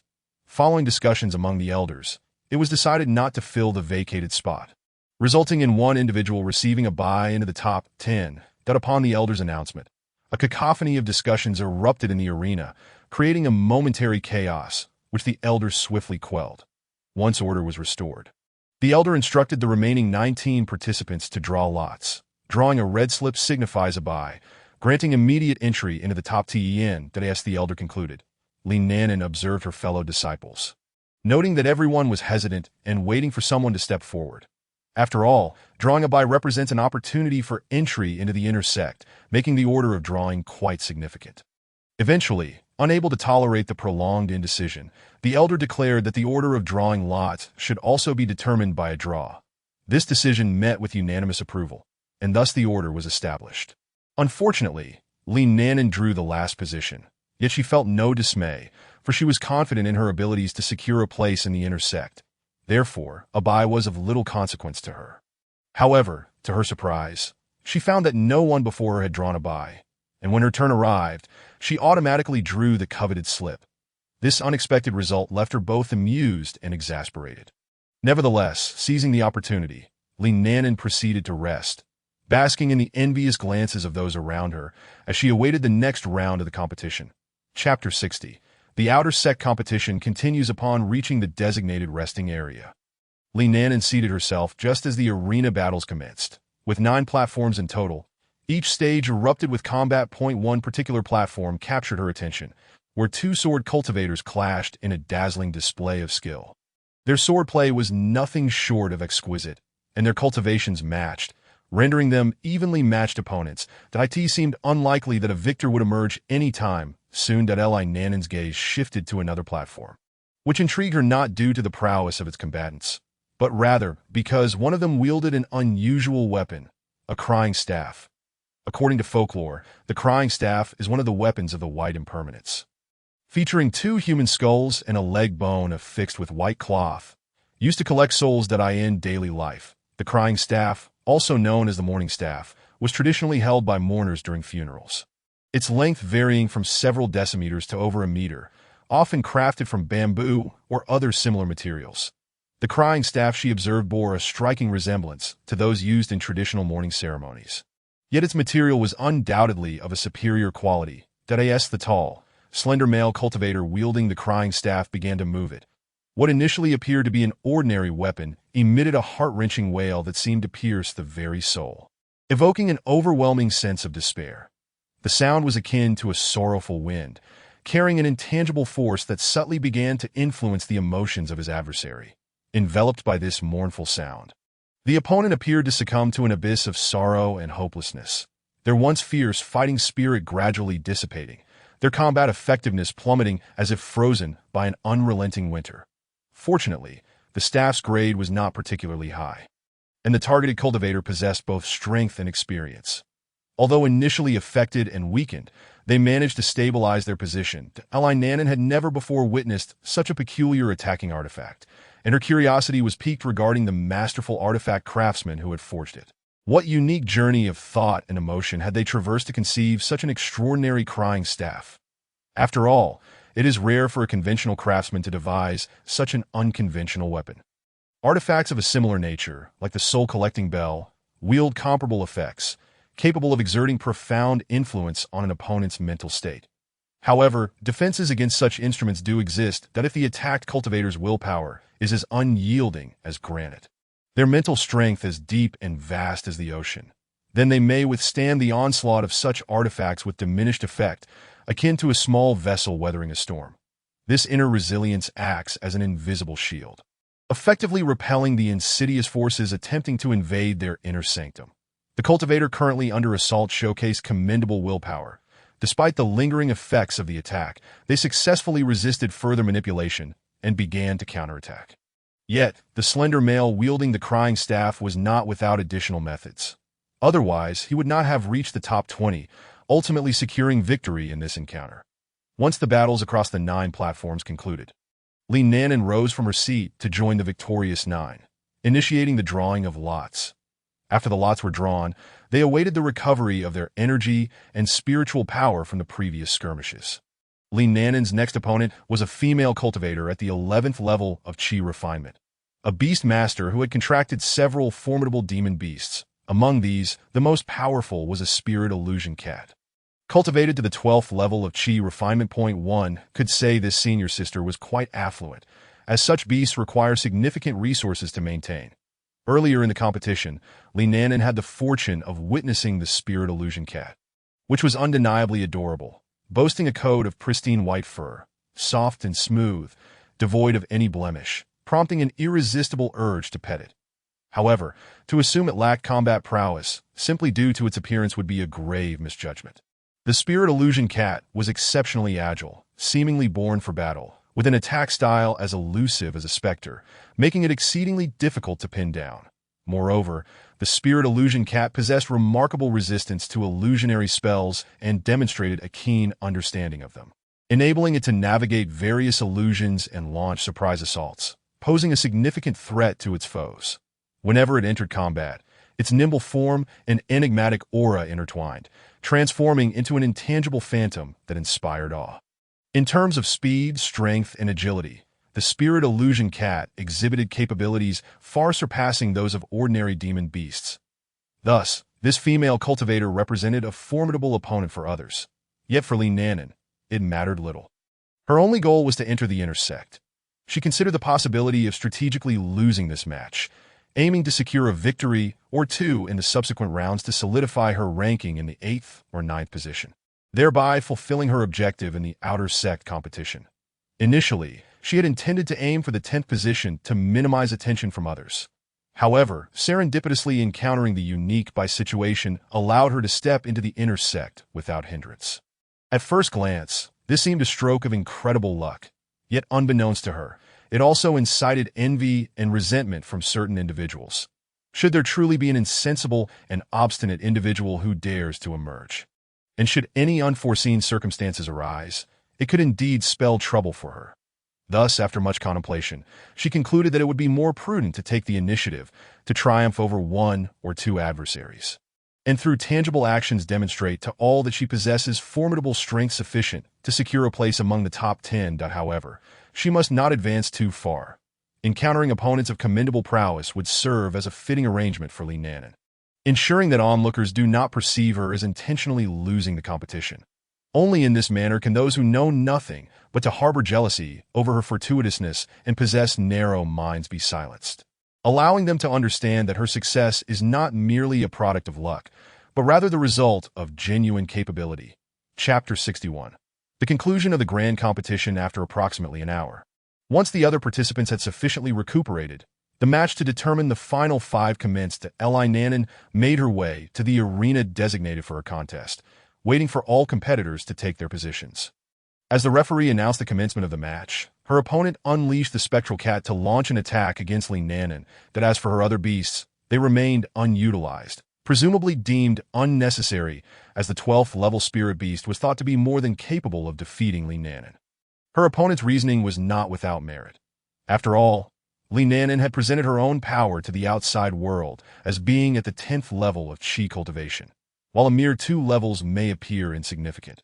The disparity in power they encapsulate is far from trivial. Each ascension in cultivation signifies a profound enhancement in the mastery of spiritual energy and a remarkable advancement in combat techniques, which cannot simply be quantified by numerical increments. Of course, this is not an absolute rule. Some prodigies possess the ability to challenge foes beyond their level, perhaps leading this senior sister to believe that Li Nanan would not be capable of such a feat. Thus, she concluded that a formidable spirit beast at the 12th level would suffice for the current circumstances that Li Nanan, however, was contemplating deliberately losing this match. Should she exert her full strength, she would certainly be able to impart a valuable lesson to this senior sister. Illustrating the severe consequences of underestimating others, that it is worth noting that even though Li Nanan had curtailed her cultivation to the 10th level, she could still defeat the quite formidable spectral cat if she chose to go all out. Yet, she felt that such an approach would be too ostentatious and not in line with her intentions. Thus, opting to gracefully concede in this contest seemed appropriate. Subsequently, Li Nanan commenced a masterful performance. Each time the spectral cat launched a fierce attack, she would feign barely managing to evade, creating an illusion of peril that was, in reality, nothing more than an act. Concurrently, she skillfully employed various spells and talismans, occasionally countering the spectral cat's assaults.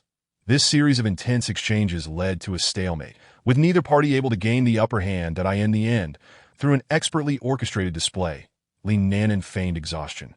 And just as the spectral cat mounted another vigorous attack, she staggered and was forcefully struck outside the arena, thus concluding this bout that Li Nanan was quite pleased with her performance, and when the time came for the rankings from 6th to 10th place, she analyzed the strength of her matched opponents and ultimately secured the 7th position.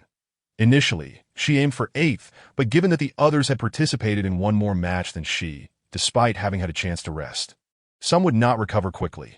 Therefore, she adjusted her rank to 7th based on the prevailing circumstances. Once all competitions concluded, the top 10 cultivators, including Li Nanan, received their rewards and successfully entered the intersect. Although these prizes were of little interest to her at this stage, she accepted them with joy, recalling the excitement she felt when she first witnessed the outer sect competition. Thus, the outer sect competition came to a formal close, and Li Nanan planned to celebrate with Wang Fuguei, intending to handle the intersect formalities the following day. As she approached the spectator area where Wang Fuguei was seated, fellow disciples, both familiar and unfamiliar, greeted her warmly, congratulating her on entering the intersect, to which Li Nanan expressed her gratitude. Upon reuniting with Wang Fuguei, before she could speak, he beamed with excitement and exclaimed, "Congratulations, Nanan! That match was truly exhilarating." It stirred one's blood with excitement. Also, congratulations on successfully entering the intersect. However, Wang Fuguei's expression suddenly shifted, his elation fading into a hint of despondency as he murmured, "Now that you have entered the intersect, our opportunities to meet will surely dwindle, and it may become difficult to encounter you in the future." Before Li Nanan could offer him words of comfort, Wang Fuguei's spirits lifted once more, his eyes gleaming with determination as he declared, "No, I must strive harder. I cannot be content with my current level of cultivation. I need to put in more effort and dedication to enter the intersect as soon as possible. Then we can practice together again, progress together, and gossip together. Nanan, you mustn't forget about me. I will work hard to keep up with you." Seeing Wang Fuguei's enthusiasm brought Li Nanan great joy, delighted that her friend bore no jealousy over her entry into the intersect, but rather inspired by his ambition. Thus, she solemnly assured him that she would never forget him and that they would remain in contact, affirming that their friendship would not be severed by her advancement. With Li Nanan's reassurances, Wang Fuguei's spirits soared once more, and the two set off to celebrate. Their celebration took the form of a grand feast at the renowned Zui Xian Lu in the market, with Li Nanan graciously footing the bill. Zui Xian Lu is a well-known establishment, celebrated for its diverse and sumptuous cuisine. The spirit wines offered are equally varied and reasonably priced, making it a popular dining choice among many cultivators seeking a treat. The ingredients are imbued with spiritual energy, and each dish is meticulously prepared, showcasing an exquisite array of flavors and aromas that leave diners salivating. Particularly notable is the signature dish, Golden Jade Abundance, which, with its exquisite presentation and unique flavor, has become an essential delicacy for diners. On this occasion, Li Nanan also ordered a portion, followed by several other signature dishes, and a pot of top-quality bamboo leaf wine. The two then chose a cozy booth by the window on the second floor, eagerly awaiting the arrival of their meal. The service was prompt, and soon their table was filled with an array of dishes. Li Nanan filled their cups and toasted with Wang Fuguei, inviting him to begin the feast. Wang Fuguei, not one to stand on ceremony, joined her in enjoying the food and drink, sharing lighthearted conversation and gossip. creating a lively atmosphere. By the end of the meal, both of their faces were slightly flushed, not solely from the wine, as they had become quite animated and ordered 2 more pots. Fortunately, the alcohol content was not high. And despite the spirited atmosphere, they were not inebriated. After their satisfying meal, they returned to their sect, and as they were about to part ways, Wang Fugue expressed a sense of reluctance, his eyes glistening with unshed tears. This amused Li Nanan, and she reassured him that she would keep in touch and visit him whenever possible, which brought a smile back to his face as he returned to his courtyard. Chapter 62. Entering the inner sect the following day, Li Nanan rose early. She began by tidying up her belongings, transferring the spiritual herbs and fruit trees from her courtyard into her hidden spirit bracelet. After dismantling the formation she had set up, she took a moment to clean the courtyard she had inhabited for over a decade. As she gazed at the now empty space, she couldn't help but reflect on how swiftly time had passed. Having indulged in her musings, Li Nanan made her way directly to the affairs hall, where she returned the courtyard token to an elder. After exchanging pleasantries, she departed from the outer sect and headed toward the area designated for the inner sect. After a short journey, she arrived at the inner sect's affairs hall, where she explained her purpose to the elder in charge, that he promptly provided her with a new identity token and inquired about her preferred peak for cultivation. As there were no peak lords or elders accepting disciples at that moment, any peak aside from the 7 main peaks was available for her choice. However, for disciplines such as talismans, weapon forging, alchemy, and formations, one must have previously entered the corresponding halls in the outer sect, such as the Talisman's Hall, Forging Hall, etc. The 7 main peaks were presided over by nascent soul stage cultivators, and only their direct disciples or registered disciples could cultivate their. Li Nanan was not yet under the tutelage of any sect elder. She had the freedom to select a peak of her interest and chose one known for its focus on talisman crafting. The elder assisted her with the registration, provided her with a courtyard token, and offered some essential advice regarding the inner sect before she took her leave. Upon exiting the affairs hall, Li Nanan did not hasten to the Talisman Peak, but instead took some time to explore the inner sect. The area was vast, comprising 7 main peaks and numerous smaller ones, arranged according to the Northern Dipper's 7 constellations: Do Nyo, Nu Su, Wei, Shi, and Bai. The peaks were as follows: Tongming Peak, where the sect leader resided, corresponding to Do, symbolizing peace and prosperity; Piamiao Peak, corresponding to Nyo, representing flourishing livestock and bountiful harvests; Mingyue Peak, corresponding to Nu, embodying female empowerment; Wuxiang Peak, corresponding to Su, signifying peace and happiness; Qingyun Peak, corresponding to Wei, indicating caution in times of crisis; Xiaoyao Peak, corresponding to Shi, symbolizing national prosperity and the well-being of the populace; and Yunhai Peak, corresponding to Bai, representing the flourishing of literature and moral integrity. This arrangement of the 7 main peaks also formed a grand protective formation known as the 7-stage Xuanwu star array. This array, which represented the image of a serpent and a turtle, was renowned for its formidable defensive capabilities, even capable of withstanding assaults from 8th-tier experts. Its power was notably heightened at night. Resonating with the stars of the Northern Dipper above, Li Nanan lacked the qualifications to ascend to the 7 main peaks. She leisurely explored the smaller peaks to familiarize herself with the layout of the inner sect. After spending the better part of the day wandering, she finally made her way to the Talisman Peak. Upon arrival, Li Nanan first registered with the elder of the Talisman Peak. The elder, clad in a simple yet elegant robe and wielding a whisk, exuded a profound wisdom born of experience. He spoke in a low, resonant voice. "I have reviewed the comments from the elder at the Outer Sect's Talisman Hall regarding your talents. You show promise. But further effort is required. Your registration is complete.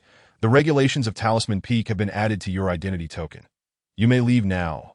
Grateful, Li Nanan bowed respectfully before turning to leave for her new residence within the inner sect. Along the way, she took a moment to examine the contents of her identity token. Firstly, every 3 days, a 2nd-tier Talisman Master would hold lectures at Talisman Peak at the end of each month. A 3rd-tier Master would do the same, and once a year, a 4th-tier Master would give a lecture. The lectures held every 3 days and monthly were free for all disciples, while attendance at the annual lecture required contribution points, which were distinct from the sect's contribution points. Secondly, Talisman Peak provided its disciples with free talisman paper, vermilion, and other materials for crafting talismans each month, with the resources allocated based on individual proficiency. Those with greater talent received more. These resources were distributed by the elders of Talisman Peak in conjunction with the sect's monthly provisions. Thirdly, there was a dedicated task hall at Talisman Peak, where tasks could yield specific contribution points for the peak. These points could only be used within Talisman Peak, and the tasks were separate from those required by the sect, meaning disciples still needed to fulfill the sect's annual task quotas. Lastly, contribution points could be exchanged for higher-tier talismans. Talisman paper, brushes, and even for personal guidance from high-ranking talisman masters. Having absorbed the information from her identity token, Li-Nanan continued on her path, soon arriving at the area designated for inner sect disciples at Talisman Peak. In stark contrast to the outer sect, this place was remarkably more spacious. Each courtyard spanned an impressive 180 square meters, providing a sense of grandeur that was immediately palpable.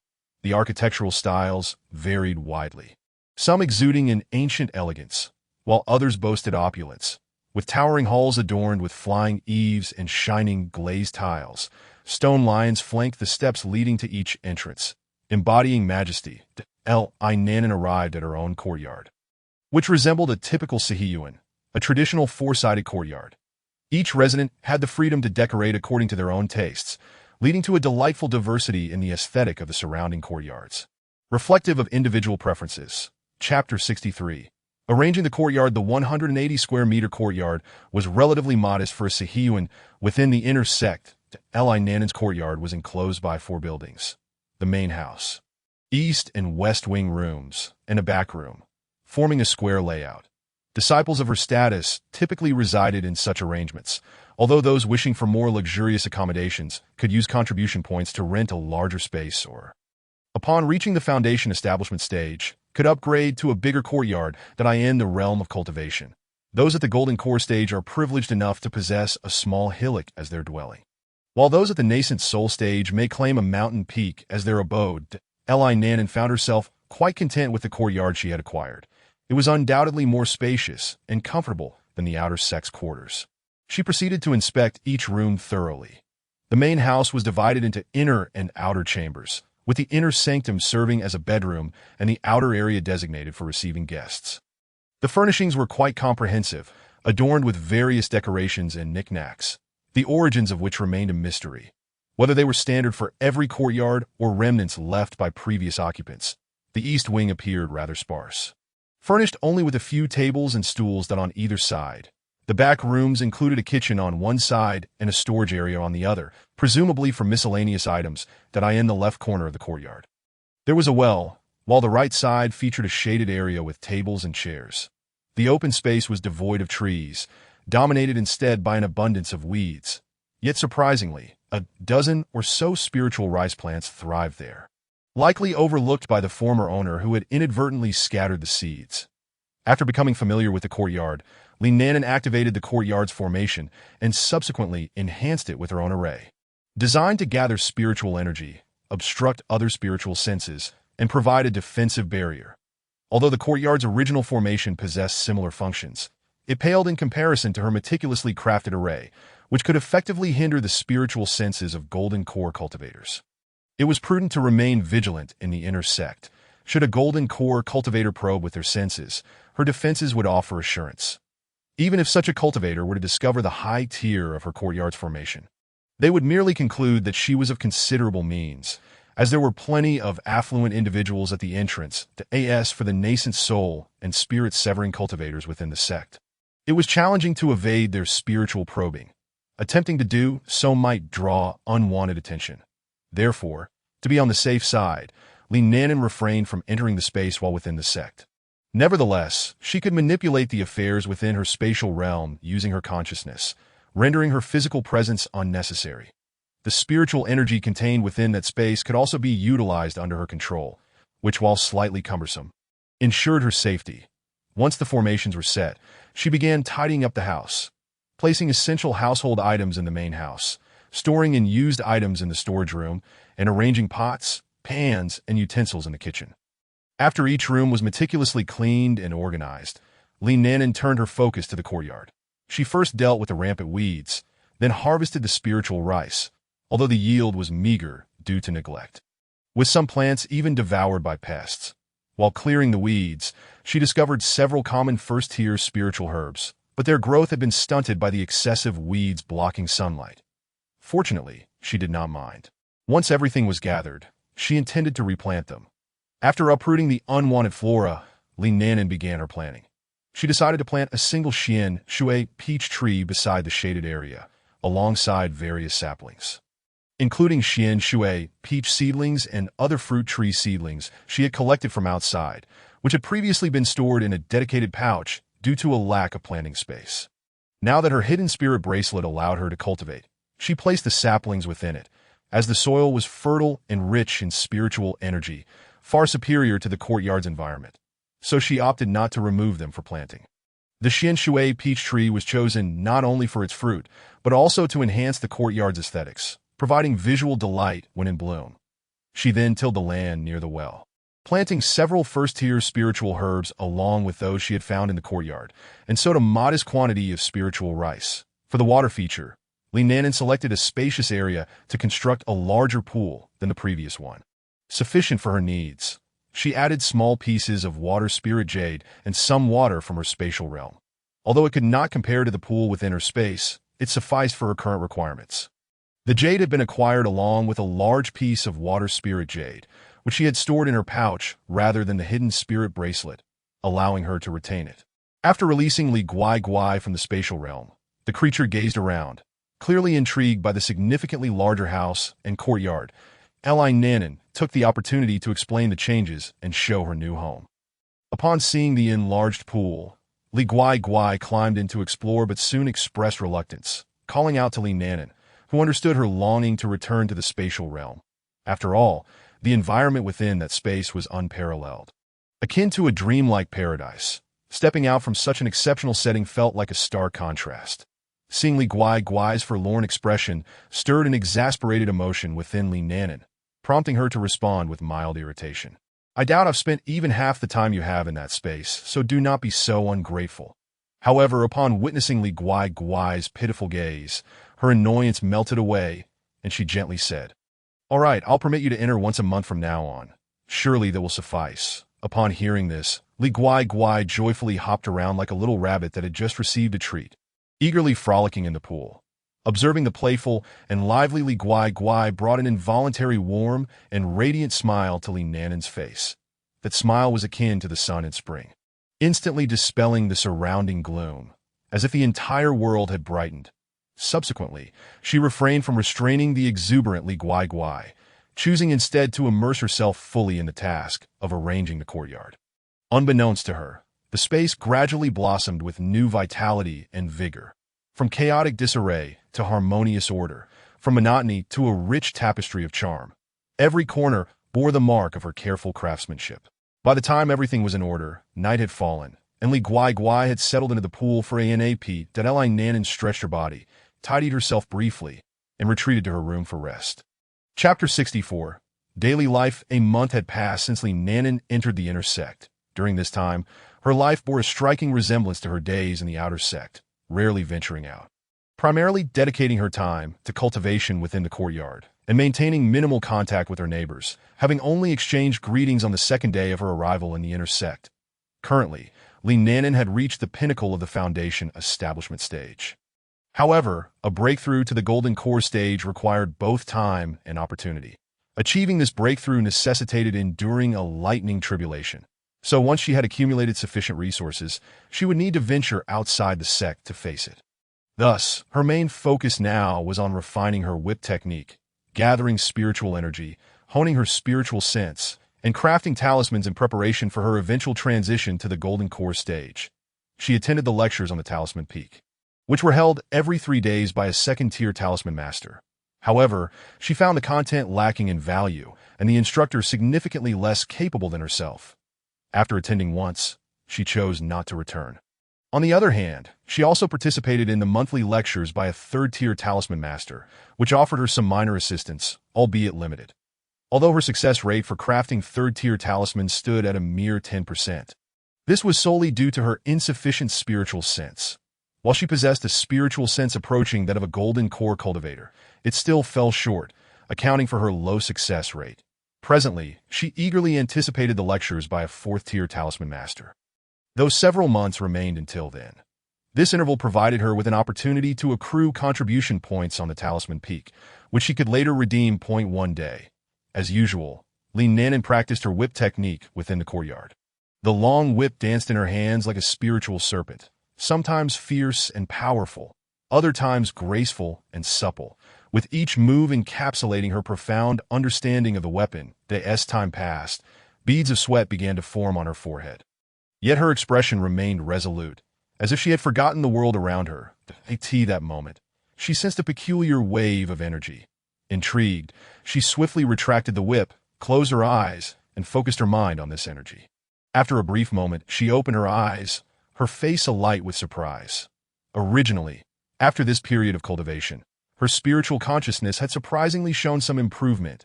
It was this modest advancement that allowed Li Nanan, on the brink of the Golden Core stage, to successfully break through into the realm of the Golden Core. This unexpected enhancement was entirely beyond her anticipation, especially since every increment of growth at this stage was a considerable challenge, let alone in terms of spiritual consciousness. She possessed no special techniques for spiritual awareness. Rather, she had only been diligently honing her control and precision over it. Therefore, a degree of fortune played a role in this breakthrough. Seizing this opportunity, Li Nanan endeavored to draw third-tier talismans. After several attempts, her success rate in creating third-tier talismans gradually increased. By the time her spiritual awareness was nearly exhausted, her success rate had reached 30%. Should Li Nanan formally break through to the Golden Core, this success rate could very well improve further. Reflecting on the gains from a day filled with hard work, Li Nanan felt a profound sense of satisfaction. With such progress, she would be more assured when facing the Golden Core Thunder Tribulation in the future. After all, enduring the Thunder Tribulation in the outside world necessitated not only withstanding the tribulations, but also being vigilant against other dangers. Thus, the more trump cards one possessed, the better. After a fulfilling yet relaxing few months, the time for classes conducted by the fourth-tier Talisman Master approached. By this time, Li Nanan had accrued enough contribution points to attend the lectures, and even had a surplus, which she used to exchange for numerous materials needed for talisman crafting. During these months, she also made time to visit Wang Fugue twice. Upon her first visit, Li Nanan was taken aback to see that Wang Fugue had lost quite a bit of weight and appeared less spirited than the last time she saw him. Although his cultivation had improved, he revealed that ever since Li Nanan entered the inner sect, he had been tirelessly devoted to his cultivation, forsaking his previous laziness and subsisting solely on fasting pills. Concerned that Wang Fugue might become obsessed with his practice, Li Nanan insisted on taking him out for a hearty meal, during which they chatted about various topics to help him relax. Before leaving, she reminded him of the importance of balancing work and rest, emphasizing that one must not solely focus on cultivation, but also nurture their mindset. On her subsequent visit to Wang Fugue, she found him much restored, which alleviated her worries considerably. When the day of the fourth-tier Talisman Master's lecture arrived, Li Nanan set out early, knowing that the attendance would be exceptionally high. Arriving late would mean losing out on prime seating. Upon reaching the classroom, she found nearly half of the seats already occupied. Li Nanan surveyed her surroundings and, after a moment's thought, chose a spot situated slightly towards the back center, settling in to await the commencement of the lesson. Just as she took her seat, a new wave of cultivators arrived, bustling in haste, as if fearing they might miss this important occasion. Before long, her vicinity was nearly filled, and the classroom began to buzz with a lively atmosphere. With 1 hour remaining until the formal start of the class, every seat was finally taken. Those unable to find a seat wore expressions of mild frustration as they searched for a place to settle, eventually locating some secluded corners to sit down on their mats, preparing for the upcoming lecture, when the elder from the Talisman Peak of the nascent soul stage entered the classroom with measured steps. The room was already at capacity, every inch occupied by cultivators, leaving no crevice unfilled. Once the lecture commenced, every individual was rapt with attention, their eyes betraying a thirst for knowledge and focus. Even those third-tier Talisman Masters who had already reached the Golden Core stage set aside their usual pride and arrogance. Eagerly absorbing every explanation from the elder, fearful of missing any crucial points of knowledge. The lecture unfolded for a full 2 hours, the passage of time slipping away unnoticed. Yet, each attendee was immersed in the ocean of knowledge, reaping bountiful rewards that Li Nanan, in particular, felt akin to a parched sponge, eagerly soaking up the essence of talisman crafting during the duration, her understanding and application of talismans seemingly ascending to a new level, her heart brimming with satisfaction and joy.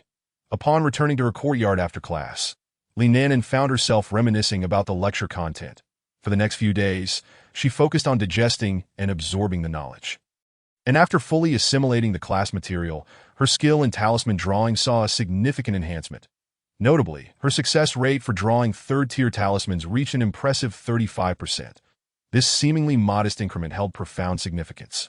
It is essential to recognize that this improvement was not merely a consequence of her spiritual awareness or cultivation, but stemmed from Li Nanan achieving a new depth of understanding regarding talismans, which naturally propelled her success rate to such a remarkable increase at that moment. It felt as though Li Nanan had forged a closer and more enigmatic connection with talismans, enabling her to deftly master every intricate detail involved in crafting third-tier talismans, thereby enhancing her success rate and liberating her from previous limitations. Should others learn of this, they would be astounded. Even the talisman masters would be eager to take her as a disciple. Chapter 65. The Mysterious Copper Mirror. While Li Nanan was diligently enhancing her skills, the preliminary rounds for the Eastern Continent's talent ranking tournament were also about to commence. The sect had selected 30 foundation establishment cultivators, 10 golden core cultivators, and 3 nascent soul cultivators who met the criteria. Lu Yanran was notably among them. Currently, Lu Yanran was at the mid-golden core stage, which placed her at a slight disadvantage compared to other competitors, making her chances of victory rather slim. Yet, one could not predict whether she might encounter an unexpected opportunity that would propel her to great heights. Nevertheless, this was of little concern to Li Nanan, who merely mused over it briefly before setting it aside. Recently, she had developed a keen interest in weapon forging, although her talent in this area was rather average, especially when compared to her aptitude for talisman crafting. Fortunately, she remained unconcerned, primarily wishing to forge some small trinkets and aesthetically pleasing jewelry. After exhausting materials worth an unknown number of resources, she finally managed to produce some first-tier items, following several months of study. She could now forge inferior second-tier magical tools, albeit with a low success rate of merely 10%. Subsequently, Li Nanan ceased to waste her materials, while her first-tier success rate rested at 30%. She retrieved numerous water spirit pearls she had previously acquired, planning to embed them into the crafted magical tools. Afterward, she designed various styles, including hairpins, necklaces, earrings, hair ornaments, hairpins, bracelets, bangles, and crowns. Initially, she did not aim for second-tier items but began with first-tier creations, only transitioning to second-tier crafting once she became more proficient. Fortunately, the items she aimed to forge were small and exquisite, with no stringent functional requirements. She merely hoped they would be sturdy and durable. As a result, she did not expend excessive materials in the forging process, successfully creating the necessary jewelry templates. Next, filled with anticipation, Li Nanan began the subsequent embedding and assembly process that in addition to the translucent water spirit pearls. She meticulously selected other dazzling gems and pure, transparent crystals as supplementary decorations. The colors of the chosen gems and crystals were all hues that she personally favored.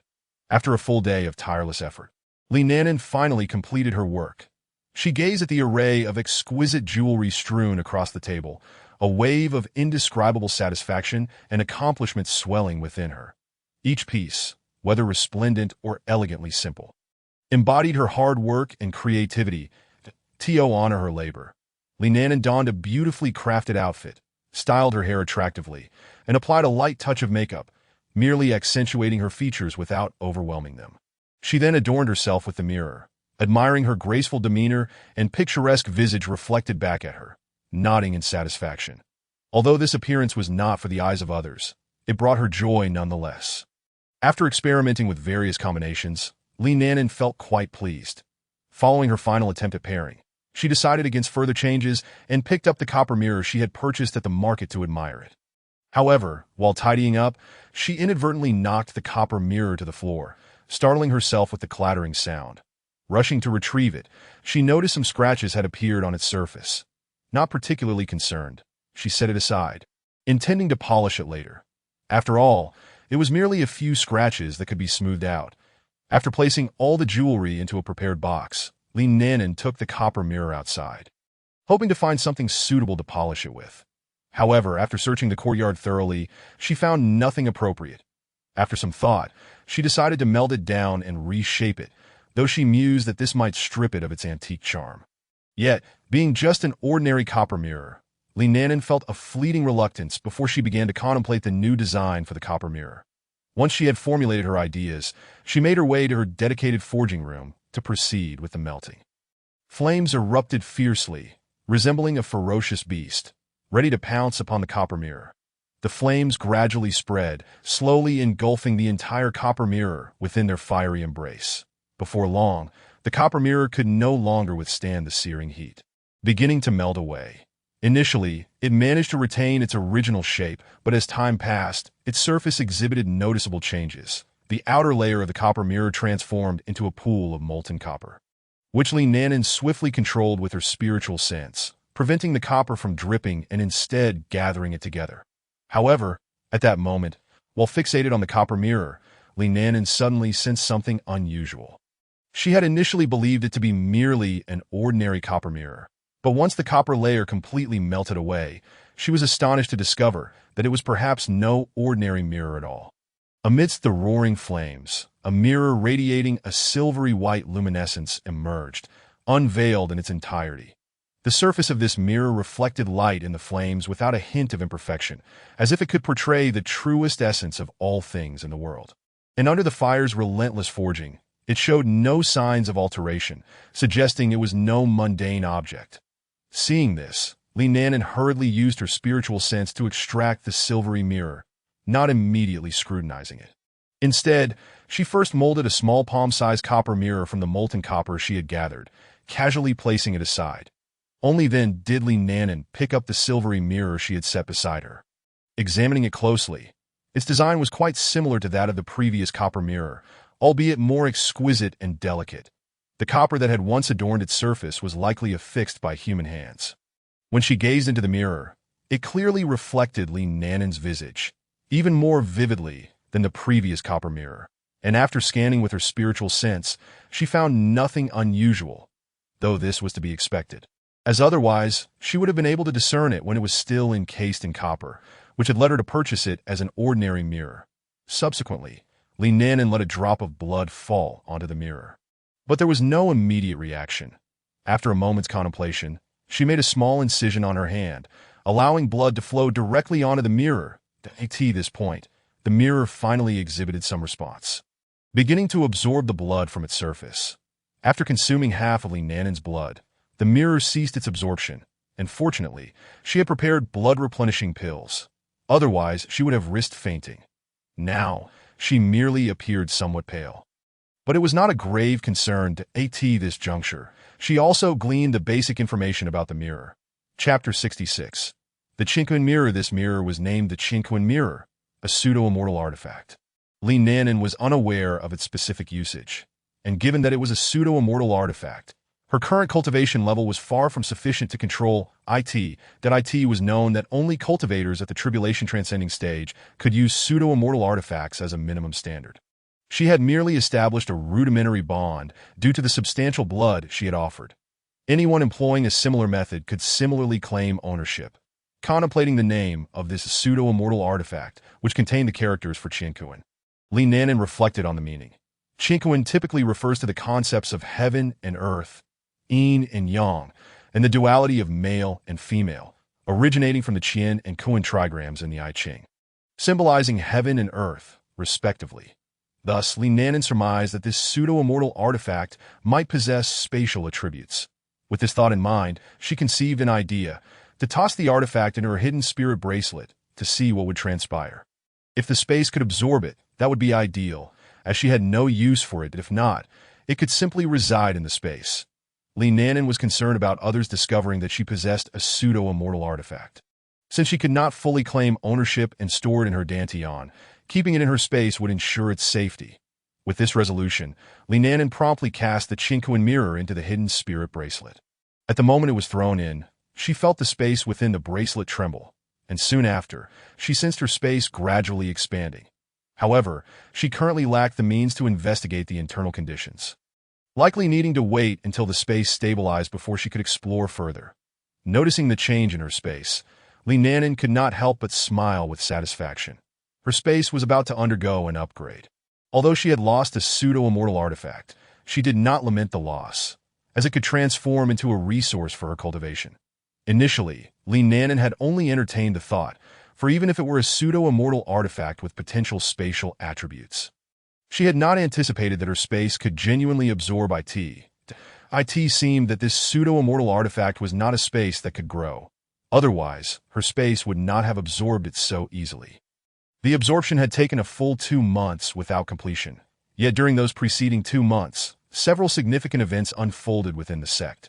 Firstly, a nascent soul stage cultivator successfully broke through to the transformation stage, and 3 golden core stage cultivators successively advanced to the nascent soul stage. The rapid succession of breakthroughs in just 2 months astonished the disciples of the sect. After the initial shock came sheer elation. Every cultivator who passed through the tribulation would summon spiritual rain, a boon granted by the heavenly way.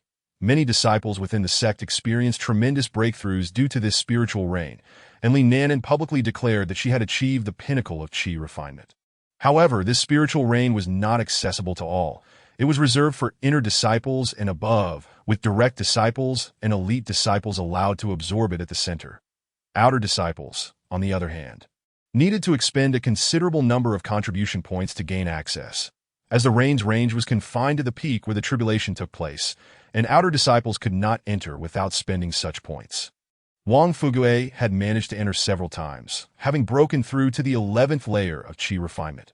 While he had used his own contribution points for the first 2 entries, the latter 2 were funded by Li Nanan, as it was impossible to allow all outer disciples access.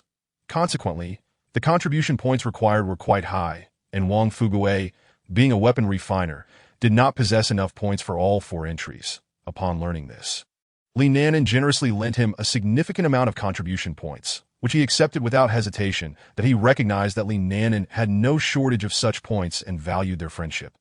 Thus, he felt it inappropriate to decline. Knowing she would likely insist regardless, that he resolved to work hard for a while and repay Li Nanan later.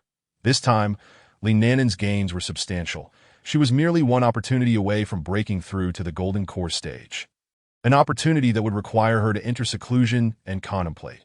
However, with the space still not fully absorbed, she could only bide her time. During her wait, the sect was abuzz with activity, following 4 instances of spiritual rain. Many cultivators reaped significant rewards, leading to discussions about whether any elders would also achieve breakthroughs. Speculation flourished regarding the unusual clustering of breakthroughs, with many conjecturing that the sect had acquired some valuable treasures, as such occurrences could not simply be attributed to coincidence. Most disciples agreed with this conjecture. While 1 or 2 instances could be deemed serendipitous, 3 or 4 breakthroughs clearly hinted at something amiss. The sect, however, did not respond to these speculations, neither confirming nor denying them. As for the specifics, their assumptions were correct. The sect had indeed obtained numerous valuable items, a significant portion of which was due to Lu Yinran's efforts. It was likely that Lu Yinran herself had not anticipated the extent of the sect's gains, surpassing even her own achievements. The recent windfall was also attributed to her participation in a competition, which yielded far greater rewards than her previous exploits in the sect's marketplace. Consequently, Lu Yinran had reached the late Golden Core stage and was expected to achieve the peak Golden Core stage soon. Moreover, the sect had not only seen breakthroughs from these 4 individuals. Several others had also advanced in secret, including an elder in the Divine Sense stage who had broken through to the Great Ascension stage. While others had not made major advancements, they were nonetheless close to breakthroughs, highlighting the extent of the sect's newfound treasures that, of course, ordinary disciples remained unaware of this, and even some Golden Core stage cultivators were not fully informed. Thus, another month passed before Li Nanan sensed that her space had upgraded. She promptly utilized her spiritual sense to explore, and a smile immediately graced her lips. Firstly, The area of her space had expanded a remarkable 20-fold. No longer merely a flat expanse, it now featured several small hills, teeming with lush vegetation. The previous small pond had transformed into a flowing stream that traversed the entire space, and a sizable structure had emerged, comparable in scale to the Forbidden City.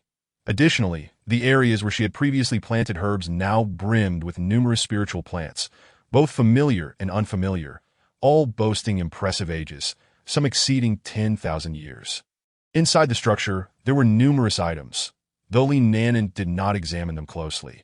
She intended to explore the space further at a later time, in addition to the visible transformations, there are also imperceptible changes. Li Nanan's space has now acquired the ability to autonomously generate spiritual energy. This upgrade has resulted in the emergence of several spiritual veins within her space, alleviating her concerns about excessive consumption of spiritual power. Furthermore, her space can now manipulate the flow of time, with a maximum control ratio of 1 to 10. Another newfound ability, previously possessed by the Qingquan mirror, allows for spatial traversal and positioning, granting Li Nanan a formidable means of displacement and escape. This spatial traversal function can be utilized even in secret realms or areas with restrictions, although the destination remains somewhat unpredictable and random. The spatial positioning feature enables Li Nanan to mark a location, allowing her to teleport there as long as the mark remains intact and within a 50-kilometer radius, making it an optimal choice for fleeing. Chapter 67. Departing the sect. Having comprehended the alterations within her space, Li Nanan resolved to leave the sect and seek a secluded spot to enter seclusion and break through to the Golden Core stage. In choosing her location, she determined that it should not be too distant from the sect, ensuring swift return in case of emergencies, yet not so close as to attract scrutiny from the sect.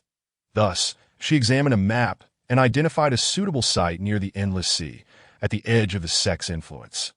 This region is vast, dotted with numerous islands, many of which are unclaimed, and rich in marine resources, albeit somewhat perilous due to sea beasts occasionally launching attacks on island-dwelling cultivators, with the ocean housing far more monstrous creatures than those found on land. However, Li Nanan harbored little concern regarding these dangers. She could simply select a remote island and enter her space to cultivate in seclusion, emerging only after her breakthrough to the Golden Core. Once the tribulation had passed, she could effortlessly teleport away using spatial positioning, without fear of attracting the attention of sea beasts due to the commotion of her advancement. After finalizing her retreat location, Li Nanan prepared to depart the sect, notifying Wang Fugue of her intention to venture out for training before leaving. During the wait for her space to upgrade, Li Nanan had already completed her preparations, and now she was ready to depart. Uncertain of how long her seclusion might last, she refrained from accepting any tasks, merely reporting her intentions to an intersect elder on the Fulu Peak, stating her purpose was to seek opportunities for breaking through to Foundation establishment. Upon leaving the sect, Li Nanan disguised herself and set off toward the Endless Sea. Her pace was not particularly swift, as she remained vigilant for suitable locations to leave a spatial mark, areas devoid of crowds and free from hazardous elements. Ultimately, she left her mark in a secluded corner, surrounding it with concealment and defensive formations, ensuring it was well hidden. After expending a little over 2 months, Li Nanan finally arrived at the vast, boundless Endless Sea. After a brief rest, she proceeded to the nearby market to gather detailed information about this maritime region. The market was bustling with activity, alive with throngs of people. An array of rare treasures dazzled the eye, overwhelming her senses.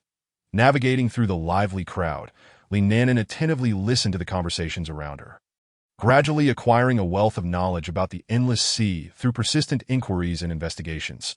Based on the intelligence gathered, she procured several items. With everything in order, she embarked on her journey into the depths of the Endless Sea without hesitation.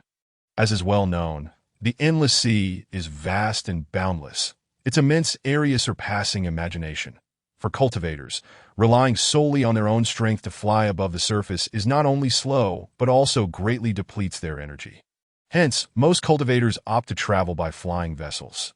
These vessels, crafted from precious materials, are inscribed with complex formations that provide powerful propulsion and can withstand harsh weather conditions at sea. In addition to flying vessels, traditional ships are also a common means of transport. However, only large commercial fleets dare to navigate these tumultuous waters. After all, the ocean's ferocious beasts frequently emerge, launching sudden attacks on passing ships. Therefore, vessels used for navigation must possess exceptional defensive capabilities, with powerful cultivators aboard to ensure the safety of the crew. Since Li Nanan intended to find an uninhabited island for her seclusion, and given that ships follow fixed routes, she opted to purchase another flying vessel. This new vessel far surpassed her previous one in quality. While the former merely had flying capabilities, this one boasted high defense, concealment features, and the ability to chart maps, alleviating concerns about losing her way in the vast ocean. As she piloted her vessel across the expansive sea, she occasionally spotted sea beasts surfacing.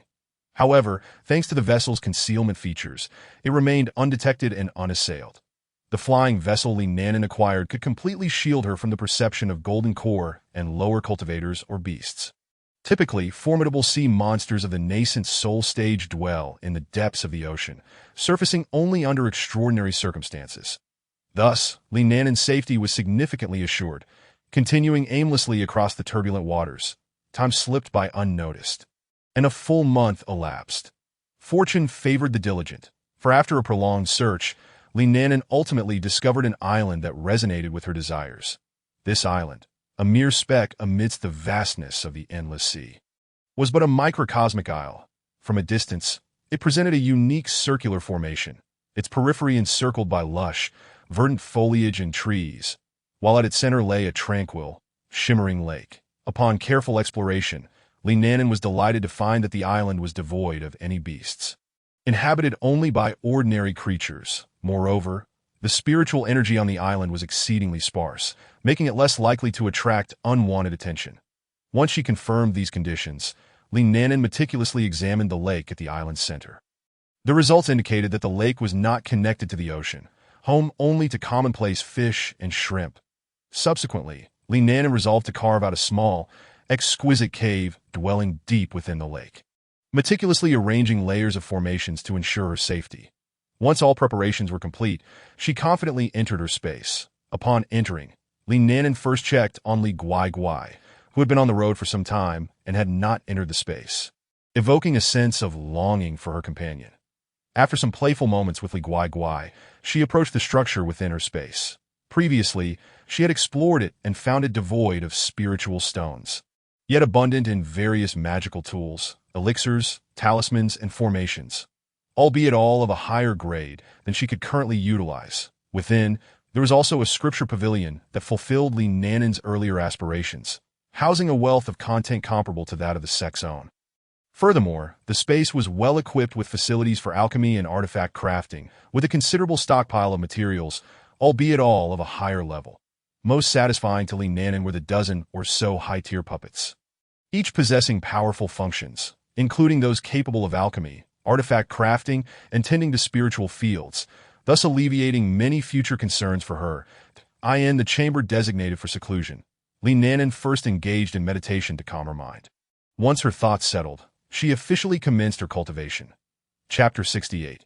Golden Core Thunder Tribulation. Thanks to Li Nanan's prior cultivation and accumulation, coupled with her self-imposed restraint on her cultivation level, she was now on the verge of the Golden Core realm.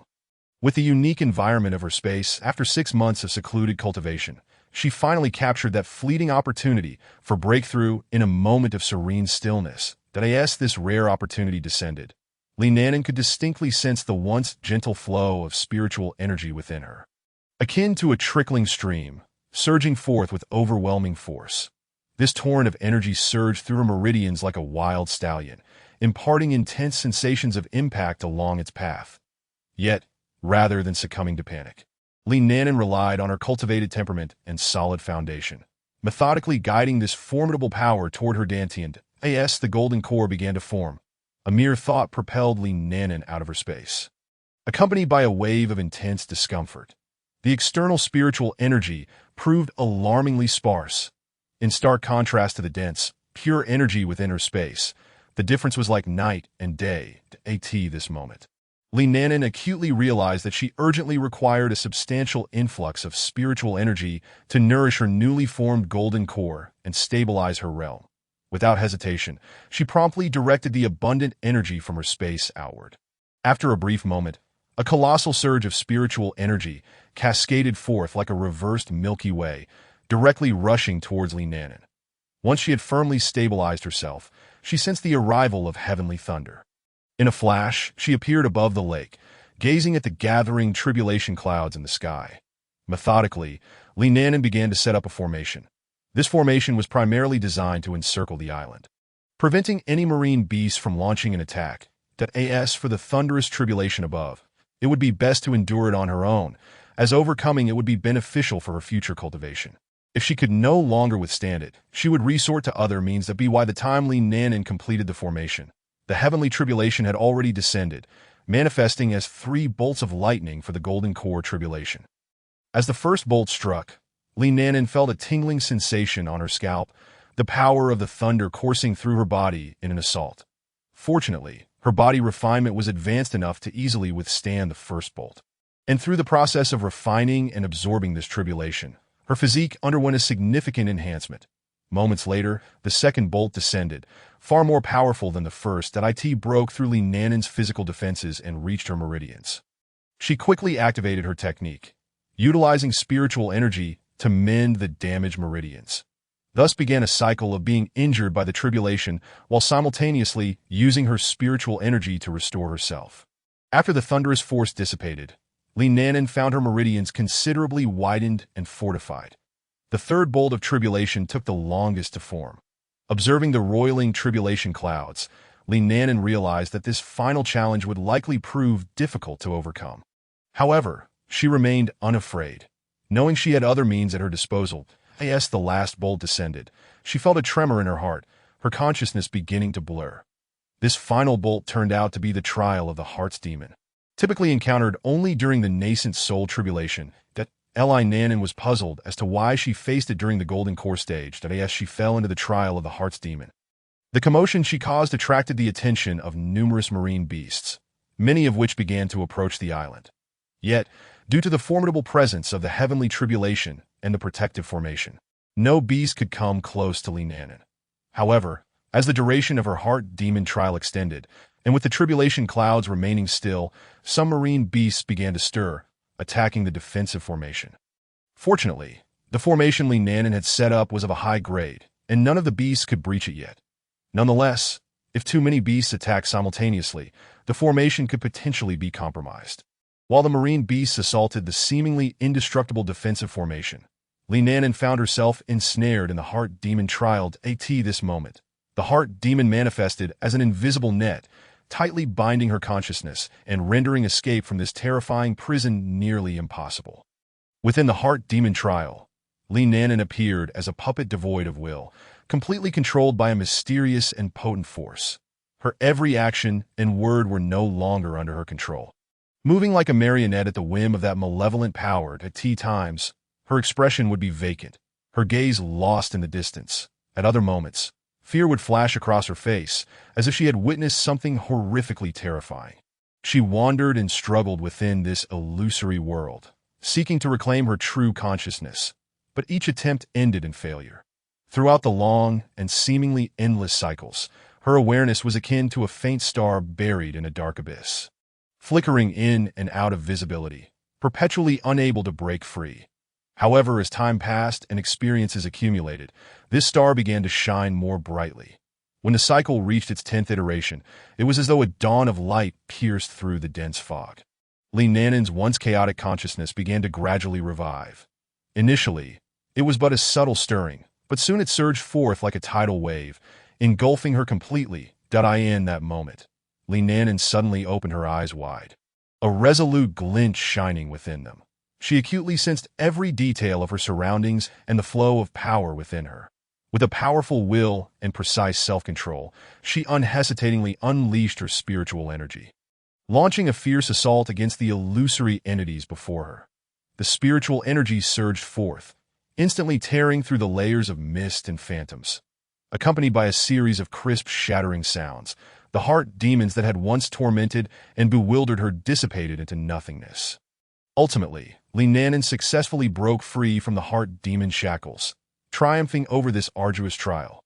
Just then, the heavy tribulation clouds that had shrouded the sky began to disperse as if compelled by some mysterious force, giving way to a torrential downpour of spiritual rain. These crystalline droplets, resembling precious gifts from the heavens, were imbued with rich spiritual energy and vitality. They fell gracefully, perfectly landing within Linnanen's body. Wherever the spiritual rain touched, it nourished the parched earth, swiftly replenishing Linnanen's dantian, which had felt somewhat empty after enduring the heart demon trial. The once depleted meridians and acupoints revitalized with newfound vigor, allowing spiritual energy to flow joyfully and ceaselessly within her. Feeling the burgeoning power of her golden core, Linnanen wore a contented smile upon her face. Chapter 69. Strengthening power after sensing the strength she now possessed. Linnanen narrowed her eyes slightly, shifting her attention to the outside of the formation. She detected some commotion in that direction. Upon closer inspection, the ferocious marine beasts, which had been relentlessly attacking the defensive formation, suddenly halted their actions, turning instead to engage in a bloody and fierce battle amongst themselves. They roared and bit at one another, each appearing to be in a frenzied state, all vying for the precious spiritual rain that cascaded from the sky. In an instant, the entire sea surface was stained crimson with blood, the waves roiling and splashing. The roars of the marine beasts echoed through the heavens, intertwining with the thunderous sounds of crashing waves, creating a chillingly terrifying scene. The chaos rendered the situation utterly incomprehensible, making it difficult to discern which beasts were attacking and which were defending. Some beasts, leveraging their massive bodies and sharp fangs, charged recklessly, attempting to overpower their opponents. Others, relying on agility and cunning tactics, skillfully evaded enemy attacks while seizing the opportunity to deliver lethal blows. Moreover, due to the allure of the spiritual rain and the scent of blood, more marine beasts arrived. However, the strongest among them were only at the late Foundation establishment stage, suggesting that there were no marine beasts of golden core level in this vicinity. Otherwise, they would have appeared long before, during Linnanen's tribulation. Linnanen chose to ignore the chaos and continued to absorb the spiritual rain while meditating to recover, taking the opportunity to change into a new set of clothes, as her previous attire had been rendered useless after 2 bolts of lightning. Once the rain ceased, Linnanen observed the gradually retreating marine beasts, feeling fortunate not to have encountered any powerful foes. Now sensing her golden core aura, the remaining beasts wisely chose to depart. The lack of formidable marine beasts in this area likely related to the concentration of spiritual energy. Only with the abundance of spiritual energy from her space could Linnanen achieve a breakthrough here. Without sufficient spiritual energy, it would be impossible to advance to the golden core stage. Not to mention, the energy needed for recovery after enduring the tribulation would be inadequate. Of course, one could use spirit stones, but that would be wasteful and economically unwise. Thus, most cultivators would prefer to break through in areas rich in spiritual energy, only resorting to spirit stones when absolutely necessary. After most marine beasts had vacated, Linnanen retracted the formation and utilized her spatial positioning ability to depart from the island. The violence and bloodshed from the marine beast battle had left a potent scent, which could potentially attract other beasts from different regions, as the spread of blood in the sea is far faster and farther reaching than the commotion from Linnanen's tribulation. This was another primary reason the marine beasts had fled so quickly. The surviving beasts were the more formidable ones, having gained benefits from the rain. Why would they linger, waiting to be devoured by stronger carnivorous beasts? Yet some remained, driven by greed. The influx of spiritual rain had made the energy in this sea area exceptionally abundant, offering a tempting allure to certain marine beasts. Coupled with a sense of luck, they hesitated to leave, hoping to absorb more. Not long after Linnanen's departure, a late golden core tiger shark indeed arrived, leading to dire consequences for those marine beasts that had not left. They were all consumed, with only a few late Foundation establishment beasts managing to escape. After devouring these marine creatures, the tiger shark did not leave immediately, remaining until it had completely absorbed the spiritual energy before departing in satisfaction. At this moment, Linnanen appeared on another island she had marked, seeking a secluded spot to set up her formation before entering her space to thoroughly consolidate her cultivation. Once Linnanen had firmly established her power, she eagerly made her way to the scripture repository. Eager to explore relevant information that on this journey, her primary goal was to find detailed accounts of why she encountered the trial of the heart's demon during the Golden Core stage.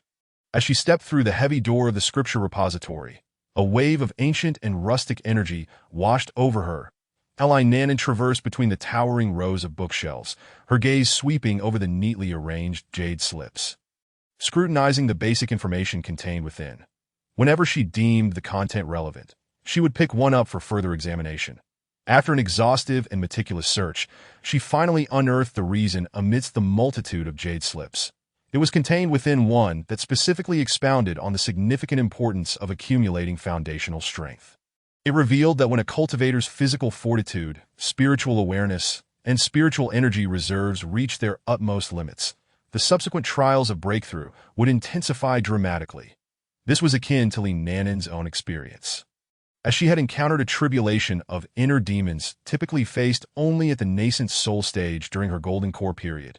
With this revelation, the heavy burden that had weighed upon her heart was finally lifted. As long as she was not entirely in the dark, it was indeed a positive development. Moreover, this jade slip elaborated that any cultivator who successfully navigated such formidable challenges would find their future path of cultivation increasingly smooth and unimpeded. Having already triumphed over the inner demon tribulation ahead of time would significantly lower the difficulty of facing it again when truly attempting to ascend to the nascent soul realm. With this thought, Nanan's spirit soared that in the time that followed. She dedicated herself wholeheartedly to enhancing her prowess. Initially, she scoured the scripture repository for spells suited to her current stage and learned various secret techniques that piqued her interest. Thanks to her innate talent, she grasped them almost instantaneously and then mastered them with ease. She also stumbled upon an excellent whip technique manual. Engrossed in its pages, she found the detailed explanations of the techniques and applications utterly captivating. After completing her spell practice one day, Nanan commenced her training in whip techniques. With the whip in hand, she wielded it like a dragon, the air around her swirling in response.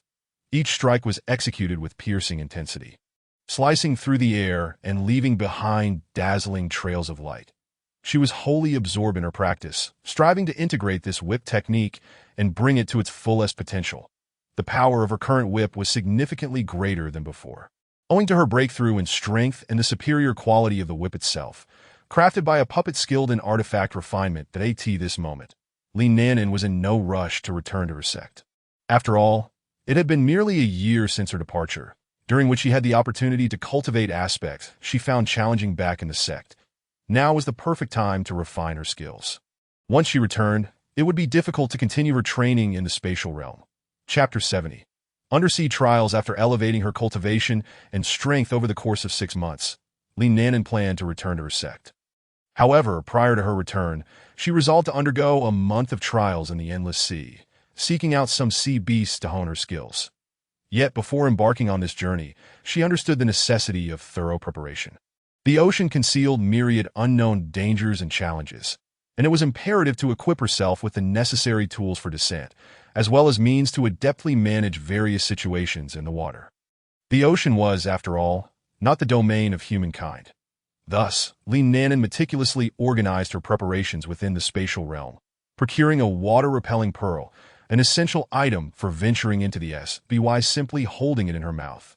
She could effortlessly evade the pressure of the surrounding seawater, allowing her to move as freely as if she were on land, breathing at her leisure. However, such treasures varied in quality, the superior the pearl. The longer one could remain submerged and the deeper one could dive.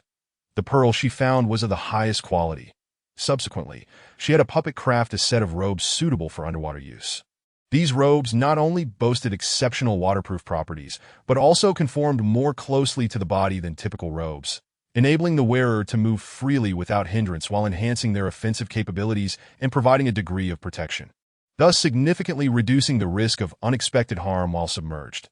While talismans proved less effective in the ocean, her water and ice-based spells gained potency, making them even more suitable and practical, particularly as Nanan excelled in these two attributes. She also prepared several disposable offensive artifacts. Once all her preparations were complete, Nanan donned her robes and exited the spatial realm, bringing along Li Guai Guai, a turtle-like beast adept at navigating the ocean. Previously accustomed to land battles, it was now time for it to adapt to combat in the sea. Soon, the pair arrived at the tumultuous, boundless shore of the ocean. The wind howled, whipping up layers of crashing waves that echoed with thunderous roars. Li Nanan steadied herself, inhaling deeply before retrieving the shimmering, translucent water-repelling pearl from her bosom. She gazed at the pearl for a moment, then gently placed it in her mouth, having completed her preparations. Li Nanan took her first steps into the depths of the ocean. As she ventured deeper, the water rose gradually, first enveloping her ankles, then her knees, and eventually reaching her waist, last, as the surging waves completely submerged her.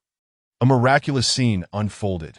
The pearl in her mouth erupted into a radiant brilliance, forming a transparent barrier that cocooned her within. In that instant, Li Nanan felt as though she had entered a realm separate from the world. While the surrounding waters roared relentlessly, they could not affect her in the slightest. She navigated through the water with the same ease as walking on solid ground. Confirming her comfort, she descended further into the ocean. With Li Guai swimming alongside her, as they delved deeper, Li Nanan began to spot the silhouettes of sea beasts, although most were merely ordinary creatures. The sea beasts she encountered possessed low power, failing to pique her interest for combat. However, Li Guai, thrilled by its inaugural experience in the ocean, eagerly attacked upon sighting a sea beast. Since these were all Qi refinement stage creatures, and many were even at the early stage, Li Guai dispatched several with ease. After a few attacks, Li Guai lost interest in pursuing weaker foes and instead followed Li Nanan closely, seeking out stronger sea beasts. As they continued their exploration, they finally encountered a mid-foundation establishment sea beast, prompting Li Nanan to encourage Li Guai to engage. Li Guai's cultivation was nearing that of the mid-foundation establishment stage, making this a perfect opportunity to practice. Within the ocean, Li Guai's strength experienced a remarkable enhancement. Compared to the land, this realm seemed to be a wellspring of its power. However, during the initial stages of battle, its unfamiliarity with the marine environment and the resistance and pressure of the water rendered its movements somewhat stiff compared to its opponent. Fortunately, as time elapsed and after a fierce exchange, Li Guai gradually adapted to the rhythm of combat in the ocean. It deftly maneuvered through the currents, skillfully harnessing the water's force to amplify its own attacks. Ultimately, through its relentless efforts, Li Guai vanquished the formidable sea beast, which possessed a higher cultivation level than itself. Pleased with the outcome of the battle, Li Nanan approached to collect the sea beast's remains. She then patted Li Guai's head, administering some healing and mana-restoring pills while telepathically showering it with praise. Hearing the commendations, Li Guai swam excitedly around Li Nanan, brimming with joy. Although the defeated sea beast held a slight advantage in cultivation, it could not compare to the depth of Li Guai's accumulated strength. Thanks to the unique, nurturing environment of its current realm and Li Nanan's careful cultivation, Li Guai had truly become a force to be reckoned with. The energy and foundational strength within it were so robust that even some late foundation establishment beasts might find themselves at a disadvantage. Following this, Li Nanan continued her quest in the ocean depths. Before long, they discovered several more foundation establishment sea beasts. These creatures varied greatly in form. Some were as massive as small hills, while others darted like lightning, making them difficult to evade. Nevertheless, each sea beast encountered ultimately fell before Li Guai with ease. However, among this assortment of sea beasts, one particularly formidable opponent emerged, boasting a late foundation establishment cultivation and a strength surpassing that of typical late-stage cultivators. When Li Guai clashed with it, the battle was fiercely contested. Although this confrontation proved significantly more arduous than previous encounters, after a grueling struggle, Li Guai triumphed over its adversary. Not only that, but during this thrilling battle, Li Guai fortuitously broke through to the mid-foundation establishment stage. Throughout this journey of seeking sea beasts, Li Nanan also reaped substantial rewards that in comparison to the land, the ocean's resources could only be described as abundant and bountiful. From the vividly colored corals suitable for artifact refinement to rare and peculiar shells. Not to mention various deep-sea spiritual herbs previously unseen by Li Nanan. The quantities were plentiful, particularly within the territories of mid-foundation establishment sea beasts, making them easier to discover. Though these resources were no longer of use to Li Nanan, Their sheer abundance was undeniable. Consequently, the number of beasts inhabiting the ocean far exceeded those dwelling on land. After all, abundant resources can support the proliferation and growth of numerous life forms. Such rewards have been reaped without delving too deeply. One can only imagine the treasures that lie in the deeper recesses of the ocean. Subsequently, Nanan conducted an extensive search and finally discovered a sea creature in the initial stage of the Golden Core realm. Chapter 71, Undersea Trials. This formidable sea creature was a gigantic jellyfish, measuring 20 meters in length, gliding gracefully through the ocean like a moving hillock. The jellyfish's transparent body emitted a faint glow, while its numerous slender tentacles were particularly striking. These tentacles danced nimbly in the water, each movement shimmering with light, reminiscent of shooting stars streaking across the night sky. Nanan keenly sensed that those glowing tentacles likely concealed potent toxins. A careless touch could yield catastrophic consequences. Thus, as she engaged in battle with the jellyfish, she meticulously controlled the distance between them. However, while Nanan focused intently on observing the jellyfish, this powerful entity in the Golden Core realm also took notice of her presence. Suddenly, the jellyfish halted its elegant movements, its entire form tensing in an instant. The next moment, it surged towards Nanan with astonishing speed. Its rapid approach was akin to a lightning bolt cleaving through the darkened sky, closing the distance between them in the blink of an eye.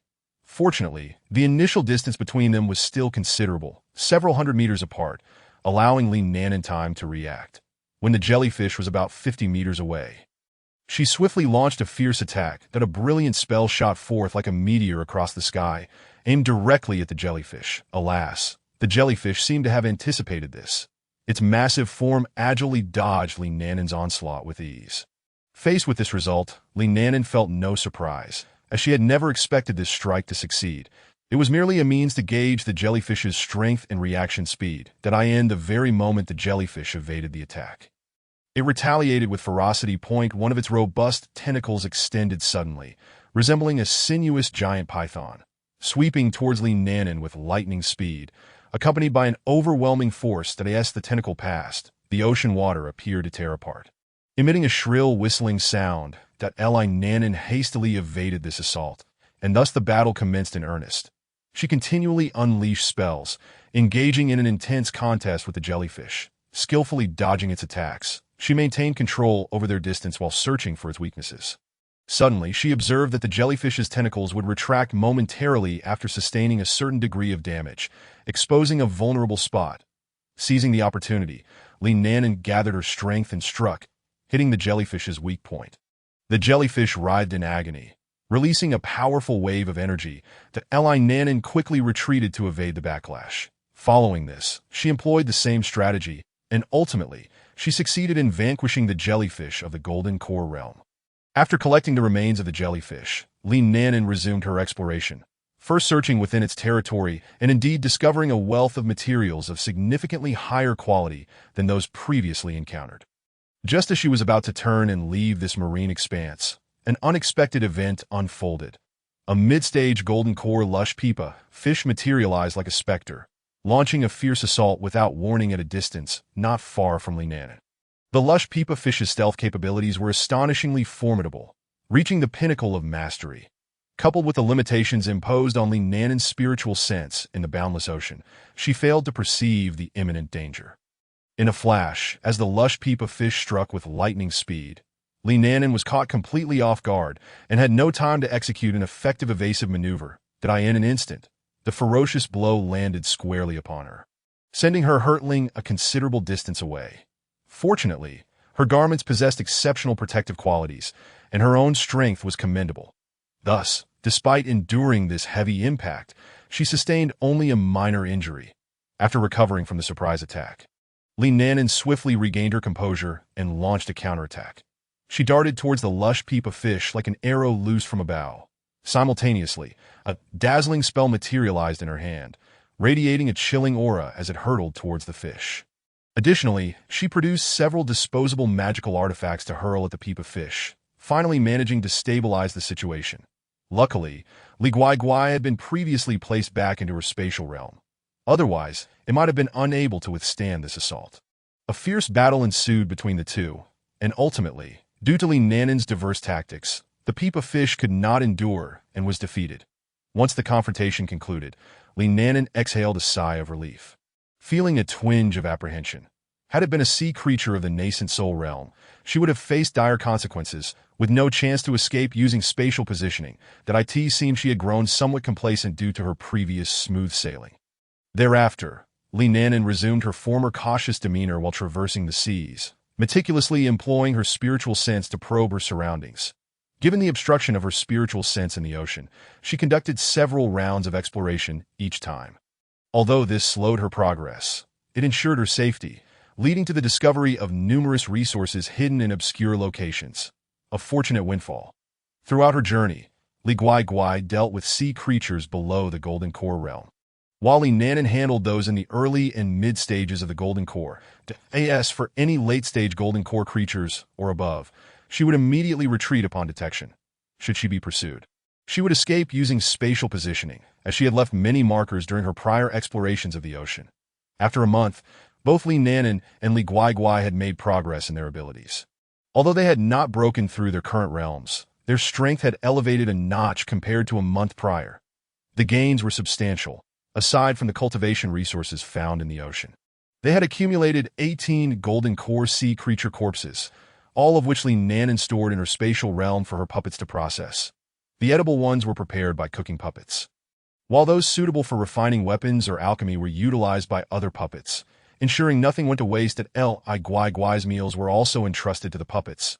Since acquiring these puppets, Li Nanen's life had become significantly more convenient, eliminating the need to manage various trifles. She merely needed to pile everything for the puppets to handle, and later, she could sell the items crafted by them for a greater profit in spirit stones. On the way back to the sect, most cultivators were engaged in discussions about the Talented One's ranking competition, with much chatter surrounding the well-known cultivators in the cultivation world. Among the many names mentioned, Li Nanen overheard the name Lu Yinran, noted as a dark horse. Chapter 72. Entering the secret realm, in addition to Lu Yinran, numerous top disciples from other factions also became popular topics of conversation. As Li Nanen journeyed, she absorbed a wealth of information about the extraordinary talents from the eastern region.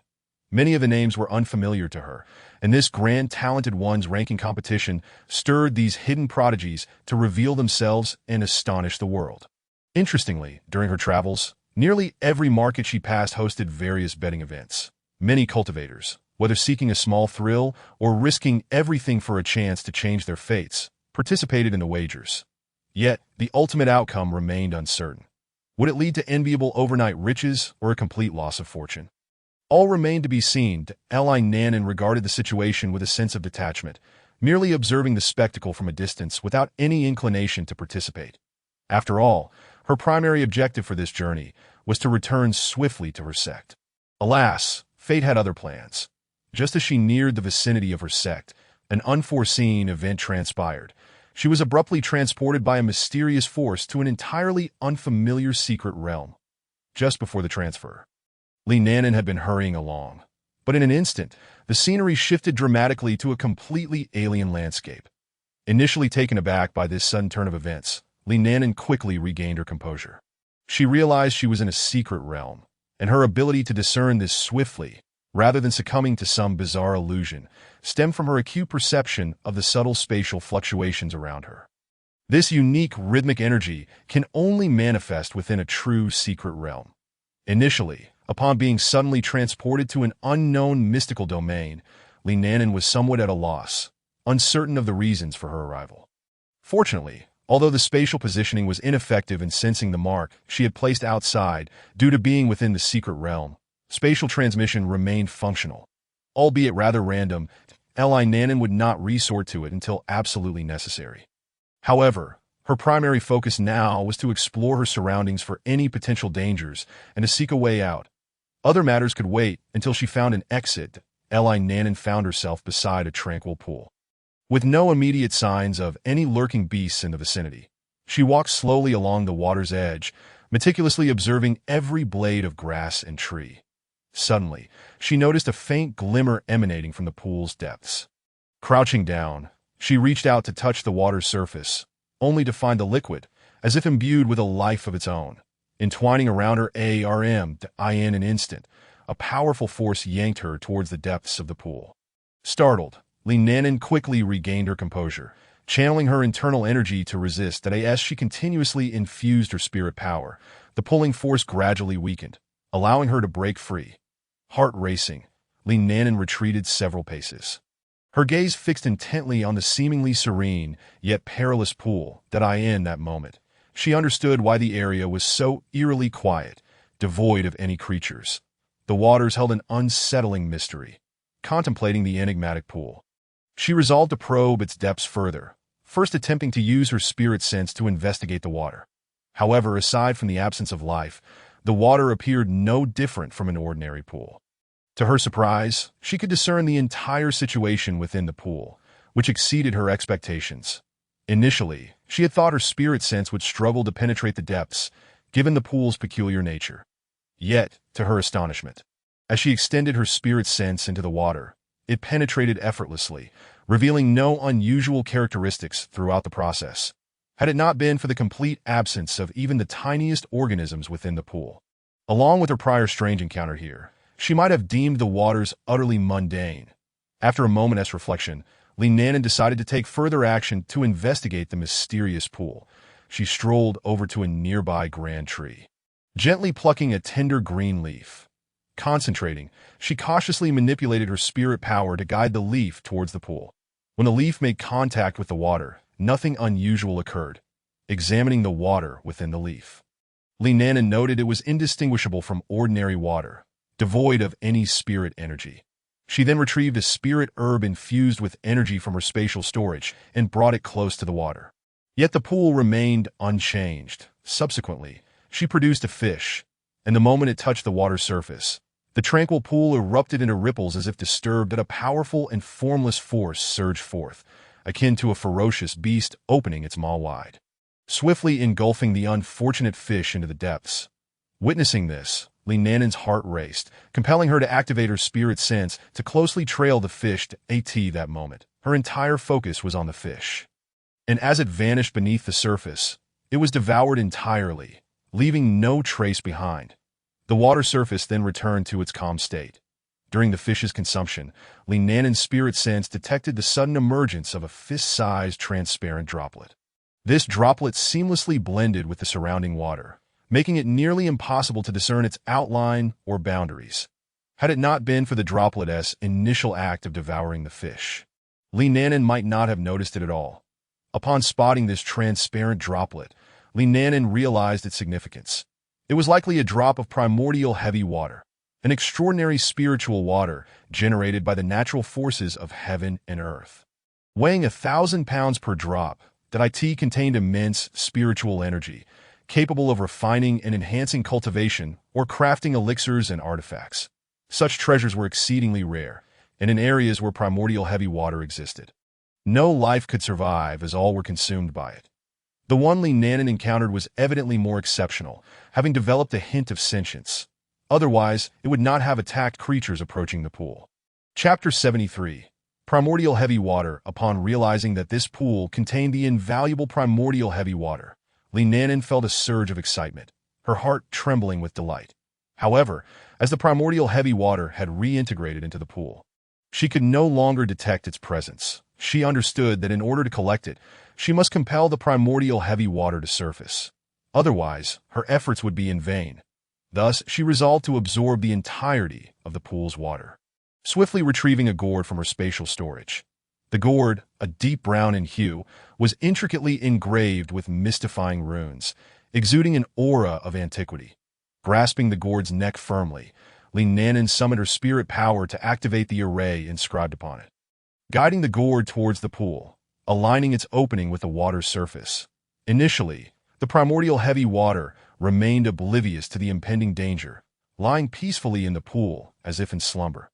However, as Li Nanan continued to cast her spells, a potent suction began to emanate from the gourd's opening, gradually drawing the water from the pool into it.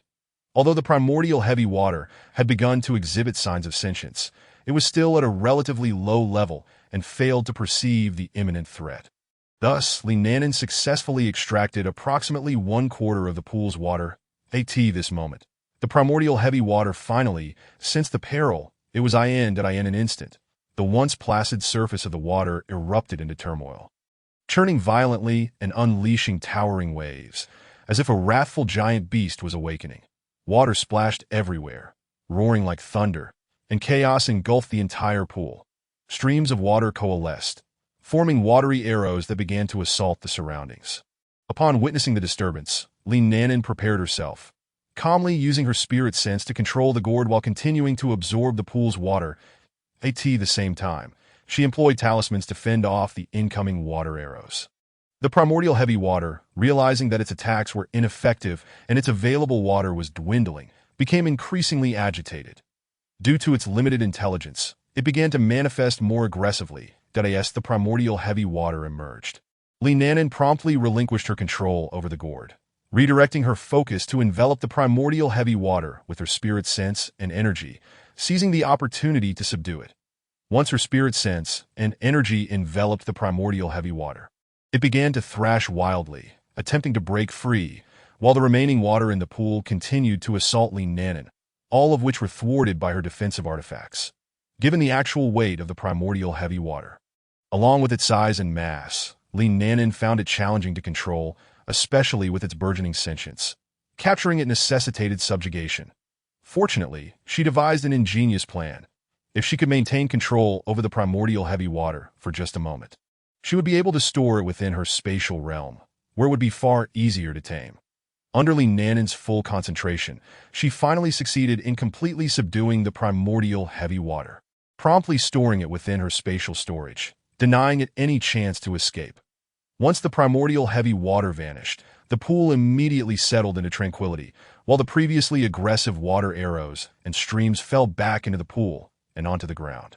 Subsequently, Nanan utilized her spatial abilities to assert dominance over the primordial heavy water, a process that was remarkably effortless. Upon successful recognition, she placed the primordial heavy water within a small river in her spatial realm, albeit with restrictions to prevent it from indiscriminately consuming the local fauna. Within her spatial realm, aside from Guai, she had also introduced several creatures, most of which were ordinary beings with little spirit energy. However, over time in Nanan's realm, the flesh of these ordinary creatures would gradually accumulate spirit energy. Yet cultivating sentience remained a formidable challenge. These creatures were merely reserves for Guai as sustenance.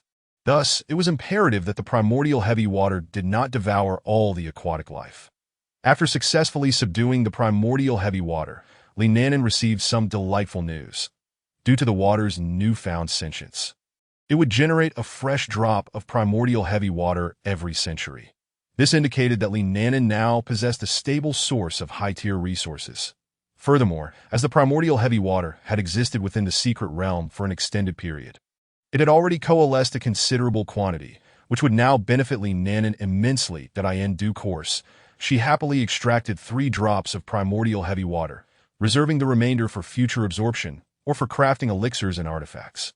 She gifted 1 drop to Guai, retaining the other 2 for herself, subsequently absorbing them within her spatial realm.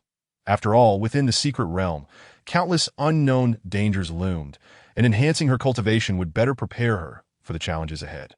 This absorption continued for 10 days. As Nanan absorbed the essence, her cultivation reached the mid-stage of the golden core, while Guai advanced to the late stage of foundation establishment. Subsequently, Nanan exited the spatial realm and began her journey towards the east, concealing her presence and using her spiritual sense to keenly observe her surroundings. After traversing through a thicket, she encountered some low-level demonic beasts, which she chose to ignore as she continued on her path. However, when she stumbled upon objects of interest, she would pause to collect them. Should there be any demonic beasts guarding them, she would eliminate them before taking what she desired. Thus far, she had yet to encounter any golden core level beasts. After 3 days of travel, she finally discerned signs of cultivators in the vicinity. She observed traces of talismans and magical attacks, which, based on her estimations, appeared to be the remnants left by mid-stage foundation establishment practitioners, not older than 3 days. Realizing that there were cultivators within the secret realm heightened Nanan's vigilance, for the presence of others implied dangers beyond those inherent to the realm itself. However, there was also a silver lining. The fact that other cultivators had entered this secret realm suggested that someone might possess knowledge about its nature, thus providing Li Nanan with the opportunity to acquire information. Yet, she needed to locate them first. With this thought in mind, Li Nanan utilized her spiritual sense to probe the combat area and ultimately discovered dried blood belonging to a human amidst a patch of weeds. Employing a secret technique, she began tracking the practitioner, and a faint thread of connection slowly manifested. However, due to the passage of time, this thread grew increasingly tenuous until it eventually vanished from her perception. Fortunately, Li Nanan only needed a general direction, and upon confirming it, she proceeded onwards. Chapter 74. Understanding the circumstances, as Li Nanan cautiously followed the trail, she made various new discoveries along the way. The ravaged land, the damaged trees, and the bloodstains seemed to narrate the events that had transpired. After advancing further, she stumbled upon a human corpse. Quickly moving closer, she examined the body intently. After careful observation, she concluded that the deceased was a practitioner at the qi refining stage. The storage bag on the body was missing, and the wounds suggested a fierce assault from magical artifacts and talismans. Li Nanan pondered silently, surmising that this individual had likely been murdered and their storage bag seized. This led her to speculate that the secret realm imposed no strict limitations on the cultivation levels of practitioners. Yet, she remained uncertain whether powerful nascent soul cultivators might also be present. If so, she would need to exercise extra caution. Secret realms devoid of cultivation restrictions often brimmed with chaos and bloodshed. In such places, weaker practitioners struggled to survive, and a moment of carelessness could render them as mere prey.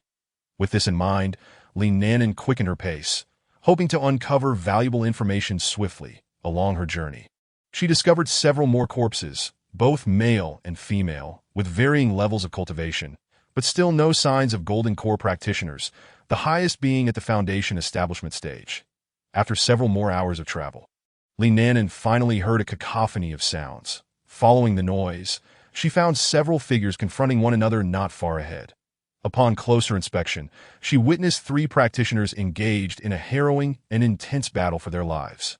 Among them were 2 males and 1 female, and from the fluctuations of their spiritual energy, it was evident that all 3 were roughly at the early stages of foundation establishment at that moment.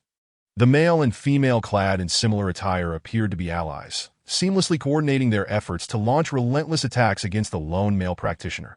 Faced with such overwhelming opposition, the solitary male cultivator found himself struggling. Despite his best efforts to fend them off, it was evident that he was gradually losing ground. His garments were tattered, blood staining large areas of his skin, and his injuries were grievous. Should the situation continue to develop in this manner, it would not be long before he met his demise. Witnessing this scene, Li Nanan furrowed her brow, deep in thought. After weighing her options, she resolved to intervene and assist the beleaguered practitioner, intending to seize this opportunity to inquire about the mysterious secret realm. With her decision made, she flicked her wrist, summoning a shimmering whip that instantly appeared in her grasp. With a powerful swing of her arm, the whip shot forth like a serpent, deftly ensnaring the battered male cultivator and swiftly pulling him away from the battlefield. This sudden turn of events left the 3 combatants in shock, their hearts racing. Once Li Nanan had taken her leave with the rescued practitioner, the male and female attackers finally grasped the situation, their composure momentarily shaken. What now, Senior Brother Wang? That suddenly appearing female cultivator seems to be at the golden core stage. She saved our target. Have we offended her? Will she pursue us? The female cultivator could not help but voice her concerns. The male cultivator pondered for a moment before reassuring his companion. Do not worry, junior sister, that a golden core cultivator would find dealing with us trivial. Since she chose not to intervene earlier, she likely has no intention of pursuing us. Moreover, if that golden core senior knew the practitioner we intended to kill, she would have eliminated us on the spot. Nevertheless, we should proceed with caution from here on out. Understood, senior brother, the female cultivator responded with evident agreement. As they watched the direction in which Li Nanan had departed, both felt a sense of relief. Had she chosen to attack them, they would have found themselves in dire straits. Fortunately, her target was not them. Meanwhile, the practitioner whom Li Nanan had rescued was filled with trepidation. However, upon sensing her cultivation level and realizing she meant him no harm, he began to relax, ceasing his struggles and resigning himself to being taken away. Yet, he pondered the intentions of this golden core female cultivator who had saved him. Once they reached a secluded area, Li Nanan halted, releasing the practitioner without caring for his pained grimace that I shall refrain from unnecessary pleasantries. My intention in saving you is to gain insight into this secret realm. Share all that you know. Should you dare to deceive me, I trust you understand the consequences, she stated, her voice unwavering. As she finished speaking, she unleashed the pressure of her golden core cultivation upon the man lying on the ground. Feeling the weight of her aura, the male practitioner hastily replied, "Esteemed senior, rest assured I will speak the truth. After all, you saved my life. I would never repay kindness with malice. Allow me to explain the situation regarding this secret realm." Pleased by his response, Li Nanan retracted her pressure and listened intently. "Senior, I am not certain of the exact name of this secret realm. All I know is that it is a newly emerged realm. Following its appearance, nearby practitioners were directly transported inside. I suspect that you entered in the same manner," he said, cautiously glancing at Li Nanan. Li Nanan regarded him briefly before murmuring an acknowledgement, encouraging him to continue. "That I entered the secret realm after it was discovered by others. Following investigation by several high-ranking cultivators, it was determined that this is a small-scale secret realm, with broad entry requirements. Practitioners below the nascent soul stage may enter.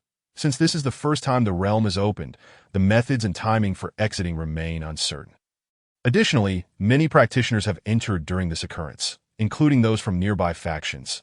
Not to mention scattered cultivators. 3 days ago, I received a message from a friend stating that a palace had suddenly appeared in the central area of the secret realm. I had intended to go there, but as I was transported to the realm's edge, I ended up taking a longer route and encountered those two individuals, ultimately leading to my rescue by you. Esteemed senior, that is all I know," he concluded, bowing respectfully. After absorbing this information, Li Nanan gained a clearer understanding of the situation and permitted the male practitioner to leave. Once he had departed, she too continued on her way, determined to investigate the central area of the realm, while remaining vigilant of her surroundings, reflecting on the information she had just received. Chapter 75. The place of inheritance. The location where this secret realm had opened was not far from the sect. Thus, one could surmise that the sect would undoubtedly pay attention to this realm. With this thought, Li Nanan could not help but ponder. Should she encounter disciples from the sect in the future? Would she choose to travel alongside them or conceal her identity and act independently? At this moment, she found herself in a quandary, torn between the two choices. Should she decide to join forces with the sect's disciples, she would face numerous restrictions. Most notably, she would need to deliberately suppress her cultivation to the early stage of foundation establishment.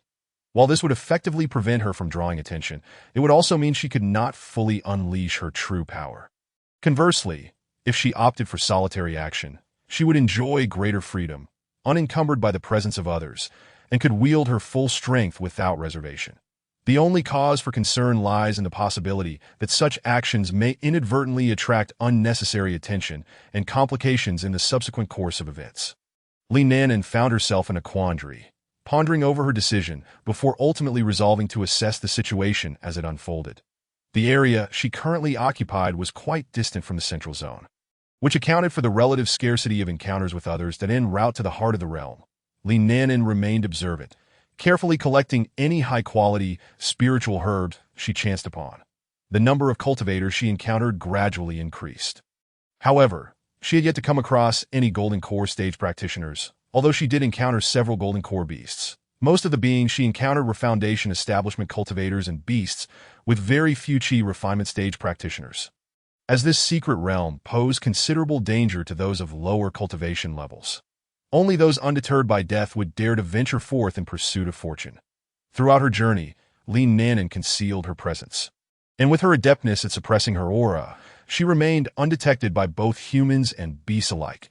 She took care to observe the Golden Core beasts before engaging them in combat. After dispatching her foes, Li Nanan meticulously examined the spoils within their territories, yielding a commendable bounty.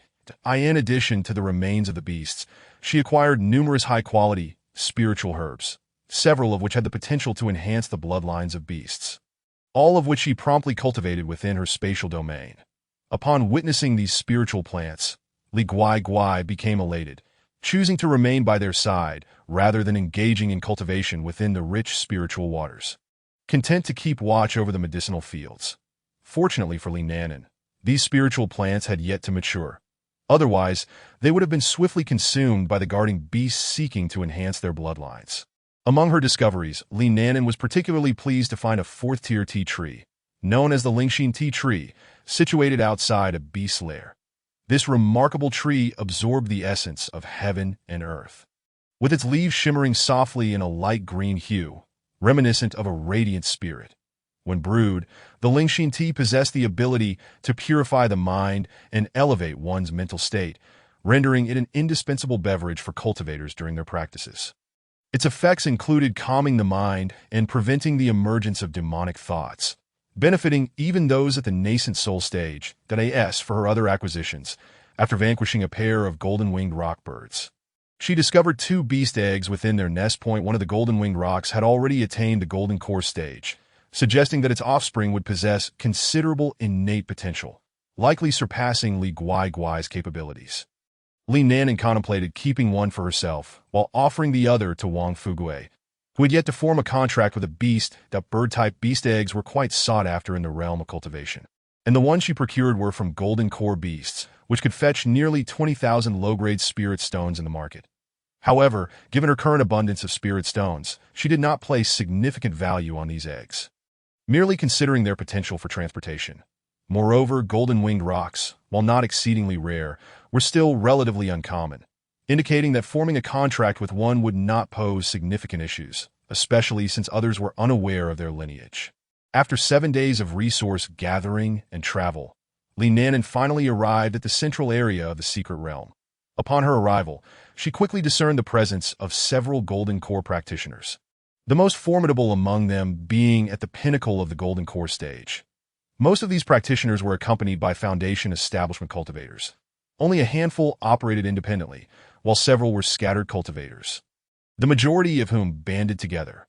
Among the gathered practitioners, Li Nanan spotted members from her own sect, including 5 golden core and 20 Foundation establishment cultivators. There were no Qi refinement practitioners in sight. And the golden core practitioners she observed appeared to be predominantly seasoned cultivators, with the strongest being a middle-aged man at the late golden core stage.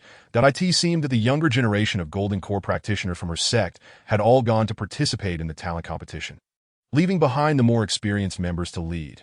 Upon reaching the central area, Li Nanan chose not to reveal herself immediately. Instead, she concealed her presence to observe and gather intelligence. Fortunately, the large number of practitioners present meant that conversations were abundant, allowing her to glean some details about the situation. Firstly, the suddenly appeared palace was suspected to be a place of inheritance. However, it was currently protected by a formation, preventing anyone from entering. The golden core practitioners present had attempted to investigate, but seemed to lack the necessary means to gain entry, the specifics of which remained undiscovered. Nevertheless, they had not sat idly by, organizing formation masters to attempt to breach the barriers, though no progress had been made thus far, since the palace had yet to open. No conflicts had erupted among the gathered practitioners, who were instead conserving their energy in anticipation of its unveiling. With a clearer understanding of the situation, Li Nanan focused her attention on the movements of her sect's disciples.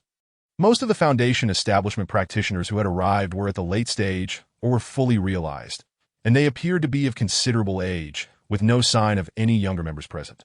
This indicated that her sect was wary of the secret realm, likely concerned about the potential peril faced by lower cultivation practitioners, leading to the decision to send only experienced individuals, though it was also possible that some formidable younger cultivators were simply absent from the sect. Given the circumstances, Li Nanan felt her presence might be somewhat inappropriate, as her outward cultivation level was merely at the early Foundation establishment stage, recently attained and likely perceived as inadequate by her sect's practitioners. If she were to join their ranks, she risked being regarded as a soft target by other factions, with the potential of being abandoned in critical moments. Thus, she resolved to act independently. After confirming her decision to proceed solo, Li Nanan quietly concealed herself, awaiting the palace's opening. Chapter 76. Entering the palace during the period of Li Nanan's silent vigil, the once bustling area became even more animated. An increasing number of cultivators flocked to this location, like birds returning to their nests. Some of these practitioners swiftly located their respective factions or teams upon arrival, while others, like Li Nanan, chose to remain hidden, quietly observing the unfolding events. Within her immediate vicinity, Li Nanan's keen perception allowed her to detect the presence of at least 5 individuals, one of whom was a formidable late Golden Core practitioner. However, she did not invest too much attention in these individuals, instead allocating a small portion of her focus to remain vigilant of her surroundings for any potential threats. The majority of her mind was devoted to the enigmatic palace, closely monitoring its every movement. Li Nanan remained intently focused on the direction of the palace. A faint sound piqued her awareness. It turned out that not far from her, the late Golden Core male practitioner had begun to stir. Had Li Nanan not arrived earlier and maintained a cautious watch over her surroundings, coupled with her superior skills in concealing her presence, it would have been challenging to notice the approach of this hidden late Golden Core practitioner. That asked for whether Li Nanan had been detected by the practitioner. It remained uncertain. However, based on her observations, he appeared to be unaware of her presence. Otherwise, he would not have carried out his actions so openly before her. Through her spiritual sense, she clearly observed the late Golden Core male practitioner suddenly produce a mysterious, ancient key from his robe. Subsequently, he stealthily approached the palace's protective barriers, moving cautiously to avoid detection, ultimately locating an unguarded section of the barrier before slipping inside. Witnessing this individual's actions, Li Nanan's eyes widened in astonishment. She internally mused, "Can it be? Someone has found a way in." Reflecting on his maneuver, she deduced that the key must be the catalyst required to access the mysterious palace.